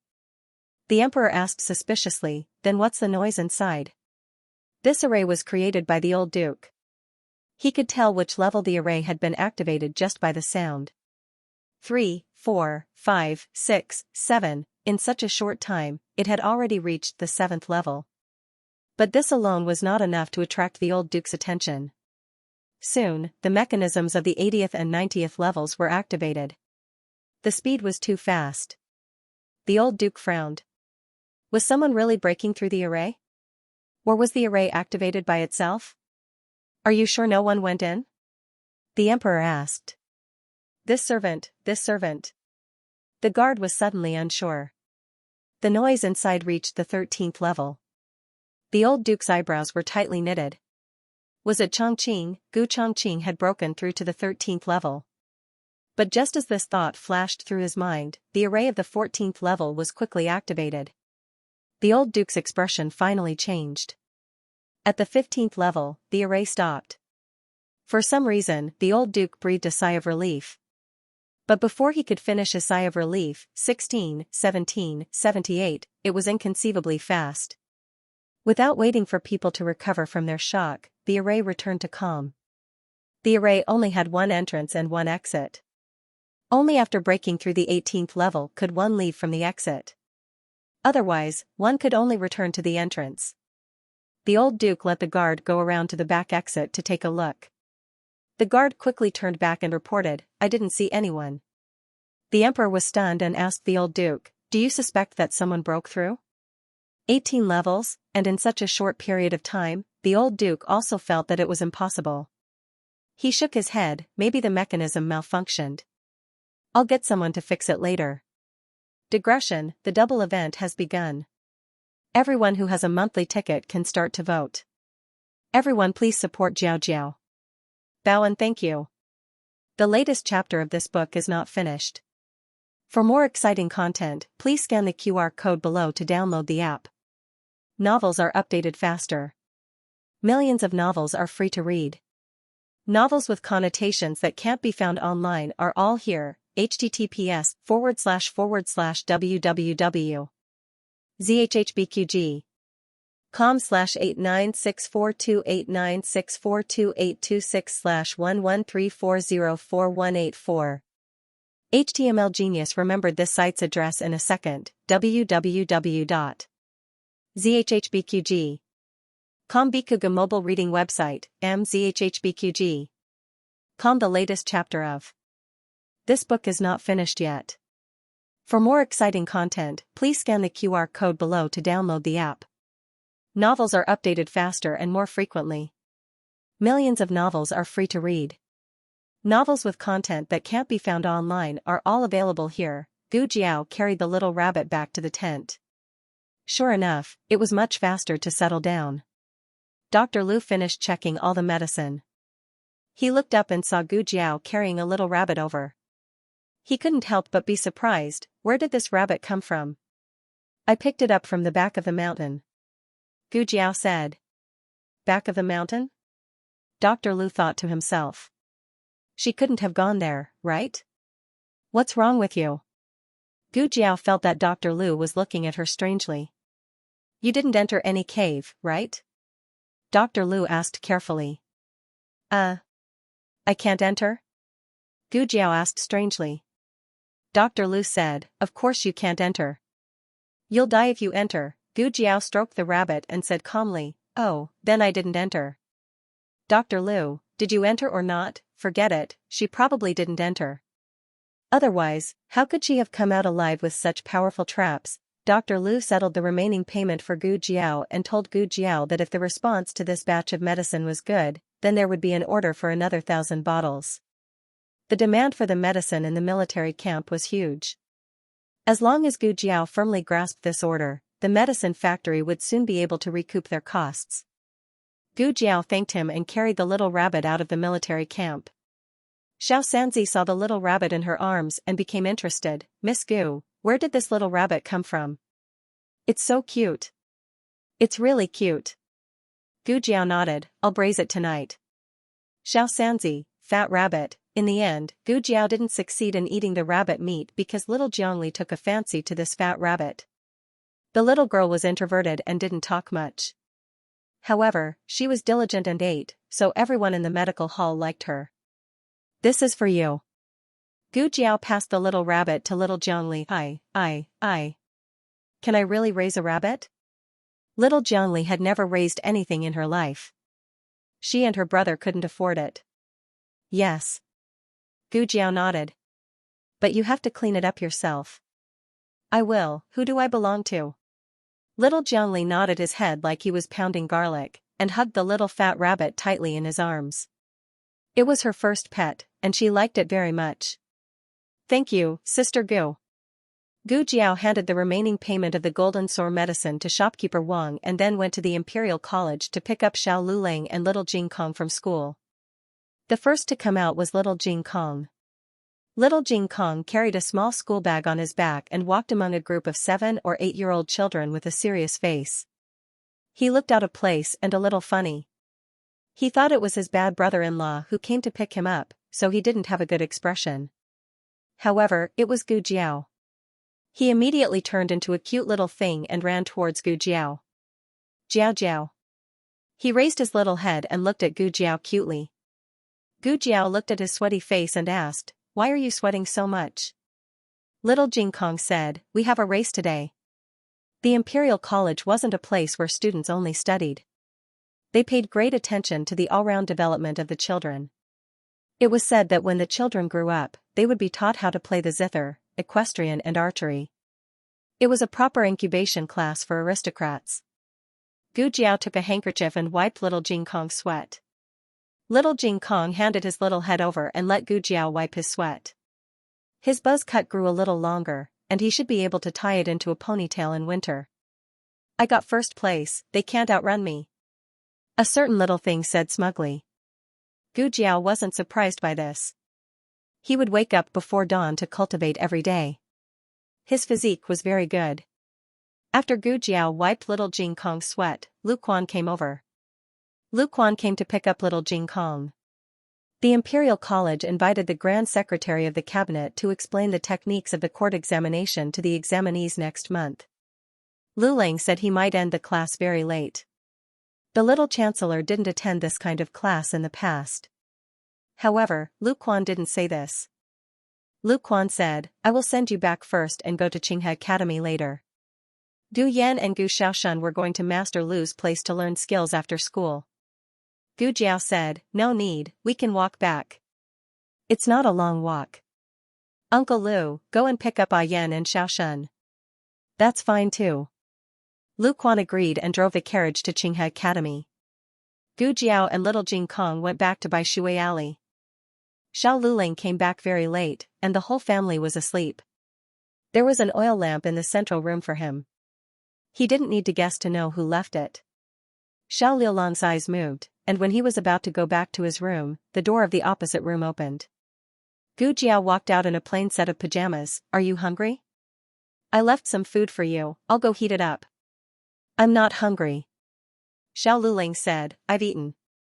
He planned to go in just like that, but after a pause, he couldn't help but ask her, it's so late, why are you still awake? I'm waiting for you. Gu Jiao said. The sudden straightforwardness made Xiao Liulong's heart feel like it was being rubbed by something. Xiao Luling looked at her thin body in pajamas, composed himself, and said, it's cold outside, you should go back to your room and sleep. I'll sleep soon too. Are you still angry with me? Gu Jiao tilted her head and asked. No. He said, I'm not angry. Gu Jiao said, oh, but didn't go back to her room. Instead, she stood at the door and looked at him with innocent eyes. Knowing that she was playing tricks, Xiao Liulong's heart suddenly softened. He surrendered, opened his mouth, and said softly, I think I'm a little hungry. Gu Jiao smiled, I'll heat up the food for you. Xiao Luling looked at her thin pajamas, hesitated, and said, put on some clothes. Okay. Gu Jiao went back to her room and put on a coat, then went to the kitchen to heat up the food. She had put it aside for him before dinner. There was corn-keel soup, steamed bread, braised pork ribs, and a few cold dishes. Gu Jiao also boiled a few pieces of vegetables. Xiao Luling sat down to eat. Gu Jiao sat across from him, resting her chin on her hands and resting her elbows on the table. Looking at him. So beautiful. It wasn't the first time Xiao Luling was looked at by her. This girl's eyes were really more open than his. The room was very quiet. Ever since the family members grew, he rarely ate alone with her like this. It was as if they had returned to the past. After Xiao Luling finished his dinner, his stomach and body warmed up. The two cleaned up the dishes and went back to their rooms. Before entering the room, Gu Jiao turned around and asked him again, are you really not angry? Xiao Luling took a deep breath and said stubbornly, I'm not angry. Gu Jiao had a big heart. She believed him when he said he wasn't angry. Gu Jiao said, I wanted to make it up to you, but since you're not angry, then forget it. Xiao Luling, wait, how are you going to make it up to me? He felt like he had missed out on something. See you tomorrow. Gu Jiao entered the room. Xiao Luling, the workload at the Imperial College had increased recently. At first, Xiao Luling didn't want to skip classes, but later on, he couldn't even if he wanted to. The emperor attached great importance to the court examinations and sent many ministers to pass on knowledge to the examinees. Even though the court examinations didn't eliminate people and only examinees entered as grand scholars, who would want to be a grand scholar? They were all aiming to become grand scholars. As the court examinations approached, the atmosphere at the Imperial College became tense again. At the medical hall, the last critically ill patient wrapped in red cloth was discharged. Now, only Xianxia was left in the miracle hall. His condition was serious and he would probably need another 2 to 3 months of treatment. Gu Jiao went to give Xianxia an 4 drip. Just as she finished, she heard an unusual commotion outside the medical hall. Gu Jiao thought it was a medical dispute, but when she went downstairs, she realized it wasn't. Why are there so many people here? Gu Jiao asked as she looked at the crowd at the entrance. The second boss sent Xianxia to find out. Xianxia quickly returned. Ah, I heard that the crown princess is giving a lecture at the women's school. Even students who aren't from there can attend. These people are here for no reason. They want to attend the crown princess's lecture. As it turned out, the crown princess had been grounded by the emperor because of the chain bridge incident. Now that the order had been lifted, in order to save the imperial house's face and to increase the imperial house's reputation among the people, this was the cause of today's commotion. The heat of the chain bridge incident had already passed. Recently, there were rumors that the crown princess paternal family had used the crown princess's name to block the bridge and burn incense. It had nothing to do with the crown princess. The crown princess had been implicated by her paternal family. The opinions of the people were mixed. Some felt sorry for the crown princess, while others felt that the rumors could not be trusted. But no matter what, the crown princess was giving a lecture. Most people were not willing to give up this chance to meet the crown princess. After all, this was likely the only time they would see her in their lives. The crown princess's lecture hall was full. She was teaching chess. The crown princess was not the only one sent to teach at the women's school. There was also the Rui Wang's consort, Du Qianqian. Du Qianqian's qin skills were among the top 3 in Zhao country. However, under the crown princess's strong halo, no one noticed that she had come. Her lecture hall was empty. There were only 2 students. One was Li Wanwan, who truly liked to learn the qin. The other was Du Xiaoyun, who she had forced to stay in the lecture hall. Digression, Jiao Jiao, should I go and support my best friend? Please don't stop. Thank you. The newest chapter of this book is not finished yet. For more exciting content, please scan the QR code below to download the app. Novels are updated even faster. Millions of novels to read for free. Novels with connotations that you can't find online are all available here. https://www. zhbqg.com/89642896428226/1134011072. HTML Genius remembers this website's address in 1 second. www.zhhbqg.com. BQG's mobile reading website, mzhhbqg.com. The newest chapter of this book is not finished yet. For more exciting content, please scan the QR code below to download the app. Novels are updated even faster. Millions of novels are free to read. Novels with content that can't be found online are all available here. Du Xiaoyun wanted to slip away. Consort Rui Wang sternly shouted, "Stop right there." Du Xiaoyun's scalp tightened as she obediently sat back down in her chair. Du Xiaoyun was worried to death. The Crown Prince consort finally came to the women's school. She wanted to see the Crown Prince consort. She was sitting in her chair, but her eyes kept glancing outside. It was obvious that she didn't want to sit here. Consort Rui Wang was unbearably angered by her younger sister. She glared at her younger sister in exasperation. She almost grabbed a candlestick and threw it at her. What kind of sin did she commit in her past life to have such a sister who sided with outsiders? Fortunately, Li Wanwan was sincerely listening to the class. She sat on the cushion across from Consort Rui Wang. There was a guqin on the small table in front of her. It was the guqin that musician Xia had given her during the exam before the new year. The sound quality was very good. She liked it very much and cherished it very much. She would carefully take care of it every day so that it wouldn't be contaminated by any dust. Li Wanwan was very satisfied with today's class.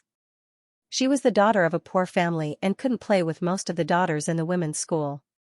She couldn't even get a seat in the guqin room, let alone a good seat in class.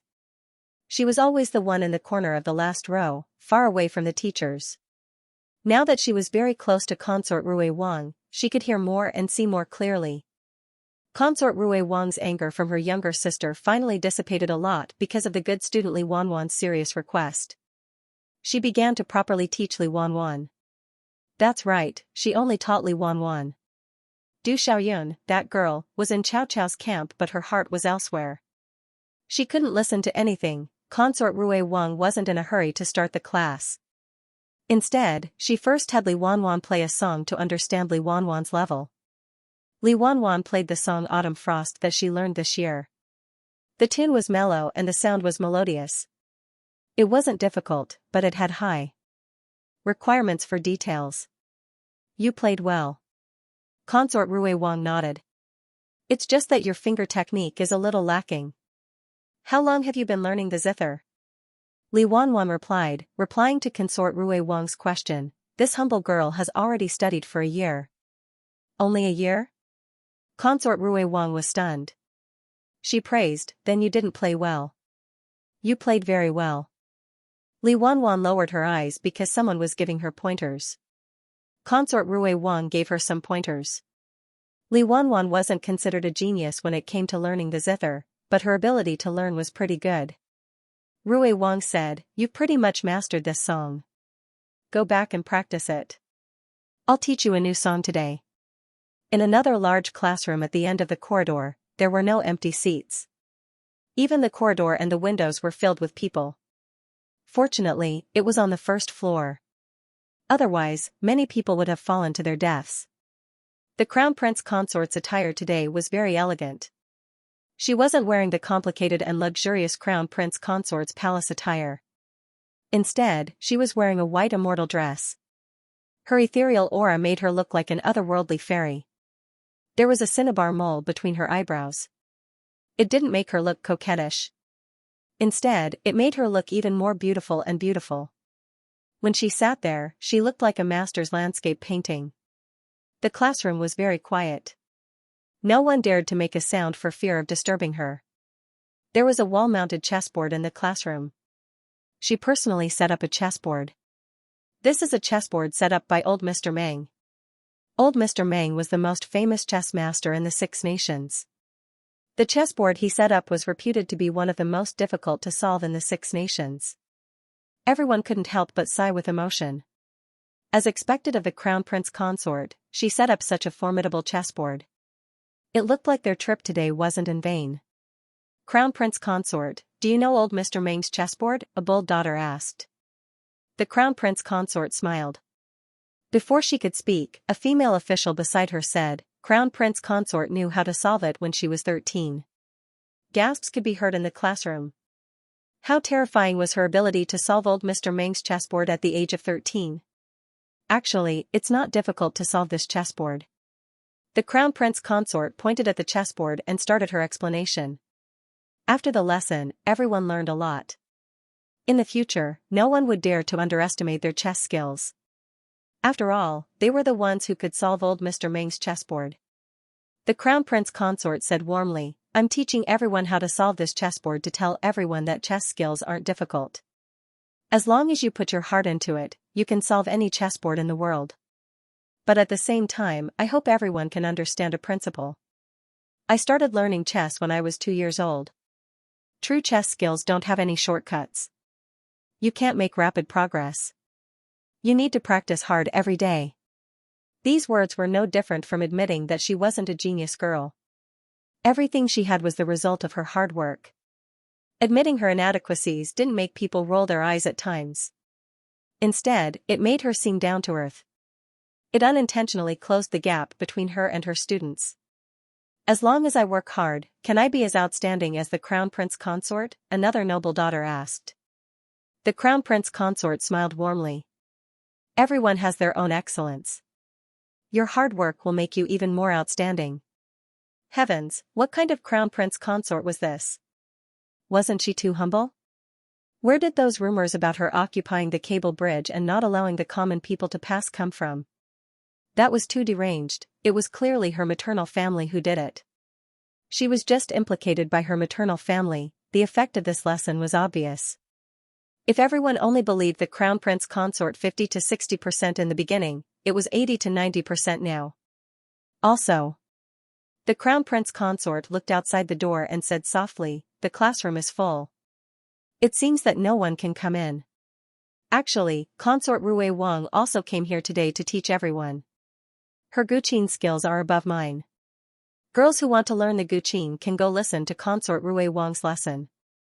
No, we only want to listen to your lesson. Consort Rui Wang and the Crown Prince Consort didn't get along for a day or two.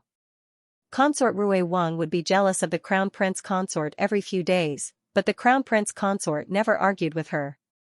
Now, she was even helping her pull in more students. Too considerate. What reason did they have to not like, love, or be fans of this kind of Crown Prince Consort? In the second lesson, there really were a few noble daughters who went to Consort Rui Wang's classroom. Consort Rui Wang thought that it was her Guqin that attracted them, so she worked hard in class as if she was on steroids.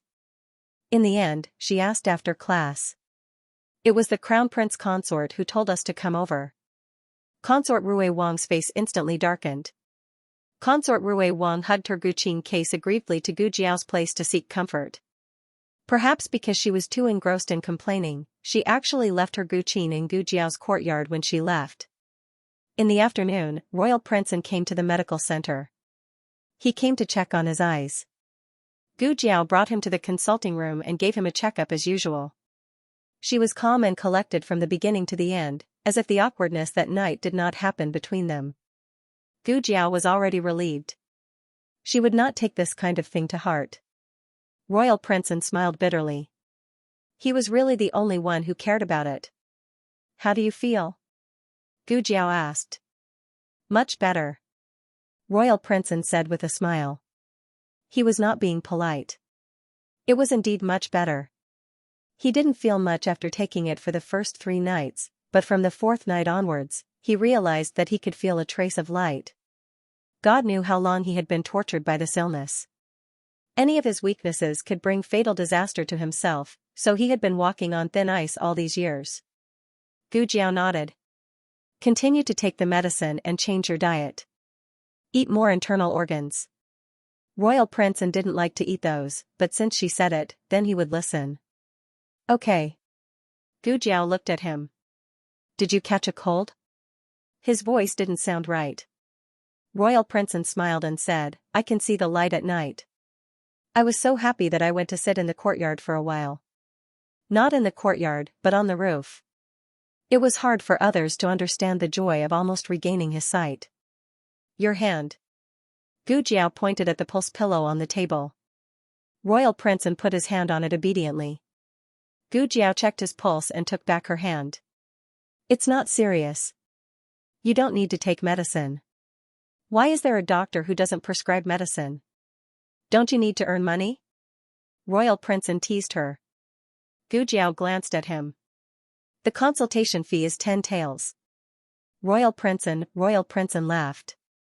Okay. Not to mention 10 taels, he was willing to give 100 taels. Xianxia came out of the girls' school after class and saw her brother's carriage parked in front of the medical center. She frowned. Did her brother come to pick her up or, why did he park the carriage over there? Xianxia didn't wait for Zhuang Mengdai. She went to the medical center alone. The medical center was busy at the moment and there was no extra staff to serve her. She walked in and heard her brother's voice. She came to the consultation room and opened the half-closed door. She looked through the gap and saw Royal Princeton smile after being extorted for 10 taels. It was a smile that Xianxia had never seen on Royal Princeton's face. Royal Princeton was not a nice beauty, but he had never smiled so sincerely before. He looked at the person with his eyes full of light. The person he was looking at didn't notice it or didn't care. She buried her head and tidied up her things. Xianxia's fingers suddenly clenched. Xiao Lulang finished class late recently. Gu Jiao went to pick up little Jing Kong today. Little Jing Kong was the happiest. He was the first to rush out of the classroom and ran to the gate like a little whirlwind. Jiao Jiao. He was sweating all over again. Gu Jiao wiped his sweat. Were you good today? Good. I'm the best. Little Jing Kong said seriously. Really? Gu Jiao held his hand. What did you learn today? Little Jing Kong held Gu Jiao's hand and skipped forward. I learned the Analects of Confucius and arithmetic. Today. Did you learn everything? Gu Jiao asked softly. Little Jing Kong patted his chest. Of course. I'm not as stupid as my brother-in-law. Gu Jiao corrected him. Your brother-in-law is not stupid. He's very smart. Little Jing Kong seriously doubted the intelligence of his bad brother-in-law. Why was he always the last in the exam if he was smart? The two talked happily as they crossed the street and came to a shop. They walked past a few shops and turned into Bishui Alley. Before they took 2 steps, Gu Jiao's ear suddenly moved. She grabbed little Jing Kong and lifted him up. Then she took a big step to the side. Bang! A huge flower pot smashed into the place where they were just standing. It was smashed into pieces, and mud and flowers splashed all over the ground. Little Jing Kong opened his eyes wide. Gu Jiao hugged him with one hand and covered his head with the other. She didn't let him see and let him lie on her shoulder. She looked at the window coldly and said softly, It's okay. I fell down by accident. Gu Jiao didn't chase after them. She carried little Jing Kong all the way home. Gu Jiao went home. On the other hand, the crown princess, who had been teaching Go at the girls' school all day, also returned to the imperial palace. She first went to the cunning palace to greet Empress Xiao and report the teaching situation. Noble consort Zhuang was also there. Greetings to imperial mother and consort mother. Strictly speaking, she didn't need to salute noble consort Zhuang. However, noble consort Zhuang was the birth mother of the eldest son of the emperor. Her status was incomparable to that of an ordinary concubine. Besides, the Zhuang family was very powerful. Noble consort Zhuang was almost on the same level as Empress Xiao in the harem. Noble consort Zhuang smiled. Empress Xiao asked, "Come and sit down. I heard that consort Rui Wang left at noon. Why did you come back so late?" The crown princess sat down beside Empress Xiao and explained softly, "There were too many students, so there were 2 extra classes in the afternoon." How could Empress Xiao not know that there were extra classes? She asked this extra question just to show off in front of noble consort Zhuang. Empress Xiao sent the crown princess to teach at the girls' school. Noble consort Zhuang didn't want to benefit the crown princess alone, so she asked consort Rui Wang to teach at the girls' school. As a result, few people went to consort Rui Wang's class. Wasn't this asking for humiliation? Empress Xiao took the crown princess's hand with satisfaction and patted the back of her hand intimately. "I just received the news that the envoys of the Liang state are coming. His Majesty is going to hold a welcome banquet for them. His Majesty appointed you to hold it." If the palace banquet was held by the crown princess, then the task of receiving the envoys would most likely fall on the crown prince. The eldest prince and his Majesty had made Empress Xiao envious of them. Now, they had turned the tables. It was all because of her capable Linlang. Noble consort Zhuang rolled her eyes and smiled calmly. It turns out that His Majesty appointed the crown princess to hold the palace banquet? That's great. The crown princess's ability is obvious to all. Unlike consort Ning and consort Rui Wang, who are clumsy and can't do anything. If they go, they will only make trouble. It's better to stay in the mansion and take care of the fetus. The crown princess's expression froze slightly. Empress Xiao pinched her handkerchief and suppressed the sudden anger. She said to the crown princess, "Noble consort Zhuang came here to tell me the good news. Consort Ning is also pregnant." At the mention of this, Empress Xiao felt as if her heart was being stabbed. It was fine that consort Rui Wang was pregnant. But how come consort Ning was also pregnant in just a few days? Consort Ning was already pregnant for the 3rd time. The first 2 were all daughters and His Majesty didn't think highly of them. But if this baby was a boy, the eldest prince's position in His Majesty's mind would be even more unshakable. His Majesty had very deep feelings for his eldest son. When noble consort Zhuang gave birth to the eldest prince, His Majesty was only a little prince. In those years, the dethroned crown prince and the Liu family were powerful and suppressed several princes who were not on his side. His Majesty didn't even have a wet nurse in his mansion. The eldest prince had no milk, so His Majesty personally milked the goat for him. His Majesty raised this son carefully, so even if he didn't get along with the Zhuang family and had a cold relationship with noble consort Zhuang, he never neglected his eldest son. Empress Xiao suddenly regretted arranging so many errands for the crown princess. Her most important task should be to give birth to a royal grandson as soon as possible. After noble consort Zhuang left, Empress Xiao earnestly urged the crown princess to give birth to a royal grandson. She also gave the crown princess a tonic soup. After doing all this, Empress Xiao also asked someone to call the crown prince over. She asked him to reduce the important matters of the imperial court and give those to his subordinates so that he could have more time to give birth to a royal grandson with the crown princess. The crown prince was a filial son.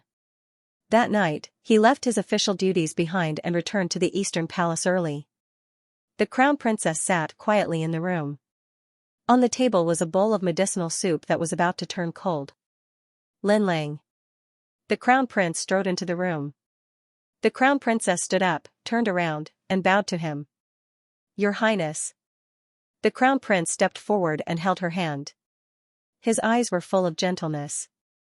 "I already said that you and I are husband and wife. When there is no one else, you are not allowed to be so distant with me." The crown princess smiled. "Your Highness, why are you back so early? Have you finished dealing with the matters of the Ministry of Personnel?" The crown prince said, "How can those matters be more important than you?" As he spoke, he noticed the medicine on the table. "Is this the medicine that Imperial Mother gave you? Why haven't you drunk it yet? It's almost cold." "It was too hot just now." The crown princess put down the book in her hand and reached out to pick up the bowl of medicine. The crown prince suddenly said, Linling, in your heart, have you still not forgotten cousin? The crown princess raised her head with a smile and looked at him gently. How can that be? I am now your highness the crown prince's person. I only have your highness in my heart. Don't think about cousin anymore. Cousin can't let you be the empress, but we can. The crown prince hugged her soft waist. Linling, give us a child. The moon was dark and the wind was strong. The candlelight swayed gently. The directorate finally finished a day of classes.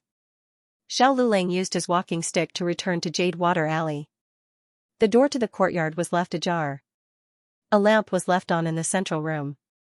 Xiao Lulang entered the courtyard, closed the door, and bolted the door. When he entered the central room, he found that Gu Jiao was waiting for him. However, she had waited for too long and had actually fallen asleep on the table. Her head was tilted to the side as she rested her head on her arm.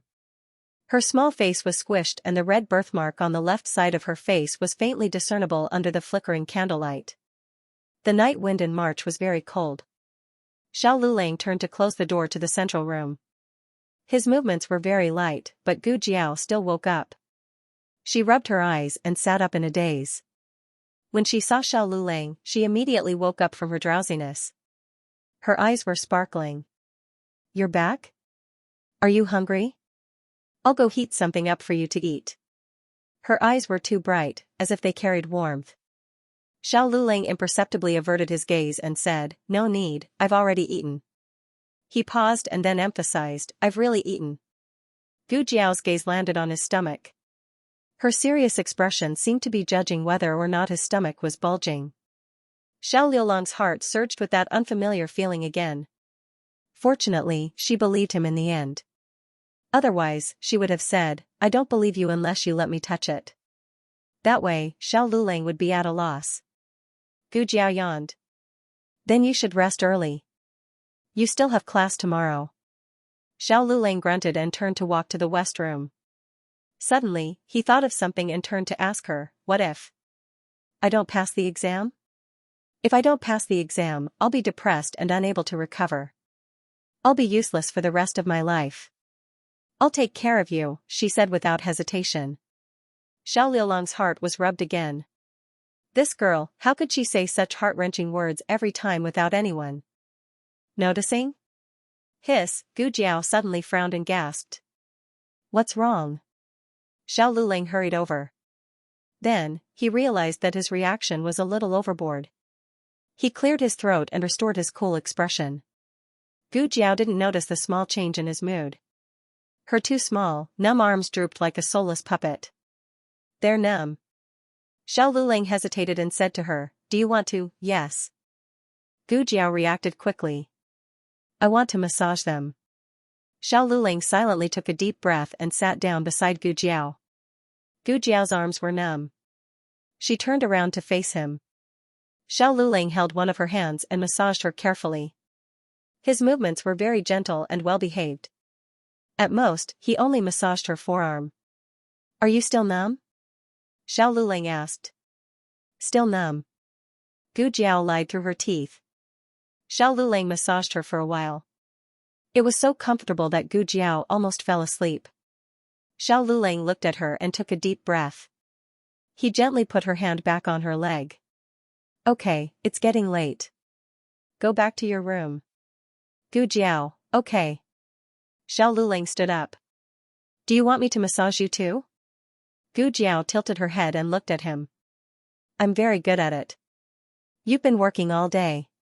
Do you feel dizzy and tired? Her serious eyes seemed to say that if Xiao Lulang said no, he would be a jerk. Xiao Lulang sat down helplessly. Don't sit so far away. Gu Jiao moved her small chair closer to him and pressed it down for him as if it was something important. At first, she was well behaved. But as she massaged him, she felt that something was wrong. Xiao Lulang was puzzled. What did dizziness and fatigue have to do with his chest muscles? Are you sore here? Are you sore here? Here. Here. Here. Xiao Liulang's whole body tensed up. He took a deep breath again. Your shoulders are not sore. My stomach is not sore. He had heard of backaches after sitting for a whole day, but he had never heard of a sore stomach. Gu Jiao, okay. Her little hand changed to another place and continued to massage. She was massaging with great strength. Xiao Lulang did not know how many deep breaths he had taken that night. He closed his eyes and said, "My back is not sore. My legs are not sore either. My waist is not sore." Gu Jiao raised her eyebrows. Okay. His waist was so good. It was strong and there was not a trace of fat. Gu Jiao smacked her lips and withdrew her hand reluctantly. She withdrew her hand, but her eyes were still glued to his body. Xiao Lulang clenched his fists. "What are you doing?" Gu Jiao shook her head.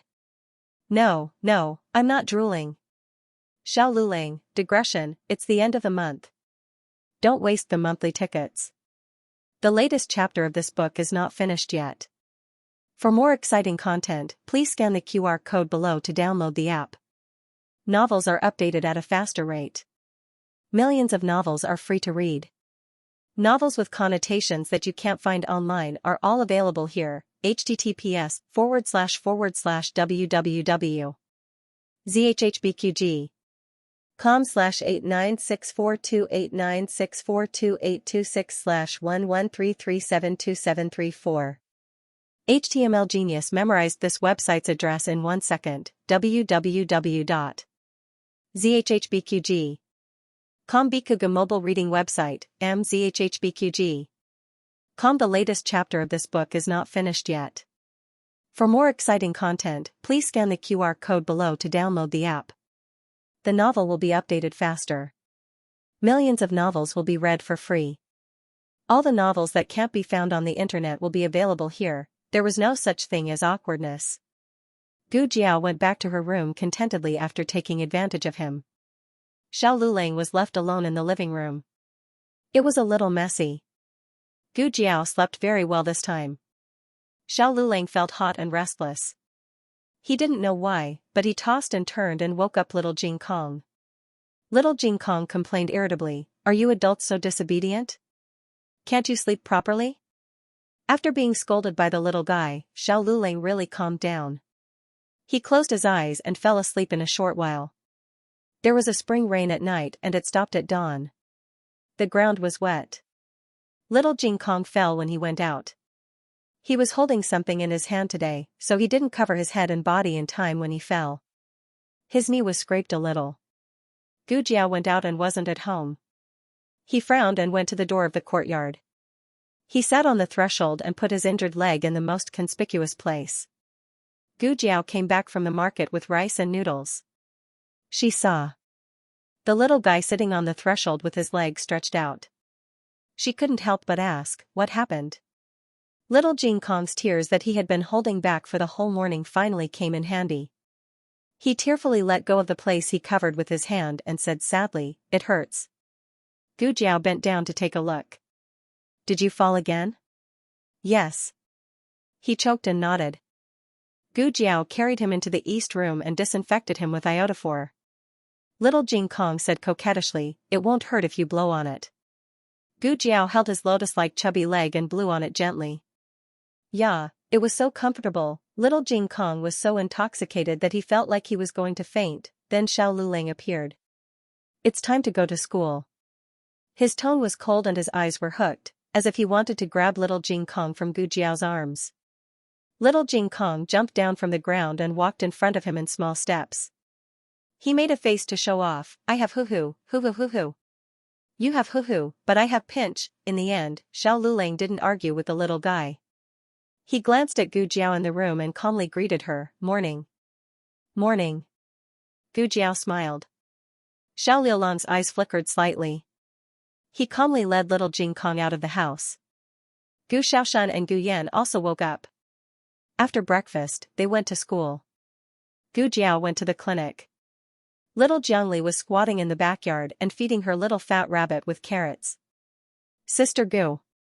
Seeing Gu Jiao coming, little Jiangli walked to her with the little fat rabbit in her arms. "I've cleaned the yard." Gu Jiao nodded, "You're so obedient." Little Jiangli was no longer sallow and emaciated after resting in the clinic for a while. She had a small face the size of a palm, and her facial features were very beautiful. To be honest, she didn't look like Xianxia.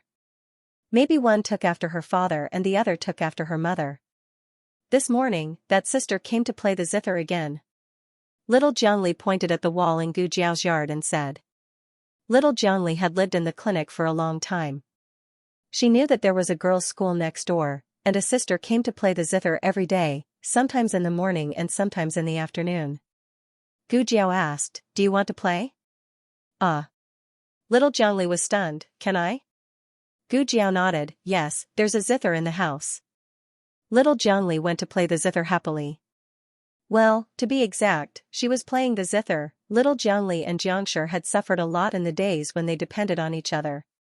She didn't want to trouble others and was very good at pleasing others. She never messed up the house like little Jing Kong did.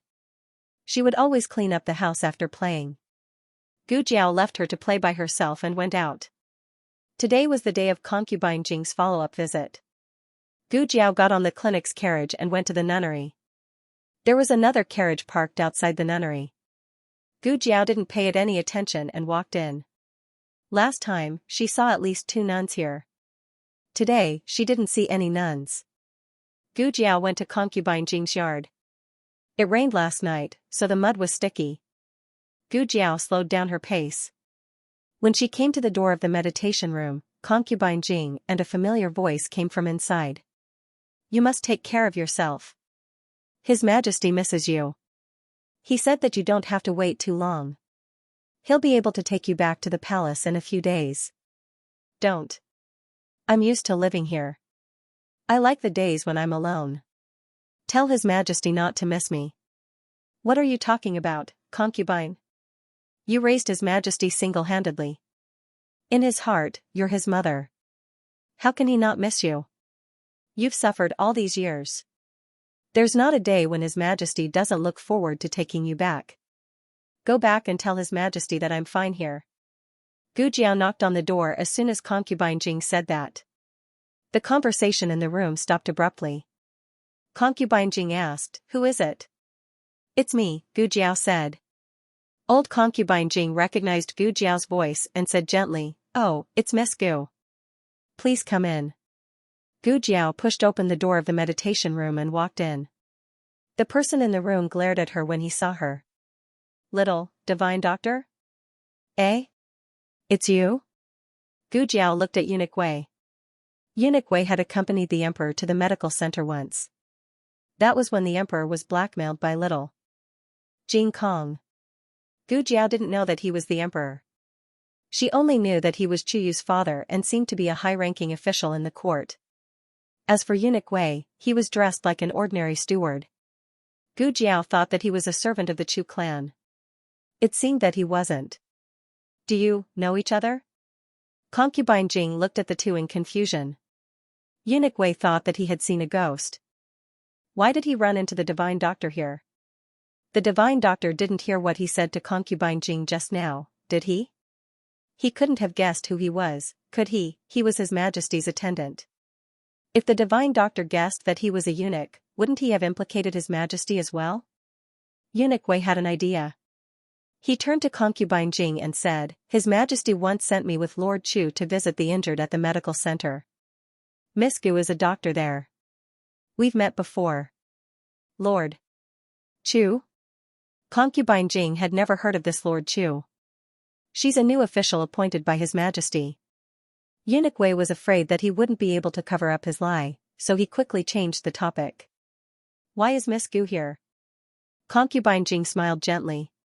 "She's the junior doctor I told you about." Eunuch Wei was speechless. What kind of fate was this? The divine doctor even treated the old imperial concubine? Ahem. Eunuch Wei was worried that the longer he stayed, the more flaws he would reveal. He said to Grand Concubine Jing, "It's getting late. This servant still has to return to the palace to report to His Majesty. I'll visit Grand Concubine another day." Eunuch Wei left in a hurry. Gu Jiao glanced at Eunuch Wei without saying anything. She began to examine Concubine Jing. She took out her stethoscope. Last time, the old imperial concubine's lungs had been filled with ringing sounds, but they were back to normal now. Gu Jiao took the old imperial concubine's pulse and found that it was much smoother. "How do you feel?" Gu Jiao asked. Concubine Jing smiled. "I feel much better after taking the medicine you gave me. It only flared up twice on the second day, and I'm barely out of breath on the third day." Gu Jiao wasn't surprised by this result. After all, the medicine from the research institute was of the highest quality. Even in her previous world where medicine was highly developed, it was far more effective than similar medicines. "Keep that spray on hand at all times. Use it in case your asthma flares up again." "Okay," Concubine Jing agreed, then looked at Gu Jiao with a benevolent expression. "Thank you for taking the trouble to come see me." Gu Jiao said, "I accepted Concubine Rui Wang's consultation fee." Concubine Jing was startled at first, but she soon understood what Gu Jiao meant. She looked at Gu Jiao's serious expression and burst into laughter. "You're such an interesting child." Concubine Jing laughed uncontrollably. She looked at the clear sky and said, "The sun is out. Are you in a hurry to go back, Miss Gu? If you're not, can you accompany me for a walk outside? I can't go out when my illness flares up, so I've been cooped up in my room for a long time." "Okay." Gu Jiao wasn't in a hurry to go back. Concubine Jing put on a cloak and walked out of the courtyard with Gu Jiao. The nunnery wasn't big and disappeared after a few steps. Concubine Jing led Gu Jiao out of the nunnery. The bluestone path in front of the nunnery was very easy to walk on. Gu Jiao had noticed on her way here that even the path in front of the Puji temple wasn't so easy to walk on. Concubine Jing enjoyed the scenery around her and walked slowly. "What do you think of the scenery here, Miss Gu?" "It's alright." Gu Jiao wasn't that interested in mountains and rivers. Concubine Jing smiled. "I think it's quite good. It's better than the imperial palace. There are so many girls who want to enter the palace, but once they do, they'll spend the rest of their lives looking forward to leaving." Gu Jiao felt that Concubine Jing was explaining her conversation with the eunuch. Gu Jiao wasn't a talkative person. Gu Jiao wouldn't say anything even if Concubine Jing didn't explain. However, the conversation between the two had revealed a fact: Concubine Jing had no choice in the nunnery. At least, the emperor believed that she had no choice. The emperor wanted to take her back, but he couldn't do it due to various reasons. However, his wish was about to come true. While Gu Jiao was lost in thought, Concubine Jing suddenly stopped walking. Gu Jiao noticed her body stiffen out of the corner of her eye. Gu Jiao turned to look at her, then looked in front of her. A burly old man in plain clothes had appeared on the path up ahead. Gu Jiao had experienced life and death in the organization in her past life, so she could instantly sense the hidden killing intent coming from the old man. This old man in plain clothes had killed people before. He must have killed quite a few, or he wouldn't have such a sharp killing intent. The other party soon saw them as well, and he stopped in his tracks. Oh, they knew each other? A complicated look flashed through the old man's eyes. He walked up and cupped his hands in greeting. "Esteemed imperial concubine." Concubine Jing unconsciously tightened her grip on her handkerchief, but her tone didn't change much. "Senior Marquis, no need to be so courteous." Gu Jiao didn't think that the old Marquis was Senior Marquis Gu. After all, there were many marquises in the capital. The old Marquis didn't pay much attention to Gu Jiao either. He only thought of her as a servant girl by Concubine Jing's side. Concubine Jing composed herself and asked, "Senior Marquis, are you here to offer incense?" The old Marquis kept his eyes down and didn't look at Concubine Jing's face. "Something happened to the suspension bridge a few days ago. It's just been repaired, so I'm here to take a look." Marquis Gu was in charge of repairing the suspension bridge, so he should have been the one to inspect it. But hadn't he been heavily injured by his own father? Thus, the old Marquis had come in his place. Concubine Jing pretended to be calm, but anyone with a discerning eye could tell that something was wrong with her. "Then, you can go about your business." The old Marquis cupped his hands again and bowed. "Esteemed imperial concubine, please take care of yourself." Concubine Jing nodded firmly. The old Marquis turned and left. Concubine Jing looked at his back with a hint of disappointment in her eyes. She then looked at Gu Jiao and smiled. Let's go back. I'm a bit tired. Gu Jiao took concubine Jing back to the nunnery and got on the carriage from the medical center. The driver was Xianxia. Xianxia asked, Miss Gu, are we going back directly to the medical center? Gu Jiao grunted. Alright, sit tight, Miss Gu.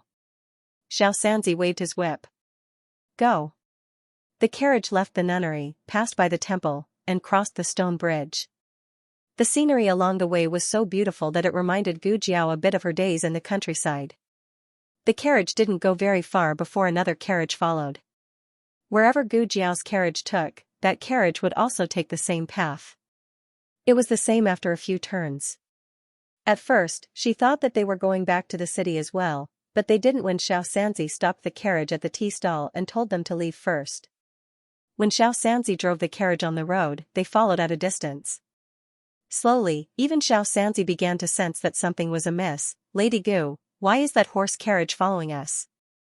They were about to enter the downtown area at this time. They would reach Chaoyu Street after passing through a narrow path. There was a Chaoyu archway at the end of Chaoyu Street, and they would reach Xuanwu Street after making a turn. Stop at the alley up ahead, Gu Jiao said indifferently. Digression, the last day of the month. Tickets cleared. The latest chapter of this book is not finished yet. For more exciting content, please scan the QR code below to download the app. Novels are updated at a faster rate. Millions of novels are free to read. Novels with connotations that can't be found online are all available here. https://www.zhhbqg.com/896428964286/1133433536. HTML Genius memorized the website address in 1 second. www.zhhbqg. Biku Pavilion mobile reading website, mzhhbqg. The latest chapter of this book is not finished yet. For more exciting content, please scan the QR code below to download the app. Novels are updated faster. Millions of novels are free to read. Novels with content that can't be found on the internet are all available here. Xianxia stopped the carriage in front of the alley as he was told. This was a very secluded alley and there was almost no one walking around. The carriage also stopped. Xianxia suddenly felt gloomy, as if something big was about to happen. He said in fear, "Gggggg Miss Gu. Miss Gu. Are we really going to stop here? Why don't we hurry back to the medical hall?" Gu Jiao said, "There's no rush." She wasn't in a hurry, but she hated wasting time on such meaningless things. Gu Jiao closed the medical book she was reading halfway and opened the curtain to get off the carriage. Xianxia saw that she was going to walk towards the carriage and couldn't help but be stunned. "Miss Gu, what are you doing?" Gu Jiao didn't even turn her head as she said, "Wait in the carriage." Xianxia. Oh. When Gu Jiao walked over, the coachman didn't know if he was scared or what, but he actually abandoned the carriage and ran away. Gu Jiao reached her hand into the curtain and was about to pull the person out, but that person took the initiative to hand over his wrist and obediently got out of the carriage. Gu Jiao had never seen someone who was so self-aware of being picked on. She went to grab the collar of the person, but the person grabbed the wrist instead, even though the other party took the initiative to hand it over. "It's you?" Looking at the handsome young man who was pulled down by her, Gu Jiao frowned. Royal Prince smiled and nodded, "Yes, it's me." His white clothes were like jade, and his black hair was like satin.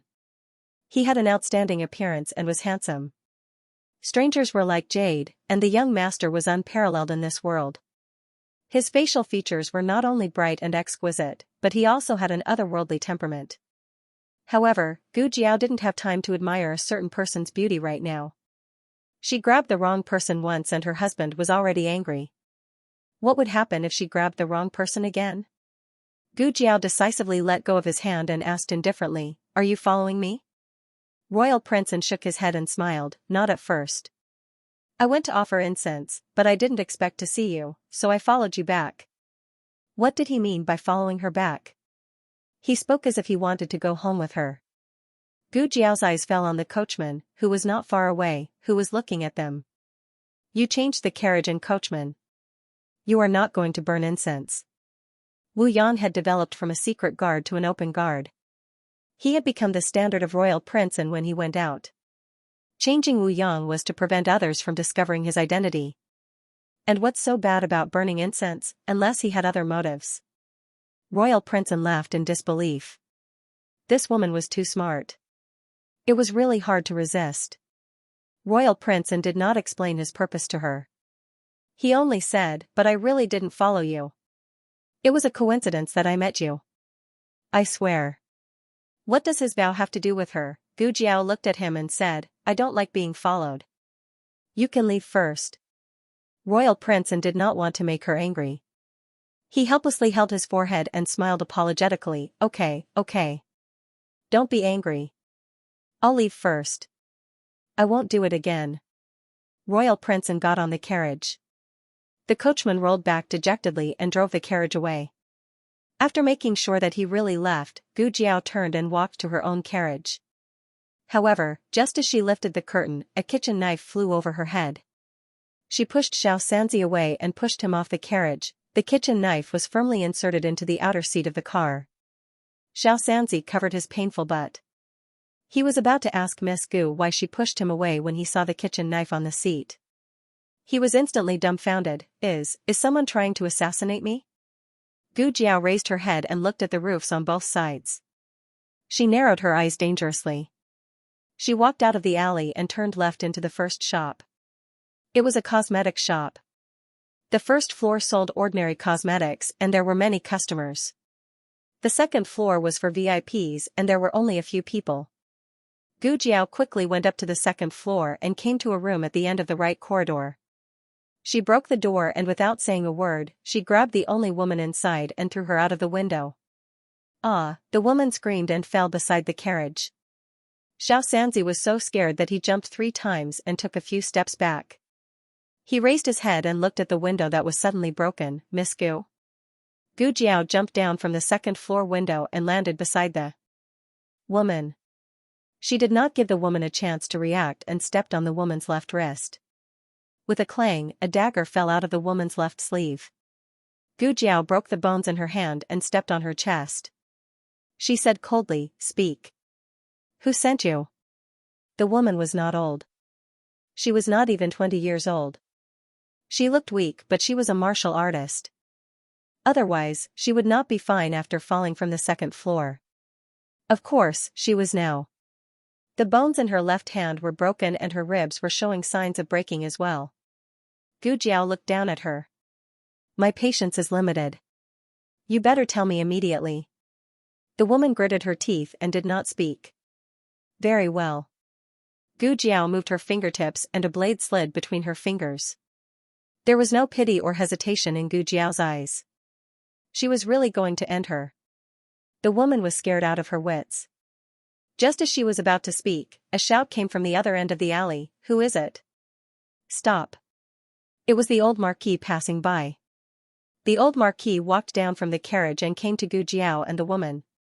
He had not paid attention to Gu Jiao when he was near the nunnery, so he did not recognize her as the little girl who had appeared beside Grand Concubine Jing. Gu Jiao, however, recognized him. It was the old man who had caused Grand Concubine Jing to lose her mind. What are you doing? The old marquis asked sternly. How can a girl bully a woman on the street? No. Xianxia hurried to explain. There's something wrong with her. What's wrong with her? The old marquis shot him a cold glare. Xianxia was just an ordinary manservant. How could he withstand the aura of an experienced veteran? He choked on the spot. Seeing that help had arrived, the woman cried out, My lord, save me. Please save me. I didn't do anything, and she suddenly charged at me like this. I don't even know what I did to offend her. You took the knife. You threw the knife. You almost stabbed us to death. Even though Xianxia was a coward, he still mustered the last of his courage. No. If you don't believe me, look, Xianxia pointed at the kitchen knife on the carriage seat with trembling hands. The knife had sunk an inch into the carriage seat. If it had cut a person's head, it would have split it open. The old Marquis's eyes darkened. The woman quickly said, "I didn't do it. I don't know anything. Master, you have to believe me. The authorities will investigate whether you did it or not." With that, the old Marquis turned to Gu Jiao. "Even if you suspect her, you can't beat her up. You should hand her over to the authorities." Gu Jiao was annoyed and ignored the old Marquis. "I'll give you one last chance. Are you going to tell me or not?" The woman was fearless. "I won't." Swish, Gu Jiao's knife flew past her cheek and cut off a lock of her hair. Cold sweat broke out on the woman's forehead. The old Marquis was furious. How could this girl be so stubborn? The old Marquis took a step forward. Gu Jiao said mildly, "Old man, I advise you to step aside." Old man, it was true that the old Marquis was old, but he was still young. Who dared to humiliate him like this? Gu Jiao was annoyed that this guy interrupted her. Otherwise, she would have asked the person behind the scenes. As for handing her over to the authorities, how many people in the authorities could catch her if she had the guts to do such a thing? She would probably be taken away before she could be interrogated. Gu Jiao didn't want to fight with him because he was an old man. But she couldn't stop the old Marquis from trying to stop her. "Pull her away." The old Marquis ordered and an accompanying guard rushed forward. Gu Jiao lifted her foot and kicked the dagger on the ground. The handle of the dagger hit the guard's chest and he fell to the ground. The old Marquis couldn't believe it and flew into a rage out of humiliation. He pulled out the whip from his waist and lashed at Gu Jiao. Gu Jiao grabbed the woman on the ground to block the whip. Crack, the whip struck the woman's body. "Ah!" the woman screamed. The old Marquis was so angry that smoke came out of his head. He found the right angle and lashed the whip again. Crack, the whip hit the woman again. "This woman has gone crazy. Can't you be a little more accurate? Why do you always whip me?" The woman had wronged the old Marquis. It wasn't that the old Marquis wasn't accurate enough, but that Gu Jiao was too cunning. The old Marquis simply grabbed the woman's arm and took her away from Gu Jiao. After putting the woman aside, the old Marquis' third whip hit Gu Jiao mercilessly. Gu Jiao dodged to the side and stuck to the wall like a small octopus. He thought that the whip would miss, but it didn't. The moment Gu Jiao dodged, a man in brocade walked into the alley. The old Marquis wanted to take back the whip, but it was too late. This man was none other than the famous Marquis Xianping. Marquis Xianping trembled. Shit.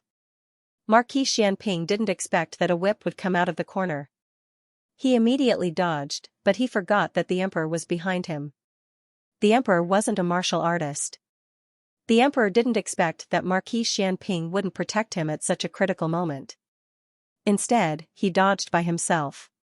What kind of official was this? The whip landed on the emperor's head, and the emperor was stunned. Digression, last few hours to clear the tickets.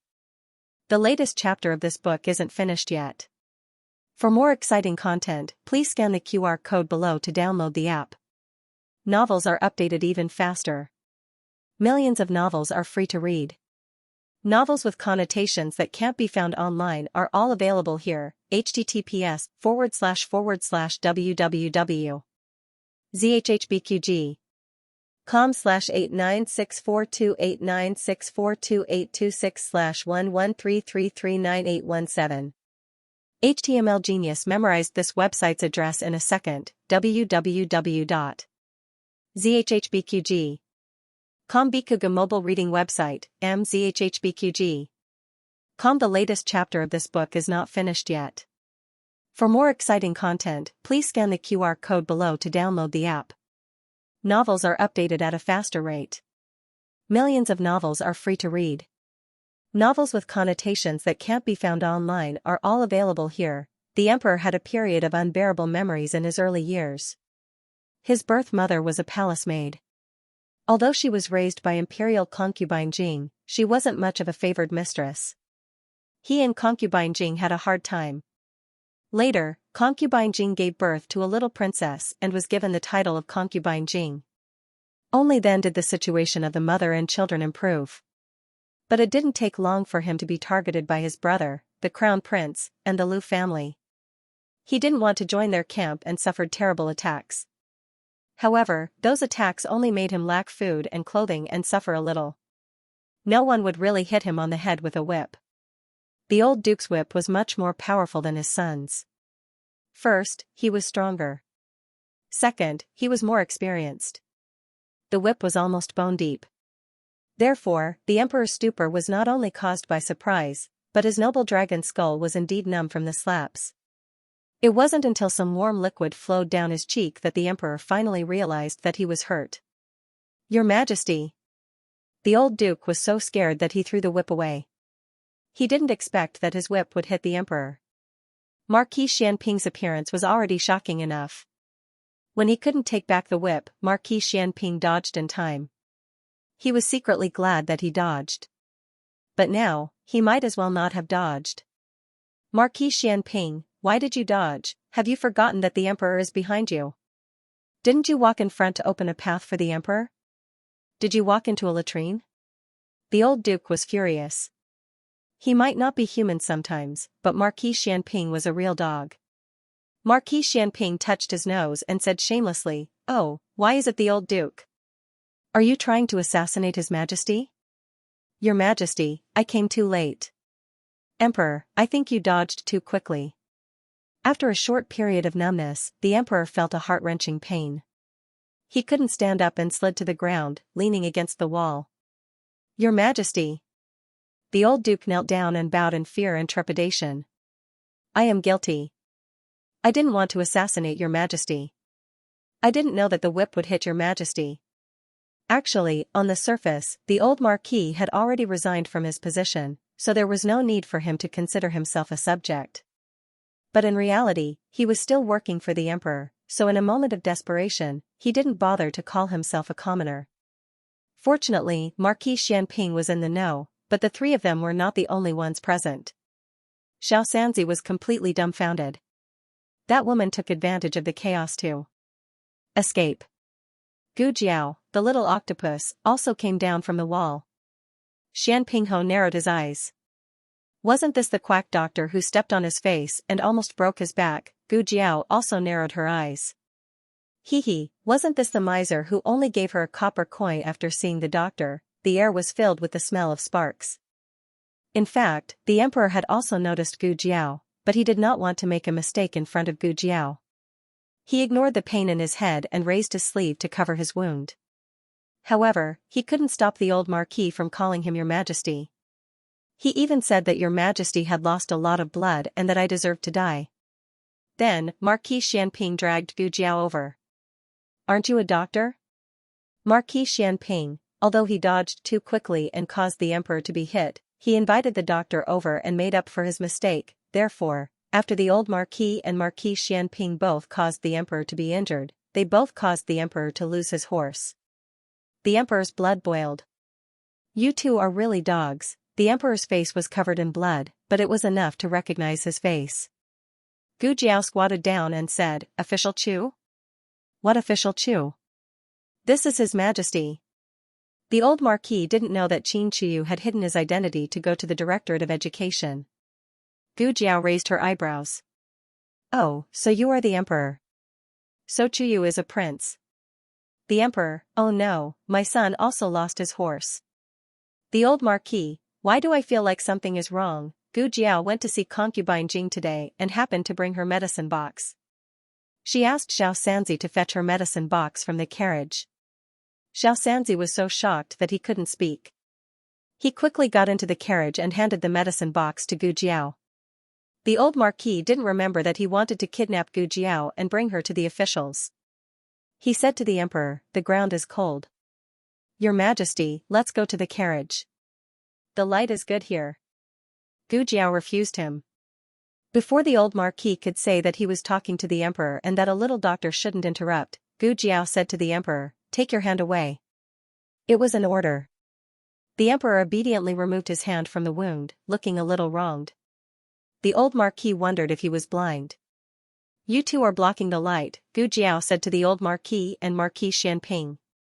Marquis Xianping was so shameless that he didn't get angry at being ordered around by a little doctor. He elegantly moved to the side. The old Marquis wasn't happy with Gu Jiao's tone. He felt that this little doctor was the one who abused the law and had no regard for anyone else. The emperor looked at the old Marquis coldly. Yes. The old Marquis also stepped back a few feet. Gu Jiao dipped a cotton ball in saline and began to clean the blood on the emperor's face and head. The emperor wasn't bad-looking, but he still paled in comparison to Marquis Xianping. But Marquis Xianping was so stingy, Gu Jiao decided that she wouldn't kowtow to him no matter how good-looking he was. Hiss, the whip wasn't light, and it tore open the emperor's flesh. The emperor was in so much pain that he twitched. The old Marquis knew that he was in the wrong, so he didn't dare to get up. Marquis Xianping also felt a little guilty. Forget it, the emperor was sitting, and he couldn't stand for the emperor to look up at him. So he came to the old Marquis's side. The old Marquis thought that he was going to kneel down and beg for forgiveness, so he kindly moved to the side to make some space for him. However, he saw Marquis Xianping squatting down and drawing circles on the ground out of boredom. The old Marquis was speechless. Gu Jiao looked at the wound on his head and said, "You need stitches. I'll shave your head first, and then give you some anesthetic." Shave my head? Stitches? The emperor didn't feel good. When Gu Jiao took out the blade, the emperor's body began to visibly become uneasy. When she took out an anesthetic needle, the emperor almost fainted. She pricked him with the needle. The emperor bit his sleeve. Wu Gu Jiao, this familiar voice and small action, the emperor completely lost his horse. Gu Jiao quietly finished stitching up the emperor's wound. She wrapped a bandage and gauze around the emperor's head. Pay attention to the hygiene of the wound. Come to the clinic tomorrow to change the dressing. After that, Gu Jiao packed up the small medicine box and medical supplies, and reached out to the emperor. The consultation fee, she said. Why would the emperor bring money with him when he went out? In the past, he besieged the palace and used his own pocket. Unfortunately, he didn't bring eunuch Wei out today. The emperor turned his gaze to Marquis Xianping, who was squatting and drawing circles on the ground. He said coldly, "Marquis Xianping. Your Majesty, you call me?" Marquis Xianping was not embarrassed at all when he was caught drawing circles. He rarely felt embarrassed. In this regard, Gu Jiao and he were the same. Marquis Xianping stood up and walked to the emperor's side. He squatted down on one knee. This small action of squatting down was calm and elegant. This man, no matter what he did, was pleasing to the eye. Unfortunately, the emperor was not a dog that looked good. "Give me the money." Marquis Xianping glanced at Gu Jiao. He helplessly took out his pouch and poured out a few ingots and silver coins in his palm. Unsurprisingly, he also picked out the smallest ingot and put it in Gu Jiao's palm. The emperor's eyes were cold to the freezing point. My body is only worth this little money? Marquis Xianping painfully picked out the second smallest ingot and put it in Gu Jiao's hand. He thought that he was going to give 2 ingots, but unexpectedly, he took back the smallest ingot. The emperor, Gu Jiao. The emperor was so angry that he directly grabbed all his money and gave it to Gu Jiao. After Gu Jiao received the consultation fee, she got into the carriage and left. The emperor didn't come back to his senses until the carriage was far away. He frowned and looked at the old Marquis. "Who did you want to hit with the whip just now?" The old Marquis told the emperor about Gu Jiao and the suspicious woman. "I was going to send them to the authorities to make a decision." The emperor's face sank in an instant. It was more terrible than being whipped by the old Marquis. "How can you be partial to others?" "Others? That girl isn't one of us?" The old Marquis was very stubborn. Sometimes he didn't know how to be flexible, or maybe he didn't want to be flexible. He said seriously, "I'm not being partial to anyone, but this kind of thing should be reported to the authorities. How can I let that girl do as she pleases?" The emperor looked at the old Marquis's expression and suddenly realized something. "Don't tell me you still don't know that she is your granddaughter." Not only did the old Marquis not recognize that she was his granddaughter, but Marquis Xianping also didn't recognize that Gu Jiao was his daughter-in-law. He was still thinking in his heart that he must be more generous when he saw his daughter-in-law in the future. He couldn't let his son lose face. Digression, happy double day. The latest chapter of this book is not finished yet. For more exciting content, please scan the QR code below to download the app. Novels are updated faster. Millions of novels are free to read. Novels with connotations that can't be found on the internet are all available here. https://www. zhhbqg. com/89642896428226/1133123323. HTML Genius remembered the website address in a second. www.zhhbqg.com. Bikuga mobile reading website, mzhhbqg.com. The latest chapter of this book is not finished yet.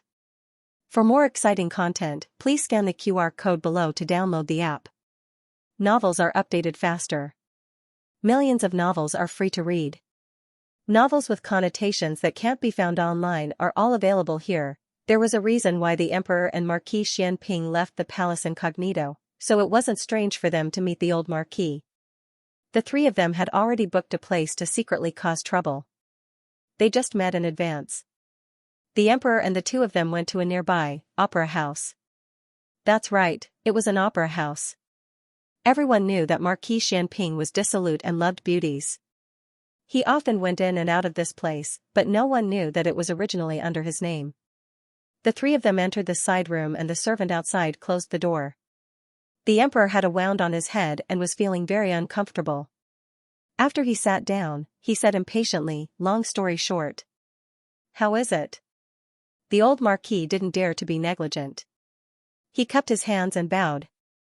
"Replying to your Majesty, since the news of this official returning to the capital spread, this official's whereabouts have been followed." "The Zhuang family?" the Emperor asked. Marquis Xianping grabbed a handful of melon seeds. The Emperor glared at him. Sigh. Marquis Xianping didn't even let him eat the melon seeds. His Majesty was really angry. The old Marquis nodded, "That's right. This old official went to the temple today and Royal Prince and secretly followed me." The Emperor frowned, "He actually followed you himself?" The old Marquis didn't find it strange, this old official knows all of his guards. He could only take the risk himself. It wasn't easy to find Royal Princeton. The old Marquis didn't notice him on the way there. It was only when Royal Princeton got on the carriage a little earlier that the old Marquis discovered him. As for why he panicked, the old Marquis didn't know. When it came to business, the Emperor's face became serious. "What about the Empress Dowager's whereabouts? Do you have any clues?" The old Marquis guessed, "This official thinks the Empress Dowager might have already entered the capital." The Emperor frowned even more. "Why do you say that?" The old Marquis said thoughtfully, "Although the Zhuang family is still pretending to look for the Empress Dowager, their search speed is much slower. Moreover, when Commandery Princeton left the capital, he appeared to be accompanying his sister on a sightseeing tour, but in reality, he was inquiring about the Empress Dowager along the way. After that, Royal Princeton used the provincial examination as an excuse to return to the capital. Forgive me for speaking bluntly, but Royal Princeton is still young. It's not worthwhile for him to give up searching for the Empress Dowager for an imperial examination." The Emperor pondered for a moment and felt that the old Marquis's words were not without reason. "So you think that he returned to the capital because he found the Empress Dowager? But since she has been found, why don't you let the Empress Dowager return to the palace? When the Empress Dowager returned to the capital, she should be more afraid of the Emperor's side." The Zhuang family held a heavenly card in their hands but didn't play it. What kind of trick was this? The old Marquis pondered and said, This subject is also puzzled after much thought. Perhaps, the Empress Dowager's leprosy hasn't been cured, so they are secretly treating the Empress Dowager? An Empress Dowager with leprosy would be despised and rejected by others. When Empress Dowager Zhuang contracted leprosy, they all thought that the opportunity to overthrow Empress Dowager Zhuang had come.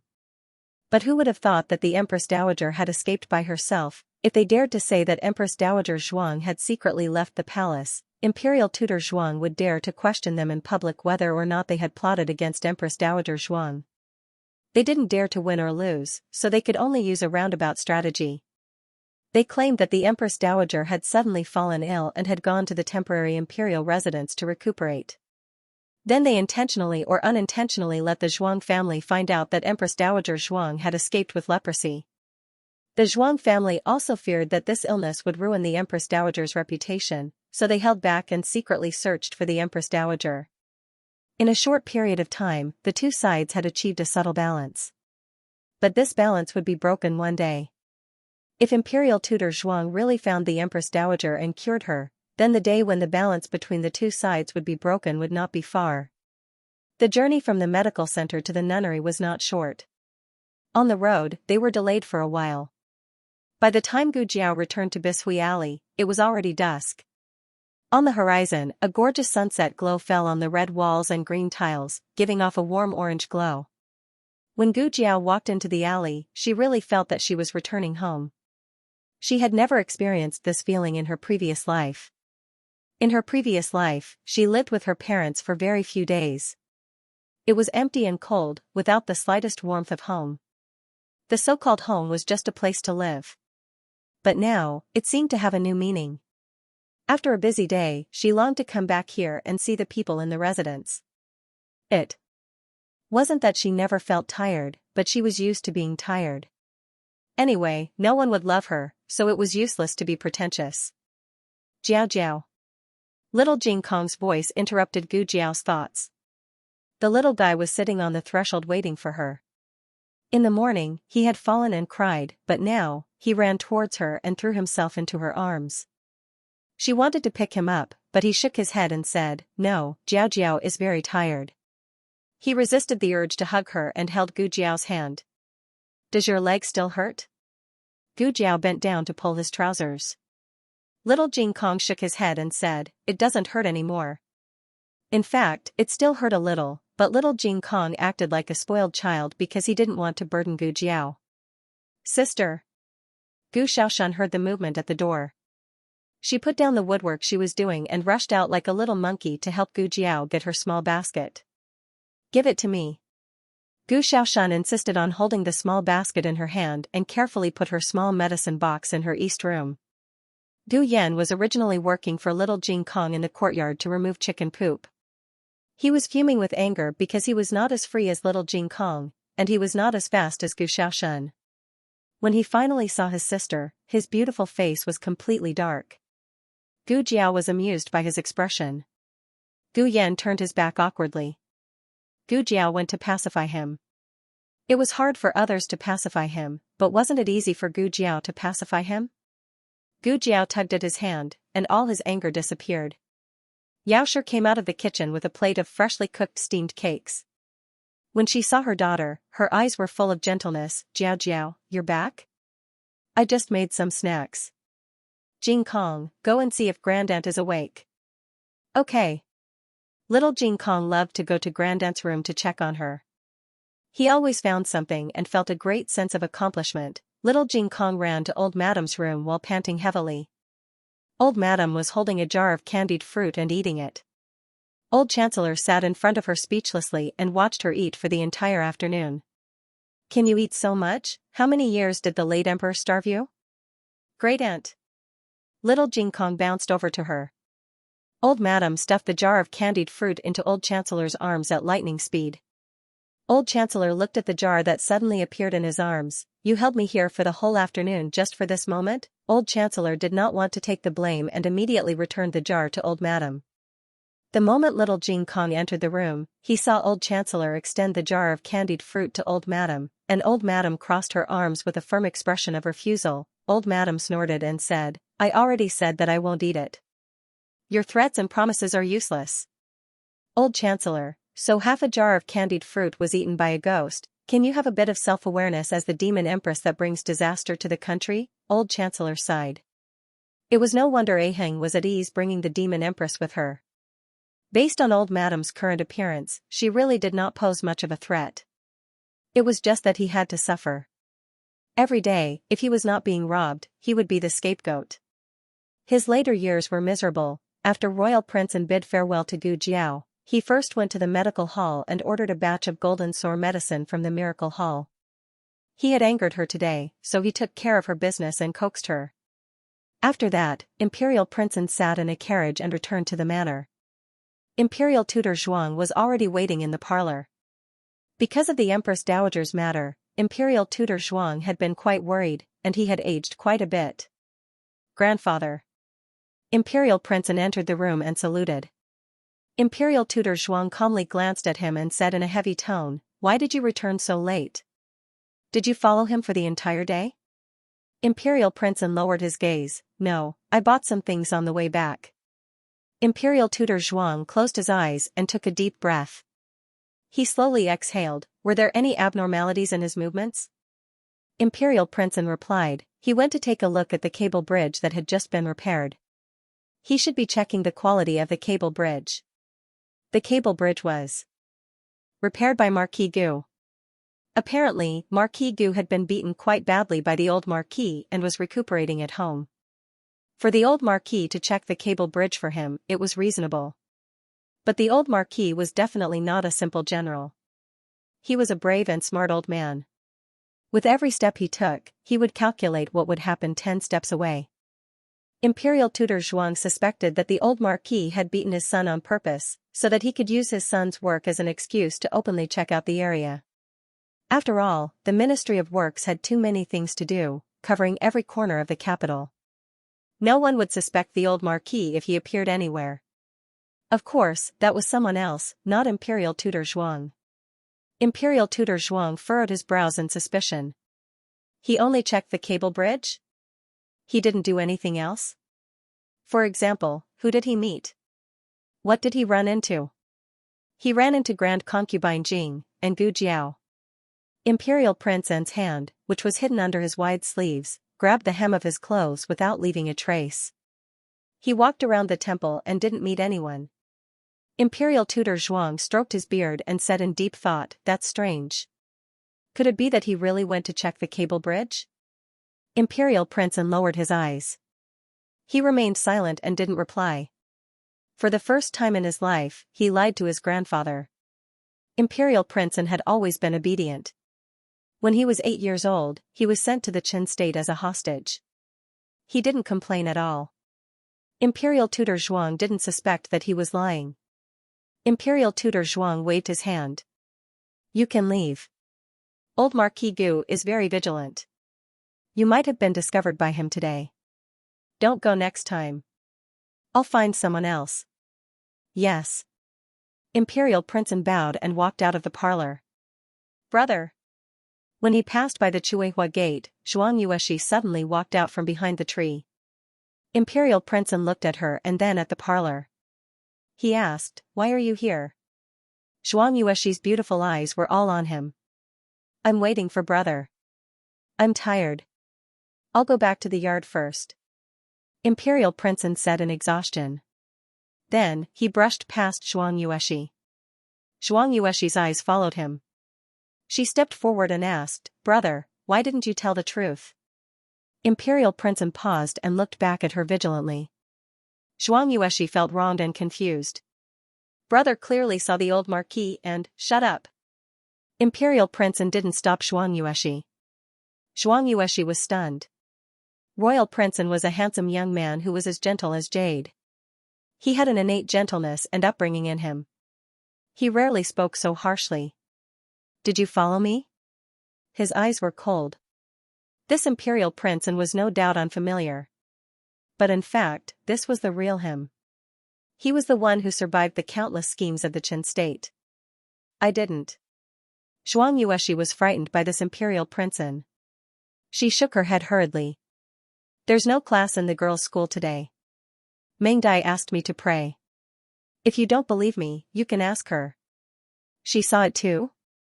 "She didn't. Zhuang Mengdai was an idiot. She only cared about praying and eating vegetarian food. If you want to tell grandfather, then go."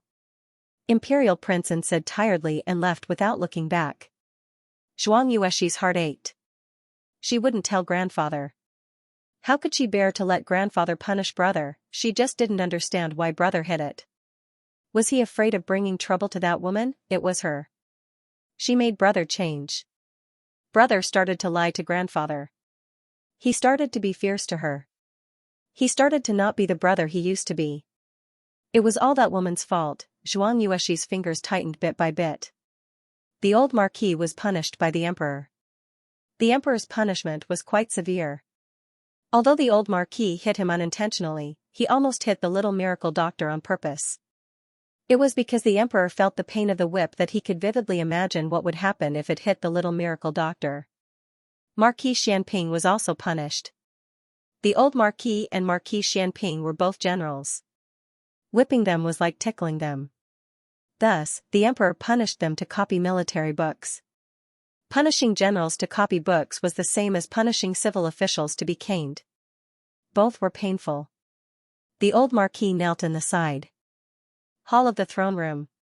Looking at the table full of military books and brushes, he felt a headache coming on. Marquis Xianping casually threw the brush on the table.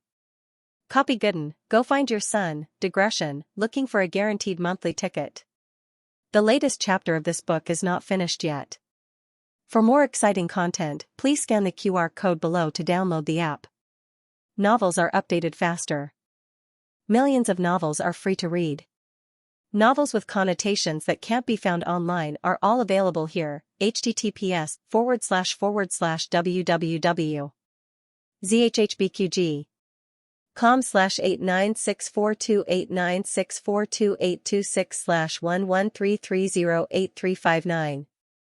HTML Genius remembers this site's address in a second. www.zhhbqg.com Bikuga mobile reading website, mzhhbqg. The newest chapter of this book is not finished yet. For more exciting content, please scan the QR code below to download the app. Novels are updated even faster. Millions of novels are free to read.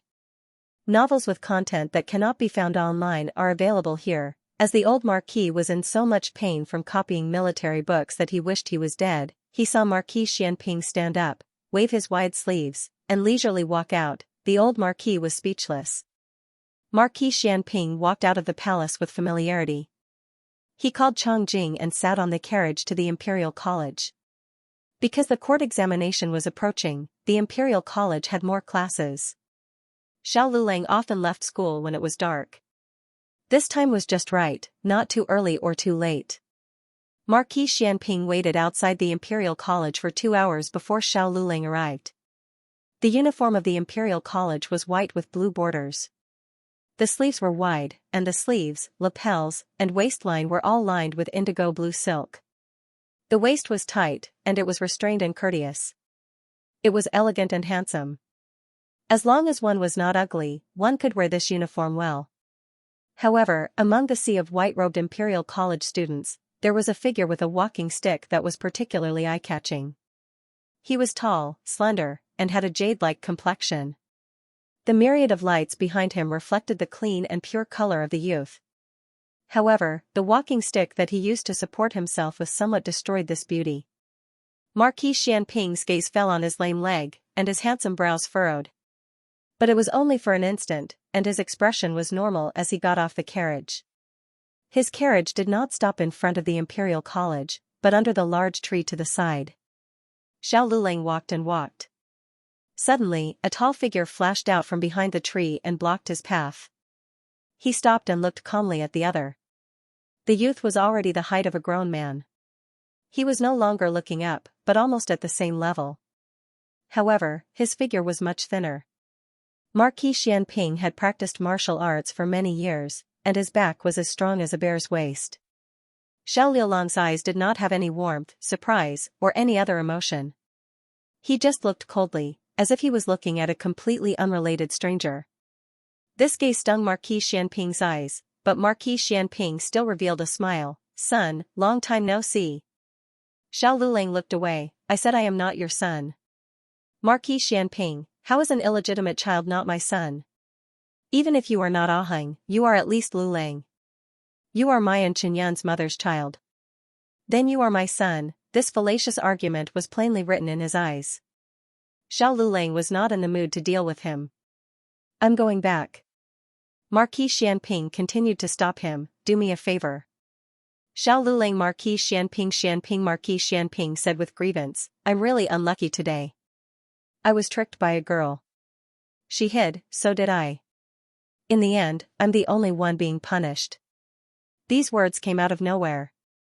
Xiao Lulang did not understand, nor did he want to understand. Marquis Xianping sighed, His Majesty punished me to copy military books. You know that I would rather be flogged and whipped than write. This is asking for my life.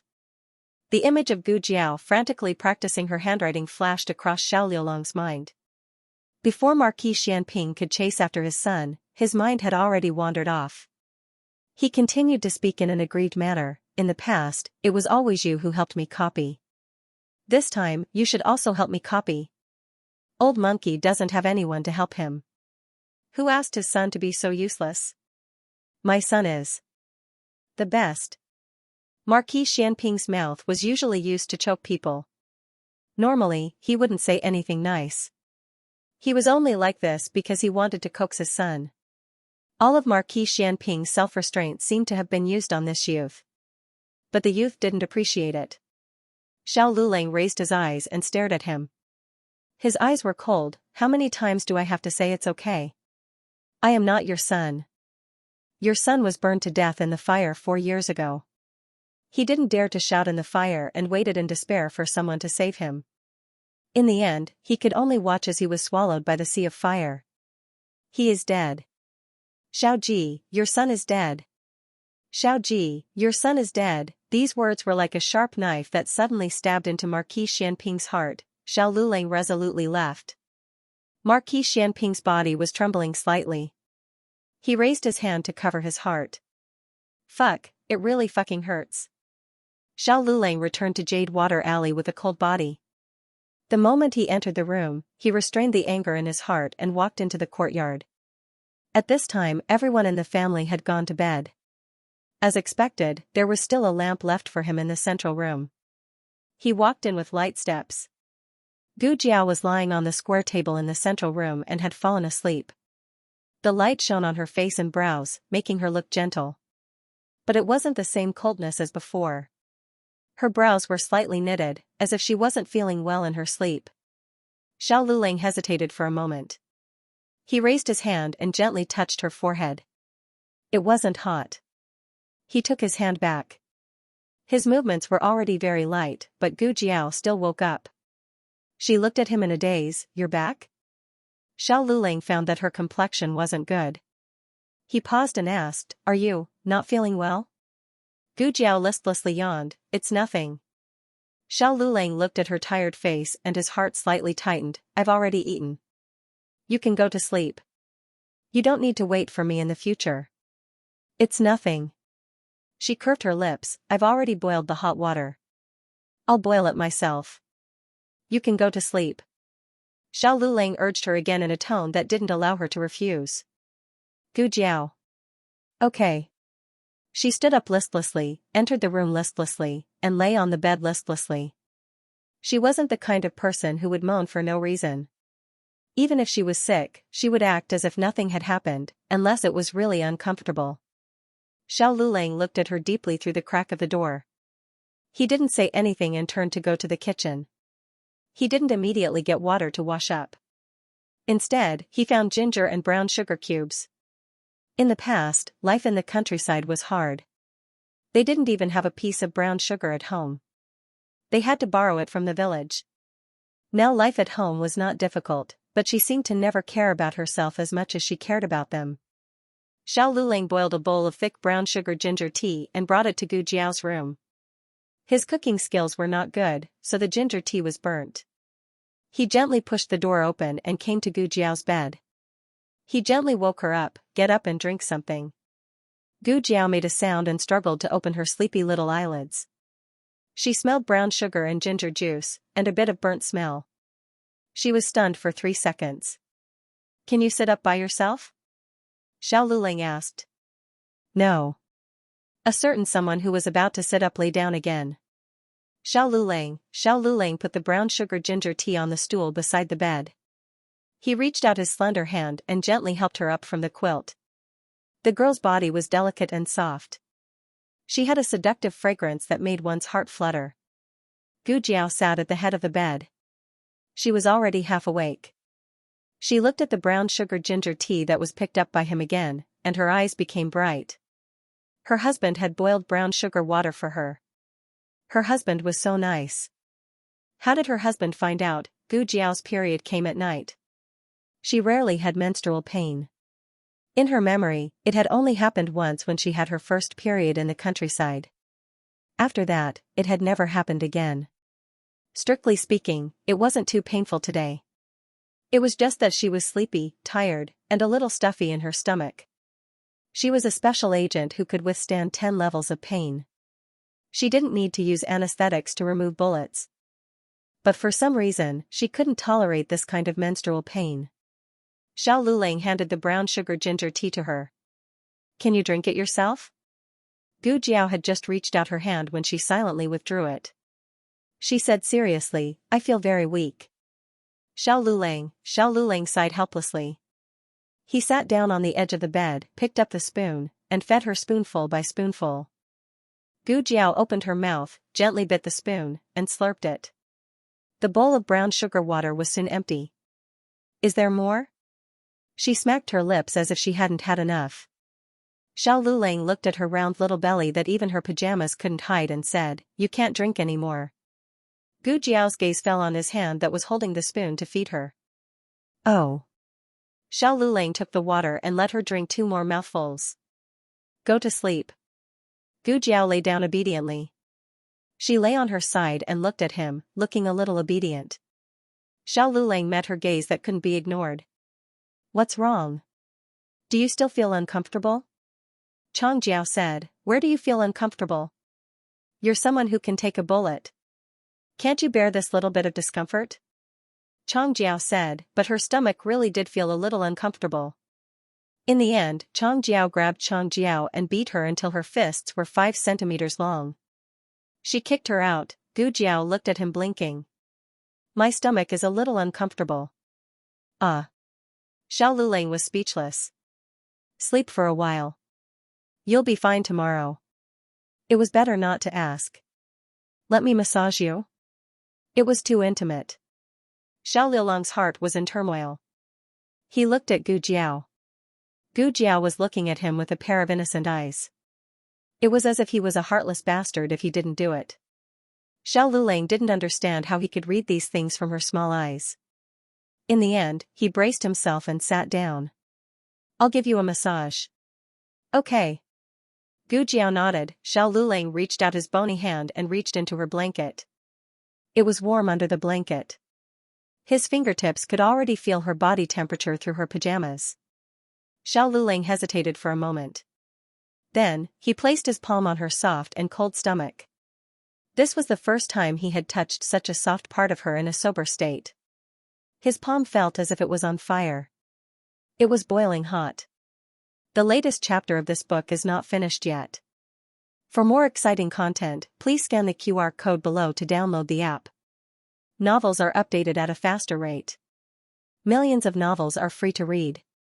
Novels with connotations that can't be found online are all available here. https://www.zhhbqg.com/89642896428226/113282967.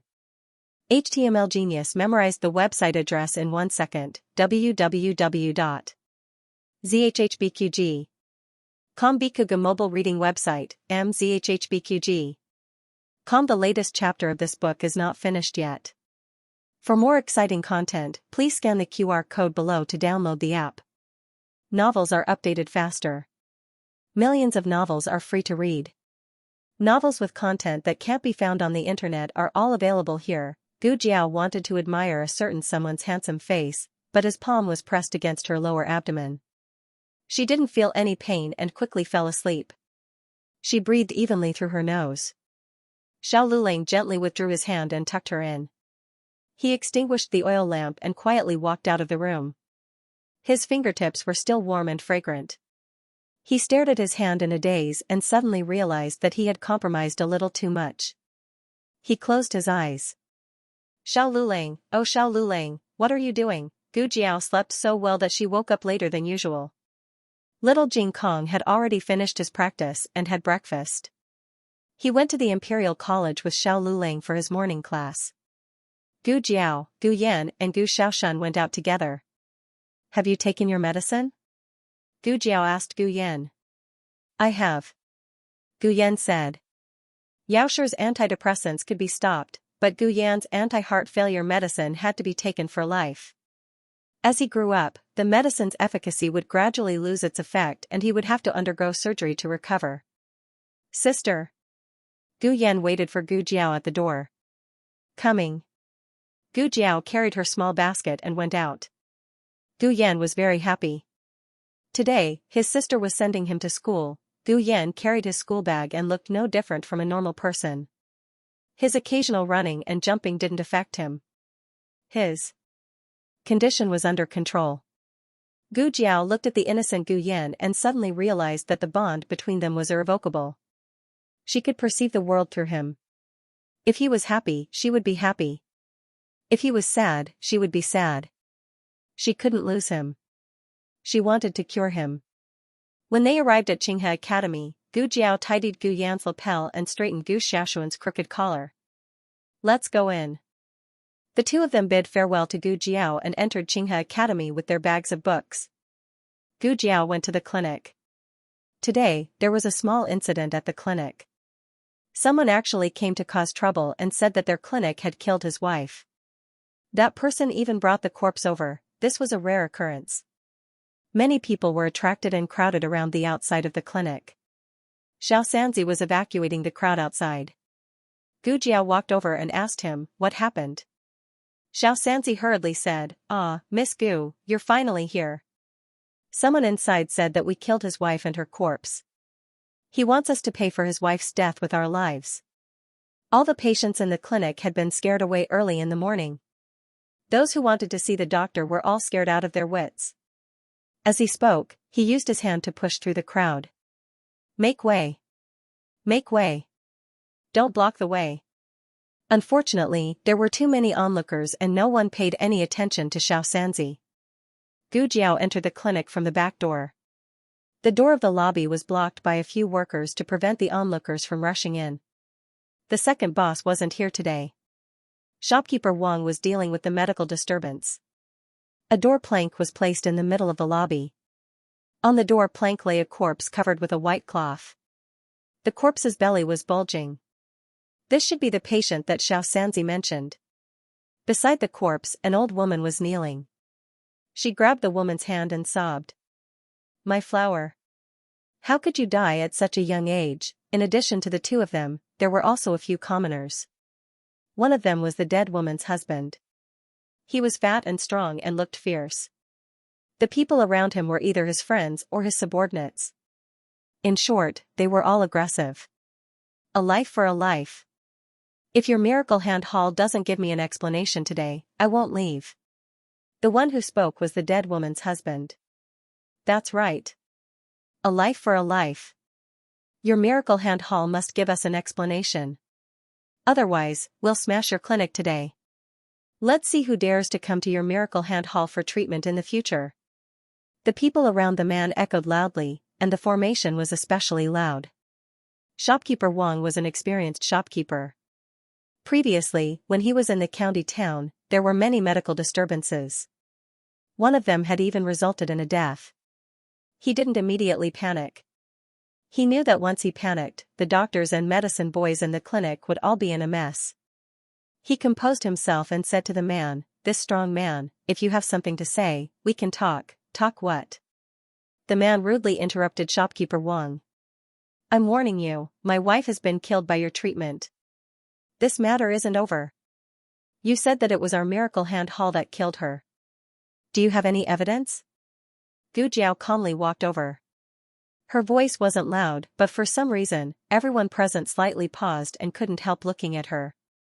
Shopkeeper Wang seemed to have suddenly found his backbone and was relieved. Miss Gu, you're finally here. Gu Jiao wasn't very old, but she was calmer than Shopkeeper Wang when faced with a group of fiendish men. The man couldn't help but look at Gu Jiao. In the end, she was only a 14 or 15-year-old little girl. After a short moment of shock, the man no longer paid any attention to Gu Jiao. Who are you? He asked. This is the owner of our miracle hand haul. Shopkeeper Wang straightened his back and said. Owner?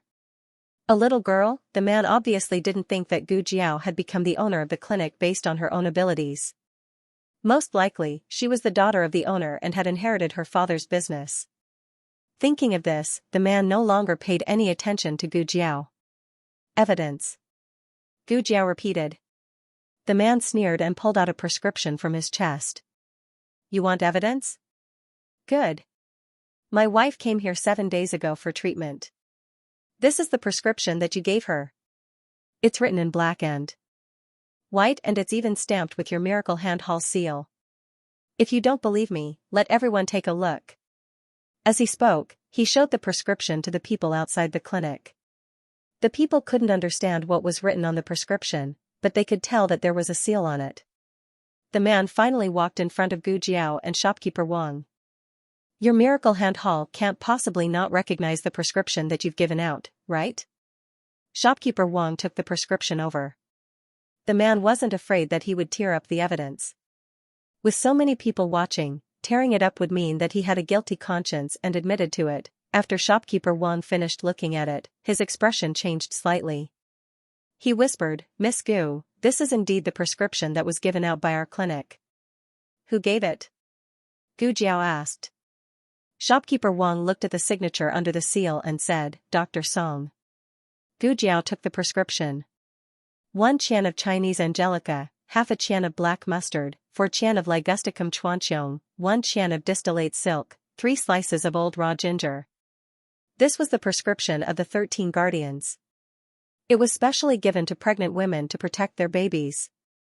Other clinics could also give out this prescription, but this prescription really looked like Dr. Song's handwriting.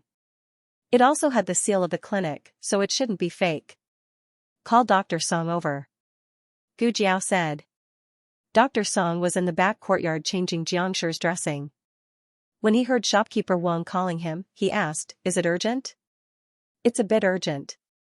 Is it urgent here? Shopkeeper Wang asked. Xianxia could already speak. He said to Dr. Song, You go busy yourself first. Come back later to change my dressing. Okay, then I'll wrap the gauze first. Don't move. Dr. Song took care of Xianxia and went to the lobby with shopkeeper Wang. Dr. Song looked at the lobby and the situation at the door. He was a bit confused. It's a medical dispute. Shopkeeper Wang explained. Dr. Song has never experienced a medical dispute, but he has a calm temperament. He came to Gu Jiao's side and said, Miss Gu. Gu Jiao handed the prescription to him. Do you have any impression of this prescription? Dr. Song took the prescription and looked at it carefully. This is my prescription. My impression of it is not very deep. I have to go back and look at the file. Gu Jiao had strict requirements for medical practice. Not only was it reflected in medical skills and medical ethics, but even a series of operations were more in-depth and standardized than other medical centers. Every doctor has a detailed record of how many patients they receive every day and what diseases they treat. Gu Jiao nodded. Dr. Song went to the clinic and took this month's booklet. He turned to the page 7 days ago and found the record of the miscarriage medicine. The patient came to see the doctor because the fetus was affected by the work. I saw that it was not very serious, so I gave a prescription to prevent miscarriage. Gu Jiao, did you get the medicine here? Dr. Song nodded. Yes, the medicine boy's handprint is on the prescription. After listening, Gu Jiao went to the corpse lying in the middle of the lobby. What are you doing? The man stopped Gu Jiao. Autopsy. Gu Jiao said. The man's pupils shrank. You're crazy. You're not allowed to touch my wife's corpse. Gu Jiao ignored him.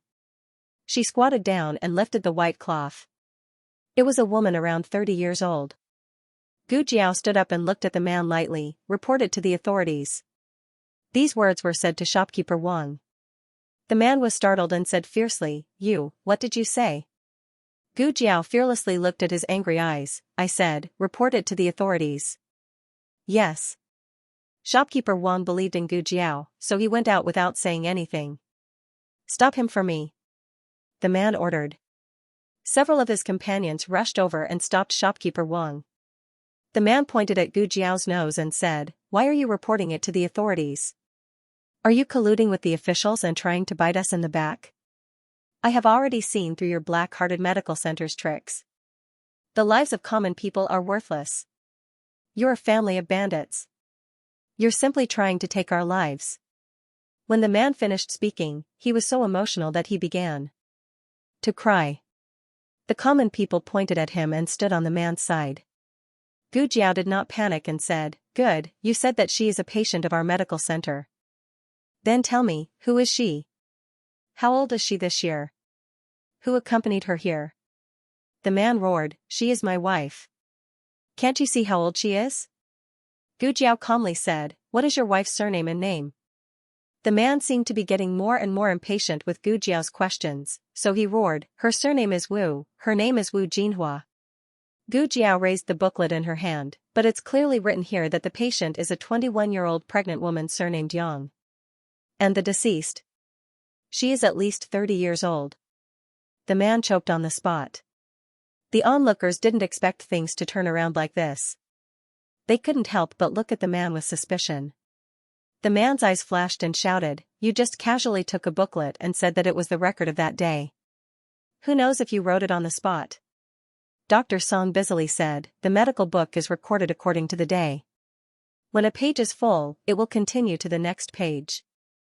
Even if I wanted to write on the spot, I have no place to write. What's more, I only went in for a short while. How can I write such a long paragraph?"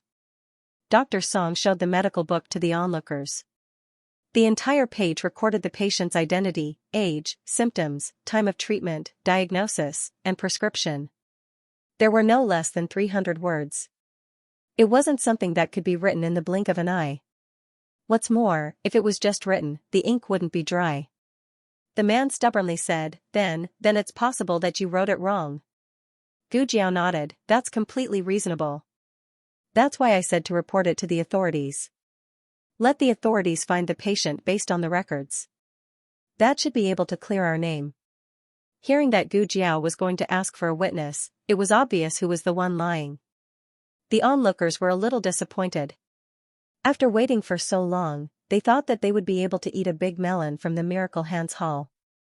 But it turned out that there was nothing. When the man saw that he had been exposed, he turned around and ran. Gu Jiao didn't give him a chance to escape. In a few moves, she beat him to the ground. The remaining few were also successfully captured. Finally, Gu Jiao looked at the corpse lying on the ground. "If you don't get up, are you waiting to be buried alive?" The corpse bounced up and down. Damn, everyone was so shocked that they fell backwards. Even the corpse was fake?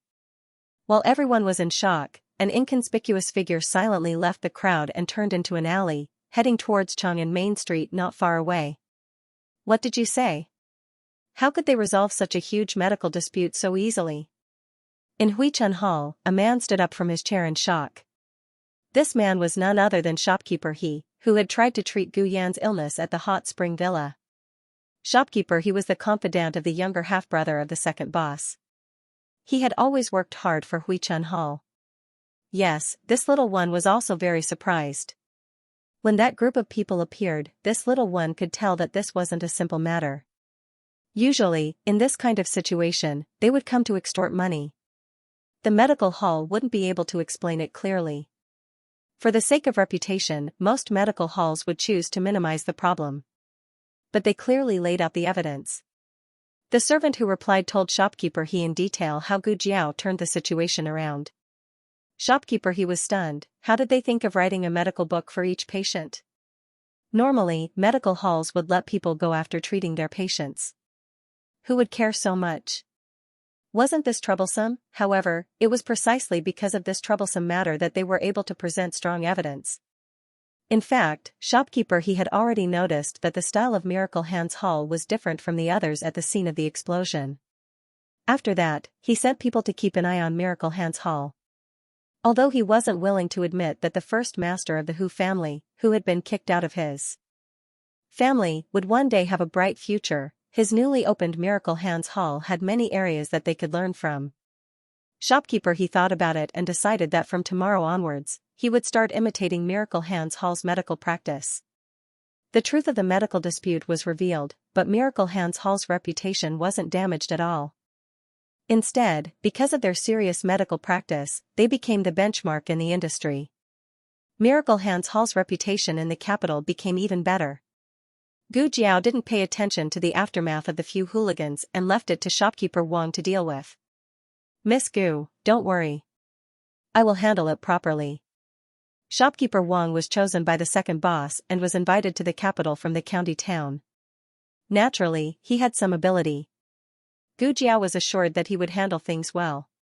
In the afternoon, Gu Jiao had some private matters to attend to, so she changed into men's clothes and went out. Seeing her in this outfit, Xianxia was stunned. Miss Gu? Why are you dressed like this? Gu Jiao sat in the carriage and stretched her wrists. Nothing much. Let's go to Chaoyang Street. Chaoyang Street? That place is very far away. And, it's not a good place. Xiaoxia's voice gradually weakened as Gu Jiao looked at him coldly. Her gaze made his scalp go numb. Alright, let's go then. Xiaoxia jumped into the carriage and picked up the horsewhip. Gu Jiao let down the curtains. The carriage was about to leave when another carriage drove over and stopped outside the back door of the medical center. A fair-skinned young eunuch alighted from the carriage. Excuse me, is Miss Gu in the medical center? Who's looking for me? Gu Jiao asked from inside the carriage. The young eunuch didn't see her, but he heard her voice. He cupped his hands towards the carriage and said, Consort Rui Wang left her zither in your courtyard and ordered me to bring it back. Gu Jiao said, go find little Jiangli and ask her to bring you to get it. It's on the table on the right of my study room. Yes. The young eunuch answered and entered the medical center from the back door. Little Jiangli was playing in Gu Jiao's courtyard. She heard that the young eunuch was here to get the zither. The table on the right, this one. Little Jiangli took the zither case out and handed it to the young eunuch. Thank you, young lady. The young eunuch left happily with the case. Little Jiangli continued to water the grass in the courtyard. As she watered, she frowned. I didn't put it in the wrong place, right? Gu Jiao allowed little Jiangli to play with the zither. When little Jiangli entered the room, she found two zither and took them out. One of the zither seemed to have been burnt. She put the zither back after she was done playing with it. She didn't remember whether she put it back in the original box. Forget it, they're both Sister Gu's zither. It doesn't matter which box it is. Digression, I forgot to set the update time again. Here's a fat stamp for everyone to hug. The latest chapter of this book is not finished yet. For more exciting content, please scan the QR code below to download the app. The novel will be updated even faster. Millions of novels will be read for free. All the novels that can't be found on the internet are available here. https://www.zhbqg.com/89642896428226/113278319.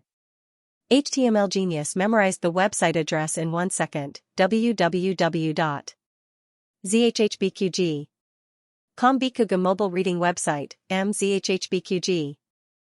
The latest chapter of this book is not finished yet. For more exciting content, please scan the QR code below to download the app. Novels are updated even faster. Millions of novels are free to read.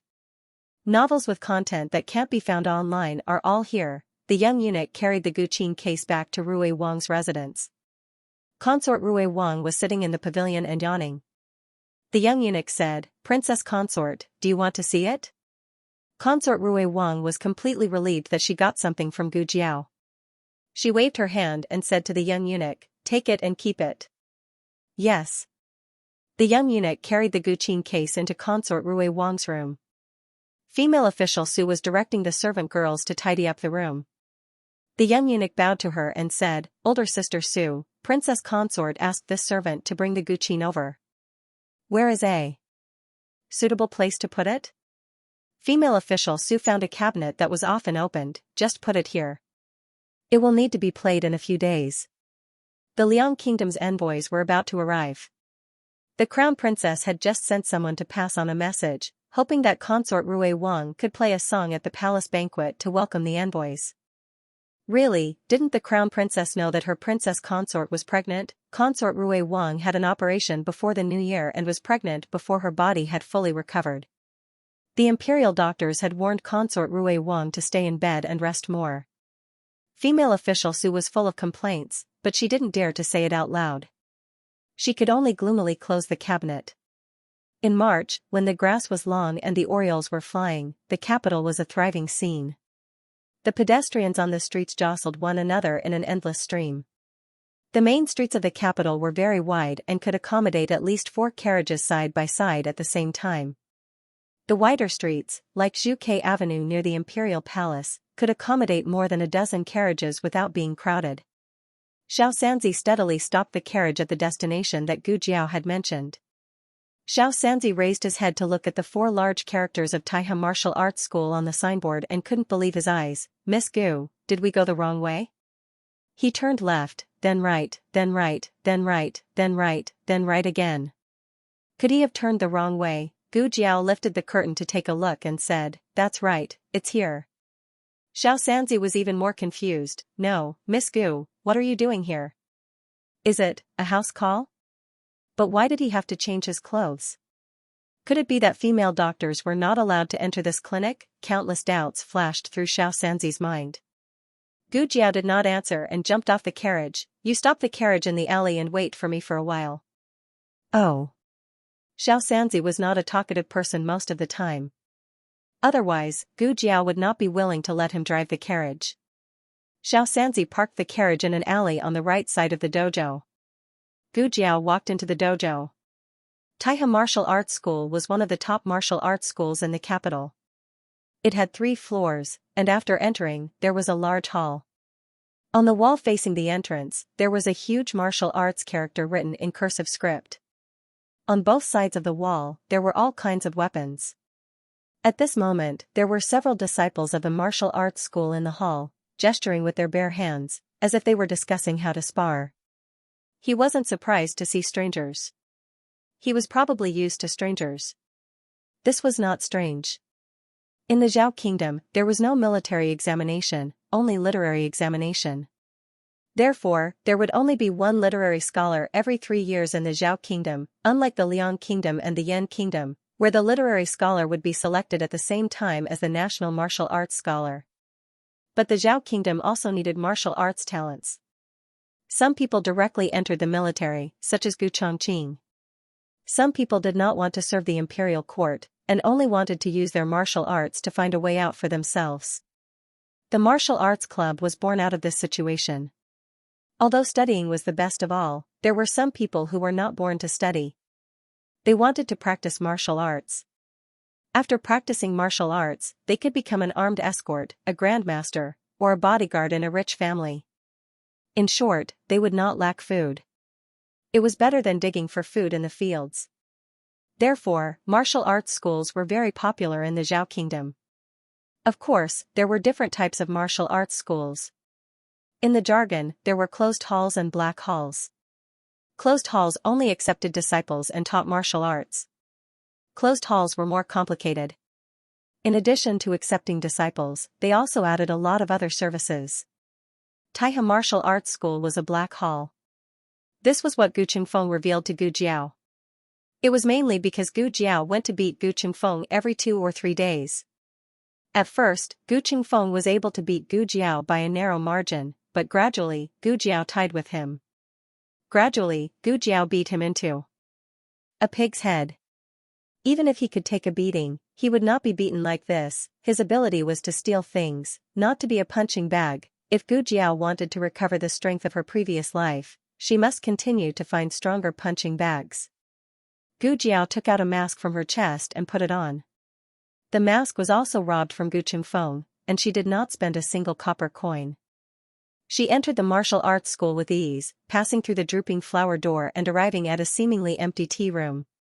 She gently turned the oil lamp on the tea table. With a rumbling sound, the tea room's wall opened. There was a loud noise coming from inside. Gu Jiao expressionlessly walked into the passageway, and the wall behind her closed with a bang. After it closed, the noise in front of her seemed to be amplified. At the end of the passageway was a large martial arts field. It was a 3-story wooden building, and 2 floors were viewing rooms. In the middle of the first floor, there were 4 cold arenas. At this time, there were 3 arenas where martial arts were being fought. Gu Jiao came to the front of the counter and lightly tapped the table with her knuckles. The somewhat sleepy shopkeeper yawned. Are you fighting or betting? 10 copper coins for a martial arts competition, 100 copper coins for a bet, and 200 for a room. Before he finished speaking, a small fishbone tablet fell in front of him. The shopkeeper glanced at the small fishbone tablet, and his expression froze, waking up half of his sleepiness. He immediately stood up, changed his expression, and said with a smile, "Young Master Li, why are you here? Didn't you just come here a few days ago?" Gu Jiao did not say anything, and only glanced at the name list in his hand. The shopkeeper understood and whispered, "East Arena." Gu Jiao walked towards the East Arena. The people behind Gu Jiao who were waiting in line to receive their tokens were unhappy. One of them shouted at the shopkeeper, "What's going on? We've been waiting in line for a long time, and we still haven't gotten in." "How come he got in? Didn't they say that we can only enter after receiving a token?" The shopkeeper looked at the few newcomers with ridicule, and showed the fishbone tablet in his hand. "Do you know what this is?" Everyone shook their heads. The shopkeeper raised his eyebrows and said arrogantly, "This is a martial master's bone tablet." Martial master? The few people who were still complaining about Gu Jiao just now all fell silent. That weak-looking young man was actually a martial master. In the martial arts club, the masters who taught martial arts were called martial masters. However, in the martial arts field, only masters who won 100 rounds were qualified to be called martial masters. He won 50 rounds? Someone said in surprise. Generally speaking, only people who won 50 rounds were called martial masters. The shopkeeper clicked his tongue and said impatiently, "What are you thinking? Just 1 round." He defeated a martial master in a single round. According to the rules of the martial arts clubs in the capital, as long as you won, you could take away your opponent's identity. However, not everyone was qualified to challenge someone of a higher rank. Not only did they have to sign a life and death contract, they also had to pay a huge deposit. If they lost, the deposit would go to the challenged person. When the young man first arrived, he boasted that he would compete with the most powerful master in the club. According to the rules of the martial arts club, you could only challenge someone of 2 ranks higher than you. However, the young man bet a whole 1,000 taels of silver, so the club made an exception for him and let him challenge someone of 3 ranks higher than him. At first, the martial master was unwilling to accept the challenge, but the club persuaded the young man to add another 500 taels of silver. Only then did the martial master accept the challenge. Challenging someone of a higher rank was one's own responsibility. This was the rule. Everyone thought that the young man was dead for sure, so no one bet on him winning. In the end, everyone lost their money. A young man holding a sword sneered disdainfully, "TSK. What's so great about defeating a martial master? I heard that a few martial arts masters came to your club today. I don't believe that he can still be so lucky." Everyone nodded. "That's right. He's so skinny. How could he defeat a martial master? He must have hit the jackpot." Gu Jiao didn't know about the heated discussion. Even if she knew, she probably wouldn't care. The 4 arenas in the east, west, south, and north had different masters assigned to them each day. The shopkeeper pointed at the east arena. "The strongest masters should be in that arena. Hero Yan Sandao wins. Is there anyone else who wants to challenge Hero Yan?" On the arena, a young servant wearing the uniform of a martial arts club shouted while holding a gong and a club. Hero Yan had been guarding the arena for the entire morning and had defeated countless masters. No one dared to challenge him anymore. "If there is no one else, then today Hero Yan will." The young servant was about to end the match when he saw a small figure jump onto the arena. On the other hand, the old marquis was copying military books in the palace. After copying for a day and a night, he finally finished the last copy. This was much more tiring than practicing martial arts. He was dizzy from copying and his limbs were numb. He was almost suffering from internal injuries. No, he was suffering from internal injuries. Ever since Marquis Xianping slipped out, he hadn't returned. No one knew what he was doing. The old marquis ignored him and stood up with the help of the table. Because his legs were too numb, he almost fell to the ground. He really did look like an old man in his 60s. The old Marquis dragged his tired body to the imperial study to apologize to the emperor with the military book he had prepared. The emperor was wearing a net on his head. It was so ugly. He wasn't as shameless as Marquis Xianping. He didn't even attend morning court to protect his image. Your Majesty, I have finished copying the military book, the old Marquis said outside the imperial study. Bring it in. The emperor waved his hand impatiently. Eunuch Wei walked over and took the military book the old Marquis had copied. He whispered to the old Marquis, "Go back." The old Marquis understood and bowed respectfully toward the imperial study. "I will take my leave." After saying this, he turned around and limped out of the palace. The old Marquis sat in the carriage. The coachman asked, "Master, are you okay? Are we going back to the Marquis's residence? Do you want me to find you a medical hall? Your complexion doesn't look good." After copying military books for so long, how could his complexion be good? If he let those civil officials practice martial arts for a day and a night, they would also become exactly like him. But the old Marquis was really sullen. Copying books made him feel so uncomfortable that he didn't want to go back to the residence to deal with old Madame Gu's questions. He paused and said, "Let's go to the martial arts center." The old Marquis was a frequent visitor to the martial arts center. The martial arts center didn't know his specific identity. They only knew that he was a master with the surname Gu. He was very generous. The old Marquis came to the martial arts center for two reasons. First, he liked to watch martial arts competitions. Second, he could pick out some promising talents. Of course, the old Marquis had high standards. So after so many years, the number of people he chose was less than 10. And out of these 10 people, only 2 were able to withstand his harsh training. The rest were sent away. The old Marquis asked for a room on the second floor. The waiter asked if he wanted to place a bet. He threw a silver ingot on the table. No need. If he didn't place a bet, then the silver ingot would be a tip. The waiter beamed and stuffed the silver ingot into his clothes. "This little one will make tea for you. Do you want Longjing tea or Tiguanyin tea?" "Longjing tea," the old Marquis said. "Okay." The waiter immediately went to brew a pot of good quality Longjing tea before the rain and brought out several exquisite and delicious pastries. "Enjoy your meal. This little one will wait outside. If you need anything, just call me." The old Marquis waved his hand. The waiter left with a smile. The old Marquis drank his tea as he began to enjoy the competition on the arena. His room faced the western arena. The western arena had the most comprehensive view. But for some reason, he was attracted to the competition on the eastern arena. It was a brawny man about 7 feet tall with dual axes. Whether it was brute force or internal energy, he was far superior to ordinary experts. But his opponent was an unremarkable azure-clothed youth.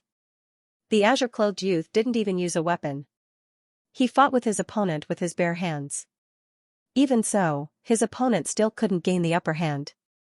A bit interesting.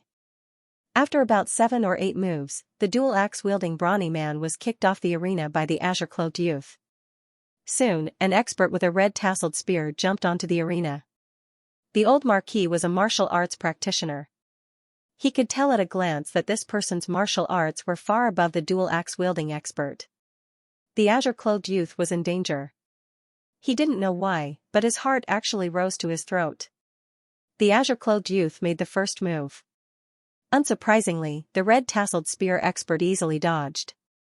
He leaped forward in a few steps and made a beautiful counterattack. The spearhead was aimed at the youth's heart. Damn it, the old Marquis stood up nervously. How could he fight so fiercely? Was this a cross-level competition? It was over. That child couldn't avoid it. He wasn't the only one who thought so. The people around the arena had the same thoughts. The coldness of the spear passed through his thin clothes and into the azure-clothed youth's body. The moment the spear pierced his heart, the azure-clothed youth's left hand suddenly grabbed the spear. Using the momentum, he jumped up and kicked his opponent's heart. When he landed, he flipped and took the red-tasseled spear from his opponent's hand. This series of actions was like moving clouds and flowing water. It was watertight. The azure-clothed youth didn't give his opponent any chance to breathe. Using the spear as a pull, he jumped up and swept his leg across, knocking his opponent to the ground. The azure-clothed youth grabbed the red-tasseled spear and was about to fiercely stab his opponent when he suddenly stopped. He broke the spear with his bare hands and used the spear shaft to knock his opponent off the arena. The old Marquis was drenched in sweat. He was scared and excited. His blood was boiling. He wanted to get off the arena. Although the youth was wearing a mask, he didn't look like he was more than 10 years old. To have such skills at such a young age, he was worthy of proving the saying, since ancient times, heroes came from the youth. Of course, martial arts was only one of the reasons. The youth's action of breaking the spear head with his bare hands and using the spear shaft to knock his opponent off the arena also won the old Marquis's praise. The haze of being punished suddenly disappeared. The old Marquis's entire body felt comfortable. After this, no one dared to challenge the azure-clothed youth. The azure-clothed youth regretfully left the arena.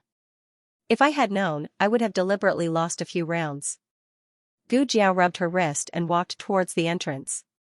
Little brother, please wait. A familiar voice sounded behind her. Gu Jiao stopped in her tracks and turned around with a strange expression. Gu Jiao wore a mask and changed her clothes.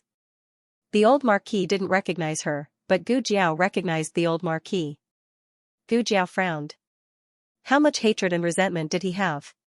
He even chased her all the way to the martial arts school? The old Marquis politely cupped his hands. Little brother, can I have a word with you? Gu Jiao didn't make a sound. It turned out that he didn't recognize her. The old Marquis thought that the youth was afraid of strangers. He smiled and said, Little brother, don't think too much. I don't have any bad intentions. I saw little brother's skills and wanted to ask if little brother is interested in joining the army? No. She wanted to go home and cook. The other party didn't make a sound again. The old Marquis thoughtfully looked at the youth's throat. Little brother, you can't speak? Gu Jiao thought for a moment and nodded. The secret service in the organization actually had vocal training. Women could imitate men's voices and men could also imitate women's voices. But Gu Jiao didn't like to talk, let alone stay at home all day. She was first in the rest of the training, but she was last in the vocal training. Because she didn't know how to imitate men, Gu Jiao didn't speak at all in the martial arts school. Everyone thought that she was mute. The old Marquis sighed. She was really a good seedling with a disability but a strong will. This kind of seedling, going to the battlefield was not necessarily a good thing. Not being able to hear would cause him to lose a lot of his judgment. The old Marquis gave up on the idea of bringing Gu Jiao into the army, but he still wanted to make friends with this person. Little brother, can we be friends? Age, there was a bit of a difference. Being friends despite the difference in age was also not bad. The old Marquis was a true martial arts fanatic. Many people thought that he was naturally fond of fighting. In reality, this was not the case. He was naturally fond of fighting, but fighting and fighting were often forced together. Gu Jiao did not have any interest in making friends with such an old person. Gu Jiao shook her head and rejected him. The old Marquis sighed in disappointment. Gu Jiao turned to leave. Suddenly, Huang Zhong anxiously rushed in. Master. You're here?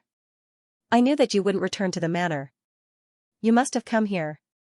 Master? Gu Jiao looked at Huang Zhong and then looked at the old Marquis.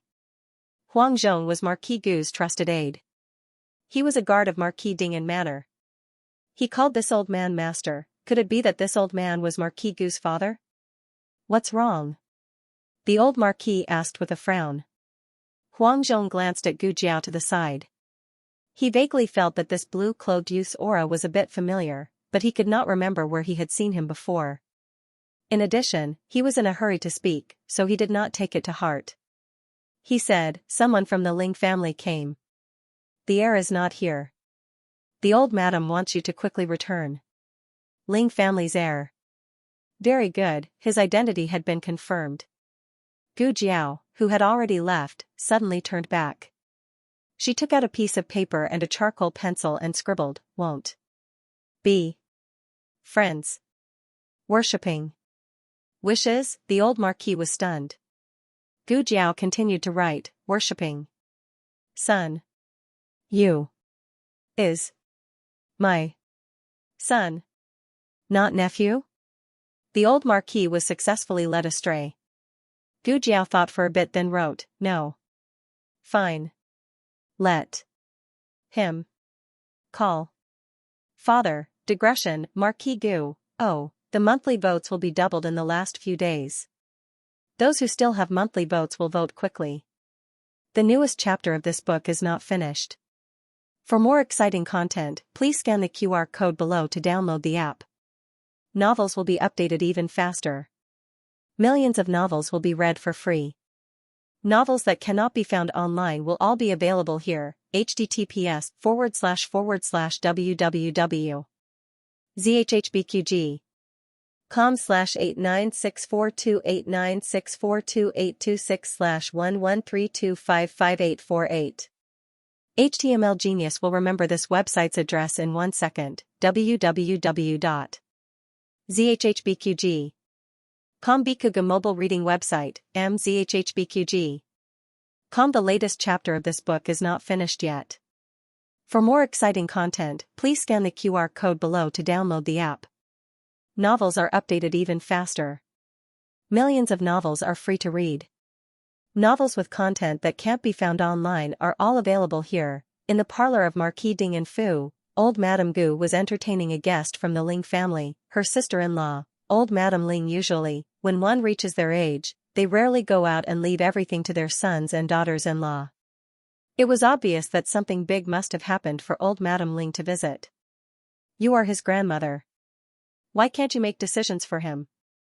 I know that concubine Ling's matter is the Ling family's fault. The Ling family didn't teach this concubine's daughter well. But you are also a daughter of the Ling family. You are so dignified. Old Madame Ling flattered her so much that old Madame Gu couldn't find her bearings. However, old Madame Gu really couldn't make decisions for Gu Chongqing's marriage. In fact, old Madame Gu couldn't make decisions for anything related to Gu Chongqing. Old Madame Ling was magnanimous. As long as she liked Gu Qingfeng or Gu Qinglin, old Madame Gu could make the decision. Old Madame Gu first wanted her son to make a decision, but Marquis Gu had just been slapped by his father and was still hurting. How could he dare to go over his father to interfere with Gu Chongqing's marriage? Marquis Gu then sent Huang Zhong to find old Marquis. Huang Zhong came back rather quickly. He rushed into the room with an indescribable expression. Old Madame Gu asked, "Where is old master?" Huang Zhong said embarrassedly, "Old master. Old master said he has something urgent and can't come back for the time being." Old Madame Ling was so angry that she fell backwards. He had already resigned. What urgent matter could there be? It was clearly an excuse to brush off the Ling family. Back then, before brother-in-law made a fortune, you married into a lower family. But in the end, this is how your Gu family repaid the Ling family. Old Madame Ling said coldly and turned to leave. Old Madame Gu was so agitated that she felt bad. She quickly grabbed her hand and said, "Sister-in-law, don't be angry. Why don't we ask Chongqing directly? If he agrees, I'm sure old master won't object to anything." Old Madame Ling heard this and went to Gu Chongqing's courtyard with old Madame Gu. Who would have thought that they would find nothing? Gu Chongqing wasn't there either. Old Madame Gu's expression changed. Nonsense. He was still injured. He left the residence just like that? Gu Chongqing had promised Gu Yan last month that he would teach him how to ride a horse. Today was the day the two of them agreed to do so. Gu Chongqing did not care about his injuries and insisted on leaving the manor. He rode his Vergana horse to Clearwater Alley. Gu Yan had asked Xiaoshi in a roundabout way, but Xiaoshi was against him riding a horse. She was afraid that if he fell, it would cause his heart disease to act up. Thus, Gu Yan did not tell his family about this. After school, Gu Yan waited at the entrance of the courtyard. Although he was in the courtyard, he poked his little head out from time to time, looking left and right. After looking, he quickly shrank his head back, like a little quail. When Gu Chongqing entered Jadewater Alley, he immediately saw his little quail. It had a bunch of a hog on its head and looked quite silly. Gu Chongqing's mood suddenly became very good. He urged his horse to go over. Gu Yan heard the sound of horse hooves coming from afar. He stepped over the threshold with big steps, the joy in his eyes overflowing with words. Gu Chongqing stopped the horse in front of him and bent down to reach out his hand. Gu Yan put his hand in his. Gu Chongqing's hand was very wide. He practiced martial arts all year round, so his palms were full of calluses. Gu Yan's hand was smaller, slender, and fair. Although he worked every day in Little Jing Kong to clean up chicken poop, he did not have any calluses. It was soft. Gu Chongqing was afraid that he would accidentally break his hand. Gu Chongqing eased his strength and pulled him onto the horse, letting him sit in front of him. Gu Yan sat down and felt that something was wrong. He looked down and said, "Eh? You changed your saddle?" "Yes. Didn't you think it was hard?" Gu Chongqing said. "I didn't think it was hard." Gu Yan opened his eyes wide and said seriously. He said that he did not think it was hard, but he kept moving around uncomfortably. Gu Chongqing was not stupid. He turned around and asked someone to change it. "Then will you not like it?" Gu Yan asked. Gu Chongqing said, "No. I like whatever you like." Gu Yan laughed. There was movement in the courtyard. Gu Yan hurriedly urged, "Quick, quick, quick. Don't let my mother find out. Otherwise, I won't be able to leave." Yaoshi, who had already found out, Gu Chongqing held the reins tightly and nodded to Yaoshi from afar, indicating that he would take good care of Gu Yan and send Gu Yan back safely. Yaoshi saw that her son was so clingy to Gu Chongqing. She did not know whether to be happy or worried. Her son had always wanted an older brother since he was young.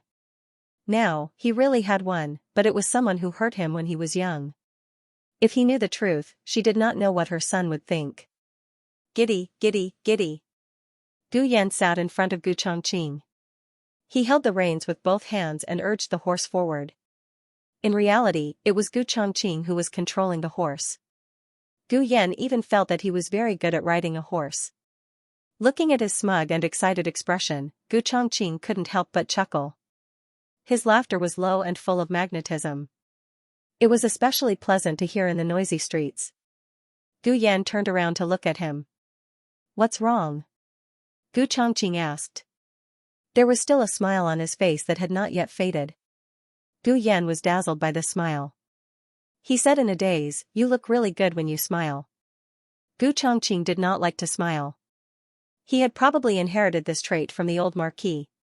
No one knew what he looked like when he smiled, how good he looked, how warm he was. Gu Chongqing had been praised for his martial arts and had been praised as a promising young man. However, no one had ever praised his smiling face. Gu Chongqing was momentarily speechless. Fortunately, Gu Yan's attention was quickly drawn back to the fine horse. He began to concentrate on riding. Giddy up, giddy up, giddy up. Faster, faster. Aya, there's someone here. Slow down, slow down. Gu Chongqing's slender and strong legs clamped tightly around the horse's belly. He used the strength in his legs to make his horse understand the speed. This horse had been with Gu Chongqing since it was a foal. The man and horse had long since reached an indescribable tacit understanding. It was a mature warhorse. Its hoofs were used to trample on the enemy's head. Now, it could only be used to coax children. The horse's heart was bitter, but the horse did not say anything. Gu Yan played crazily the entire way. He was sweating profusely. Gu Chongqing did not want him to be tired. He said to him, "Why don't you rest for a while? Are you tired?" Gu Yan turned to look at him with an expression that said, "I'm not tired at all." Gu Chongqing could not help but nod and say softly, "Yes, I'm tired." "Oh, okay. Then I'll let you rest for a while." Gu Yan tightened the reins. "Donkey, horse, I'm a horse." Other horses would indeed shout like this to stop, but Gu Chongqing's horse did not need these slogans. The horse did not stop. It did not admit that it was a donkey. Gu Yan was anxious. "Is that how you shout?" "Donkey, donkey," he shouted again. "Why is it not working?" Gu Chongqing kicked the stirrups to give his old friend a warning. The horse reluctantly stopped. There was a restaurant nearby. It was a very famous restaurant in the capital, the Crane Restaurant. It was said that there was once a red-crowned crane that flew over and quietly rested on the roof of the building for a long time before leaving. Although the red-crowned crane flew away, the fortune of the red-crowned crane remained. Anyone who came to eat at the red-crowned crane restaurant would be blessed and have great luck. This was naturally a gimmick created by the crane restaurant for business. However, one dared to boast and the other dared to believe. Who knew how many customers came to eat at the crane restaurant every day? The two of them were lucky. Someone had just checked out of a room upstairs. "It's the price of that room." The waiter embarrassedly made a gesture that indicated that it was not cheap. If Gu Qingfeng spent a few hundred taels for a meal, he would probably be beaten to death by Gu Chongqing. But now that Gu Yan wanted to eat, Gu Chongqing actually took out the money without saying anything. The Gu family's double standards existed from the very beginning. The two of them entered the room and ordered a table of dishes. Gu Yan hadn't eaten yet, so he was indeed a little hungry. He quickly started eating. Gu Chongqing's injuries had not healed yet. Moreover, he had been on a bumpy journey and was blown by the cold wind. At this moment, he actually did not have any appetite. Gu Yan picked up some food for him. "You eat too." Gu Chongqing picked up his chopsticks. "Okay." The two of them ate. Suddenly, a burst of bold laughter came from the room next door. Gu Chongqing frowned strangely. This laughter, why did it sound a little familiar? In the room next door, the old Marquis and Gu Jiao raised their cups and drank. Ever since Gu Jiao experienced the incident of learning to sing in Little Jing Kong, she deeply realized that her alcohol tolerance was not good. Therefore, she used tea as a substitute for wine. The old Marquis could not use tea as a substitute for wine. He really drank until he was drunk. The main thing was that he was happy today to have met such a powerful little brother. From today onwards, he, Gu Chao, also had a brother. The old Marquis leaned on the table and drunkenly said to Gu Jiao, "Brother, you, don't worry, my son is your son. I will make him filial. You point to the east, he can't go west, you point to the north, he can't go north. If he dares not to call you father, I'll beat him." Digression, I did not forget to upload today. Mysterious Energy, the latest chapter of this book is not finished yet. For more exciting content, please scan the QR code below to download the app. The novel is also updated at a faster rate. Millions of novels are free to read. Novels with connotations that cannot be found online are all available here. https://www.zhhbqg.com/896428964286/1132533101. HTML Genius remembered the website address in 1 second. www.zhhbqg.com Bikuga mobile reading website, mzhhbqg.com. The latest chapter of this book is not finished yet. For more exciting content, please scan the QR code below to download the app. Novels are updated even faster. Millions of novels are free to read. Novels with connotations that can't be found online are all available here. At this time, Marquis Gu, who was lying in the fu recuperating, did not know that his old man had drunk and returned with a father. He was thinking in his heart that once he recovered, he would bring Xianxia back to the fu. If that girl dared to stop him, he would ask the old Marquis to come out and teach that girl a lesson. In the room next door, Gu Chongqing felt that something was wrong the more he heard the voice. It sounded like his grandfather's voice, but it also seemed to be drunk. He looked at Gu Yan in front of him. Gu Yan was burying his head in eating and did not notice that what was going on in the room next door had anything to do with him. Thinking about it, Gu Yan went to the villa when he was around 4 years old. During this time, he had never returned to the capital. He probably even forgot what the old Marquis looked like, not to mention his voice. Those crazy drunken words were intermittent. He did not really understand, but he felt that it was not a good thing. Gu Chongqing decided to go next door to take a look. "You eat first, I'm going out for a bit." "Oh." Gu Yan did not suspect anything and obediently put down his chopsticks. "Then I'll wait for you to come back." He did not eat alone. Gu Chongqing's heart suddenly softened. How could there be such a sensible child? Were all the children with his younger sister so sensible? His younger sister was also very sensible. Thinking of Gu Jiao, Gu Chongqing's eyes flashed with the gentleness of an elder brother. No need, I'll be back soon. You can continue eating. Gu Chongqing knew that Gu Yan was hungry. It was dinner time and Gu Yan was at the age where his body was growing. Gu Yan agreed verbally, but did not touch his chopsticks. Gu Chongqing could only go quickly and come back quickly. He went next door. The door was ajar. As soon as he entered the room, he heard the words, "If he dares not call you father, I'll beat him." Gu Chongqing's eyebrows fiercely jumped.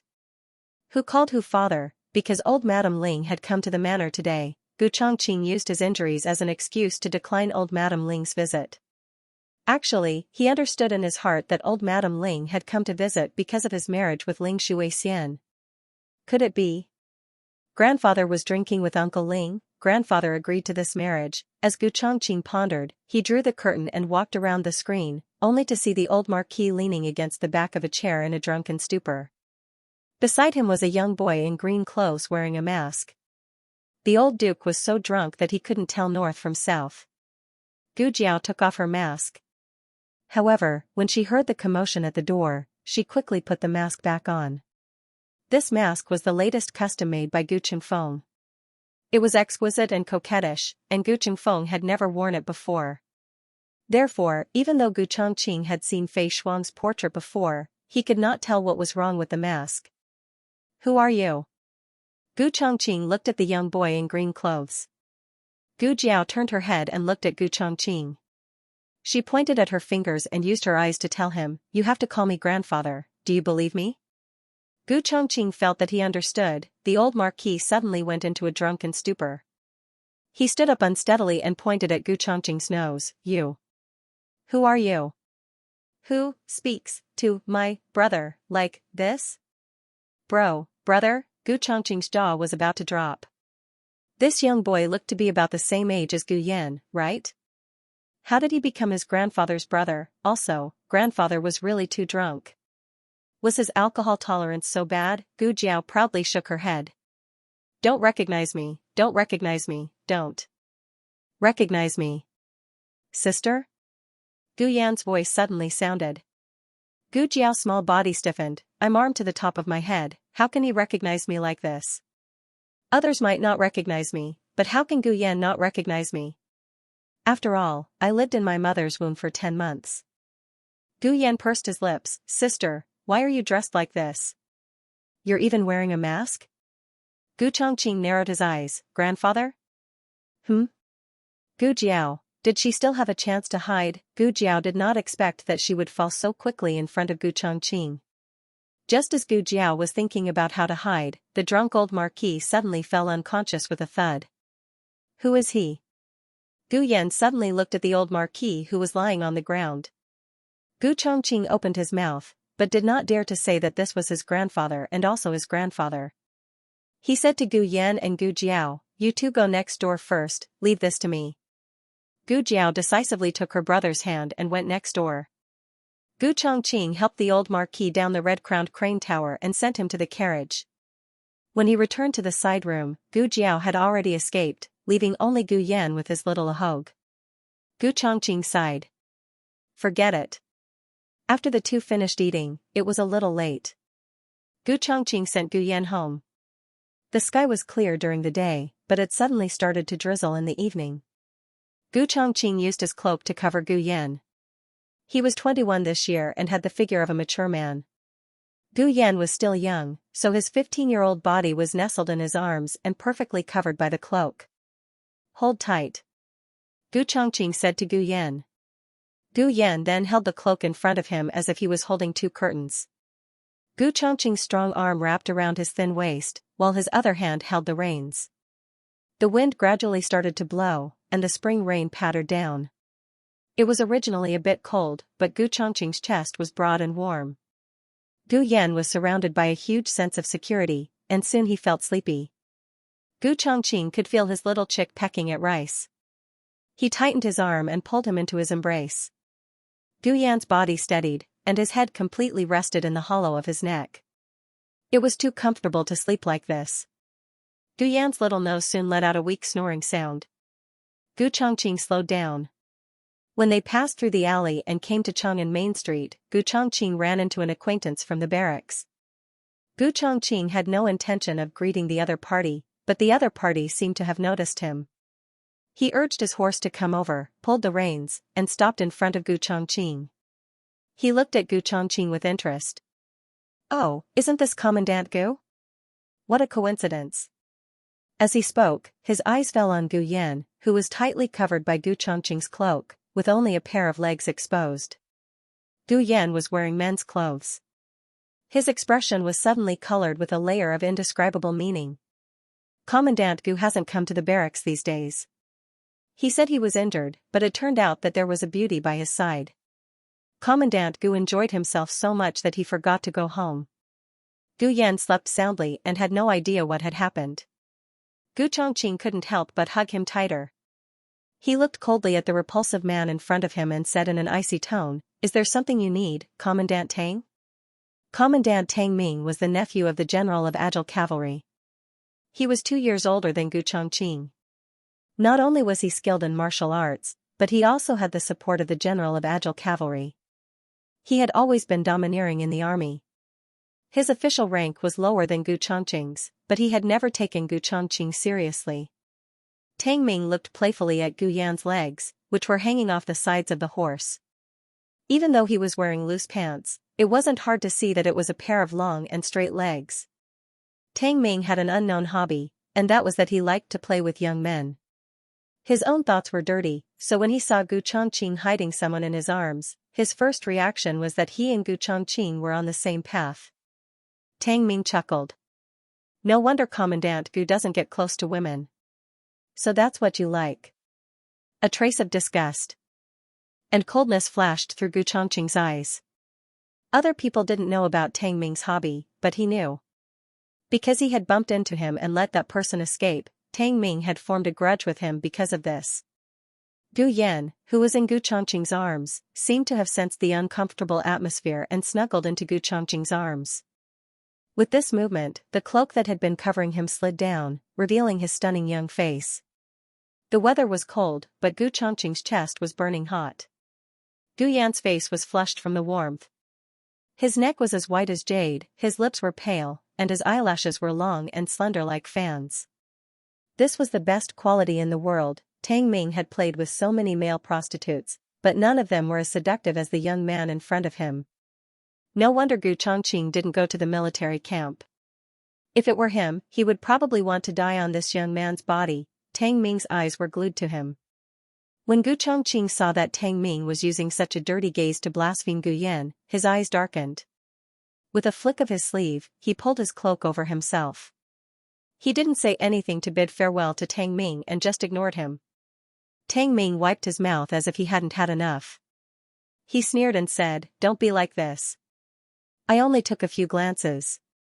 If you get tired of playing with me someday." Before he could finish speaking, Gu Chongqing unsheathed his long sword and slashed it toward Tang Ming. Tang Ming hadn't expected that Gu Chongqing would be so fierce. Although he was famous for being unreasonable, he wouldn't abuse his authority. Right now, Tang Ming had only said a few words, and he was already brandishing his sword at him. Tang Ming also quickly drew his knife. However, Gu Chongqing's sword was too fast. It was almost like a shadow. Tang Ming had only drawn his knife halfway when Gu Chongqing's sword had already cut off a strand of his long hair and was firmly pressed against his neck. That strand of hair slowly fell into his hand and then fell to the muddy ground. It was washed away by the murky rainwater on the ground. It was only at this moment that Tang Ming suddenly realized that Gu Chongqing had been hiding his true abilities. His martial arts weren't what he usually showed. Gu Chongqing hugged Gu Yan tightly in his arms and looked at Tang Ming with a cold and dangerous gaze. "Don't have any ideas about him. I'll kill you." The latest chapter of this book isn't finished yet. For more exciting content, please scan the QR code below to download the app. Novels are also updated at a faster rate. Millions of novels can be read for free. Novels with connotations that can't be found online can be found here. https://www.zhhbqg com/896428964286/11322895 HTML Genius memorized this website's address in 1 second. www.zhhbqg.com Biku Pavilion's mobile reading website, mzhhbqg.com. The latest chapter of this book is not finished yet. For more exciting content, please scan the QR code below to download the app. Novels are updated faster. Millions of novels are free to read. Novels with connotations that can't be found online are all available here. Tang Ming felt Gu Chongqing's frozen anger and was shocked on the spot. Gu Chongqing didn't want to wake Gu Yan up, so he didn't make a big fuss. He put away his sword and left with Gu Yan. It wasn't until Gu Chongqing disappeared at the end of the street that Tang Ming recovered from the cold rain. Mother, was he just threatened by Gu Chongqing? Gu Chongqing sent Gu Yan back to buy Shui Alley. On the other side, Gu Jiao also returned to the medical center. She entered from the back door and went directly to her courtyard. She changed back into her female clothes before going to the lobby. Shopkeeper Wang was surprised when he saw her. Eh? Where did you come in from? The back door. Gu Jiao said. Xiao Sanzi followed behind and didn't dare to say anything. Dr. Song came down from upstairs after seeing a patient and greeted Gu Jiao. Shopkeeper Wang handed her a cup of tea. Gu Jiao took a sip and asked Dr. Song, how is Jiangshir's condition? The weather changed. He suddenly caught a cold. He had a high fever at noon, so he took some medicine and receded. It's best that he doesn't catch a cold. It's easy to cause complications. Gu Jiao said and paused. I'll go take a look in a while. Okay. Dr. Song agreed. Dr. Song. This patient said that you gave him a prescription, but he lost it. He asked if he could still get the medicine. At the medicine cabinet, the medicine boy called Dr. Song. Dr. Song, I'll go over. Gu Jiao nodded. Dr. Song went to the medicine counter. There were not many patients at the moment, so the clinic was not busy. Shopkeeper Wang invited Gu Jiao to the accountant's room and told him about the aftermath of the medical dispute. Those people are the hooligans in the capital. They usually do nothing but steal. They are not from our area. They are from the west of the city. I promised them that as long as they tell me who's behind this, I won't report it to the authorities. I was just trying to blackmail them. Who would have thought that they were really instructed by someone else? Gu Jiao was not surprised. Are you in the same industry? Gu Jiao asked. Shopkeeper Wang then said, that's what I guessed as well. They said there was a mastermind, so I was thinking, could it be the old boss? Hui Chun Hall? But guess what, Miss Gu, they told me, it was a girl. Gu Jiao asked, how old is she? Shopkeeper Wang nodded and recalled, they said that she was a young girl, about 10 years old from her voice. She wore a bamboo hat and a veil, so they couldn't see her face clearly. Her clothes were expensive. I was thinking, Hui Chun Hall doesn't have any girls in their teens. Second master's daughter was not even 7 years old. But, if it was a girl from a shopkeeper's family, her clothes were not that expensive. Shopkeeper Wang really couldn't guess who the girl was. Gu Jiao touched his chin. Girl? The rain outside stopped, but the sky was still gloomy. It seemed like there would be another heavy rain at any time. The girls' school didn't dare to delay and let the students out on time. Li Wanwan's house was not close. She didn't have a carriage like other daughters, so she had to get home before it rained again. She hugged the zither case and quickly walked out of the girls' school. Perhaps because she was too anxious, she didn't notice a man coming down from a carriage at the clinic's entrance.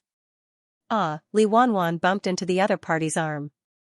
In a zither room on the second floor of the girls' school, a young girl was looking at Royal Prince and who was coming down from the carriage. Her eyes were full of light. But suddenly, she saw Li Wanwan bumping into the other party. Her eyes instantly turned cold. I'm sorry. Li Wanwan hurriedly apologized. Royal Prince didn't even look at her. Wu Yang walked forward and said to her, it's okay, girl. Did I hurt you? No. Li Wanwan didn't dare to look at the two of them. Since the other party didn't pursue the matter, she quickly left with the zither case. The young girl's eyebrows gradually relaxed. She looked at Royal Princeton and her eyes lit up again. She raised her hand and waved at Royal Prince and didn't see her and walked towards the clinic with his head lowered. Suddenly, another daughter from the girls' school walked over. Royal Princeton? The daughter called out to Royal Princeton, who was about to enter the clinic with uncertainty. Royal Princeton turned to look at her and asked in confusion, "May I ask what's the matter, girl?" The daughter excitedly covered her mouth. "Your poems are so good. I've been collecting your poems since I was young. I even made your poems into a book." Royal Princeton smiled politely. He was just like that, acting like a modest gentleman to everyone. The young girl upstairs couldn't hear what the two of them were talking about. She only saw the two of them talking and laughing. A burst of jealousy rushed into her heart. The daughter patted her head. I left the book in the classroom." "Royal Prince, please wait for a moment. I'll go get the book. There are a few lines that I don't understand and would like to ask Royal Prince for advice." After saying this, she quickly returned to the girls' school. Her classroom was on the second floor. At this time, most of the students in the girls' school had left. The attic was empty and her footsteps seemed to echo. She pushed the door and entered. She saw the book of poems covered with a handkerchief on the table.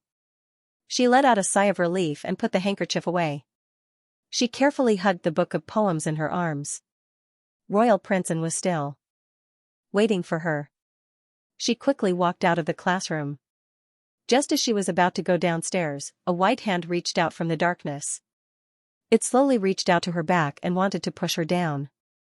Suddenly, Xianxia ran over from the hall on the first floor while lifting her dress. "Who is it?" The daughter stopped in her tracks. The hand behind her was pulled back and the owner of the hand hid behind the wall. The daughter was also startled by the sudden voice. She calmed herself down and said, "Young Miss Xuang, it's me." It was dark and Xianxia couldn't see her clearly. She could only confirm her identity through the voice. Xianxia said in disappointment, "It's young Miss Zhang. Have you seen my sister?" Young Miss Zhang shook her head. "I haven't seen her." Xianxia stomped her feet in annoyance. "Really? Where did she go?" "She said she would wait for me. She went to the toilet and when she came back, she was gone." Young Miss Zhang saw Xianxia cursing as she walked forward. She didn't know why, but she felt a sense of danger. She gathered her courage to look back, but she didn't see anything. She felt uneasy and quickly called out to Xianxia, "Young Miss Xuang, can I go with you?" "Hurry up," Xianxia said impatiently. "Coming." Young Miss Zhang hugged the book of poems and quickly went downstairs. It wasn't until she left the girls' school and saw the endless stream of people that the uneasiness in young Miss Zhang's heart gradually dissipated. In the end, Royal Princeton didn't see Gu Jiao. Gu Jiao went home and the two missed each other perfectly.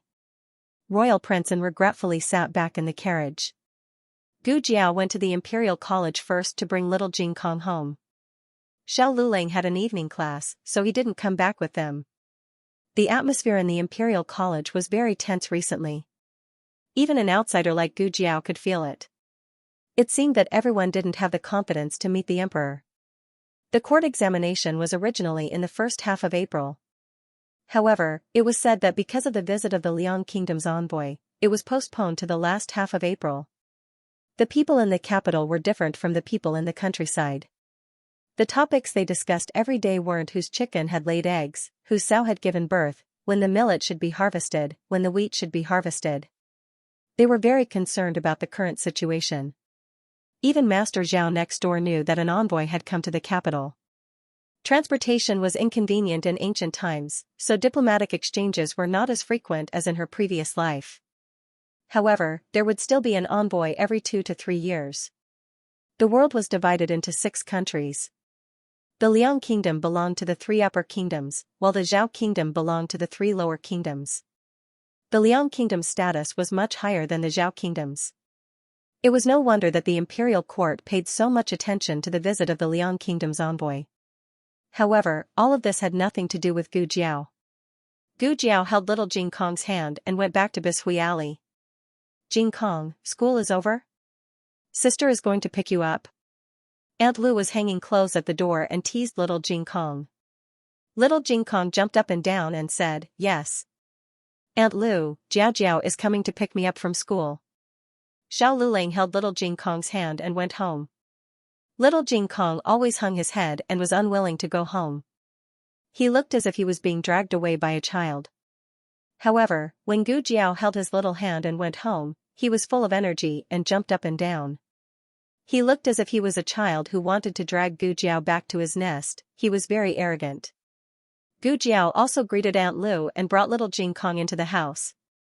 Today, the old chancellor wasn't home, and senior servant Feng also went out. She went to buy cloth and clothes for the family. Madame Yao was waiting for Gu Yan in the house. She fell asleep while waiting. Little Jing Kong quietly opened the door and stuck his head out to take a look. Seeing that Madame Yao had fallen asleep, he didn't disturb her. He quietly walked down the steps and came to Gu Jiao. He covered his mouth with his small hand and whispered, "Jiao Jiao, Madame is asleep."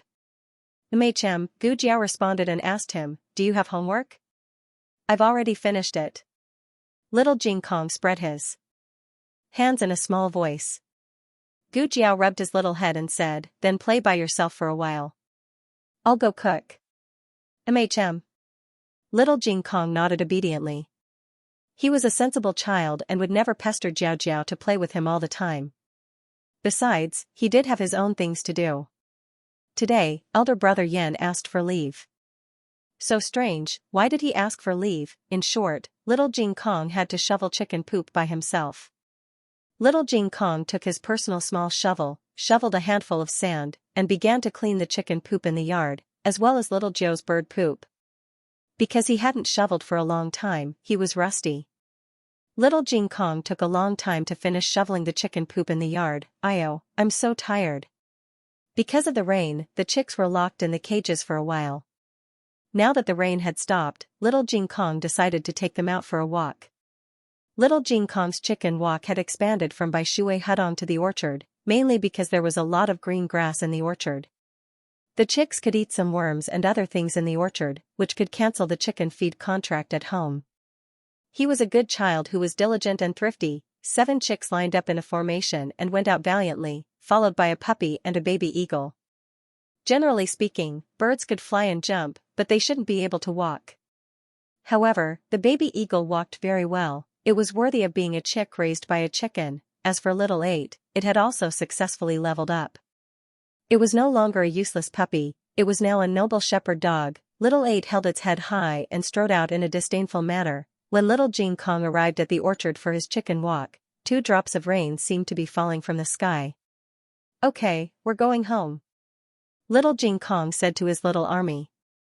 7 chicks and a baby eagle turned around the corner in an orderly manner, followed behind little Jing Kong, and walked back in an orderly manner. Suddenly, little Jing Kong felt that the top of his head was dark, and a fragrant wind came to his nose.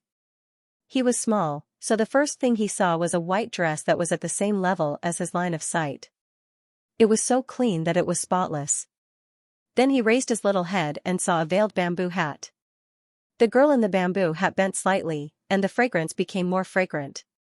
This kind of fragrance was very pleasant, but little Jing Kong still preferred the fragrance of Jiao Jiao.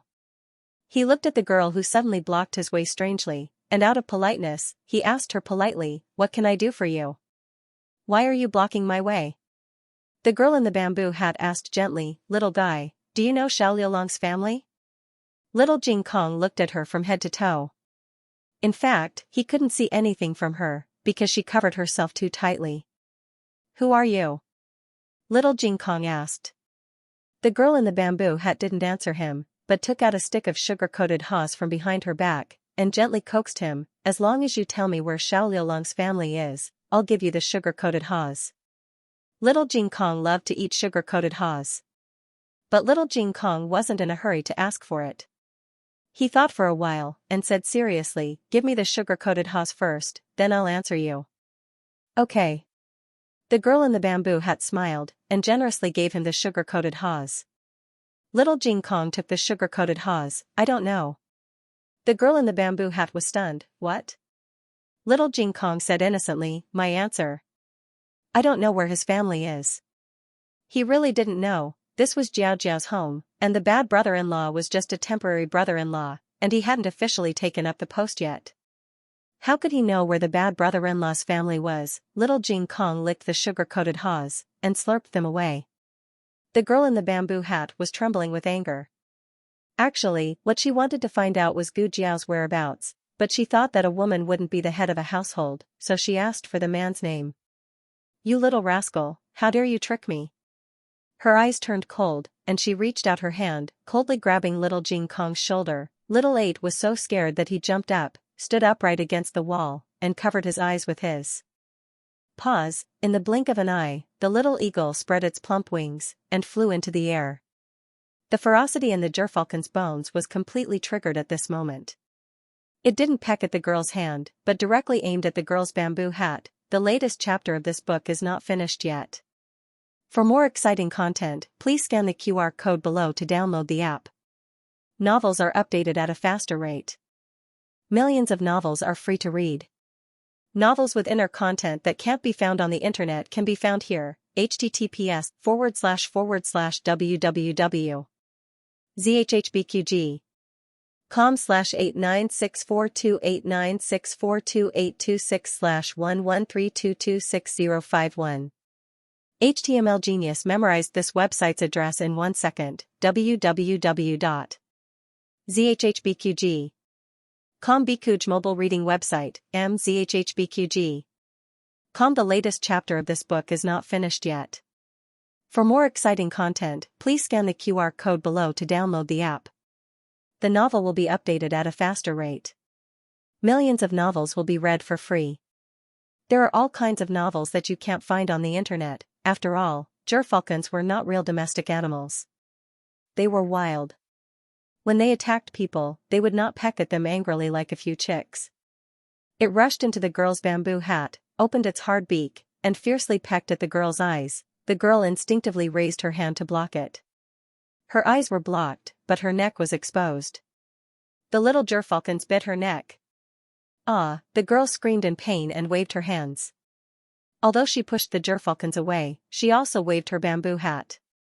Little Jing Kong heard the noise and turned his head. He looked at the scene and then at the girl's face. He was puzzled. The neighbors on both sides also heard the noise. They opened their doors and ran out. What happened? What happened? Who is it? The girl saw so many people coming at once. She did not have time to find fault with little Jing Kong. She covered her face with her sleeves and ran away. Are you okay? Uncle Li came over and asked little Jing Kong. I'm fine. Little Jing Kong shook his head. After little Jing Kong went home, he honestly told them about little Nine's pecking. Little Nine is not usually so fierce. I don't know what happened to little Nine. Little Nine was a bird of prey. It was fierce, but it would not easily hurt people. Gu Jiao had some guesses in her heart. She looked at the candied haws in little Jing Kong's hand and asked, "Did she give you the candied haws too?" Little Jing Kong nodded. Yes, she asked me where my brother-in-law's house was. I told her that I don't know. Gu Jiao thought for a while and asked, "Did she say who she was?" No. Little Jing Kong shook his head, but I've seen her. She's a student at the girls' school. The girls' school was next to the medical center. Little Jing Kong would pass by the girls' school every time he went to the medical center from the Imperial College. He would often bump into students there. However, little Jing Kong did not know his name. That night, Xiao Lulang returned home. Gu Jiao told him about the students from the girls' school inquiring about him. Xiao Lulang was surprised. I don't know any students from the girls' school. Gu Jiao paused for a moment before asking, could it be that you're so famous that people are attracted to you? Xiao Lulang shook his head. You should have gone to the Imperial College to look for me. The people who came to his door all asked for his address because they couldn't find him at the Imperial College. Gu Jiao roughly understood that this person was probably here for her. Gu Jiao thought of the vase, the kitchen knife, and the medical dispute. Did something happen? Xiao Lulang asked. Gu Jiao said calmly, don't worry, I can handle it. She was just a little girl who only knew how to play dirty tricks behind her back. She couldn't even handle her with one finger. Xiao Lulang didn't insist on getting to the bottom of the matter. He took out a money bag from his wide sleeve and said, "This is for this month's household expenses." Gu Jiao glared at him. "Why are you still giving it to the household expenses? Don't you need to prepare for the court examination?" His household expenses were all earned from copying books and writing articles for others. Although it wasn't physical work, it would still take up his study time and energy. Moreover, he didn't just study on a daily basis. He also had to tutor little Jing Kong, Gu Yan, and Gu Xiaoshen. Moreover, the learning progress and acceptance of these three people were different. The old chancellor could occasionally help, but it was mainly Xiao Lulang who had to take care of them. Gu Jiao knew that she didn't have the patience. If she was asked to tutor her younger brothers, she would beat them to the ground.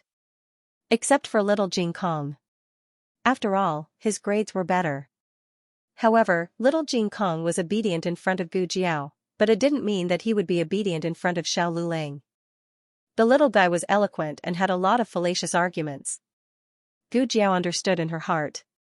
Gu Jiao said, "Don't work too hard." Xiao Lulang said, "But I also don't want you to work too hard." When he said this, he was stunned for a moment. What kind of nonsense was this? Why was it so mushy? Gu Jiao listened happily. She rested her chin on her hand and looked at him. Her eyebrows curved into a small crescent moon and she said, "My husband is so nice." Xiao Lulang blushed. The next day, the Imperial College had classes and Qinghe Academy was on holiday. Xiao Lulang took the reluctant little Jing Kong to school. Gu Xiaoshen and the youngest son of Master Zhao next door went to look for bird nests and asked Gu Yan if he wanted to go. Gu Yan didn't want to go. He wanted to go to the medical center to play today. Gu Yan hadn't been to Gu Jiao's small courtyard yet. Gu Jiao agreed. After breakfast, she took him out and said to Gu Xiaoshen, who was running fast in front of her, "Don't forget that you have to learn martial arts in the afternoon." "Got it, sister." Gu Xiaoshen and Zhao Xiaoyang ran away. Recently, the medical center was too busy to handle the number of patients and stopped the milk tea business. Today, Gu Yan came at the right time. Gu Jiao asked him to sell milk tea.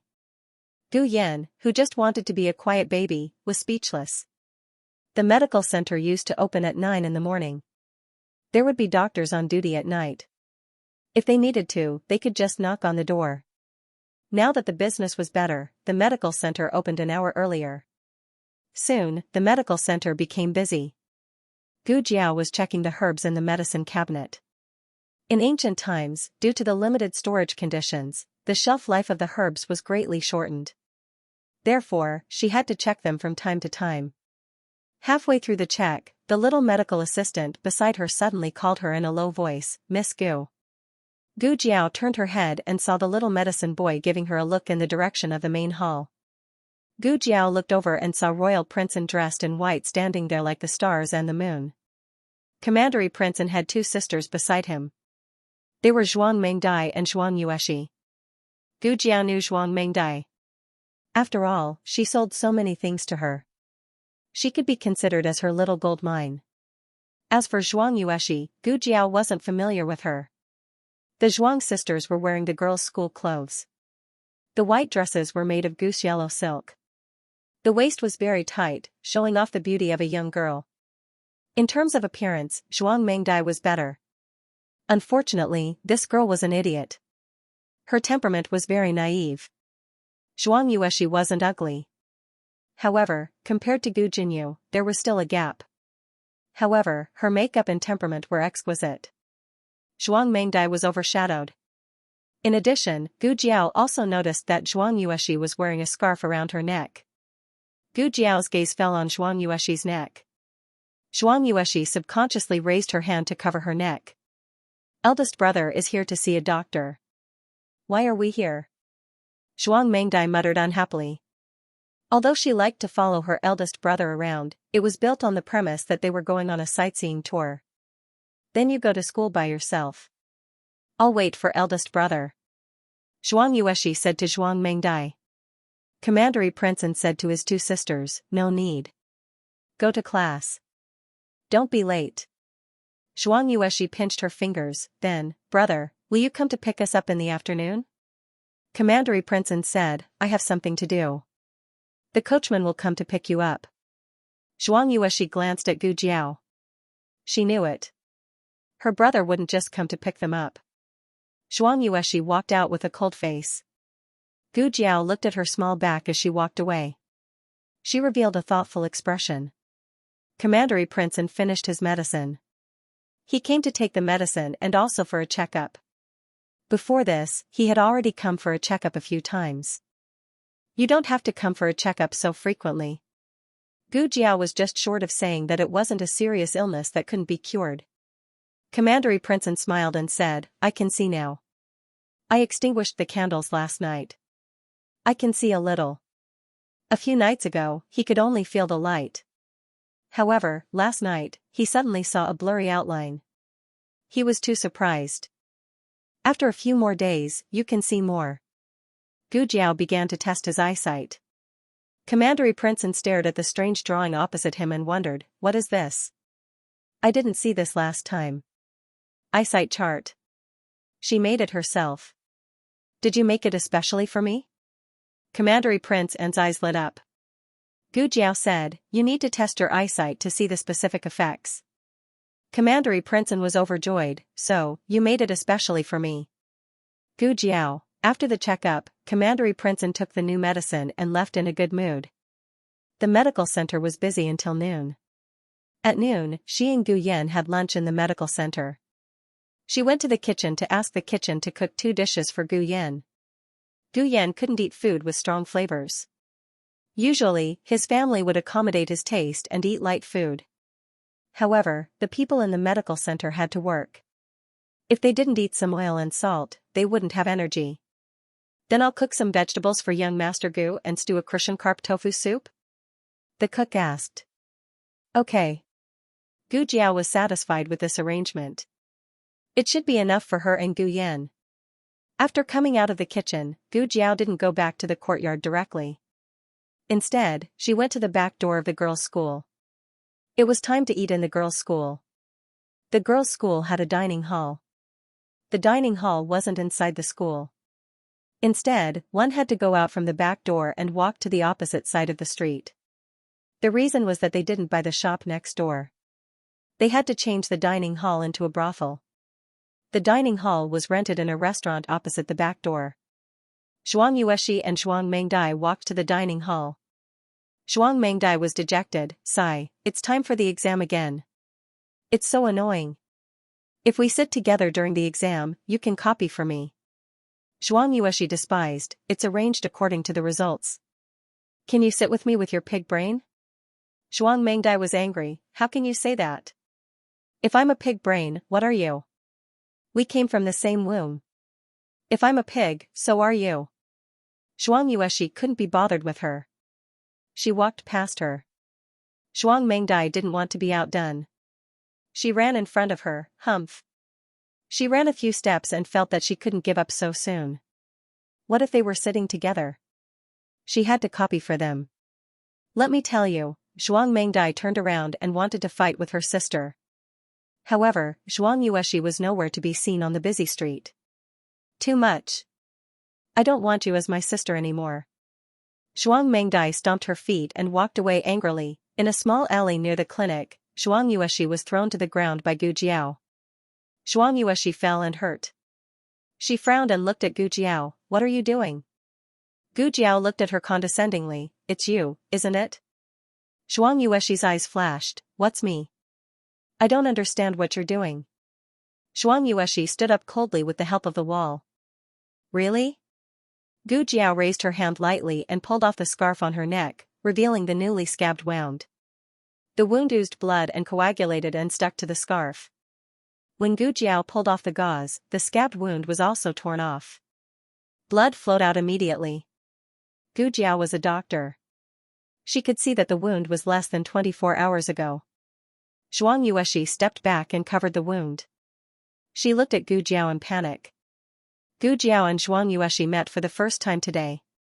However, it was obvious that Xianxia had been secretly observing her for a long time.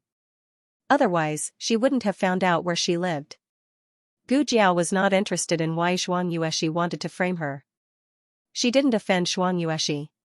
However, Xianxia kept making trouble for her. Therefore, the problem could only be Xianxia herself. She took a step forward with cold eyes. Xianxia had never seen such eyes. She couldn't help but step back. However, there was a wall behind her. She couldn't retreat. Gu Jiao's slender fingers touched her slender neck and stopped at the wound. It was as if she could break her neck if she moved slightly. She stroked her neck very gently. However, Xianxia felt that she couldn't breathe. It was as if something was choking her. Gu Jiao said lightly, "Girl, I'll let you go this time because my grandaunt's surname is also Zhuang. However, it's only this time. Don't provoke me again. You can't afford to pay the price." Her voice was not loud. However, every word made Xianxia feel great danger. After that, she let go of Xianxia and walked away without looking back. Xianxia fell to the ground. She was soaked in cold sweat. After a while, she found her voice again. She realized that she had lost face in front of Xianxia. She roared, "Your grandaunt. So what if your grandaunt's surname is also Zhuang? My grandaunt is the Empress Dowager. She is the Empress Dowager." Gu Jiao ignored her and walked out of the alley. The latest chapter of this book is not finished yet. For more exciting content, please scan the QR code below to download the app. Novels are updated faster. Millions of novels are free to read.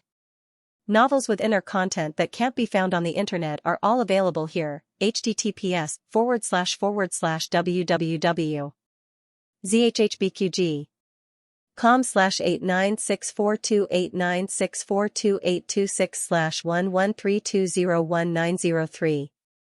HTML Genius remembered the website address in 1 second. www.zhhbqg.com. Bikuga mobile reading website, mzhhbqg.com. The newest chapter of this book is not finished yet. For more exciting content, please scan the QR code below to download the app. Novels are updated even faster. Millions of novels are free to read. Novels with content that can't be found online are all here. At the end of the 3rd month, the envoy of the country of Liang arrived at the capital of Zhao. Grand Secretary Yuan, Honglu Temple official, and Marquis Xianping personally went to the city gate to welcome them. Originally, Marquis Xianping didn't want to come, but he didn't finish copying last time. The emperor said that if he went to welcome the envoy of the country of Liang, the task of copying would be cancelled out. Marquis Xianping reluctantly went to the city gate and slumped carelessly in the carriage. Even Grand Secretary Yuan almost couldn't stand it. However, when the envoy of the country of Liang arrived, Marquis Xianping's attitude changed completely. He got off the carriage and stood there calmly. Thousands of flowers bloomed like brocade. He had an imposing appearance and was as elegant as jade. It was no wonder that the emperor had him come to welcome the envoy. His face was the face of the country of Zhao. The officials from both sides exchanged greetings. Marquis Xianping usually didn't say much, so he naturally didn't say much at this time. Therefore, the outside world's evaluation of Marquis Xianping was always cold and reserved. The envoy of the country of Liang stayed in a garden of the imperial family, very close to the imperial palace. At night, the crown princess held a banquet in the Qilin Hall of the imperial palace to welcome the envoy of the country of Liang. Wang Fei. It's time to get up. Consort Rui Wang was sleeping soundly when she was suddenly shaken awake by female official Su. She opened her eyes in confusion. What is it? What happened? Female official Su looked at her confused appearance and didn't know whether to laugh or cry. There is a banquet tonight. You forgot. It's time to get up and wash up. Isn't it still early? Consort Rui Wang looked at the sky and continued to sleep. After being pregnant, she slept a lot more. Female official Su didn't dare to pull her and stayed by the bed to let her sleep for another hour before waking her up. Consort Rui Wang washed up and changed into a heavy Wangfei auspicious dress. She put on a pearl hairpin and ring and entered the palace with a dark face. Third Prince Rui Wang had entered the palace early and had been following First Prince Ning Wang to receive the envoy. Rui Wangfei saw him from afar and waved at him. He didn't see her. Princess consort. Maid Su reminded her softly. Concubine Rui Wang sighed, I know. Rules, manners, manners. The emperor, Empress Xiao, and noble consort Zhuang were on the steps of the Qilin Hall. Consort Xu was grounded, consort Xian was sick, and the rest of the concubines were not qualified to attend this banquet. In the long hall, the envoy of the Liang state sat on the left, and the royal family and important ministers of the Zhao state sat on the right. Consort Rui Wang was sitting on a cushion, and Maid Su was sitting behind her on the wooden floor, ready to serve her at any time. Rui Wang came for a short while and was called away by the emperor. This time, the Liang kingdom's royal family also came. Several princes were fighting to show their faces in front of the emperor and the Liang kingdom's royal family. The banquet soon began. Tonight's banquet was organized by the crown prince consort. No matter how much consort Rui Wang disliked Wen Linlang, she had to admit that her banquet was well organized. From the dishes to the decorations, from the staff to the programs, every step was flawless. After a few programs to liven things up, the crown prince consort arranged the highlight. To express our welcome to the various envoys, next, our Zhao State's consort Rui Wang and Zhao State's #1 palace musician Xianxia, will play a song, Fleeting Light Reflected Shadow. Wait, wasn't it a solo performance? When did it become a duet? Fleeting Light was a piece of music from the Liang state. It was created by the #1 musician of the 6 states, Moon Shadow. The original song was divided into 2 parts. The first part was called Fleeting Light, and the second part was called Reflected Shadow. However, the score for Reflected Shadow was lost. This song was originally played with a guqin and a flute, but the flute was more suitable for Fleeting Light, and the guqin was more suitable for Reflected Shadow. If the guqin and flute played Fleeting Light, the guqin would be easily suppressed by the flute. Normal people would not know these details. Perhaps only consort Rui Wang and a few people who were very skilled in music would understand this point. Was Wen Linlang deliberately making a fool of her? Just as this thought flashed through consort Rui Wang's mind, she heard a palace servant report, musician Xia suddenly fell and is injured, so he can't come. Everyone was shocked. Consort Rui Wang thought that she was going to play a solo, but who knew that from the Liang state's side, a young man dressed in a navy blue robe stood up. I have long heard that consort Rui Wang's guqin skills are unparalleled. This humble one is not talented, but I am willing to play a duet with consort Rui Wang. This is. The emperor looked strangely at the young man who suddenly appeared. Prince Yu of the Liang state introduced, he is called Wu Ming, Lord Moon Shadow's direct disciple. Everyone was shocked again, and their eyes revealed envy and admiration. Lord Moon Shadow had always been a legend in the 6 states. They probably would not be able to see that lord in their lifetime, but to be able to see his direct disciple was also a great honor. Oh, so it was not to make a fool of her, but to make her a supporting character. They really knew how to make the best use of everything. Consort Rui Wang did not say a word. Wu Ming held the flute, cupped his hands, and said, Consort Rui Wang, please. Consort Rui Wang gritted her teeth. Bring the guqin. Yes.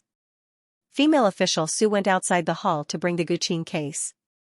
Someone had already set up a table and cushion in the center of the hall. Consort Rui Wang took her place. Female official Su opened the guqin case, and then she was stunned. This was not the consort's guqin. Consort Rui Wang saw that she did not understand, so she also glanced sideways. With just one glance, she almost fainted. Where was her Qiuyu guqin? How did it become the Fuxi guqin? The 2 guqins were only different in style, but the sound was the same. But she was used to using her own guqin, and she never used a fake one. However, she also recognized that this was Gu Jiao's guqin, because the burnt part at the end of the guqin was too iconic, and the word Fuxi was actually engraved on the body of the guqin. It was too much to fake it. Her memory was still fresh. The guqin case was hers. Of course, she did not think that Gu Jiao coveted her guqin, so she secretly switched their guqin. It must be that little eunuch who made a mistake. Oh. Your Zhao country is so poor that you have to use a burnt guqin? The one who spoke was a general of the Liang country. The Liang country's status was above the Zhao country, so the envoys did not put the Zhao country in their eyes at all. A few words of ridicule were already considered light. A civil official next to the general echoed, "If the Zhao country lacks Gukins, our Liang country can give you a few for free."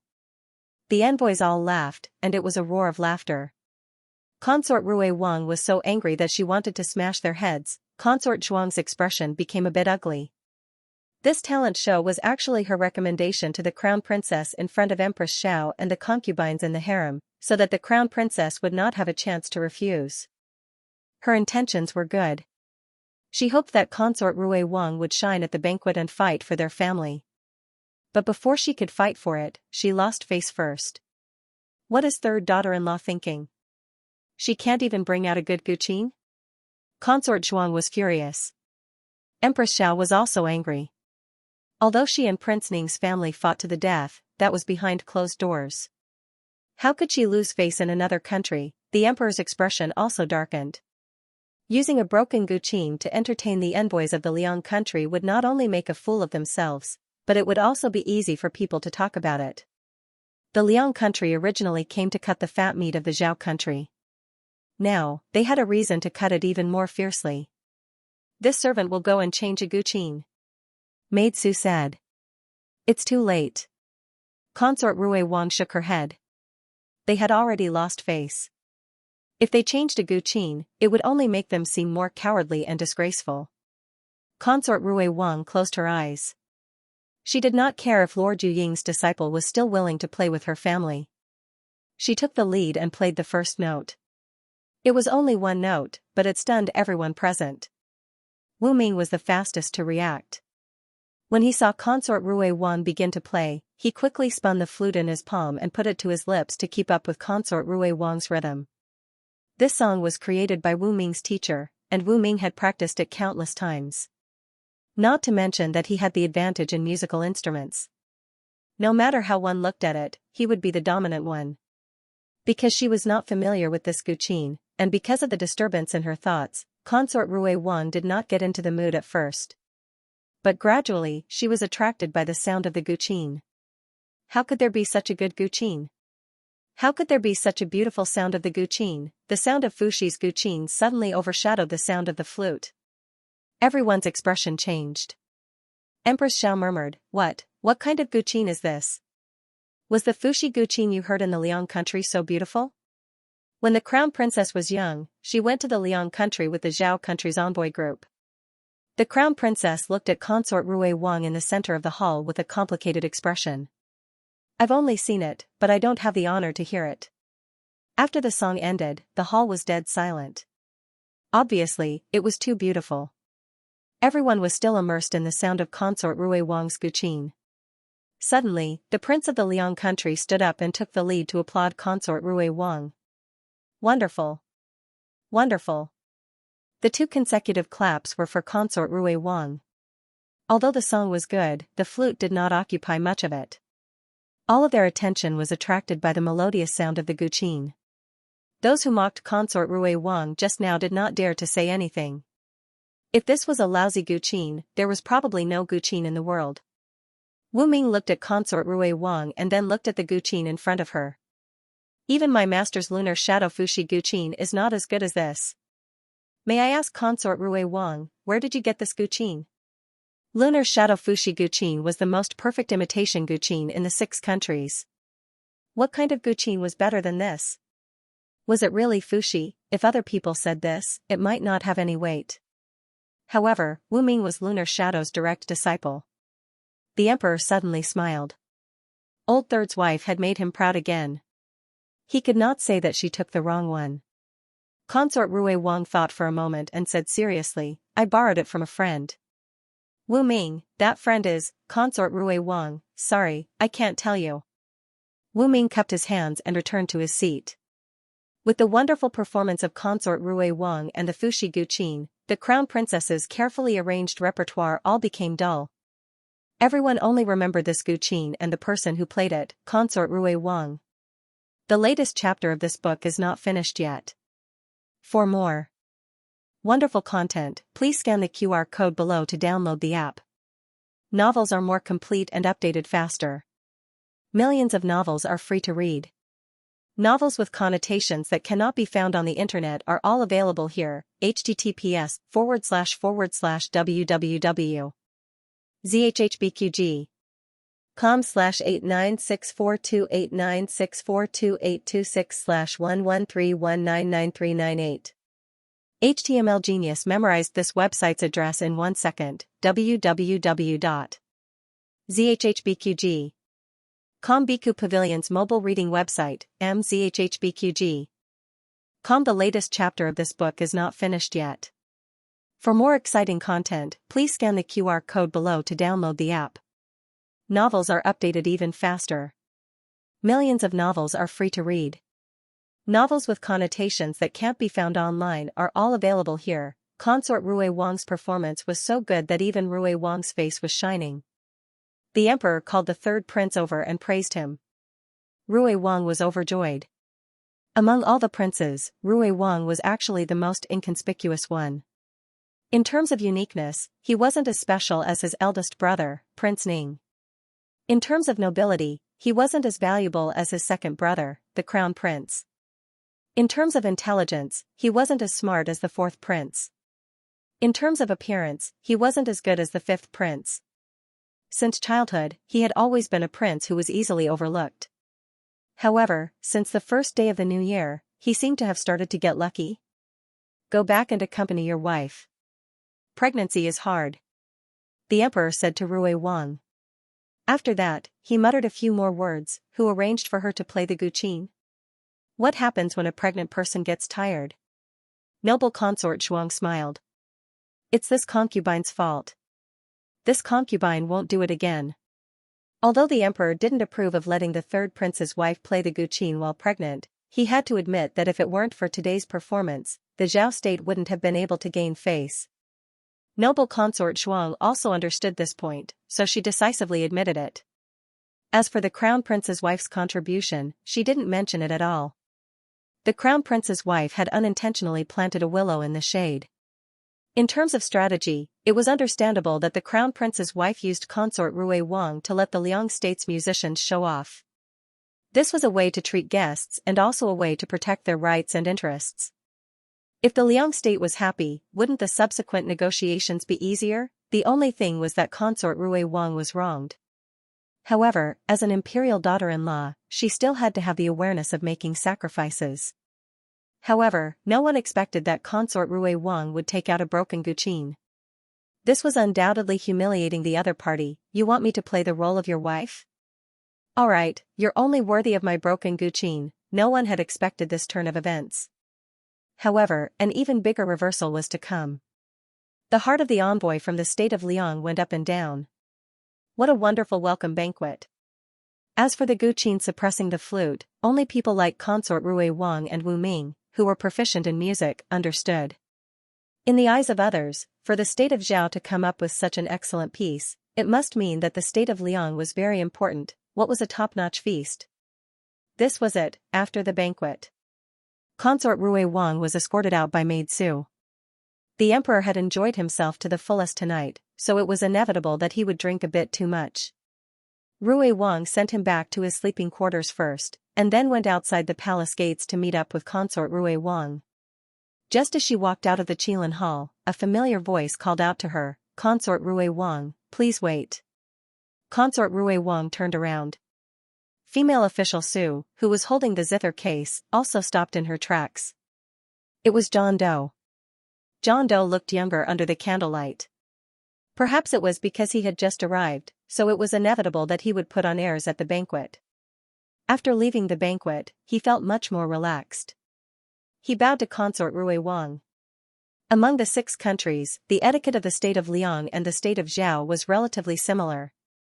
This might be because the state of Liang exported a lot of culture to the state of Zhao. Consort Rui Wang nodded slightly in return. "What can I do for you, Lord John Doe?" John Doe changed his arrogance before the ensemble and said politely, "Consort Rui Wang, you can call me John Doe." Consort Rui Wang nodded slightly. She heard it, but whether she would call him that was another matter. John Doe looked at the zither in female official Su's hands. "Can consort Rui Wang sell this zither to me?" Consort Rui Wang was stunned by his sudden request. She looked him up and down and said, "I said, this is my friend Zither." How could she sell her friend Zither? Didn't this person even understand this truth? It was simply a rude request. John Doe understood that his request was unreasonable, but he really wanted the Zither. Consort Rui Wang, please pass on my message. The price is negotiable. Consort Rui Wang looked at him as if he was an idiot and turned to leave. John Doe looked at her back. Consort Rui Wang, I sincerely ask for the Zither. Consort Rui Wang, please fulfill my request. Consort Rui Wang would not do anything to make things difficult for Gu Jiao. This was a good Zither. If Gu Jiao wanted to sell it, she would have sold it long ago. Next door was the women's school, which was full of daughters of aristocratic families. Gu Jiao did not have to worry about not being able to sell the Zither. This John Doe is really annoying. Consort Rui Wang walked away in a huff. John Doe looked at her back unwillingly. Prince Yu and his wife of the Liang Kingdom also walked out of the hall. Seeing him shouting at Consort Rui Wang, they could not help but frown slightly. John Doe was a court musician of the Liang Kingdom and was deeply doted on by the king of the Liang Kingdom. That was why he was qualified to accompany them. But in terms of political connections, he could not help at all. He was purely playing around. Prince Yu said sternly, John Doe, pay attention to your identity. This is not the Liang Kingdom. John Doe turned around and saluted. Prince, consort, I have been rude. What were you saying to Consort Rui Wang just now? Consort Yu asked. Consort Yu was a dignified and gentle woman. Her temper was not as cold as Prince Yu's. John Doe said, I want to buy the Zither in Consort Rui Wang's hands. Consort Yu did not ask how he could make such a rude request. Instead, she said, why do you want that Zither? John Doe said, I suspect that it is a real Fushi. But looking at Consort Rui Wang's reaction, she doesn't seem to know. If she knew that it was a real Fushi, would she still let a servant carry it? She treated that Zither like an ordinary Zither. There was not a trace of flaunting in her eyes. The others in the Zhao Kingdom should not know either. Are you sure? Consort Yu asked. Wu Ming nodded. I'm sure. The reason why Master can make the best imitation Zither is because he has seen the real Fushi Zither and heard the sound of the Fushi Zither. I was still young at that time, so I didn't go in. I just stood outside the curtain and listened to a song. I will never forget the sound of the Zither in my life. Consort Yu was puzzled. But why was the Fushi Zither burned? And the two words Fushi? John Doe thought for a moment and guessed. Those two words should have been engraved at the back. As for why it was burned black, I don't understand. Could it be that someone used the Fushi Zither as firewood and burned it? Could it be that wasteful? Consort Yu looked at Prince Yu. Does Consort Rui Wang know the owner of the Fushi Zither? Prince Yu frowned. I don't know. He looked at John Doe. Have you seen the owner of the Fushi Zither? John Doe shook his head regretfully. I have not seen him. Master has seen him and has drawn many portraits of him. But Master has always regarded those portraits as treasures and does not allow any of us to peek. Prince Yu asked, you don't even know if it is a man or a woman? John Doe spread out his hands. Anyway, I don't know. Prince Yu had a headache. If it was really the Fushi Zither, then he was very tempted. Everyone knew that the king of the Liang Kingdom was good at music. If he could get the Fushi Zither, he would definitely gain the king's favor. Consort Yu looked at her husband and grabbed his arm. She shook her head gently. Don't force it. Prince Yu's expression instantly softened. He said with a smile, I know. Madam, don't worry. I won't force it. Consort Yu thought for a moment and still felt that it was inappropriate. It is fate to be able to listen to the Fushi Zither. It is better not to disturb him. Don't you also like the Zither? I will buy it for you. Not for the king. Prince Yu was famous for doting on his wife. Consort Yu shook her head. A gentleman does not take what others like. Prince Yu held his wife's hand. Okay, I will listen to you. John Doe was dumbfounded. No, Your Highness, is it really good for you to be so unprincipled? Consort Yu nodded and said, it is getting late. Let's go back and see how Ming'er is doing. Ming was the son of Prince Yu and his wife. He was 10 years old this year and had followed them to the Zhao kingdom. In fact, this was not the first time Prince Yu and his wife had visited the Zhao kingdom. As early as 5 years ago, Consort Yu was still pregnant at that time. They only found out that she was pregnant halfway through the journey. It was too late to send her back. Moreover, Prince Yu was not at ease with her going back alone. The two stayed in the Zhao kingdom for a short period of time. The envoys had left, but the two continued to stay. They planned to return to the Liang kingdom after giving birth. 4 years ago, Consort Yu gave birth to a son in the Zhao kingdom. However, it was said that he died at birth. Now, this child called Ming was the couple's youngest son. After losing a child, they treated this child especially well. The last time they came to the Zhao kingdom, they did not bring him. This time, they brought him. Fortunately, this child did not disappoint. Although he was only 10 years old, he was a gifted and intelligent child prodigy. He had finished learning the 4 books and 5 classics and was also very good at mathematics. The only problem was that he was too delicate and his body was a little weak. In the past few days, Prince Yu had brought him out to run horses for a while. When he turned around, he began to cough. "Prince Yu, don't worry about Ming. He will be fine in a while. Consort Yu, you are not allowed to run horses with him in the future. The wind is so strong." "Prince Yu, I know. The couple's voices gradually faded away. John Doe sighed and followed them out of the palace. The latest chapter of this book is not finished yet. For more exciting content, please scan the QR code below to download the app. The novel will be updated even faster. Millions of novels will be read for free. Novels with connotations that cannot be found online are all available here. https://www.zhhbqg com/89642896428226/11317590 HTML Genius memorized this website's address in 1 second. www.zhhbqg.com Bikuj mobile reading website, mzhhbqg.com. The latest chapter of this book is not finished yet. For more exciting content, please scan the QR code below to download the app. The novel is more complete and updated faster. Millions of novels can be read for free. Novels with content that can't be found online can be found here. After the banquet, the Crown Princess also returned to the Eastern Palace. The Crown Prince's expression was somewhat gloomy. "Your Highness." The Crown Princess walked forward. "What are you thinking about?" The Crown Prince sighed. "The third prince has been in the limelight too much recently." Actually, it wasn't that the third prince was in the limelight too much, it was that he wasn't in the limelight enough. Rui Wang herself was nothing to be afraid of. She didn't have much ambition and only focused on following Prince Ning.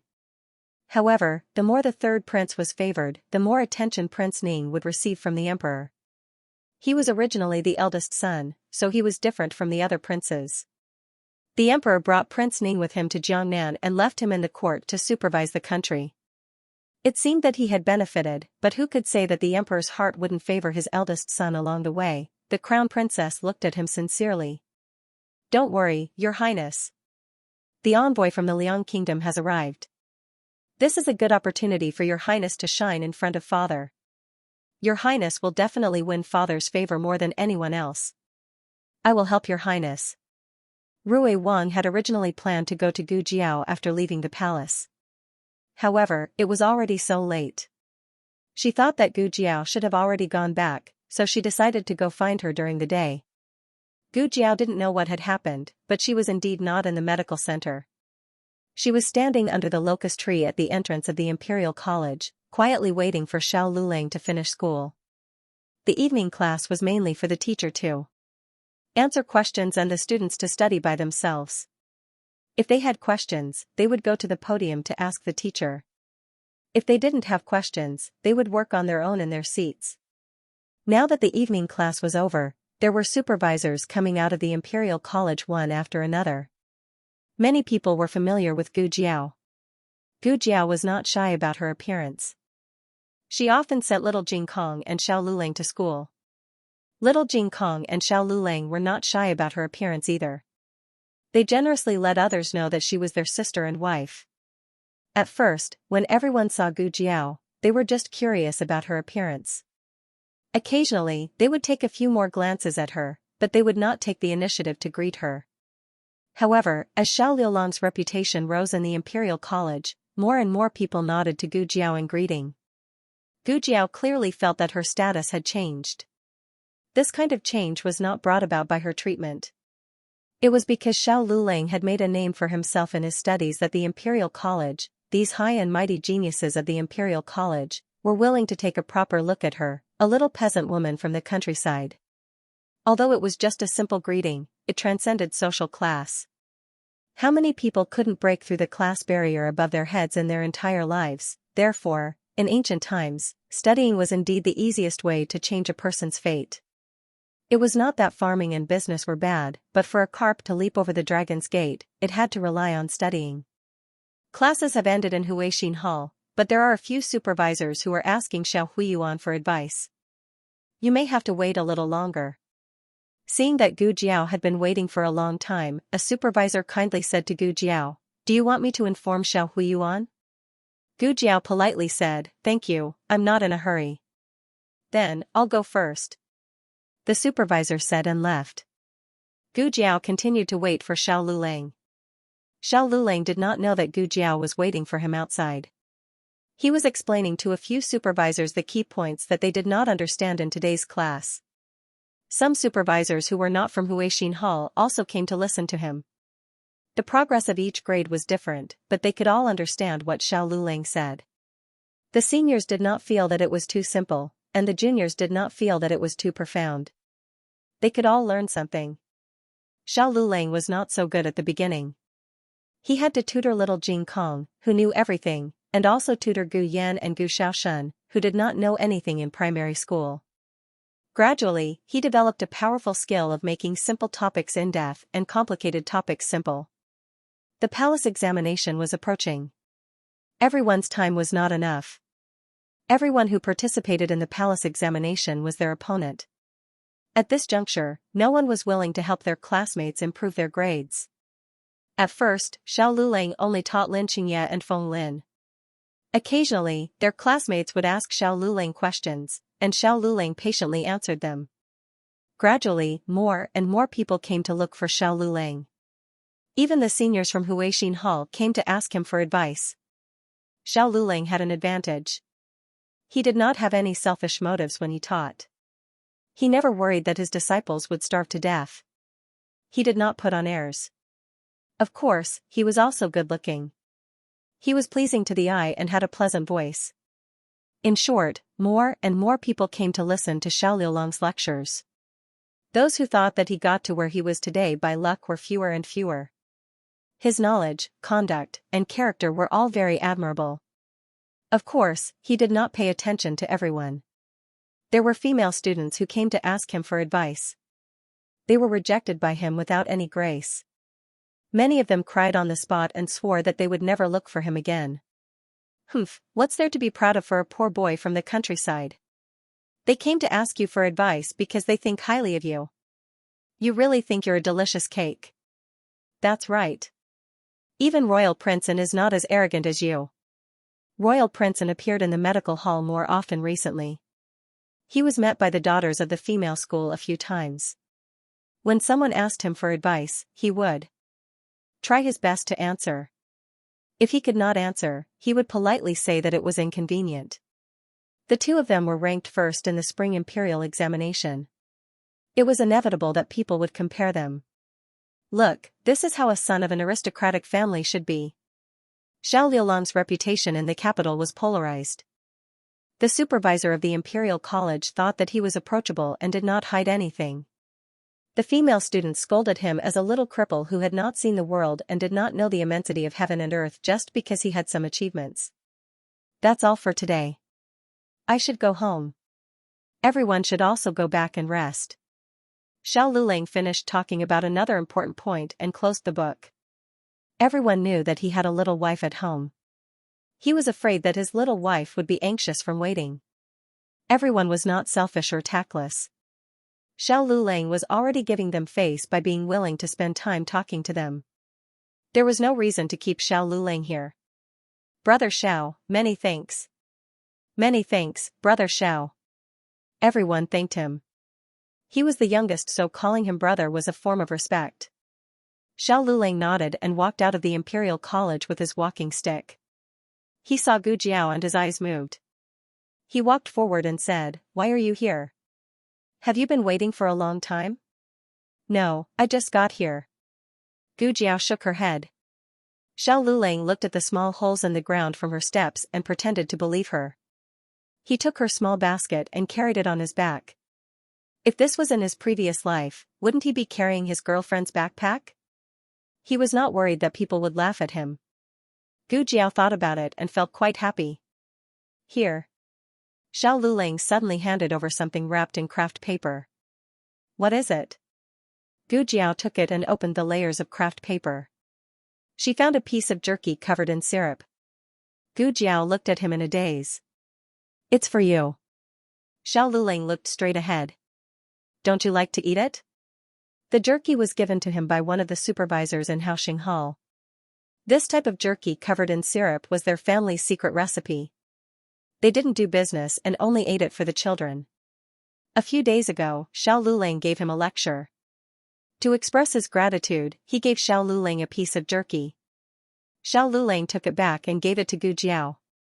Gu Jiao gave it to her great-aunt and 3 younger brothers. She only tasted a small bite of the syrup and meat stuck on the craft paper. Oh, why is it so delicious? Gu Jiao, who didn't have much interest in food, was stunned by the taste. However, Gu Jiao didn't say anything. She didn't expect him to find out. Where did you buy it? Gu Jiao asked. A classmate gave it to me. He said. Actually, he asked his classmate for it. This type of meat wasn't easy to make. He asked for it last time and only made it today. The dignified Xiao Huiyuan was actually greedy for food and asked his classmate for meat. He really wasn't afraid of being laughed at if word got out. Gu Jiao wasn't willing to eat it since it was given to her by someone else. Xiao Lulang knew it would be like this. He said to her, I left some for them. This is yours. Gu Jiao looked at him. She suddenly pinched the craft paper with both hands and broke the jerky into 2 pieces. She handed the bigger piece to him. You eat too. Xiao Lulang didn't refuse. He took the jerky with the craft paper. Gu Jiao began to enjoy her food. The jerky itself was spicy, but the syrup on the outside was very sweet. It shouldn't be ordinary white sugar. It was more like honey, so it had a slightly sour taste. It was really delicious. Gu Jiao held the jerky and ate it in small bites, like a little squirrel looking for food. Xiao Lulang walked beside her and looked at her. Only when she finished eating and smacked her lips as if she hadn't had enough did he pass the untouched half of the jerky to her. As if he was afraid that she would refuse, he said, I can't eat anymore. You eat it. Oh. Gu Jiao didn't say anything. She took the jerky from his hand, but before eating, she broke off a small piece and fed it to him. Although the envoys of the Liang state had entered the capital, it didn't have much to do with the common people. Everyone still did what they were supposed to do. Little Jing Kong got up early in the morning to practice martial arts. Gu Jiao didn't have to make breakfast today, so senior servant Feng did it. Gu Jiao accompanied little Jing Kong to practice the basics for a while. When she wiped the little guy's sweat, Gu Jiao asked the question in her heart, why do you always practice these things? Little Jing Kong tilted his head and said, I only know how to do these. Gu Jiao. Oh no, she only cared about the child's learning and forgot that martial arts also needed to be improved step by step. The first few years in the temple should be focused on teaching basic skills. Once the basic skills were solid, they would slowly teach some fist techniques and martial arts routines. Little Jing Kong left the mountain early, so he didn't have time to learn martial arts. Gu Jiao knew a bit of Tai Chi and 5 animal frolics, but she wasn't proficient in them. In her previous life, she only knew how to kill and steal from people, so it wasn't suitable to teach them to children. It seemed that she had to find a martial arts teacher for the little guy. The first person that came to Gu Jiao's mind was Gu Qingfeng. Recently, she had exploited him a lot, so it was easier for her to think of him. However, that guy was a thief. What if he taught little Jing Kong to be a thief if she wasn't careful? The image of little Jing Kong wearing a mask and acting as a ninja thief flashed through Gu Jiao's mind. She decisively shook her head. Gu Jiao then thought of Gu Chongqing. Gu Chongqing was a good person, but he was too busy. He was in the military camp all year round, so it was rare to see him. Gu Jiao secretly kept this in mind. After breakfast, Xiao Lulang and little Jing Kong went to school at the Imperial College. Gu Yan and Gu Xiaoshan went to school at the Qinghe Academy. Gu Jiao went to the medical center. Not long after she arrived at the medical center, concubine Rui Wang came. She was holding the zither case in her hands. In fact, she knew that the zither was very precious after she played it yesterday. The reason why she didn't show it in public was that she didn't want to attract too much attention. The two of them went to Gu Jiao's courtyard. Concubine Rui Wang told her that she took the wrong zither. My little eunuch didn't do his job well. I'm sorry. Gu Jiao already understood what happened. She shook her head. It's my negligence. Little Jiangli was a child after all. She should have checked the zither case. Concubine Rui Wang held Gu Jiao's hand. Then I really should thank you for your negligence. If it wasn't for your zither yesterday, I would have been a duet. Concubine Rui Wang was also competitive, especially when it came to music. She was not willing to be a duet. Wen Linlang must have known this, so she didn't tell me in advance. I was going to play with someone. And musician Xia, why did he suddenly fall and hurt himself? I think she didn't want musician Xia to play. She had already asked around. Musician Xia was not injured. Humph. She wants to sacrifice me to please the envoys from the Liang Kingdom. After Rui Wang returned home last night, she had already comforted concubine Rui Wang. She said that from a diplomatic point of view, the crown princess made the right move. It was just that concubine Rui Wang was wronged. A princess could marry into a distant country for the sake of the relationship between the two kingdoms. As a princess of the imperial family, it didn't seem like a big deal to sacrifice herself for the sake of the big picture. In the end, the crown princess was a politician, but concubine Rui Wang was not. Therefore, the two of them had conflicting views. Concubine Rui Wang was furious. Even her man was speaking up for that woman. Why doesn't anyone think that she did something wrong? Shouldn't she have told me about this matter first?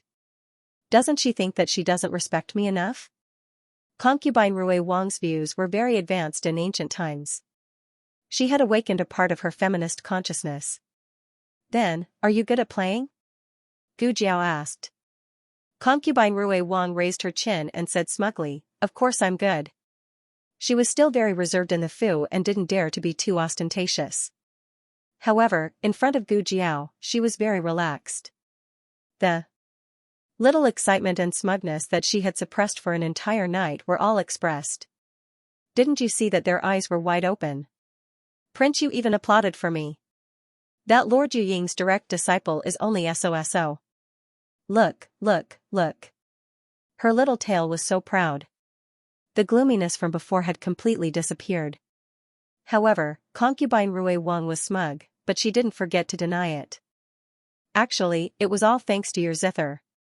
With my own zither skills, it would have been very difficult for me to gain an advantage in that song.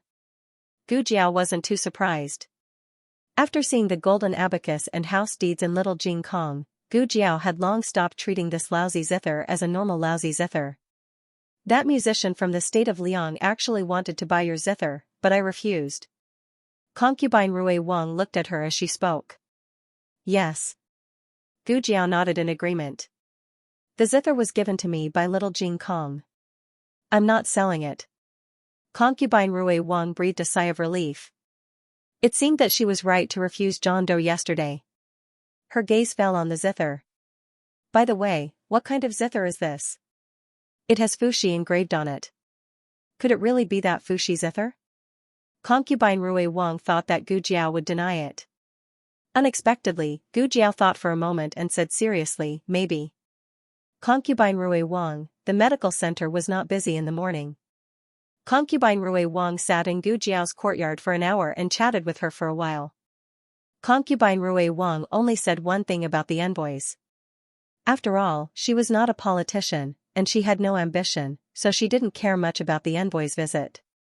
On the contrary, because concubine Rui Wang and concubine Yao were both pregnant, Gu Jiao was also interested in this topic. The two talked about pregnancy and the baby.